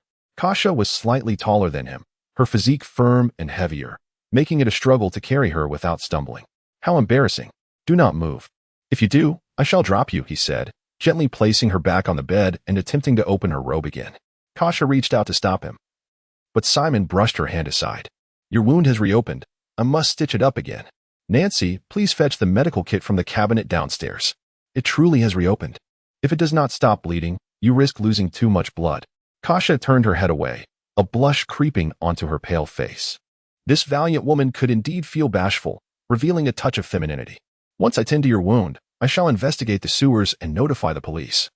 You can remain here in peace. Are the wounds on my body the result of your bandaging? Did you undress me?"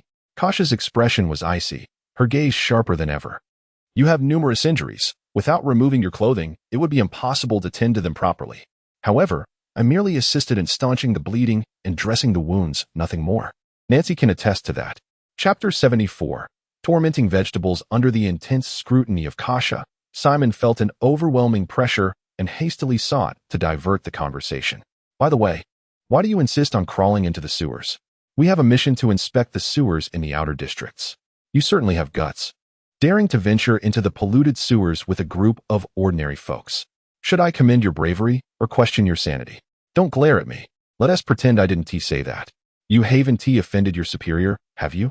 Is this a deliberate assignment to inspect the polluted area? No. It was my own initiative. Impressive. Simon harbored some doubts about Kasha's reasoning, wondering why she would willingly head into such perilous territory. Nancy arrived with a medical kit, and Simon used scissors to cut open the bandages, restitching the torn wound. Don't move. I'll notify the police station right away. They'll only believe you if you take my badge. Understood. Simon took Kasha's badge and exited her home. He first headed toward the sewer, recalling that a few police horses were tethered there, which he could ride. Upon arrival, he noticed the flickering lights by the sewer entrance and saw a number of people gathered. As he approached, he realized they were police officers. Perfect. He wouldn't have to run all the way to the station. As Simon ran over, he was immediately spotted, and a row of rifles aimed at him, lights shining in his direction. He quickly raised his hands. I'm a civilian. Don't shoot. I'm here to find support for Sheriff Kasha. One officer cautiously approached, examined the badge, and then escorted him over. Simon's heart sank as he saw 8 or 9 police corpses laid out on the ground, all retrieved from the sewer. Is Sheriff Kasha alive? A middle-aged officer, his face etched with worry, asked urgently while holding Kasha's badge. Yes, she is alive at my house. Now take me to her. Lepu, I'll leave this to you. Simon could not escape the officer's inquiries, which yielded no useful information. Subsequently, Kasha and another injured officer were taken away by the middle-aged officer. Thank you for saving my life. Once I've healed, I'll come to express my gratitude, Kasha said as she left. Lying in bed, Simon tossed and turned, unable to find sleep. Ultimately deciding against resting, he resolved to explore the sewers. He separated from the shadowy specter and descended to the basement to retrieve a double-edged axe and a magical longsword.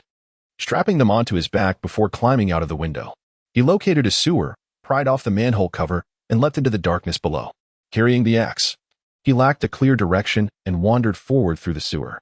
The only sounds in the pitch-black tunnel were the echoes of his footsteps and the trickling water. This was peculiar. There should be plenty of rats in the sewers. Had they perished from magical pollution? Surely not.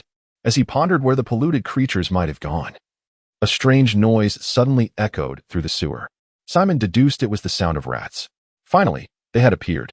He quickened his pace, and as he turned a corner, a dark figure lunged down from above. Raising his hand instinctively, he attempted to block its path, only to realize it was not a human, but a gigantic rat.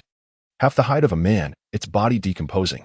The scarlet orbs gleamed with a frenzied bloodlust, its yellowed fangs protruding as it shrieked incessantly at Simon. Simon's palm pressed firmly against its abdomen. The enormous rat clawed at Simon's face with its short limbs, unable to reach him. It lunged at Simon's arm. But with a swift motion, Simon hurled it several meters away, crashing against the wall. With a resounding squeak, the rat, having just landed, wasted no time in flipping over and charging at Simon. Seizing the moment, Simon swung his axe, and astonishingly, the creature raised its arm to block the blow. With a sharp crack, the battle axe effortlessly severed its limb, continuing its descent to carve a narrow gash across the monster's chest, spilling its entrails onto the ground. One swing, and it was eviscerated. This rat was woefully weak. As Simon extracted the axe from the creature's lifeless body, the sewer once again echoed with the sound of squeaks, indicating a considerable number of its kin nearby. Within a minute, the cacophony grew, accompanied by the sound of scurrying feet, and soon pairs of crimson eyes appeared in the shadows. A horde of massive rats emerged, each standing half a man tall, advancing menacingly. 1, 2, 7, 8. 8 grotesque rodents. With a sword in one hand and the battle axe in the other, Simon charged forth. He would cleave through them. The axe swung, and the foremost rat had its arm severed, nearly losing half its body. The magic-infused sword struck like lightning, pinning another rat against the wall, the blade tearing through its flesh. The axe swung again, sending blood splattering as another rat met its demise. A swift kick sent one rat flying, crashing into its companions behind it. Simon danced amidst the chaos, his weapons a blur, causing death with every strike. One by one, the rats fell lifelessly. Only two remained, their ferocity extinguished as they turned to flee, squealing in terror. Simon sprinted forward, catching one in mere moments. And with a decisive blow, he split its skull. Only one remained. Rather than pursuing it relentlessly, Simon chose to spare its life, wishing for it to lead him to other tainted monstrosities. This time, the number of rats had swelled to over 20, blocking both ends of the sewer, leaving Simon with no avenue of escape. The once frenzied rats halted, emboldened by the presence of their comrades, revealing a renewed intent to kill. The incessant squealing grated on Simon's nerves. With a swing of his axe, he charged forth, delivering lethal blows with each swing, the aberrant rats proving no match for him. It was as simple as chopping vegetables, piles of rat carcasses accumulating beneath his feet. Standing atop one rat, he brought his axe down, severing its head with ease. They were pitifully weak, these mutated rodents. Yet, there was a certain satisfaction in their slaughter. Simon lifted his gaze to the last remaining rat in the sewer, none other than the one that had fled earlier. Miraculously, it was still alive, trembling 2 meters away. It was not that Simon had intentionally spared it. Rather, it was simply fortunate. A man and a rat exchanged glances, the atmosphere growing awkward for several seconds. Simon, feeling a surge of impatience, kicked the severed head of the large rat, which struck the dazed creature. Suddenly, the large rat let out a piercing scream and, in a frenzy, turned to flee. Simon pursued it for several minutes until the rat vanished into a hole in the wall leading to the sewer. Leaning in to peer after it, Simon was abruptly struck on the head by a heavy object, causing him to topple backward and land unceremoniously in the sewage. Chapter 75. The golden-eyed crocodile. Simon unceremoniously plopped into the murky water, his garments thoroughly drenched. Cursed be this attire, it is beyond salvage. His countenance darkened, and as he lifted his gaze, a chilling gust swept towards him, followed by a looming shadow that once more toppled him. The assailant was a colossal rat, its dagger-like claws raking across Simon's face, shredding the protective cloth. In a swift motion, Simon thrust a sword, plunging it deep into the creature, casting it aside. Emerging from the hole was yet another large rat, which Simon dispatched with a decisive swing of his axe. A thunderous shriek erupted from within the cavern, echoing with fury, followed by a cacophony of squeaks. The den was teeming with rodents. Soon, a rustling sound filled the air, as cries emanated from all directions. Simon, vigilant, surveyed his surroundings, where pairs of crimson eyes appeared along the walls of the sewer. The rats peered forth, some as large as infants, others the size of fists, all were mutated. And upon closer inspection, their numbers exceeded 100. He had inadvertently stumbled into a rat's nest.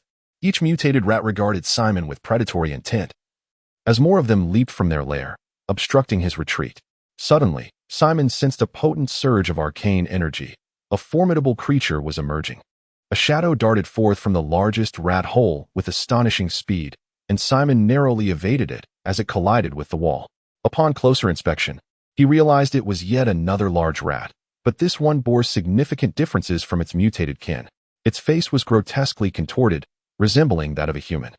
Standing nearly as tall as Simon, it was covered in dark brown fur, its flesh-colored tail flicking beside it, and its blood-red eyes fixated intently on Simon. A human-faced rat. Simon recalled the ancient tomes detailing the aberrations of rodents, one of which was indeed the human-faced rat. This particular creature bore few signs of decay, indicating it had traversed the rotting phase and was advancing towards a higher level of mutation. With a piercing shriek, the human-faced rat summoned its kin, and the mutated horde surged towards Simon with a frenzied cry. Hundreds of rats of varying sizes launched themselves at him from all angles. Simon brandished his axe and sword. Prepare to experience my technique, the tornado of destruction. He spun in place, his weapons whirling with lethal grace, their sharp edges effortlessly tearing through the bodies of the rats. Limbs severed, blood splattered, and the walls of the sewer bore the marks of his assault, as one mutated rat after another fell beneath his onslaught. This tactic proved remarkably effective. Gazing upon the scattered remains, a sense of exhilaration surged within Simon, prompting him for another round. The human-faced rat, witnessing the demise of its minions, grew increasingly enraged and charged forward. It ducked beneath Simon's swinging weapons, delivering a vicious swipe to his abdomen, shredding his clothing. The clash of its claws against his hardened skin sparked with ferocity, leaving several deep gashes. Its strength was formidable, halting Simon's spinning motion.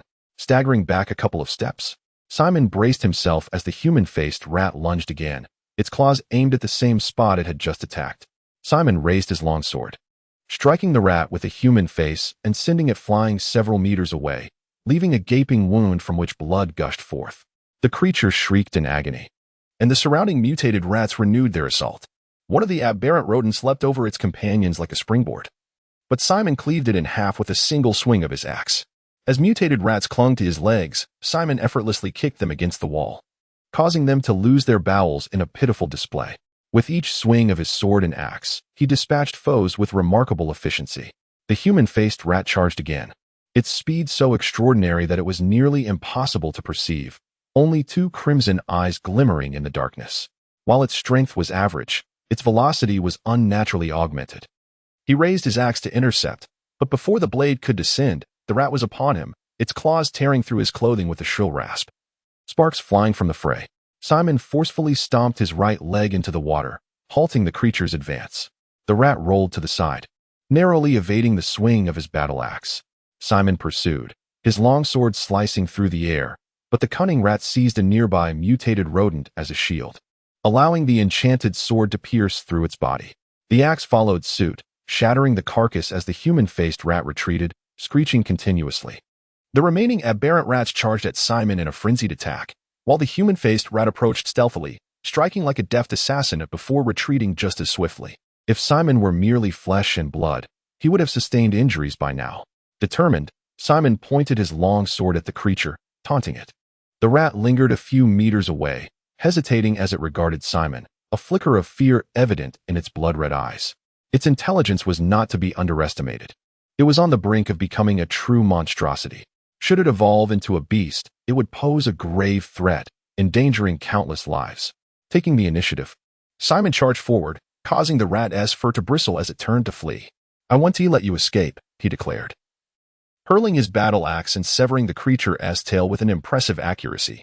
Seizing the axe, he pursued the human-faced rat, unleashing his full speed in a desperate chase through the sewers.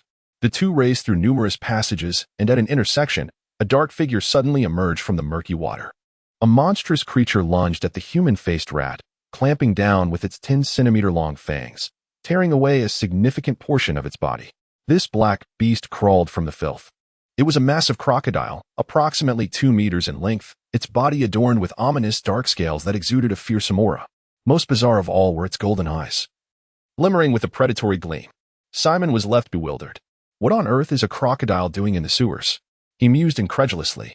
The reptile gulped down the half-eaten rat with a voracious appetite, its dim golden gaze locking onto Simon as though he were prey to a primeval predator. A monster. This golden-eyed crocodile was undoubtedly a creature of dark magic.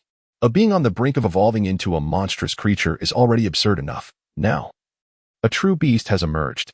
Simon is incredulous that the golden-eyed crocodile is a mutation caused by the corruption of the primordial magic. Where could it possibly have originated? He has no time to ponder as the crocodile lunges at him. The beast charges forth, akin to a tank barreling down upon him. "I care not for your origins. Action is all that matters." The crocodile suddenly accelerates, closing the 5-meter gap in an instant. Such speed. Simon is momentarily stunned, unable to fathom that this seemingly cumbersome reptile possesses such extraordinary velocity. Beasts are akin to the extraordinary. They wield remarkable abilities. Take, for instance, the elder cat, whose prowess lies in formidable mental strength, capable of ensnaring individuals in illusions of its own design, as well as launching psychic assaults. What abilities might this golden-eyed crocodile possess? Speed. Chapter 76. The Harvest. The golden-eyed crocodile lunged forward, its enormous jaws capable of swallowing an adult wide open, revealing a horrifying array of interlocking fangs. Simon had no time to contemplate. He swung his battle axe downwards with ferocity, producing a thunderous crash akin to striking steel. The creature's armored scales shattered, and blood gushed forth as it plunged headfirst into the murky water. Raising his longsword, Simon aimed to stab downward, only to be met with a deafening roar as a massive tail swept toward him from behind, striking him and propelling him high into the air like a rag doll. Before he tumbled back into the sludge, the golden-eyed crocodile emerged from the filth, its elongated, ebony claws pinning Simon's shoulders down with the force of a boulder, submerging him further into the muck. The claws, sharp and formidable, penetrated the tough flesh of the shadow demon, embedding deeply into his shoulder. The crocodile lunged for Simon, but he retaliated with a powerful kick to its abdomen, lifting it off the ground by several inches. His battle axe cleaved through the water, striking the crocodile's flank with a resounding blow, shattering its scales. It crashed against the wall, and Simon sprang up from the sludge like a carp leaping from water. Such resilient scales. Few monsters had withstood the force of his axe strikes thus far. The golden-eyed crocodile had endured 2 of his powerful blows, suffering only minor damage to its scales without injuring its bones. Surely, its strength lay not merely in physical defense. The murky water roiled as the crocodile's massive tail swung back around. Simon quickly retreated, narrowly avoiding the sweeping attack. Shaking its head, the crocodile's side bled profusely, and its agony only intensified its fury. Simon wondered if he had misjudged, for the dull golden eyes now glimmered with an eerie light. Even more astonishing, wisps of steam rose from the torn flesh beneath its shattered scales, indicating rapid healing. A deafening roar erupted, echoing through the sewer as the water beneath Simon surged violently. To his astonishment, the crocodile voraciously drank the filthy water. Thirsty? How could that be? Was this its special ability? Surely, that impenetrable armor was not its only power. Regardless of its capabilities, he could not afford to remain passive. Charging forward, Simon approached as the golden-eyed crocodile continued to drink, its gaze fixed upon him. As he advanced, its tail swept horizontally, and he struck it with his axe, severing it cleanly. The crocodile, in pain, lifted its head sharply, and with a wide-open mouth, unleashed a dark jet of water that struck Simon directly. The impact caused a small dent in his body, revealing the astounding force behind the water column. Far from home, Simon felt as though he had been dealt a grievous blow, his complexion paling. Controlling water? This was the true essence of the golden-eyed crocodile's power. The creature swiftly approached again, its mouth agape once more. This time, the water jet it expelled was less formidable, merely pushing Simon back a few meters. As the crocodile opened its mouth yet again, Simon hastily retreated, only to be surprised by a stream of water no thicker than his arm, which shot forth briefly before curving back down. Had it run out of power? Is it a matter of limited capability or an empty stomach? The golden-eyed crocodile roared furiously and surged forward with astonishing speed. Simon, with a flick of his wrist, summoned the magic energy sword, which gleamed with a brilliant white light, slicing through the darkness like a silken thread.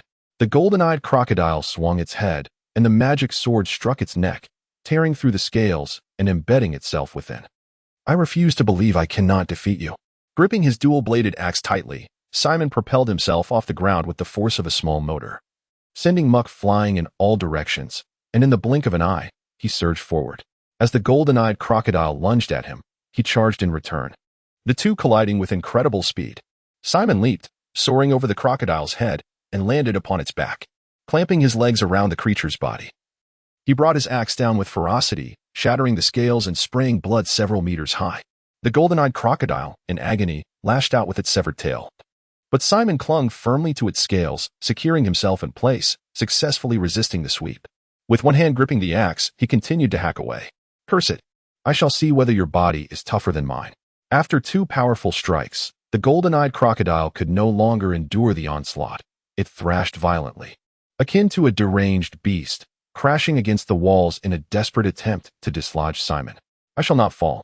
You may collide as you please. I shall continue my assault. The creature's back was reduced to a bloody mess as it writhed in the muck. Ultimately, in a final desperate maneuver, it flipped over, pinning Simon beneath its mass, rendering him momentarily helpless. Could this truly confound Simon? He struggled fiercely, slowly slicing through the crocodile's flesh with his axe, eliciting a mournful roar from the beast. The two continued to grapple, but ultimately, the golden-eyed crocodile could not withstand the relentless assault. It rose, charging forward with Simon still clinging on. As it ran, it bellowed, "You are out of options. Now perish." Simon swung his axe, severing the crocodile's vertebrae with each strike. The golden-eyed crocodile collapsed into the muck, its body rendered immobile, its head submerged, releasing a stream of bubbles with each breath. Simon descended from the crocodile, delivering 2 final blows that ended its life. This battle bore little technical finesse. It was sheer brute strength that led to the demise of the golden-eyed crocodile. Sitting atop the creature, Simon surveyed its scales. The thickness of the scales on the crocodile's back was impressive, measuring 6 to 7 centimeters, impervious to bullets. An extraordinary transformation indeed. Gazing at the steadily flowing crimson blood, a sudden realization struck Simon, and he smacked his forehead in frustration, his heart heavy with regret. This was the blood of a magical beast, worth a staggering 10,000 eagle coins for a mere vial, an exorbitant price. Had he known, he would have struck fewer blows. The thought of such waste gnawed at him.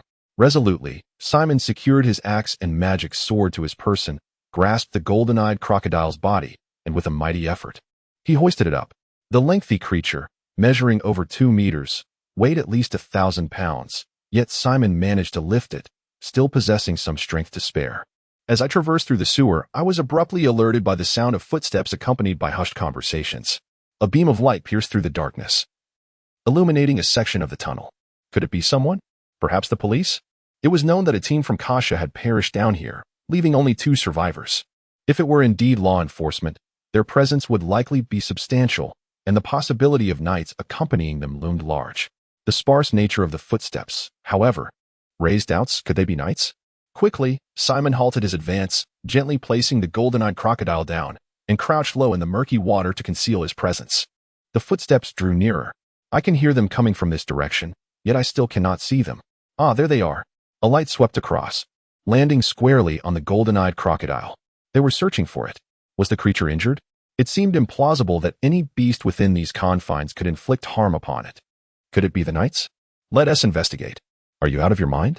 It's best to keep your distance from an injured monster. It could be dangerous.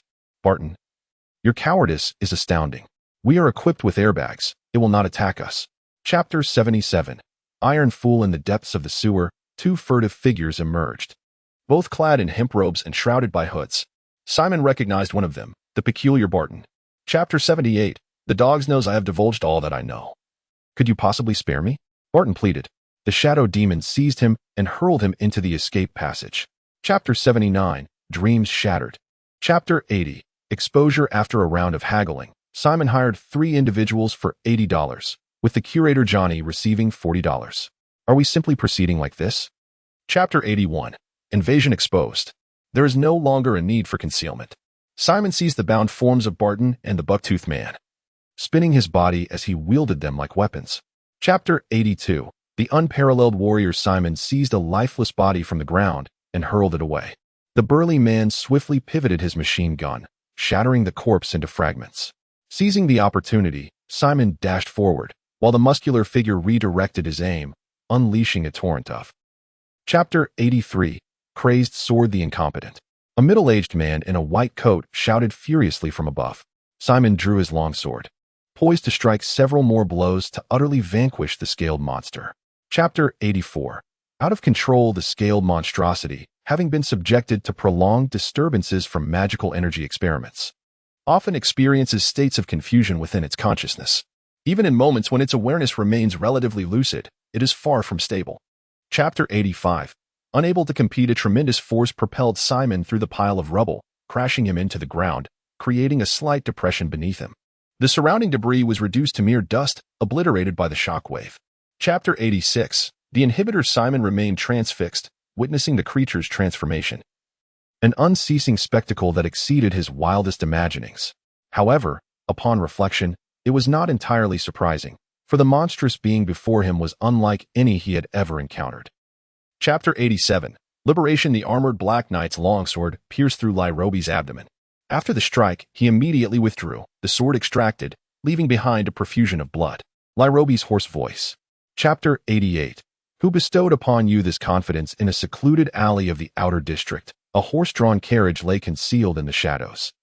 Dehazy Taigu stood at the entrance of the alley, his dark skin blending seamlessly with the night. Chapter 89. The spoils. Stop, stop, stop. If you continue, I shall surely perish. Simon glanced around and found a length of rope to bind the hands and feet of the middle-aged man clad in a white coat. Chapter 90. Fortunate encounter. An endless darkness encroached upon the mind of the middle-aged man in the white coat, his consciousness teetering on the brink of madness. Just as he was about to succumb to complete chaos, the malevolent energy of that encroaching darkness surged forth. Chapter 91. Remarkable effects. Simon awoke from a deep slumber, only to find that it was already the afternoon of the following day. He had slept soundly, and his spirits had significantly improved. However, his complexion still bore a hint of pallor, if he wished to achieve a complete recovery. Chapter 92. The young girl. Gail. Rachel is simply the best. Have you had enough to eat at noon? Would you like me to prepare a dish for you? That's wonderful, Simon. I crave stir-fried pork with green peppers, and I also desire. Chapter 93. The resilient champion primarily focuses on the hands, legs, abdomen, and left side of the face. Chapter 94. Boss Tiger, you truly are quite ungracious. Simon rolled his eyes at Director Johnny's audacious demeanor. Resembling a dead pig unafraid of boiling water, he felt utterly powerless against it. Chapter 95. The 1,000-year-old fox, I almost forgot you were still here. Allow me to fetch your payment. How much was the consultation fee? 1,000 yuan. Check Wei is drawing. Chapter 96. The tiger and the wolf. Grandfather and grandson. Old Manning was reluctant to divulge the information, leaving Simon feeling quite disheartened. I am doing this for your own good. I hope you can comprehend, he remarked. Simon managed a wry smile, feeling helpless. Chapter 97. A minor trouble. Nancy is my girlfriend. Who might you be? Simon provocatively remarked, wrapping his arm around Nancy's shoulders. The blonde youth's expression darkened significantly as he pointed towards the side. Chapter 98. The robber against 5. It is indeed this establishment. The golden-haired youth, Porter, accompanied by several subordinates of the Blue Ghost, arrived at Simon's doorstep. This place is quite impressive, Master Porter. Chapter 99. 0 and countless times after careful contemplation, Simon decided he had to go take a look. Otherwise, the situation would only grow more troublesome. He scratched his head and entered the room, summoning the shadow spirit. Donning a dark robe and taking up. Chapter 100. The hunted old cat. For the time being, I shall spare your life, hoping you do not seek your own demise. Simon cast a glance at the bar, refraining from entering to eliminate Porter, as he wished to avoid escalating the situation further. Chapter 101. The silver binding boom. The clash of a large fist and a small one resonated with a dull thud, echoing the sound of flesh meeting flesh. Chapter 102. For the sake of money. The following day, Simon rose early and assessed the condition of the elderly cat. Fortunately, the situation had improved and showed no signs of deterioration. After examining the little ones, he prepared a delightful breakfast. Chapter 103. Bad taste. Simon arrived once more at Chequin's opulent estate in his steam-powered automobile. Chequin was frolicking in the swimming pool, surrounded by a bevy of youthful and attractive women. The atmosphere was lively and exuberant. Chapter 104. I fear I might accidentally strike you to death. How dare you conspire against me? Simon's expression darkened considerably. How could one possibly describe this as a conspiracy? He scoffed. Simon's countenance grew even more severe. Chapter 105. An unexpected visit. Goodness, Simon, you certainly have a knack for stirring up trouble, Tiger exclaimed, rubbing his forehead. A look of exasperation and resignation etched across his face. Your relationship with the boss has just become rather tense. Chapter 106. A shocking revelation. Upon sighting 2 carriages accompanied by several burly men, Simon's initial thought was that Porter had come seeking retribution. Chapter 107. Blood selling. The Silver Knight? Your grandfather is the Silver Knight. More exhilarated than Percy was Director Johnny, who leapt up in astonishment, his face a portrait of shock. He had previously. Chapter 108. Blackjack. I require magical energy bullets, yet I am uncertain of the variety you possess. Upon noticing Simon's capability to procure such bullets, the young girl began to introduce them.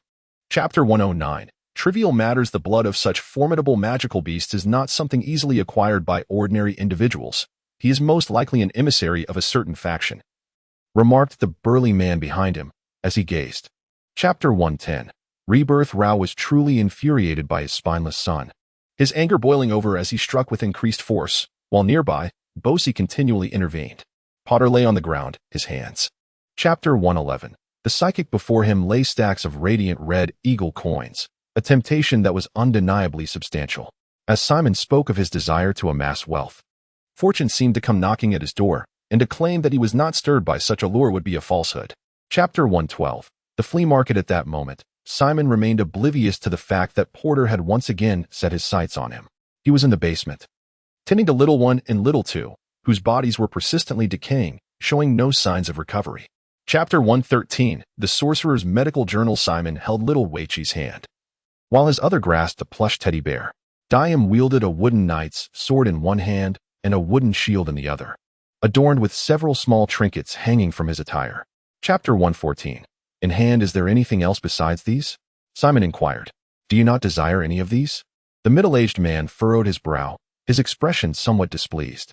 Chapter 115. The ghostly assault. Simon meticulously perused the notes of the sorceress healer. which documented a myriad of ailments caused by magical energy contamination, many of which he had never encountered before. This knowledge would prove invaluable to Simon in his future medical practice. Chapter 116. The devouring ghost. The old cat tumbled from the wall, its bandages soaked with blood, the impact having torn open its wound. A black wind swept through, and the golden-haired woman rushed towards the old cat. Chapter 117. Resurrection Crew's face was filled with terror. The formidable strength of the shadow ghost shattered his pride, compelling him to flee for his life. It was over. It was over, drawing ever closer. Damn you, Porter, you. Chapter 118. The soul-binding ritual. Who are you?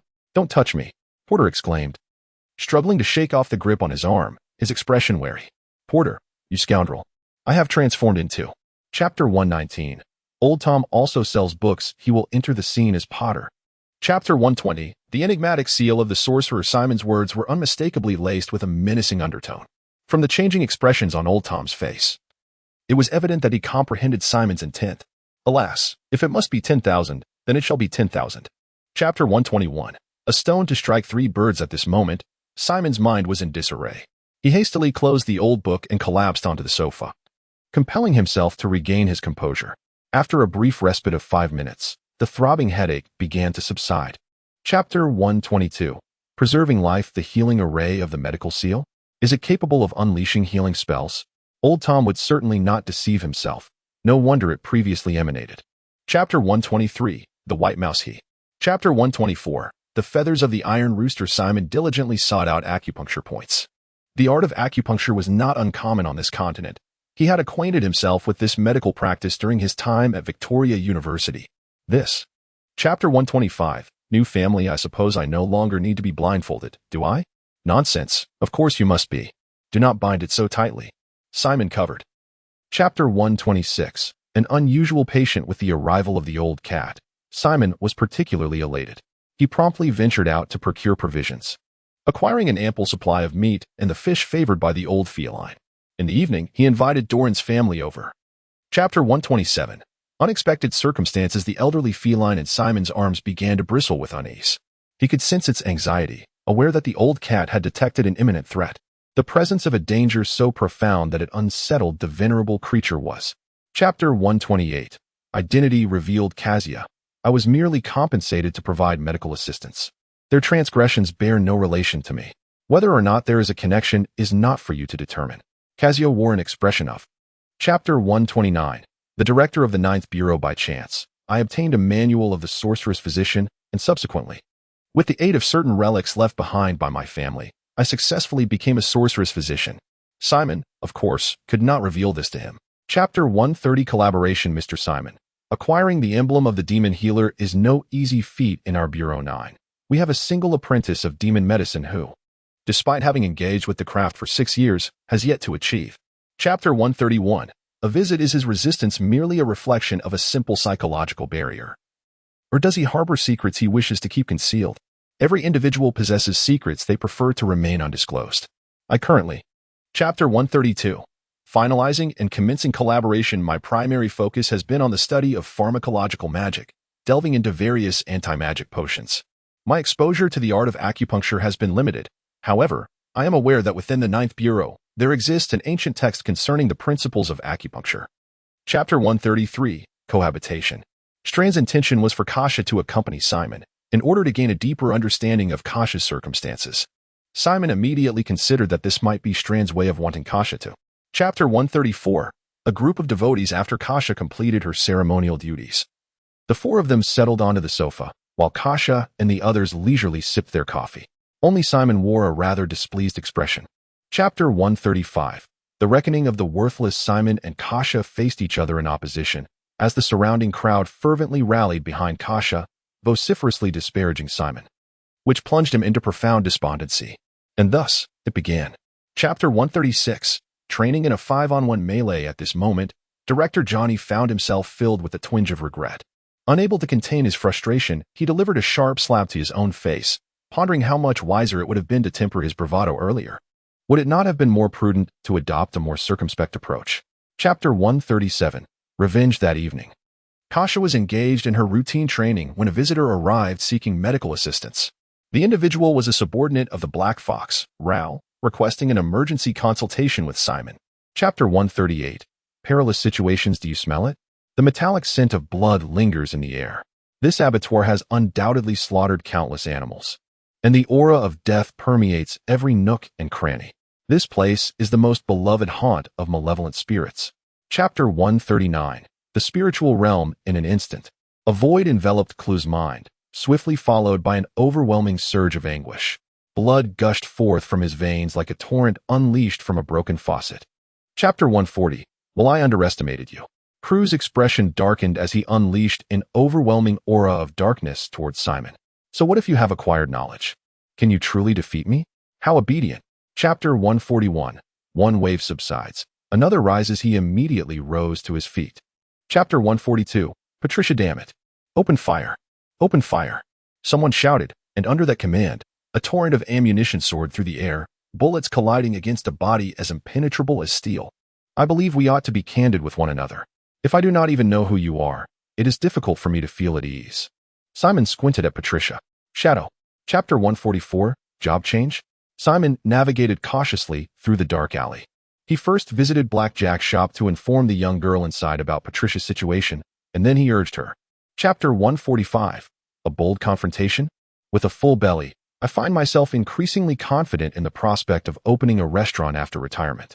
Kino reclined on the sofa, filled with anticipation. Kasha wiped. Chapter 146. Kino's discovery. It is uncertain whether Kino can resolve the issue. Upon reflection, it seems rather improbable that he will be able to provide a solution, as the matter remains one without conclusive evidence. Thus, I shall not dwell on it any longer. Chapter 147. Laughter madness. Simon was utterly bewildered. How could Porter S.'s body have been deceased for over 3 days? He was aware that Porter S.'s soul had long been vanquished by Clu. Yet had not Clu taken away Porter S. Chapter 148. The Jianghu is not merely about violence and bloodshed. Do you understand why the outer and lower districts are so chaotic? It is simply due to the dense population and the scarcity of resources. Each individual harbors their own desires and interests, thus. Chapter 149. The abnormal mouse. This father and son duo is quite unpretentious. Such individuals deserve kindness. No worries. Come in. The pair brushed off their garments as they entered the door. Chapter 150. The devilish trio of dogs. Simon gazed at the expression of turmoil etched on the child's delicate face and couldn't help but gently pinch her cheek. You are still quite young, my dear. We can certainly take care of a pet. I shall even procure a little puppy for you. So there will be no need to. Chapter 151. Gaining favor. I have no connection with her. She merely resides in my home temporarily. He harbors no doubts regarding Kasha's allure. A woman of her caliber deserves the admiration of the entire world. Chapter 152. A misstep. Despite the fact that Chekvin had previously outsmarted Simon, their relationship had taken a turn. Simon began to administer treatment to Chekvin, dismissing the butler and servants before he commenced with the acupuncture. What are you doing, inserting needles into my hand? Chapter 154. Shadow Raven. Hey, Kino, wake up. Simon gently slapped Kino's face, yet he remained unresponsive. Had he perhaps administered an excessive amount of the sedative? Next time, he would need to reduce the dosage. Chapter 155. One man and 3 dogs chasing mice. The barks of the dogs grew increasingly frantic and fierce, and Simon realized that something was amiss with the trio. He hurriedly descended the stairs. In the hall, the 3 dogs were in hot pursuit of a swarm of mice. Chapter 156. Reflecting on one's mistakes. The gray mouse collided against the wall, blood oozing profusely from its body, staining the ground beneath. It shook its head. Simon's earlier strike was no trifling matter. Had it been an ordinary mouse, it would have undoubtedly met its demise. Even so. Chapter 157. The unknown incident. Gino nodded solemnly, for he understood that extraordinary occurrences often harbor hidden truths. The rodent infestation was not an anomaly. Mice possess an extraordinary ability to adapt to their surroundings, far surpassing humans in their adaptability to the outer city. Chapter 158. A catastrophe triggered by a little white mouse in the outskirts. A plague of rodents has emerged, and it is no ordinary infestation. Last night, the 3 dogs devoured mutant mice, and the ones you have captured are of a considerable size, which is alarming. Chapter 159. Escalating situation. This matter is of great importance. You must hasten. Kasha, please tidy up. Chapter 160. A terrifying discovery. Simon reacted swiftly, delivering a kick that sent the plump rat crashing against the wall. Remarkably, the rotund creature emerged unscathed, its fur bristling, eyes ablaze with a fierce crimson glow, becoming even more menacing. Chapter 161. Trap for the celestial nights. The deep night sky enveloped the city like an iron curtain, and amidst the chilling darkness, the mechanical roar echoed intermittently. The manholes exhaled plumes of white. Chapter 162. The madman, the celestial knight, the champion of justice, the savior of the common folk. The protagonist of my grand narrative, truly magnificent, simply splendid. I shall not disturb your remains. Chapter 163. Consuming oneself. My name is Anders. I am a surgeon of remarkable skill, yet I am also a notorious killer. In contrast to my medical profession, I find greater satisfaction in the shadows of my darker pursuits. This time, the Shadow Phantom ventured forth fully armed, equipped with the most formidable battle axe and an arcane energy pistol. Just moments ago, he felled Anders with a single shot from his energy weapon. Chapter 165. The Armor of the Slayer. The title of the Celestial Knight is not merely a legend whispered among the populace. It is also well known within the walls of the City Hall, particularly within the Security Bureau they hold. Chapter 166. A near catastrophe. The technology and craftsmanship of the Slayer armor, while inferior to that of the secret demon armor, nevertheless embody a high degree of sophistication. The manufacturing techniques are notably intricate, and currently there are merely a handful of Slayer armors available in the city of Fossa. Chapter 167. The tide of mice. Beneath the starlit sky, a fleet of mechanical airships glided toward the beacon of the signal flare, their powerful searchlights converging upon a singular point. All divisions stationed in the outer districts converged towards the luminous glow. Chapter 168. The mysterious voice. The surging flames consumed the corpses of the mice, filling the air with the acrid stench of charred flesh. The frenzied horde of rodents found themselves momentarily disoriented, as the demise of their numerous kin invoked a sense of chaos. Chapter 169. The chance of victory. A horde of rats surged towards the factory district in the lower city, instilling a sense of dread among its residents. The shrill sound of alarms echoed from the mechanical airships. Chapter 170. The Knight of Shira jokes on you. Even if you perish, I shall remain unscathed. Augustine scoffed, raising his left hand, the colossal firearm pressing against the head of a muscular rat-like creature, coldly pulling the trigger. Chapter 171. The monster that hunts mice. The swarm of rats in the sewers writhed restlessly, as both the rodents from the outer and lower districts converged towards the industrial zone. Within the depths of the sewers, they amassed in throngs, surging forth like a relentless tide. Chapter 172. The True Master emerges. A powerful surge of magical energy radiated from Donald's pistol, causing the creature beneath him to sense impending danger and thrash about in desperation. In an instant, he pulled the trigger, and an orange blaze erupted. Chapter 173. The Troublemaker. In the frigid and foul-smelling depths of the sewer, a brilliant white, sacred flame flickers incessantly, while a heavy scent of blood wafts upwards from the abyss below. Above the pit. Chapter 174. The Restless Source. Blood. At the moment the knight's sword pierced the body of the large black rat, the weathered man swiftly twisted his wrist. The sharp blade of the knight's sword glided through the creature's interior, carving a path across its form. Chapter 175. The former title. Fearless Knight. The shadow of extreme dance engulfed the little white mouse, no matter how agile it was. It could not evade such a relentless barrage of assaults.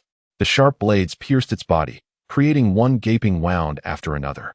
Chapter 176. Past grievances. A slender wound ran along the left side of Yake's face, slicing through the bridge of his nose and extending to the corner of his eye, nearly costing him the sight in one eye.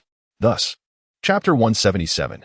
Everyone desires to sever ties with old friends. Augustine cast not a glance at the figure in the black mask and charged directly towards Yak. These creatures possessed an excessive strength.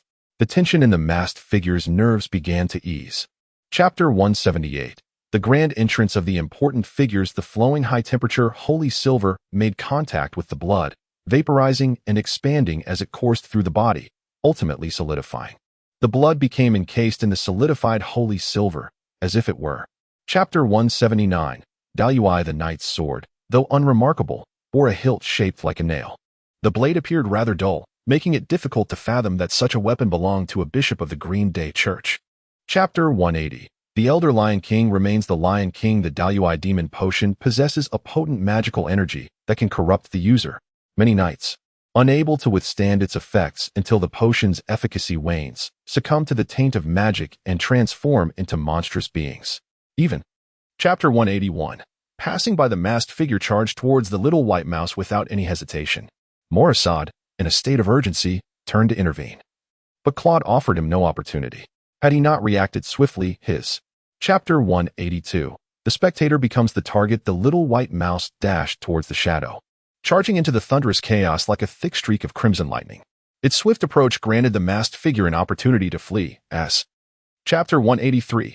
Targeted by the big shot, the shadow sliced through the swarm of rats like a sharpened blade, exuding a menacing aura that rendered the frenzied horde too fearful to approach.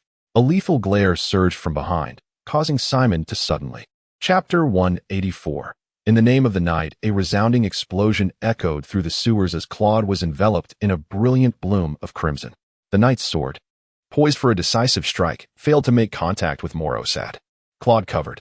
Chapter 185. Go die yourself. Claude effortlessly deflected Morissad's assault.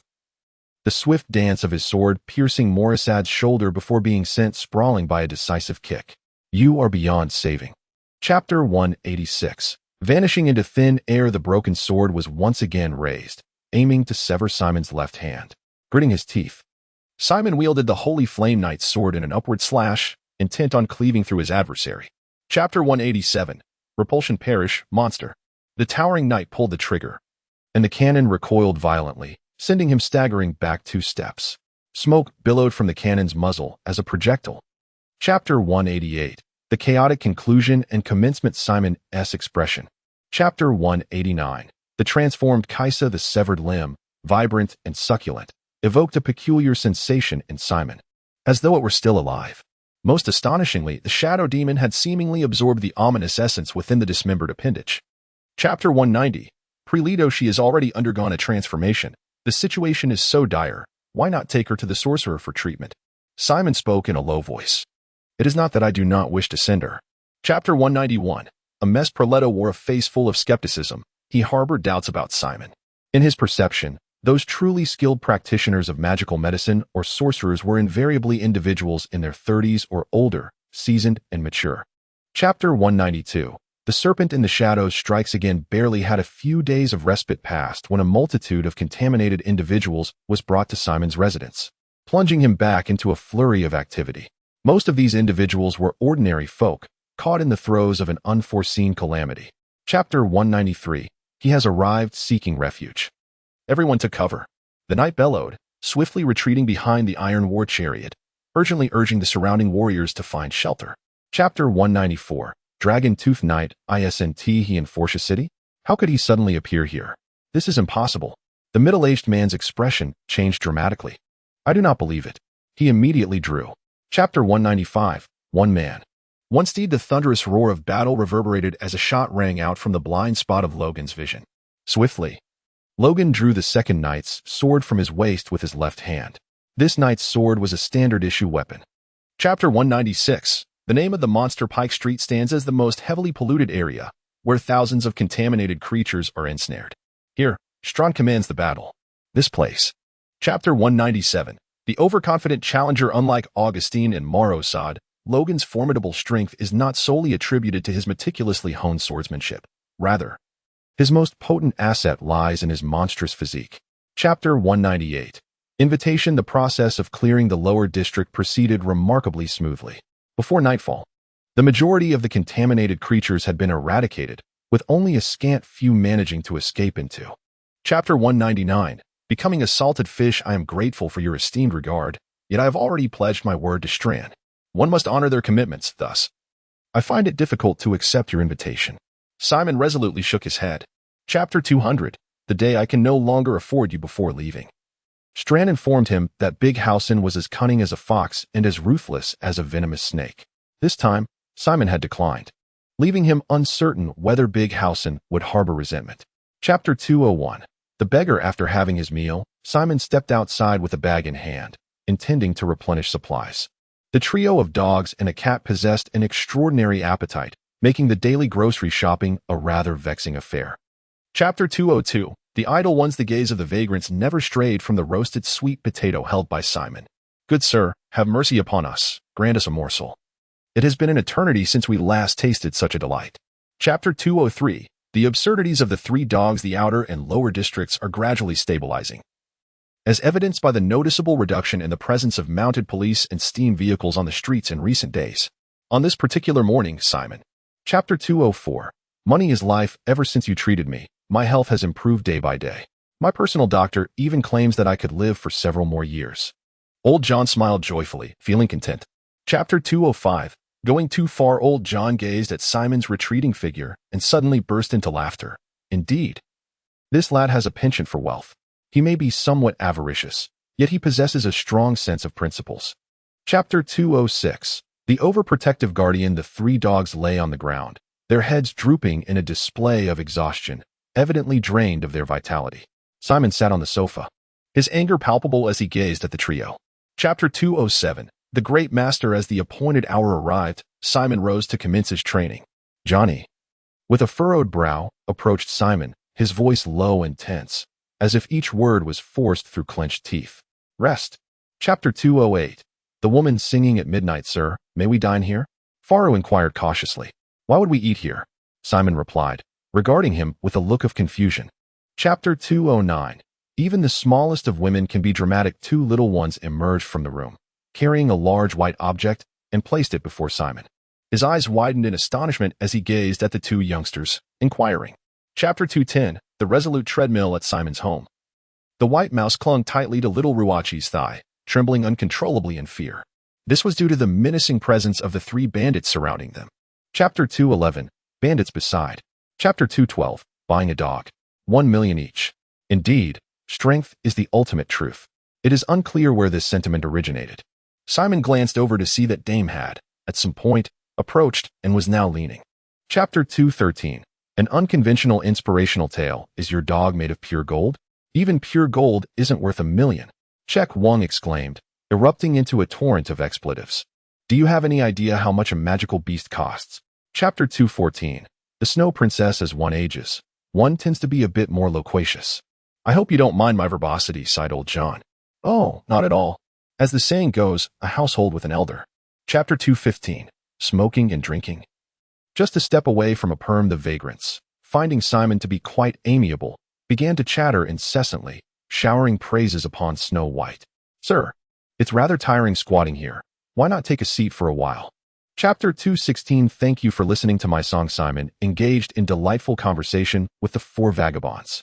During their exchange, the wanderers discovered Simon's fondness for peculiar tales and anecdotes. Chapter 217. The terrifying nature of women. Her eyes sparkled with fervor. It was a genuine passion for this stage. An hour swiftly elapsed, and the Snow Princess came to a halt. Her performance today. Chapter 218. The departed sprite. All I wish is to sing. I revel in the act of singing, and I cherish the presence of those who will listen to my melodies. The Snow Princess murmured, her voice growing increasingly aggrieved, as tears cascaded down her cheeks. Chapter 219. Seeking trouble. Early the next morning, Simon awoke with a furrowed brow, haunted by a dream from the previous night, in which he pursued a beautiful girl enveloped in music. That girl. Chapter 220. Dog fighting. Are you not quite arrogant? If you have the capability, step forward. Check-in exclaimed. Simon walked out, speechless. Why do you behave like a shrew? It's quite embarrassing. Chapter 221. Reprimand. The bandits are now brimming with high spirits. For them, mealtime signifies everything, and satisfying their hunger stands as the most crucial task of each day. Defeating the fierce dog before them would mean. Chapter 222. The quarrel resumes. From your words, it seems I am to concede to him. Old John detected the unfriendly tone in Simon's voice and furrowed his brow. Before he could utter a word, Simon. Chapter 223. The middle finger. Chekvin glared furiously at Tiger, exclaiming, he is so formidable. Why didn't you hold on to me? The boss replied, I did try to hold you, but I couldn't manage to keep you. Chapter 224. The Scorching Million. What an astute canine you possess.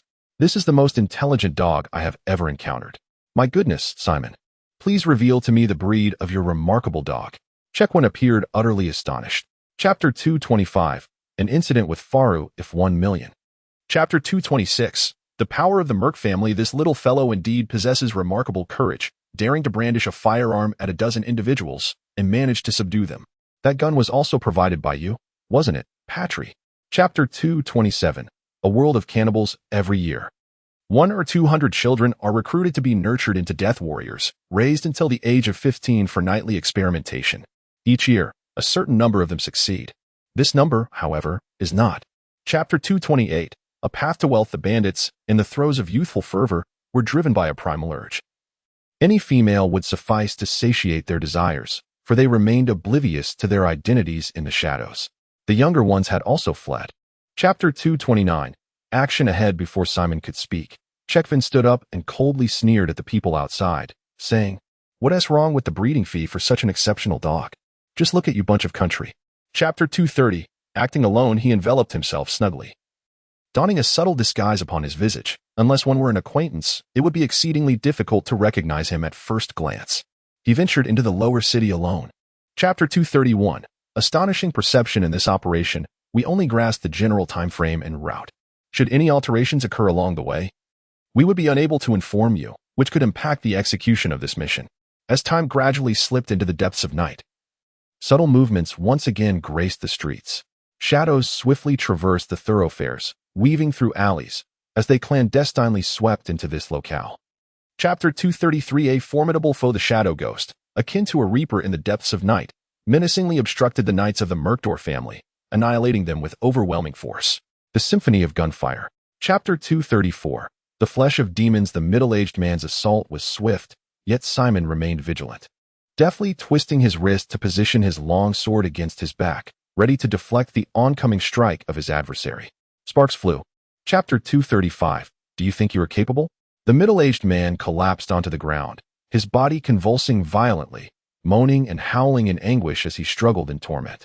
Simon swiftly rushed over, drawing the weapon from his waist with his left hand. Chapter 236. The Seeker's Immortality. Simon advanced with purpose, and after a mere 2 strides, he broke into a sprint, his fervent speed driven by an urgent desire to put an end to this aberrant being.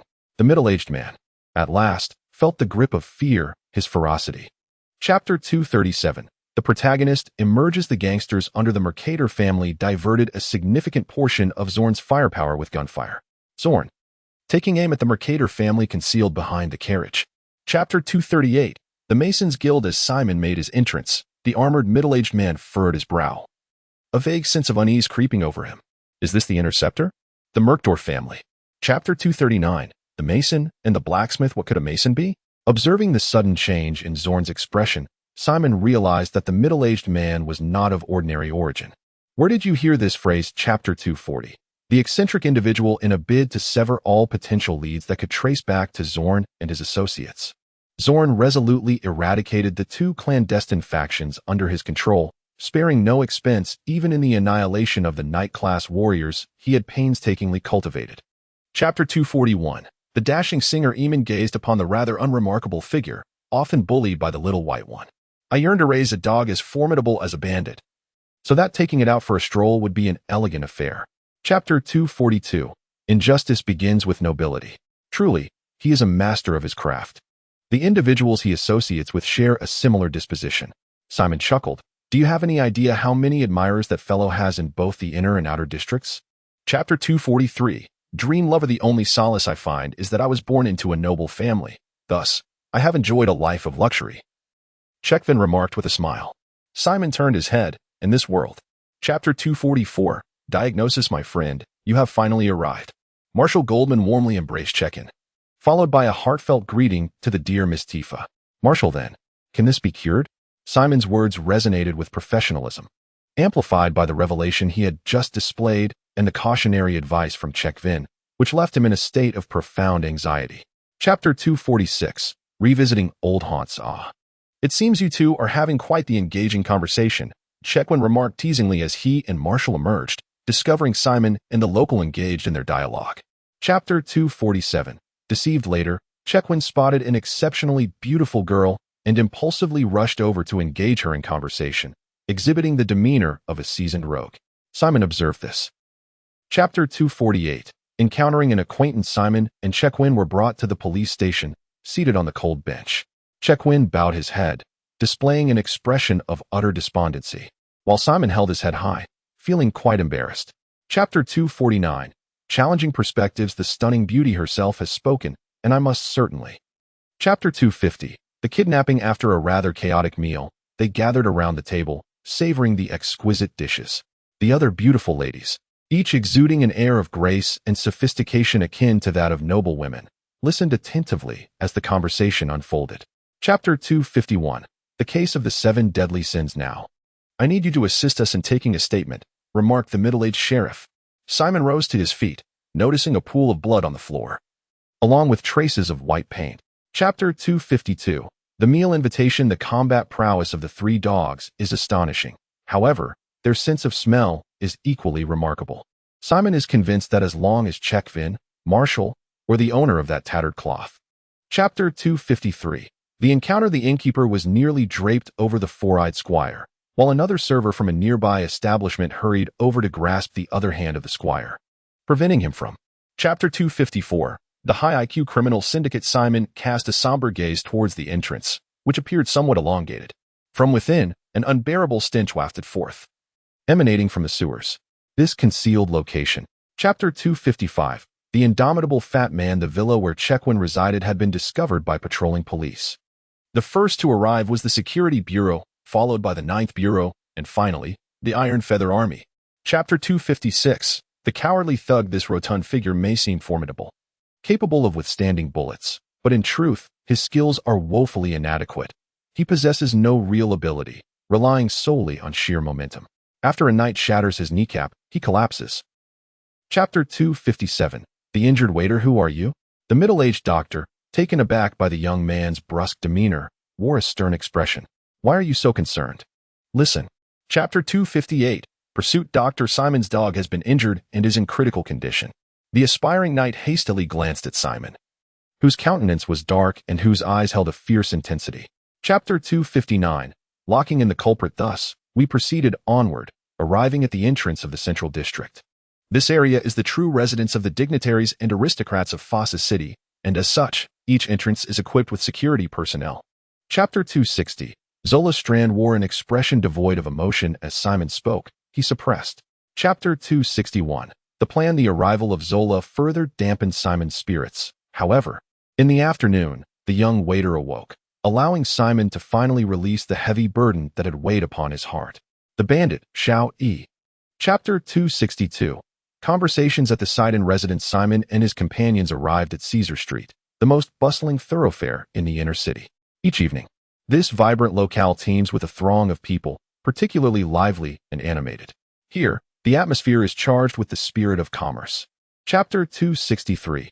Conversations at the Seaton household. Zora clapped her hands and laughed. Father's consideration is truly commendable. The incident involving Chekvin has had quite a significant impact. Our family's political adversaries will not let such a prime opportunity for suppression slip by. Chapter 264. Uncle Edward. On the following morning, Chekvin's father, Edward, accompanied Chekvin and Zola to the hospital to visit Simon.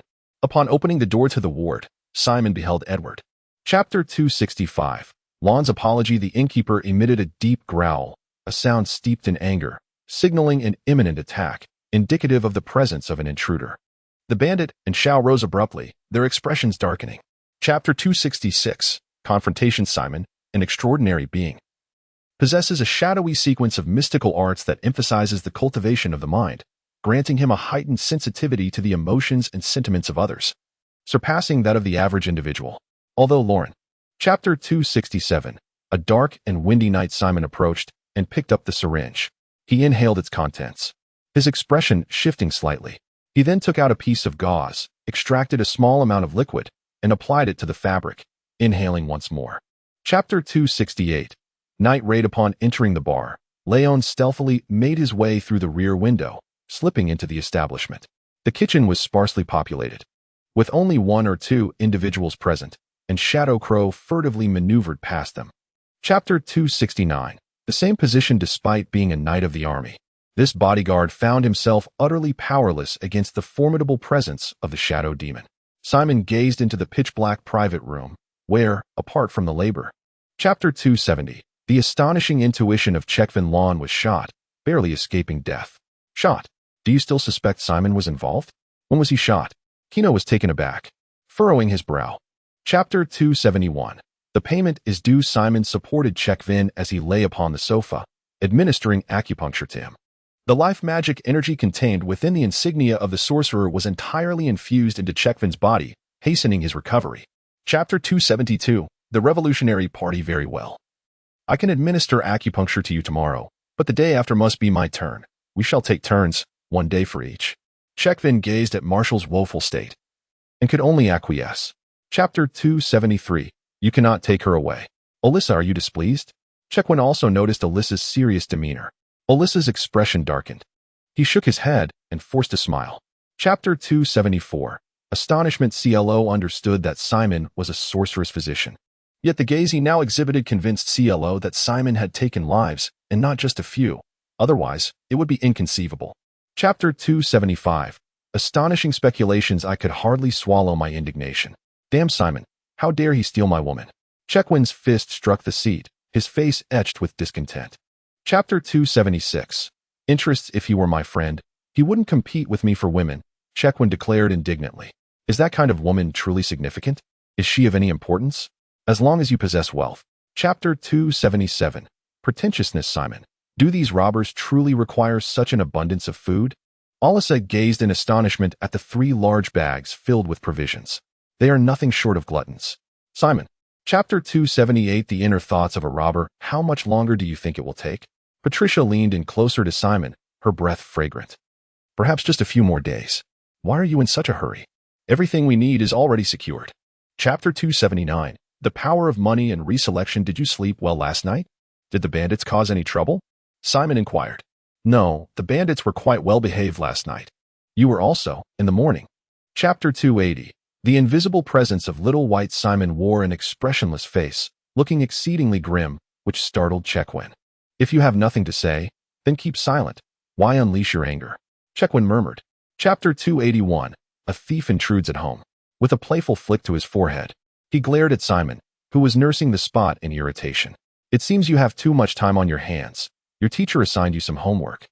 Chapter 282. Drunken rampage. Simon was utterly speechless. This Chekvin was truly unreliable in every conceivable way. Stop calling, Simon muttered under his breath. Immediately, Shawi retaliated. Chapter 283. Is the treasure a toe? Check. Chapter 284. The reincarnation of Jesus. The gentle sunlight can bestow warmth upon one. Yet an intense sun may scorch the skin. Likewise, the sacred magical energy possesses a luminous and comforting quality, yet it also. Chapter 285. The secret of the angels. Do not stare at me. Speak up. How many secrets does this toe conceal? If there are none, I shall take it down myself. Speak your truth, and perhaps I shall not desire it after all. Chapter 286. An embarrassing individual. Never mind. It's just one night. It's of no consequence. Simon waved his hand in refusal. Mr. Simon, I have rented an empty room on this floor. Chapter 287. Extortion of a certain individual. After Simon had groomed himself, he set out to find Chekvin. However, he discovered that Chekvin was still soundly asleep, deep in slumber. The brigand approached, rousing him from his peaceful rest. Chapter 288. Tangda's attire. After a lively breakfast filled with playful banter, I proceeded to administer acupuncture to Chekvin in solitude, and then prepared to visit the Marshall household. However, the innkeeper was unwilling to comply, and it. Chapter 289. The ex-girlfriend. The interior decor of Tang, the clothing store, mirrors the simplicity and elegance of its exterior, exuding a hint of vintage charm, reminiscent of a century-old establishment. In reality. Chapter 290. A wonderful performance. Shirley raised the ring on her finger, anxious that Simon might overlook it, and waved it before his eyes. It symbolizes our everlasting love, unlike someone of your modest means. Chapter 291. A fine performance too. I cannot believe that Simon is a good person, Alyssa remarked with a light chuckle. A good person indeed. If he is a good person, then I must be one as well, Chekvin muttered indignantly. Chapter 292. A delightful sequel? It is a pleasure to see you again. Likewise. Simon politely rose to shake hands with Tifa. Maureen, this is Mr. Simon. Chapter 293. A complete change of countenance. Is it so, Chekvin? Simon inquired of Chekvin. Chekvin hesitated for a moment, while Manda appeared somewhat anxious, fearing that Chekvin might cause trouble. Chapter 294. Apology. What do you think? Chekvin leaned against Simon, speaking in a rather unsavory manner. What do you mean by what? Patricia, I wonder how she is. Chapter 295. The astute woman. Never mind. She has her own family and is living well. Why disrupt that? Simon shook his head. Although he had an appreciation for women and admired beauty, it had not reached the point of Chapter 296. The Malice of Young Faru. Dear Sir. The most peculiar occurrence lately is that a gunfight erupted in the lower district, which was utterly terrifying. It is said that nearly 200 lives were lost. Young Faru exclaimed with exaggerated expression. Chapter 297. The fury of little Faru. 2. They retrieved a bloody dagger from the apron, intended for butchering meat. The two swiftly pursued, leaving little Faru and his companions pale with fear as they fled in haste. Chapter 298. I grew up to marry you, boss. Is it really necessary to take such a serious approach over a mere child? After the departure of the little Faru, the main subordinates of the formidable black skin entered. He is the boss. Chapter 299. Reluctance and acceptance. Well, it's not bad. Do you have feelings for her? It's all right, I suppose. What kind of response is that? If you like her, just admit it. If not. Chapter 300. Apostle of God. Simon reclined in the bathtub. The entire bathroom suffused with a fragrant aroma, the scent of the woman lingering in the air, a remnant of Arisa's bath, evoking a sense of exhilaration. Chapter 301. The sword of dissolution. I shall become the apostle of God among men, a preacher, a judge, safeguarding the mercy of the Almighty, guiding humanity towards goodness, and leading them to the kingdom of heaven. Kong Ji wore a beaming smile. Chapter 302. Harmonious collaboration. The blood and flesh demon sword. This was the first time Simon had encountered such a term. Are you still unaware of it? Kong Ji furrowed his brow, his gaze tinged with skepticism as Simon continued. Chapter 303. The will of heaven. Simon once again summoned the shadowy specter, who stealthily emerged to cleanse the bloodstains strewn across the ground. The dark alley where the recent confrontation had taken place was also meticulously tidied up.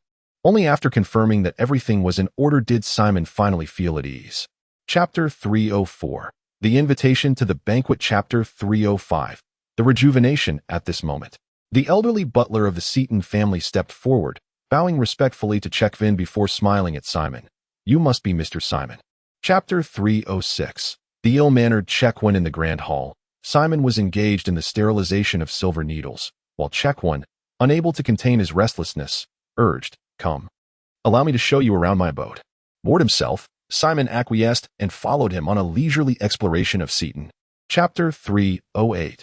Demon Hunter. Chekvin's expression faltered as Simon's words resonated with undeniable logic. The prospect of pursuing an independent path indeed harbored a tangible chance of success.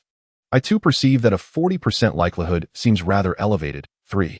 Chapter 309. Confirming speculations. Chapter 310. Malfunction. Without uttering a word, she chose to disregard the matter. Yulia clearly held skepticism towards Simon, turning away with an air of pride. Simon, unfazed, continued to immerse himself in his book. After some time had passed. Chapter 311. The assassination. Simon boarded the carriage, the driver urging the horses into a swift gallop. After a considerable distance, Simon cast a glance out the window, his brow furrowing as he lifted the curtain to inquire. Simon's expression darkened to an extreme. The formidable knight before him was already a formidable adversary, and with the emergence of 3 additional knights, it was evident that this assassination had been meticulously orchestrated. Chapter 313. Conversation. A carriage emerged from the alley, and Strand and Simon boarded it, departing from the street. The remaining knights were tasked with managing the scene, meticulously addressing all traces. Chapter 314. Naturally choosing to believe in you. Upon confirming that Simon had awakened the shadow demon bloodline, Strand began a fervent brainstorming session in the car, contemplating deeply along the way. Over the past 6 months, the outer and lower districts have. Chapter 315. He is terrifying. You are aware that the 9th Bureau is a perilous department, dealing predominantly with high-risk cases. I have no desire to take such risks. You are already familiar with the circumstances of my current life, I presume. Chapter 316. This indicates that he harbors secrets unknown to us. I do not believe it is due to the mystery of the Celestial Knight, nor do I think it is related to the case of Lauren Jenkins. Chapter 317. Deep concealment. It was only when Alisa pressed down on his leg that Simon finally exhaled in relief. If he had continued to observe, something truly dreadful might have transpired. As Simon endeavored to calm his turbulent emotions, an unexpected surge of feelings washed over him. Chapter 318. Purchasing a vehicle. After burying the silver glimmer battle axe, Simon finally let out a sigh of relief. He filled the pit back in and cleared the soil from the basement. Now let us see how you. Chapter 319. The cursed barracks. Indeed, this place is no longer under military jurisdiction. It has been sold to a merchant. However, the site harbors a sinister aura, and it has fallen into the hands of that merchant. Chapter 320. The elderly, the woman. In the youth, the stray dog had only managed to emerge halfway, baring its teeth and barking ferociously at Simon, yet it did not fully extricate itself. Unable to break free? That was evidently impossible. Chapter 321. Storm Squad. The old cat instantly bristled, leaping onto Simon's shoulder, its vertical pupils shimmering with intensity as it fixated on the youth. Is this the psychic beast? Quite formidable. Chapter 322. Breaking the Law. The fluctuations of magical energy in the surroundings grew increasingly abundant and drew nearer. Within, the magical energies surged rapidly, and in an instant, dual blades were wielded, emanating crimson and radiant brilliance in the air. Chapter 323. The aged tiger. Marvin's countenance darkened considerably. He had lost the greatest advantage of his intangible connections, rendering his efforts futile. Let me give it a try with Consultant Simon. Winnie stepped forward. Chapter 324. Codename Salted Fish. The recent confrontation allowed the three individuals to witness Simon's formidable strength, instantly altering their perceptions, particularly for Ma1, who was no longer enveloped in animosity. Chapter 325. Night Exploration. Subsequently, the municipal government imposed stringent measures against the Saha sect, which nearly led to its dissolution. In the city of Foza, the sect found itself devoid of any foothold, and even the high priest of the Saha sect was slain, leaving only a scant few remnants. Chapter 326. The source of the curse. Simon sensed an unsettling gaze fixed upon him from behind, an increasingly intense sensation that sent shivers down his spine. The stare was chillingly ominous, akin to being targeted by a venomous serpent, causing a profound sense of dread to envelop him. Chapter 327. Devour. This crimson spectacle emanated an inexhaustible madness and corrosion. Simon's mental awareness spiraled into a frenzied state, increasingly driven to madness by the haunting, anguished wails of the distorted souls. Chapter 328. The mutation of bloodline. Chapter 329. Additional payment. What ailment does this client suffer from, and what is the offered price? Simon's interest was piqued. Chequin scratched his head and replied, well, he didn't specify the illness. Chapter 330. A face on the stomach. If it can be cured, I am willing to pay extra, Tataki hastily replied. Simon, have you considered this carefully? While our goal is to make money, it is not necessary to take unnecessary risks. Chapter 331. This money is hard-earned. I have just provoked her, and you too have felt the anguish, indicating that a certain connection has formed between you. The most concerning aspect is that the souls have begun to intertwine. What risks are involved? Tatak inquired. You are Moses' father. You are entitled to know about his condition. Simon directed his gaze towards Chekvin and the others. Chapter 333. Collaborative venture. Thus, does this imply that the 300,000 in medical fees is indeed within our grasp? Absent any unforeseen circumstances, it should be attainable. Coconut shreds.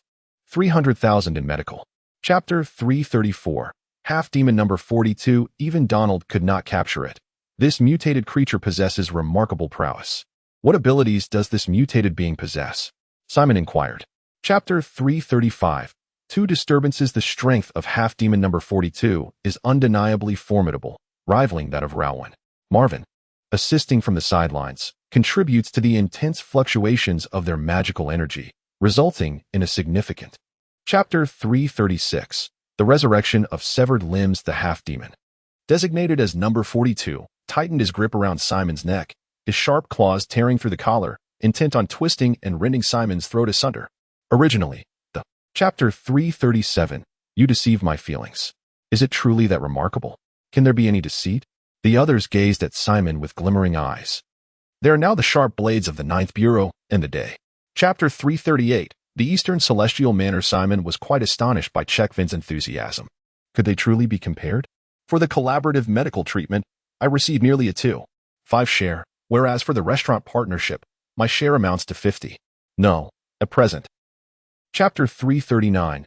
Trouble knocks at the door after spending half a day, gazing at the paper. Chapter 340. Outburst and action. Are you acquainted with Blackjack? What is your relationship with him? The middle-aged man inquired with a grave expression. Simon furrowed his brow, realizing that these individuals must be. Chapter 341. Visitors from the Merck family. The young man, as if granted a reprieve, fled from Simon's abode in a state of panic, not knowing which way to turn. Simon scribbled a note on a piece of paper and handed it to the old cat. Run swiftly. Deliver. Chapter 342. Simon. The aspiring author Cam furrowed his brow, his expression grave as he regarded the young advisor from the Ninth Bureau before him. He could scarcely believe that Simon was not only indeed an advisor of the Ninth Bureau. Chapter 343. Johnny the curator on gunpowder Strellan and the others remained silent, uncertain of what to say. In any case, Simon had spoken. And it was clear that Strellan would not be easily convinced. He would undoubtedly launch an investigation. Even if. Chapter 344. The intention to live for just one day you. The curator Johnny glared in anger. Simon completely disregarded him. Smiling as he said to Gale, "Let us proceed to the back room. I shall administer acupuncture to you." Chapter 345. Extraordinary life 100,000? Goodness. You are extorting money. That is illegal, and I refuse to comply. Moreover, this exceeds mere extortion by far. Simon. Chapter 346. Allowing the celestial night to bear the blame, a novel flavor, an unprecedented sensation, delighted the old man to the point of ecstasy. Eventually, he could consume no more, reclining in his chair, caressing his belly with a satisfied smile gracing his lips. Chapter 347. The Vanisher, the director of the Ninth Bureau, could surmise that others might also deduce this matter. Thus, I shall refrain from engaging in it. Zorn fell into contemplation, and after a few seconds, he continued, West. Chapter 348. The Sword of Darkness. Upon hearing this, Simon and the others' expressions changed drastically. It was a premeditated ambush, aimed at capturing the half-demon number 42 who had been taken alive last time.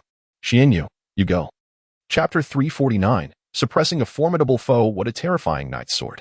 Simon's expression was grave. He had never encountered a night sword radiating such a formidable magical energy. Even Rowan and the others. Chapter 350. The executioner. A ferocious surge of power poured into the Black Knight's sword, sending the poker-faced giant hurtling backward in an instant, shattering the tables and chairs behind him before crashing against the wall. Simon. Chapter 351. A fatal counterattack. Curious. Nima. Simon kicked the specter executioner aside, the sword of ruin once again pressing down. The boiling source blood endowed the specter executioner with formidable regenerative capabilities. Chapter 352. The land of malice. The swift and incisive strike rendered defense nearly impossible.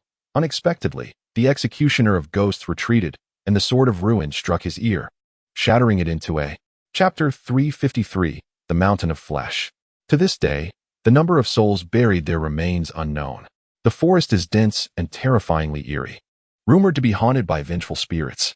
The executioner of the damned is hastening towards that place. Chapter 354. The resurrection of Anomaly. The monstrous mass of flesh was undoubtedly undergoing some enigmatic transformation. Simon chose to disregard it and instead charged towards the specter executor, for it was his primary objective. He aimed to confront. Chapter 355. Mental erosion. The abominable flesh mountain creature, having succumbed entirely to madness, stepped forth, causing the very ground to tremble beneath it. How could it have transformed into such a state? What on earth is this monstrosity? Chapter 356. The Round Table Conference. Are you truly unscathed? Rowan inquired with profound skepticism, for Simon's recent plight was still vividly etched in his mind. Could it be that he had recovered so swiftly? It seemed rather improbable. Chapter 357. The Round Table Conference, Part 2. In the depths of the night. The once shadowy city hall was illuminated as steam-powered vehicles glided into the most significant edifice of the municipal complex, the House of Representatives. Chapter 358.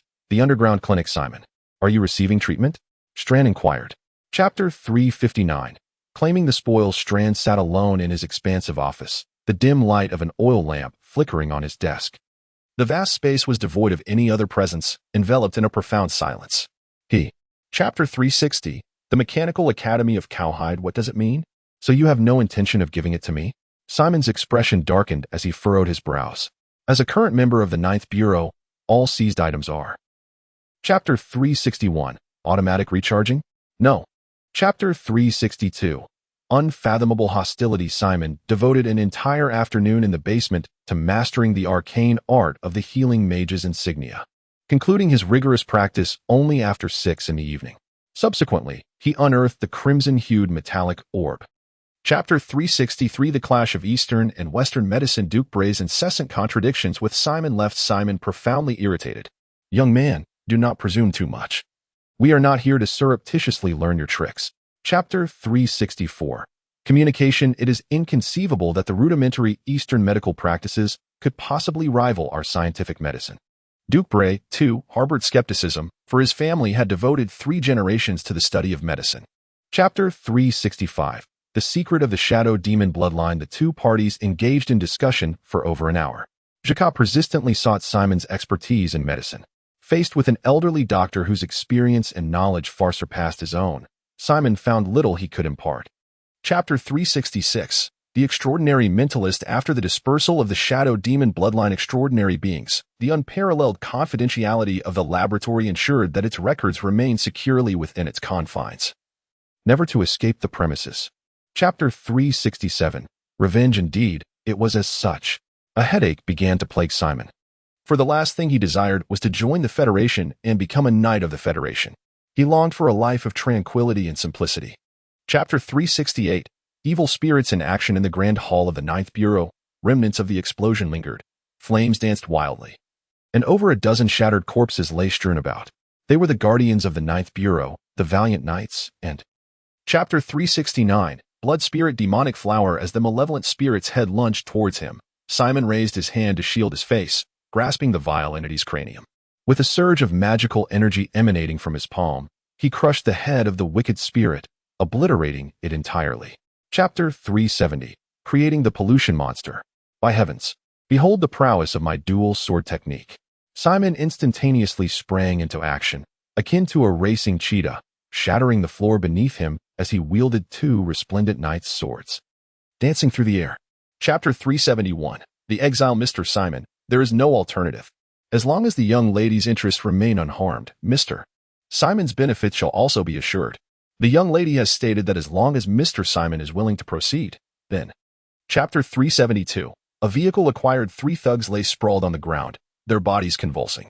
Simon walked out in silence, casting a glance at the old cat, and with a hint of exasperation remarked, I merely intended to teach them a lesson. Chapter 373.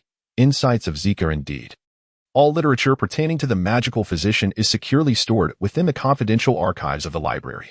Without the director's approval, others are unable to gain entry, Ding Laji remarked. Chapter 374. Creating monsters. There's no need to worry, Simon gently reassured, caressing Alice's delicate face and planting a kiss upon it. Take care, Alice. Chapter 375. The action commences. One by one, the polluted monsters were conjured into existence. Throughout this process, Simon persistently experimented with the application of the crimson metallic sphere, harmonizing it with the devouring power of the shadow specter to create. Chapter 376. Unexpected begins. His subordinates awaited him at the entrance of the underground passage. Let us proceed. Chapter 377. The most malicious woman's heart. The nightly guard was struck and sent flying over 10 meters, suffering a fracture in his arm. A roar erupted from the monstrous creature, which, to everyone's astonishment, was directed toward that very night. Chapter 378. Private Party. Humph. A cold, mocking smile crept across Simon's face. For him, the very notion made Simon want to laugh. Surely, it sufficed that the pollution monster appeared in other neighborhoods. Chapter 379. The misfortune of Chekvin. Simon drove to Bureau 9, but Chekvin lacked a pass and was unable to enter. How long do you intend to stay at Bureau 9? The day was still young, yet the situation appeared quite dire. Just then, the security officer approached once more, observing the dismal state of Chekvin and expressing a tinge of schadenfreude in his tone. Chapter 381. The Dada family. After a brief stay, Chekvin departed, leaving Simon to absorb the knowledge concerning the magical physician within the confines of his home. Subsequently, he descended into the basement to continue his rigorous training, immersed in. Chapter 382. Blood vendetta. No, no, no. It is absolutely impossible. You have already perished. 50 years ago, you met your demise. There is no way you could still be alive. You are a specter. You are a ghost. Chapter 383. Inevitable. The entire Dada family met with annihilation, unjustly burdened with the heinous crime of infanticide, while the young knight emerged as a hero, basking in the adulation of the masses. The old woman was filled with vengeance. Chapter 384. The sacred relic Skol Abu. The woman's anguished cry echoed with a piercing sorrow, imbued with deep-seated rage. They have perished, all of them. The entire Dada family. Chapter 385. Gale's abduction. The shadow demon exerted all its strength to absorb the black skull. only for the skull to suddenly erupt with a dense, ominous black mist. This mist was a foreboding manifestation of dark energy, brimming with resentment. Chapter 386. Departing the city indeed. We have left the city of Fassa, Director Johnny remarked with a wry smile. Chapter 387. Arrival outside the city. The dilapidated carriage made its way toward the lower district. Simon, cradling the elderly cat, closed his eyes to rest. The middle-aged man with a severed arm gazed at the cat in Simon's embrace and let out a cold snort. Chapter 388. Misfortune. The curator Johnny and his three companions, their expressions grave, removed the weapons strapped to their backs and gripped them firmly in their hands. Chapter 389. The outpost cave. Simon observed the predicament of the four individuals, constrained by their surroundings, as they barely managed to fend off the onslaught of the hyenas. Some hyenas even slipped past them, advancing towards Simon. Chapter 390. Sequence. Hey, Director Johnny, how do you plan to rescue Gale? Simon inquired earnestly, rousing Director Johnny from his slumber. By obtaining what they desire. Chapter 391. Infiltration. Everyone cannot be in a deep slumber. At least one person must keep watch, remarked the one-eyed elder. I shall take the watch. You all may rest peacefully, Simon replied. Chapter 392. Blood Demon. Outside, Simon spotted a group of individuals not far away. He noticed the captured Gale and realized that Garrett was not present in the tunnel above. Consequently, he instructed the gnome to strike the iron. Chapter 393. Unbearable blow. The middle-aged woman fired at Garrett once more. However, Garrett reacted with remarkable swiftness, effortlessly dodging the bullet. The transformation he underwent was profoundly astonishing. That's sinister. Chapter 394. You are strong, but I am stronger to this day. Only the director of the 9th Bureau and a few high-ranking knights within it are aware of my true identity. The others remain oblivious, as I seek to live a life of discretion. Thus, I urge you not to divulge this information. Chapter 395. Blood Demon. The two swords missed their mark, granting Garrett a fleeting opportunity. He roared at Simon, as a surging mist of blood enveloped him, suddenly rising to form a colossal crimson maw that lunged forward. With a thunderous crash, the knight's sword struck his neck. However, due to the protective blood armor, the blade merely cleaved through his flesh, failing to sever his head. Chapter 397. The wandering soul. Simon carefully secured the secret potion on his person and proceeded to search through the other corpses, yet he discovered nothing of value. How could this band of exorcists be so destitute? Chapter 398. The giant birds. The forest rustled ominously as a multitude of corrupted creatures emerged from the shadows. Wolves, wild boars, and foxes, alongside several decaying corpses rising from the ground.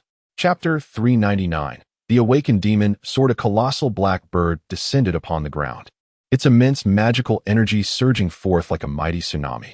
In an instant, the shadow phantom positioned itself before the crowd, its ethereal form continuously coalescing, gradually. Chapter 400.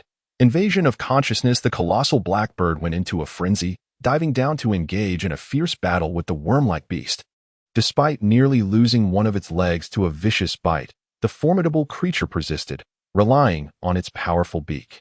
Chapter 401. The transformation of Czech went into a swine. Once more the ebony sphere continued to emit a dark radiance, merging seamlessly with the encroaching shadows.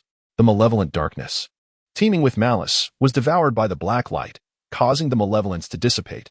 Chapter 402. The mishap. Having practiced for scarcely half an hour, Czechvin arrived at the door, hurriedly knocking on the basement entrance. Simon promptly erased the array of the sorcerer's healer. Chapter 403. Terrifying symptoms. Simon awoke groggily and opened the door to find Czechvin's bodyguard, Tiger, standing outside. Mr. Simon, the young master is in trouble and requires your assistance. Chapter 404. The hidden hand. Impossible. They have all undergone inspections and are deemed safe, Marshall replied weakly. Who knows if there might be any oversight. Chapter 405. Sigmund. From the women invited to the banquet to the serving maids, a total of over 30 individuals, through the hypnotic influence of the Eye of Shadows. The perpetrator of this deed was identified. Chapter 406. The money-making scheme. Do you still dare to negotiate with me? Simon exclaimed, his eyes widening as he stepped forward. Sigmund swiftly shielded Shelley, seizing the scalpel from the table and directing it towards Simon.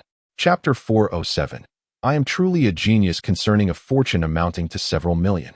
Simon felt that he could ruthlessly eliminate this pair of desperate lovers. Ultimately, he decided to grant them one last chance, should the shadows. Chapter 408. Wealth depends on you. He has now uncovered the reason behind the outbreak of the Red Clown virus within Chekvin and his companions. It was their reckless decision to consume the Iron Rod medicine, where the feeble magical energy led to the emergence of the Red Clown. Chapter 409. Granting him a favor here. Each person shall have a cup. Let us drink. Simon poured 2 glasses for Marshall and Chekvin. Chekvin gazed at the murky potion, questioning. Chapter 410. The simpleton with a somewhat throbbing head, he made his way outside. Yet, before he could step out of the 9th bureau, he was confronted by an irate figure. Simon paused in surprise, then broke into a wry smile for the newcomer. Chapter 411. Preparing to establish the manner. What on earth is happening? Simon chuckled wryly, waving his hand dismissively, the pain in his arm still lingering. Who prompted you to provoke Fyra? She has quite the explosive temperament. Chapter 412. The land acquired. The remaining individuals were not to remain idle. They began to tidy up the house. Little Faru instructed others to attend to their tasks before departing with his companions. Simon chose not to leave. He stayed. Chapter 413. The encounter with deception. The 3 principal knight divisions are unable to resolve this issue. Can you? Do not dare to claim that your abilities surpass those of the exceptionally talented knights. Chekvin posed a soul-searching inquiry. Chapter 414. The arena brother. When one collides with another, compensation is a matter of natural justice. You ought to reimburse him. The 5 individuals, clutching their clubs and daggers, cast cold glances. Chapter 415. Blood Tiger coined the arena? What kind of place is that? Simon was momentarily taken aback. He had never heard of an arena in the city of Fossa. It was hidden within the lower district. Chapter 416. Forced entry release. The carriage rolled onto the street, advancing deeper into the thoroughfare. Before long, it came to a halt in a dilapidated courtyard. There was a. Chapter 417. You are truly exasperating. How much does he owe you? I shall repay you double, Simon stated in a low voice. Veblen cast a glance at Simon and, with a hint of curiosity, inquired, Young man, are you strong? Chapter 418. Forceful entrance 2. As the crimson liquid was fully infused into his body, Director Johnny's symptoms of breathlessness swiftly alleviated, ultimately vanishing. All is well, I presume? Beside him, on the chair. Chapter 419. Our rules are absolute at this moment. The mutated tiger appeared even more ferocious and hungrier.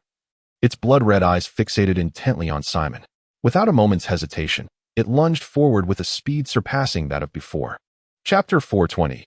You provoked the wrong person in the arena. Simon gasped for breath, his garments tattered and torn, with distinct claw marks marring the shredded fabric. Blood oozing from his wounds. At his feet lay. Chapter 421. In a fit of rage, the extraordinary knight, Veblen, experienced a dramatic change in countenance as he drew forth his pistol, his gaze fixated downward. His entire visage was shrouded in a grim expression, with darkened eyes glimmering ominously. Chapter 422. Confronting the Dark King, Simon spared no one, relentlessly pursuing each fleeing individual. He unleashed his wrath without a shred of compassion, his sword cleaving through one after another. Chapter 423. The unassuming old man, the Dark King, maintained a perpetual smile as he spoke. I never anticipated that the 3 of you would actually dismantle my arena. It was you who did this, wasn't it, young man? Chapter 424. The matter concluded. Donald, you have finally arrived. Had you arrived any later, you might not have had the chance to see me at all. Upon seeing the newcomer, Simon immediately breathed a sigh of relief, knowing that the support from the 9th Bureau had. Chapter 425.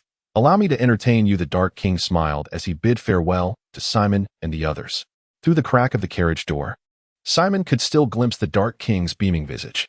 The more the Dark King smiled, the more it resonated in Simon's eyes. Chapter 426. The land in hand 2. I refuse to believe that, given my standing, I would not derive any benefits. Pray, enlighten me and expand my horizons. Chekvin, amused and indignant, retorted. Chapter 427. Crafting the elixir. The curse that had remained unresolved for such an extended period was suddenly lifted, leaving Director Johnny in a state of disbelief, though Johnny found it hard to accept. Ollie. Chapter 428. A new task. He invested in hiring an experienced craftsman in home construction, whose guidance facilitated a significant expansion of the basement. Under the cover of night, the shadow ghost struck. Chapter 429. The mountain of rubbish. Is there a direction for the investigation? Yes, based on the previous inquiries conducted by the Bureau. A preliminary scope for the investigation has been delineated. We will carry out our efforts within this designated area. Chapter 430. The initial glimpse as the trio traversed the mountain of refuse under the cover of night, they found themselves engulfed in a stench-laden environment. Thankfully, the gas masks they donned shielded them from the overwhelming odor, otherwise they would have succumbed to the nauseating fumes. Chapter 431. Empty-handed, the colossal rat, with its blood-red eyes, gazed upon the mutated rats dragging the decaying carcasses. The mutated rats appeared to be filled with trepidation towards the giant rat, cowering on the ground and emitting high-pitched squeaks. Chapter 432. The clumsy giant paw. After narrowly evading the mutated rat, Shadow Crow reformed its shape and cautiously advanced, navigating through a series of twists and turns. Ahead, another mutated rat obstructed its path. Chapter 433. The reappearance of the otherworldly mouse. The diminutive giant climbed before Simon, lifting its head to reveal a genuine smile upon its filthy and bloodied visage. In its vacant eyes, a glimmer of light shone through, as if Simon represented. Chapter 434. The retreat. The reigns as the sovereign of this rodent colony, an undisputed monarch.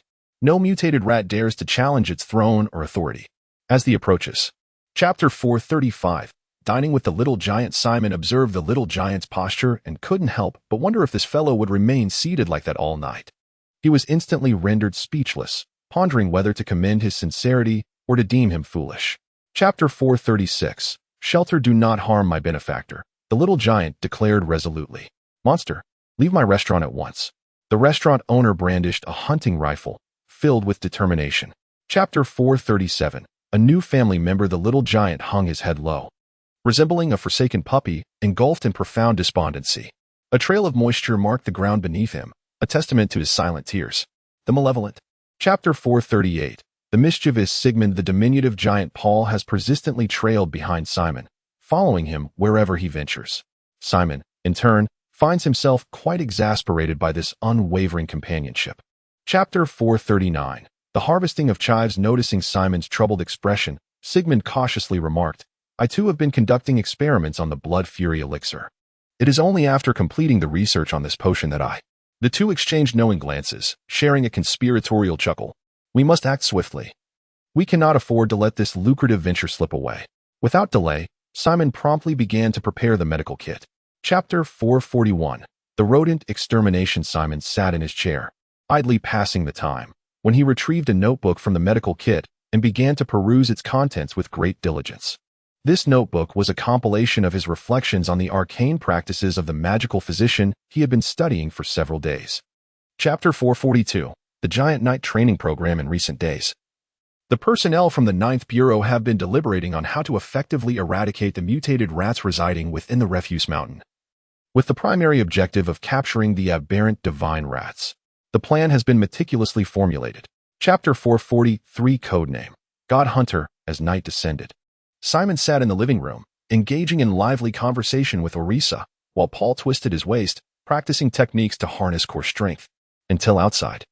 Chapter 444. Capturing. Winnie disregarded the other mutated rats. Her primary and sole objective was the otherworldly rat. The rest of the mutated rodents were of secondary importance.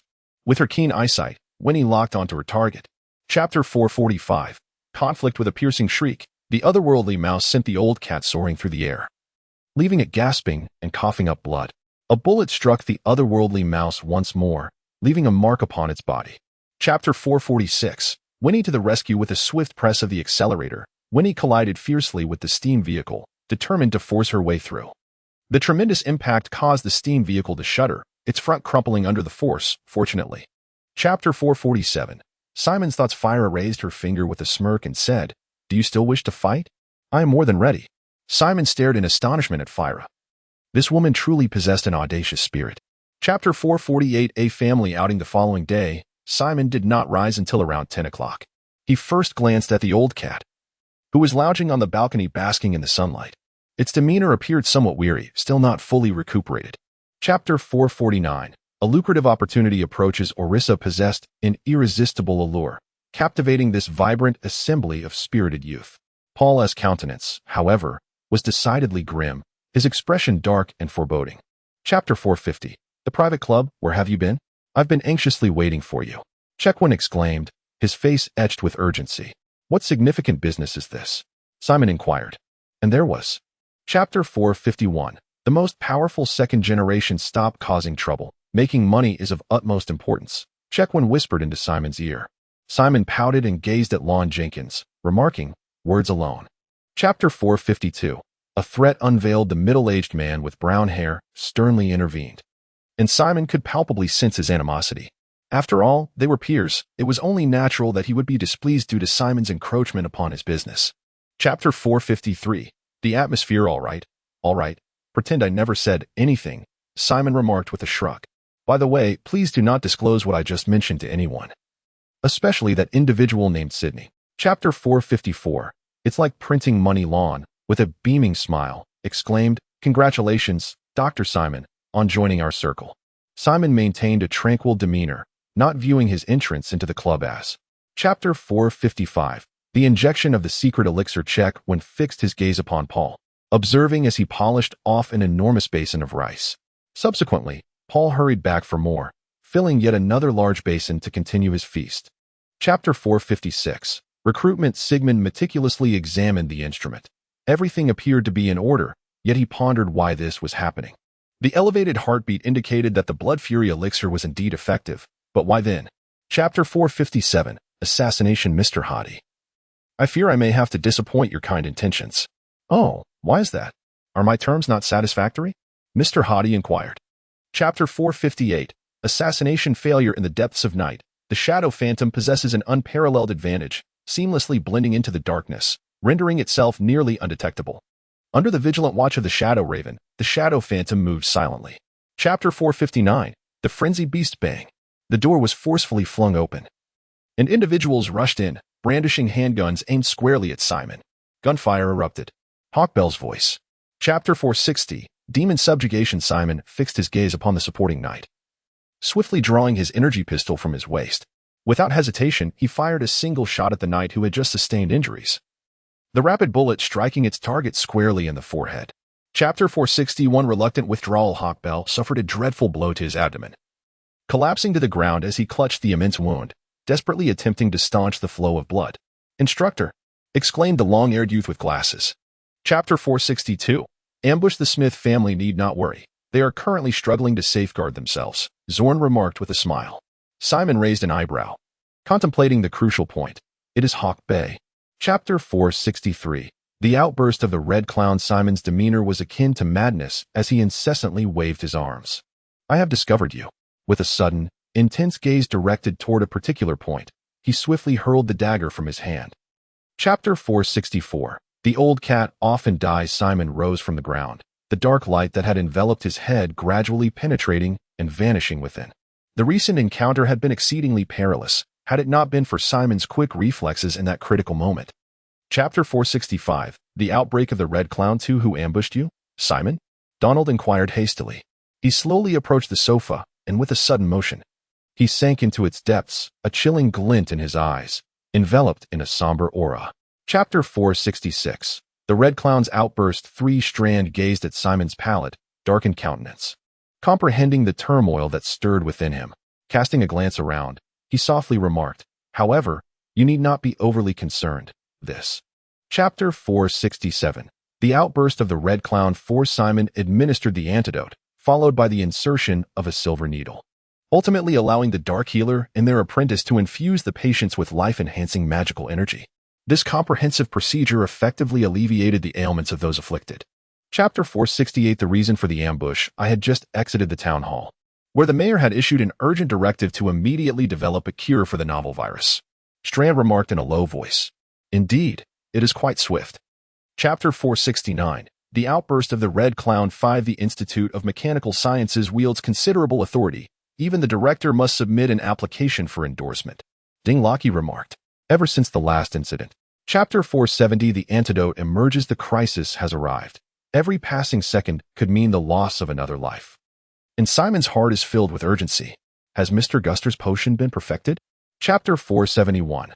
The rapid conclusion of a great crisis. The entire inner city is now under strict lockdown.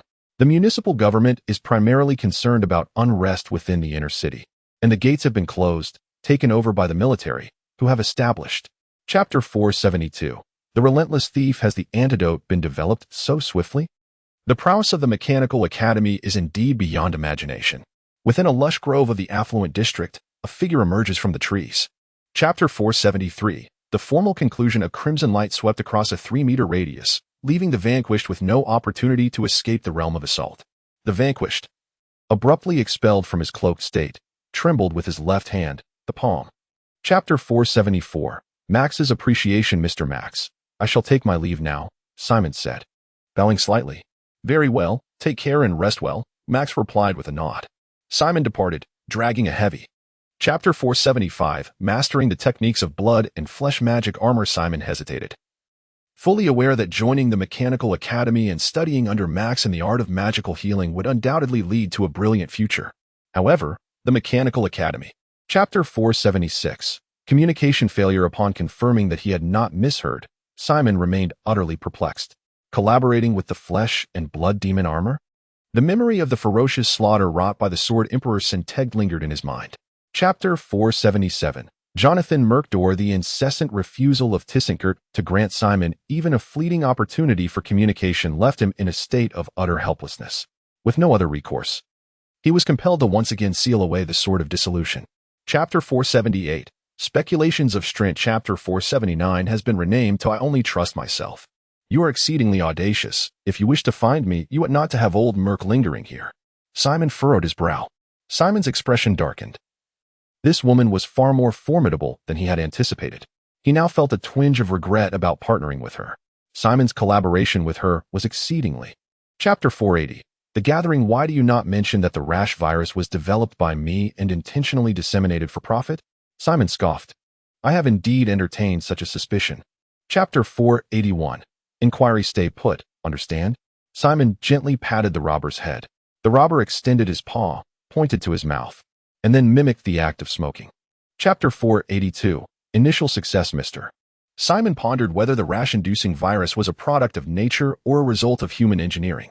After a series of inquiries, Major Fern shifted the conversation. Come. Chapter 483. Initial success. To Alissa. Shall we venture out today? Simon inquired of Alissa. Really? Alissa responded with a hint of delight, as she had been. Chapter 484. The rewards have arrived. What is this? Are you conceding already? It's only been an hour.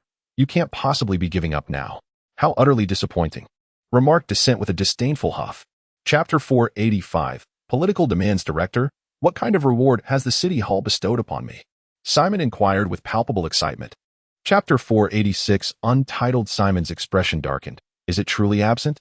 Indeed, it is not, Strand replied earnestly, observing Strand's increasingly somber countenance. Simon, I shall be attending a blind date today, hence I request a day off. Thank you all. Chapter 487. The Saison sect. Such an unusual situation caused Simon to furrow his brow. What on earth is happening? To so resolutely abandon their own lives?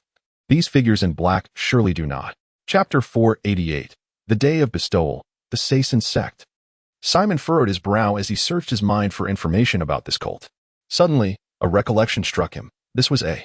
Chapter 489. The Day of Honors. To Sacred Light. Chapter 490. Sacred Relic. In a bid to further amplify Augustine's influence, the Municipal Hall spared no effort in orchestrating this dramatic affair. Director, Augustine is indeed the head of the Security Bureau. Chapter 491. The Spirit. What on earth is happening? Simon was startled beyond measure and hurriedly grasped his eyeball. To his astonishment, the eyeball seemed to possess a life of its own, directly adhering itself to Simon. Chapter 492. A perilous bargain. The world before Simon's eyes underwent a bizarre transformation. The once vibrant colors swiftly faded into a desolate gray. This peculiar alteration left Simon feeling. Chapter 493. The degrading transaction. The elite knight. Simon shook his head, convinced that his opponent possessed strength beyond mere appearances. However, he found himself in a precarious situation, compelled to assist Parr. Chapter 494. The Cold War plan. As Simon grew increasingly acquainted with the soul examining eye, he began to explore its other capabilities. He was convinced that the soul examining eye was not merely a tool for perceiving souls. Chapter 495. Reluctantly joining me? Join the Cold War initiative? Simon was taken aback. Indeed, I have no desire to become a part of it. Simon hastily declined. No need. Chapter 496. The Cannibal Monster. Simon stood before him. The young man with a crew cut furrowed his brow and set down the barbell. You were the one who said Paul shouldn't train here, Simon remarked coldly. Chapter 497. The hunt for monsters. Simon's initial thought was the retaliation from the Green Day cult. At this moment, he felt like a startled bird. Any threat directed at him would immediately trigger his instinctual fear. Chapter 498. Indeed it is so. There. Simon followed the gaze of the old cat and discovered the pair of eyes in the darkness. Roan and the others soon became aware as well. Both parties confronted. Chapter 499. The death of the Vanisher. Simon pursued the Vanisher at full speed, and under the scrutiny of the spirit eye. He could see the essence of his soul, rendering the Vanisher's cloaking ability utterly ineffective. The Vanisher was swiftly intercepted. Chapter 500. The shapeshifter that disappeared is among the top listed criminals on the wanted list of Fossa City, having committed numerous offenses, both grave and trivial, and orchestrated many acts of terror within its confines. Chapter 501. The shapeshifter too, is that so?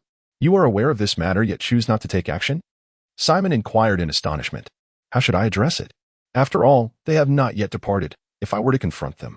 Chapter 502. The transformed woman 3. It was indeed peculiar that a blade was clamped onto her tongue. Arisa lifted the blade from her tongue and lunged it towards Simon's neck. However, in an unexpected turn of events, Simon also took action. Chapter 503. A man's dream. Wanda Darhome pondered. You have studied the mystical art of healing that is inherited from the enigmatic East. Is it this ancient secret that allows you to see through me? Chapter 504. The ambush. There is no way around it. I have no desire to endure the tortures of the Ninth Bureau, Wanda Darhome remarked with a shrug. Furthermore, I have only just become a member of the Green Day cult, not Green Day. Chapter 505. The Great Change. Under the sweeping mental force of the old cat, the followers of the Green Sun Church, who were counterattacking below, collapsed as if struck by lightning, one after another. Simon covered his right eye and unleashed. Chapter 506. Conspiracy. Simon swiftly rushed forward, seizing the knight who was on the verge of being slain, unleashing the full extent of his devouring ability to voraciously siphon the magical energy from within him. Chapter 507. A meticulous plan. Wanda Darhome expressed her heartfelt gratitude to the bishop for his daring rescue. Claude smiled warmly and said, "Let us proceed. Save us." Chapter 508. Heavy casualties. You must find a way to survive. Curry shouted. The transport vehicle rampaged through the streets, while Claude's gaze shifted to the right-hand intersection, where. Chapter 509. We have time ahead. Simon hastened to attend to Duke Bray, though he harbored little affection for him. Nevertheless, he was, after all, the last remaining apprentice of magical medicine in Division 9. Chapter 510. A knight of white hair. Sidney initially intended to exert a little pressure on Simon, but he never anticipated such an outcome. Now that Simon is departing with his companions, Sidney cannot shamelessly plead for them to stay. Chapter 511. The shaking lion. Simon fell into silence. If the members of the Green Day sect failed to capture them, the Ninth Bureau would have truly suffered a significant setback. The Ninth Bureau was breached, and over 100 lives were lost. Chapter 512. You have been sentenced to death. If you believe it is inappropriate to depart now, you may choose to wait until this matter concludes before leaving, Edward remarked. Simon shook his head and replied. Chapter 513. The deviance. This individual exhibits remarkable caution and possesses extraordinary speed, effortlessly navigating through the alleyways. Simon surmised that if he were on level ground, even the Shadow Crow might find it challenging to keep pace. Chapter 514. You have been sentenced to death. To leave? Where do you intend to go? The town hall will not show us any mercy, Scaramucci said in a grave tone. I am well aware that the town hall will not spare us. Chapter 515. Victoria University. Eugene's face was etched with terror as he grasped the gravity of the situation. Turning his head, he beheld the ominous figure standing behind him. Indeed, it was Simon. He had materialized. Chapter 516. What is this? Walking into a trap. The steam automobile glided into Victoria University, a significant landmark of Fossa City. The infrastructure and environment within Victoria University are exceptionally commendable. Chapter 517. What is this? Walking into the recruitment fair, Simon found himself amidst a gathering of recent graduates. The event commenced with an opening speech.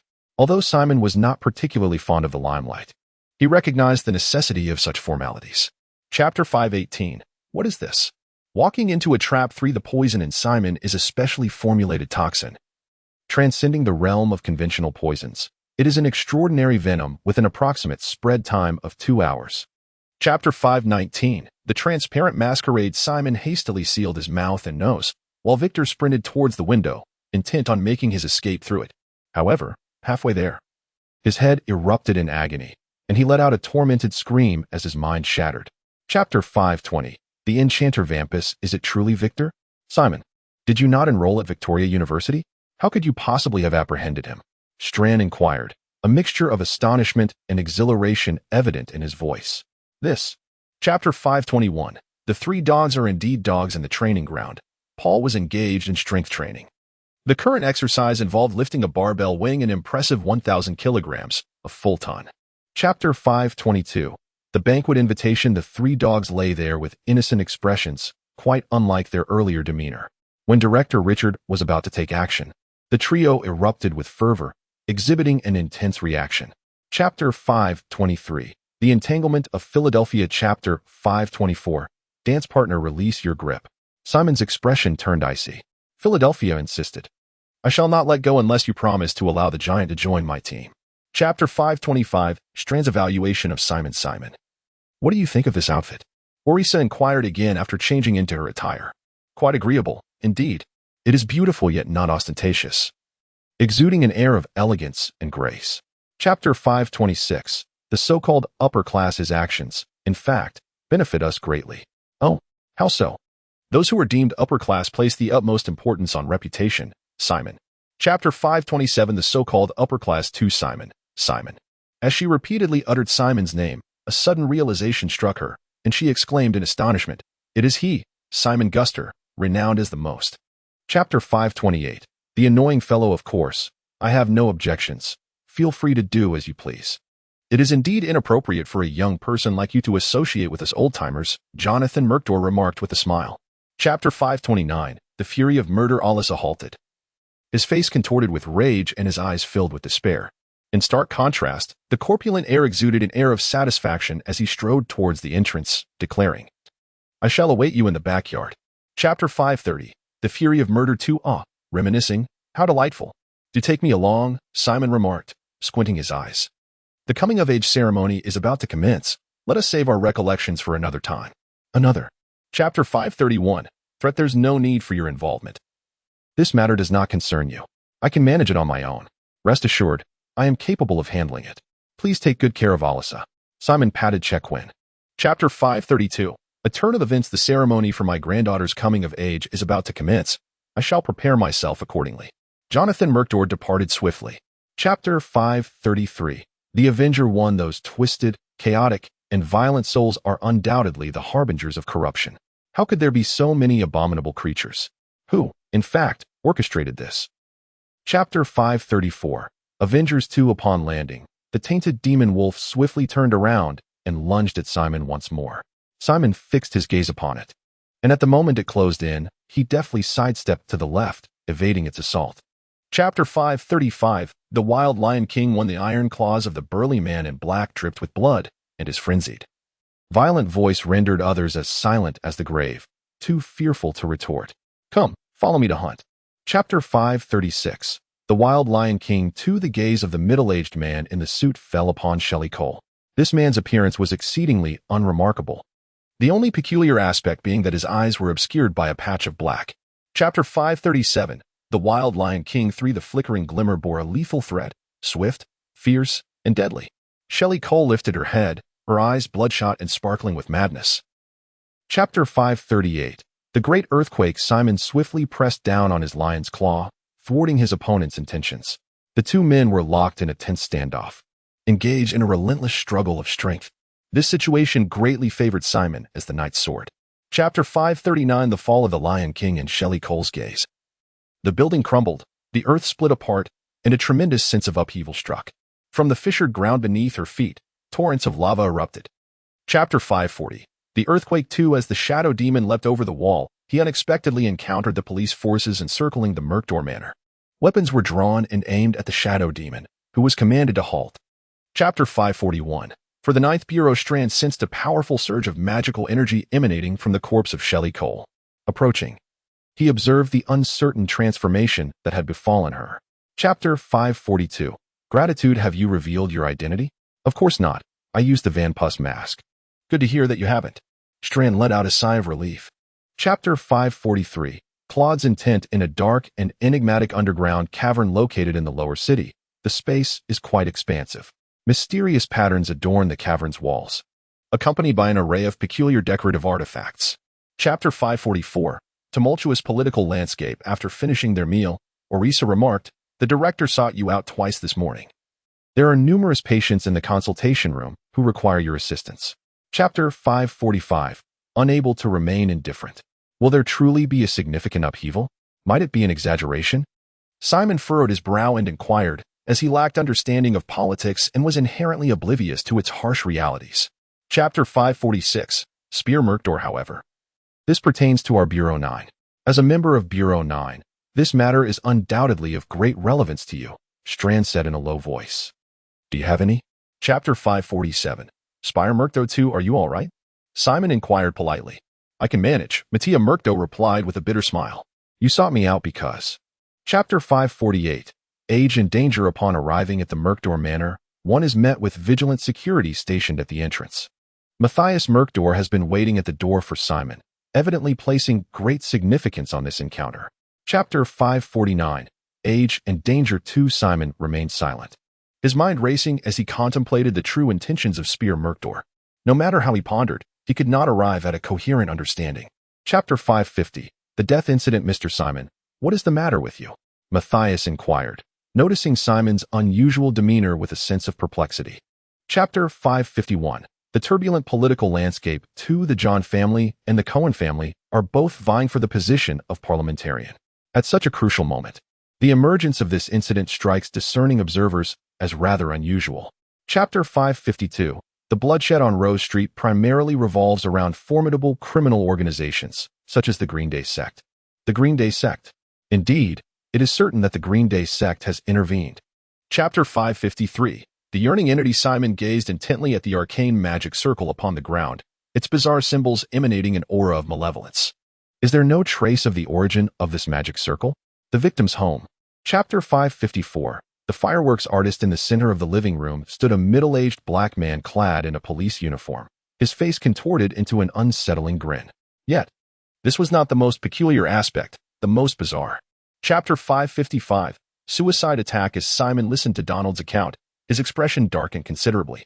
His mind conjured the harrowing scene, where 200 to 300 individuals met their tragic end in a catastrophic explosion, all witnessed by a crowd of onlookers. Reminiscent of the earlier events. Chapter 556. The wanted criminal. Everyone, step back. Evacuate the crowd nearby and send someone to notify the Demon Purging Bureau. Despite the pain coursing through his body, Donald swiftly issued the command. Only then did he observe. Chapter 557. The wizard. Simon hurriedly made his way towards the figure, his body somewhat unsteady. He stumbled into the darkness, only to be tripped by the uneven terrain beneath him. Chapter 558. The fugitive. 2. The formidable malevolent spirit exuded a tremendous surge of magical energy, brimming with unparalleled confidence. A wizard. Upon hearing the spirit's words, Simon's expression. Chapter 559. The Scarlet Witch. Do you know this individual? Simon inquired. I have perused his information. The Federation updates the wanted list annually and disseminates it to major cities. Oh, what method shall be employed? Utilizing Van Demier. Does he possess the means to locate the Scarlet Witch? It is likely that he does. Chapter 561. An incident is imminent. Survive. One must survive. One must survive. Simon's hands trembled as he exerted every ounce of his strength in an effort to save little Rookie. The essence of life. Chapter 562. Deceived. He arrived at the location, which was an aged house. Simon hurried towards the dwelling, activating his spirit seeing eye to discover that there were no traces of soul fluctuations within. There was no one. Chapter 563. The powerful figures. Haha. He must be unaware. My apologies, Simon the Sorcerer. Please get in the vehicle. The captain of the Security Bureau chuckled, instructing the knights of the Security Bureau to stand down.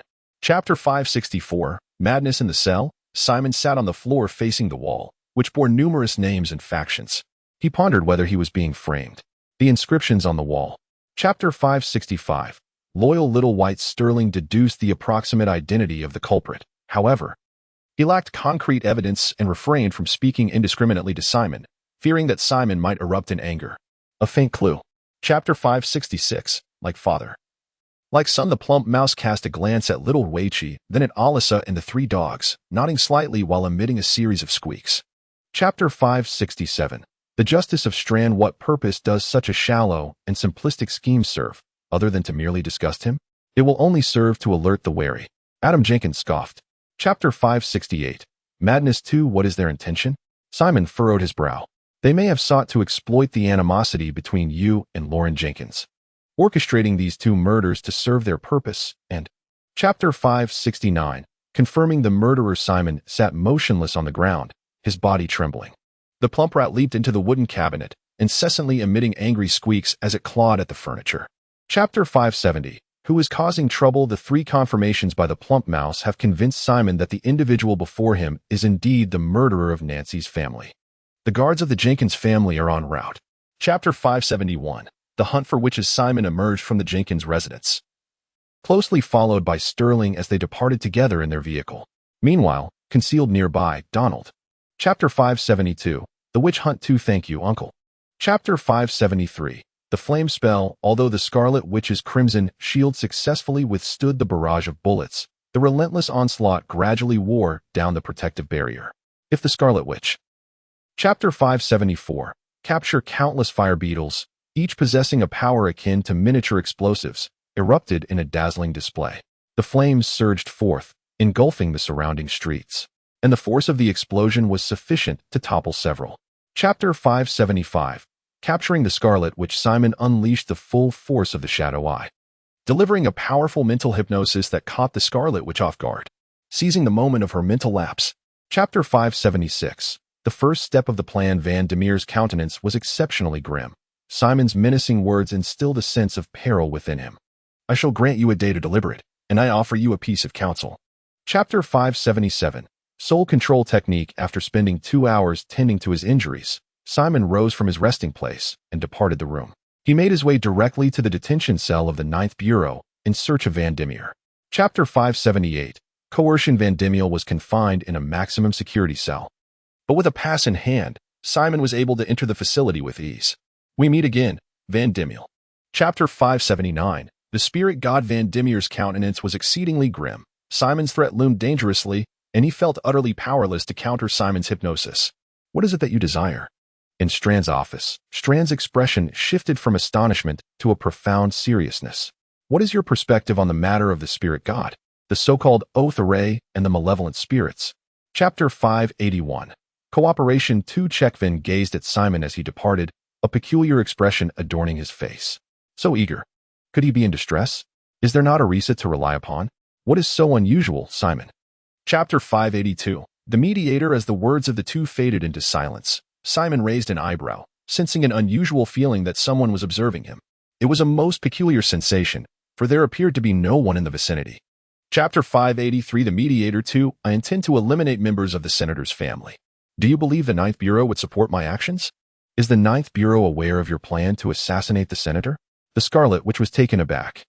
Chapter 584. The mediator 3. Among these 6 formidable secret arts of the demon physician, 2 are developed based on the foundation of powerful body techniques. One is known as the unsealing of demonic seals, a technique that utilizes. Chapter 585. A missing offering. Simon gazed mockingly at Lon Jenkins. Enraged, Lon Jenkins advanced, raising his fist to strike Simon. However, Hadi swiftly intervened. Chapter 586. The giant knight Hadi had a general understanding of Lon Jenkins' intentions. He was also pondering the shooting incident that had occurred at the time, questioning whether it was indeed Simon who was responsible, given Simon's abilities and temperament. Chapter 587. Awakening and Amnesia. Paul's night testing report swiftly reached Strand's hands. Upon reviewing the report, Strand immediately sought out Simon. Paul's astonishing potential. Chapter 588. The arrival of the legislator. Chapter 589. An unexpected visitor. Over the course of the past month, the competition for the position of counselor has. Chapter 590. The opportunity arises. Oh, may I inquire whom Count Onassis has invited? Simon inquired.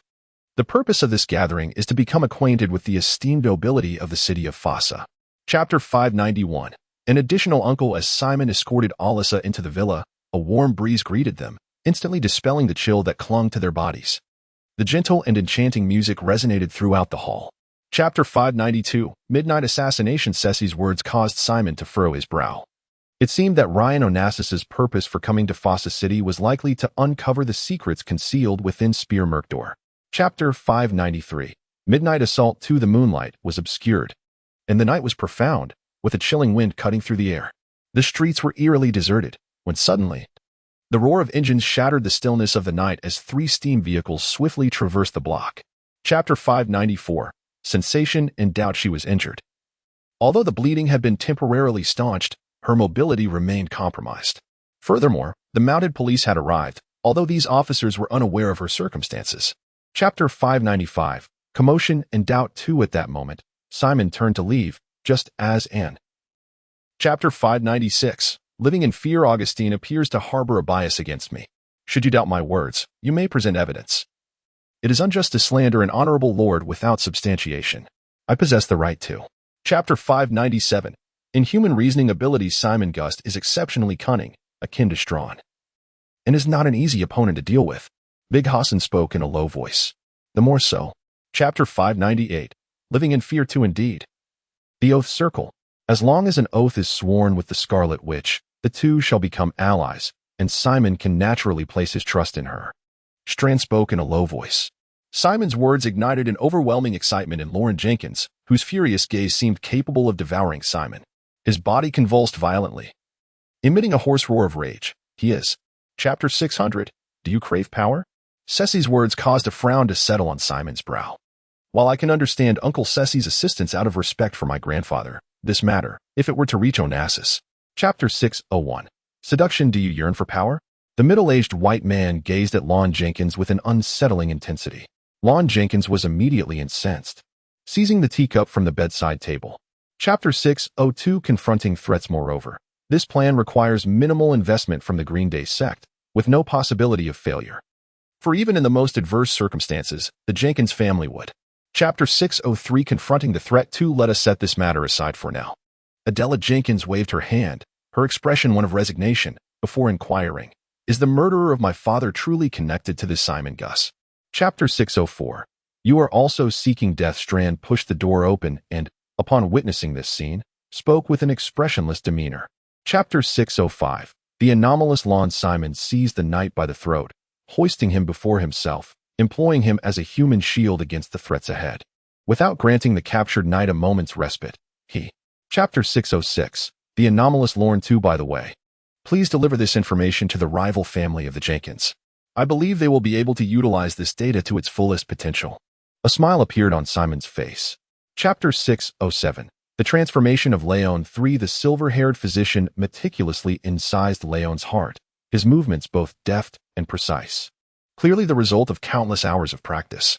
The protective array of life. Chapter 608. The urgent desire for revenge. Wanda Darholme discreetly glanced at the document, her expression turning bitter. To assume the identity of Lauren Jenkins for 3 days was no trivial matter. Chapter 609.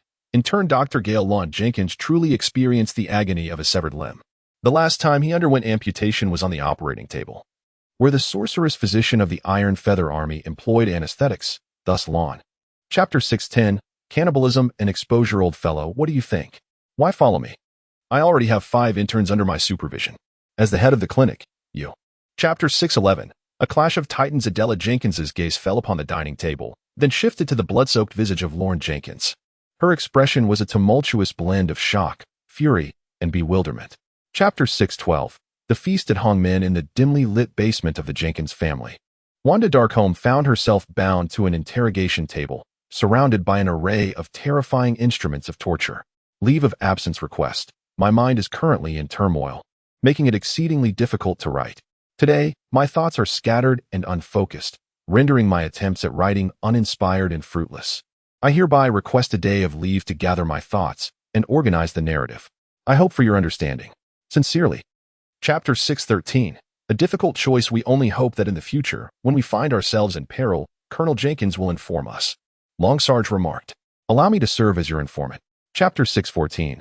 The feast at Hong Min. Too, brother, you are more astute than I, if I can conceive of such notions. You should certainly be able to as well. Adela Jenkins maintained a stoic expression, for he had not delved deeply. Chapter 615. The banquet at Hong Min. 3. In a residence within the inner city, Lauren Jenkins and Long Saga of the Green Day sect have united. To our surprise, Colonel Jenkins still refuses to join us. Chapter 616. Clearly amusing, Simon had long been wary of the individuals lying in ambush around him. The instant the gunfire erupted, he swiftly evaded, narrowly escaping the bullets. Hidden in the vicinity of the restaurant were the Green Day. Chapter 617. Clash and Suppression. A powerful surge of magical energy emanated from his being, causing Long Sake to change his expression in alarm. He quickly distanced himself, wary of the potential contamination. Immediately thereafter, his fractured duel. Chapter 618. Infinite Mutations. Long Saga appeared behind Simon in an exceptionally bizarre manner. By the time Simon became aware of his presence, Long Saga had already thrust the knight's sword directly towards Simon's back. Chapter 619. Infinite Mutation. 2. Lon Jenkins cried out in agony, turning around as Simon swiftly drew his knight's sword and retreated. The shadow demon lunged from behind, its hands grasping tightly around Lon Jenkins' neck. Chapter 620. The Jenkins family under siege. Lon Jenkins fixed his gaze upon Simon with an intensity akin to that of a specter. With purposeful strides, he braved the shadows, accelerating as he closed the distance between them. The shadowy specter surged from behind. Chapter 621. The Jenkins family under siege. 2. The old cat obediently dragged its weary body away from the dining hall, while Simon sought out the guardian of Lon Jenkins, that middle-aged white knight who had met his demise. Chapter 622. Decline. At this moment, the town hall was ablaze with light, as the mayor and all the council members gathered to deliberate on the recent incident. Following a vote during the roundtable meeting, the Jenkins family. Chapter 623. Interception. Along the way in recent days, the town hall has received numerous complaints against the Jenkins family. The nefarious deeds and misdeeds previously committed by the Jenkins family have all been brought to light, their transgressions revealed. Chapter 624. Progress. Bloodied claws battered against the iron gate. The knight raised his pistol and fired, shattering a grotesque head. Yet, more monstrosities surged forth from behind, relentlessly striking the iron door. Chapter 625. Extraordinary triplicity. In the basement where Sigmund resides, he is examining Simon's body. Meanwhile, on one side of the basement, the Scarlet Witch sits, holding. Chapter 626. The grand opening. What lies at the heart of the art of shadow splitting? Simon inquired. The Scarlet Witch elucidated the intricacies of mastering this technique to Simon. My sincerest. Chapter 627. The Knight's Black Card. How can those mediocre individuals possibly compare to Fyra? I must obtain Fyra, then strive for it on your own. I can offer no assistance. Simon spread his hands,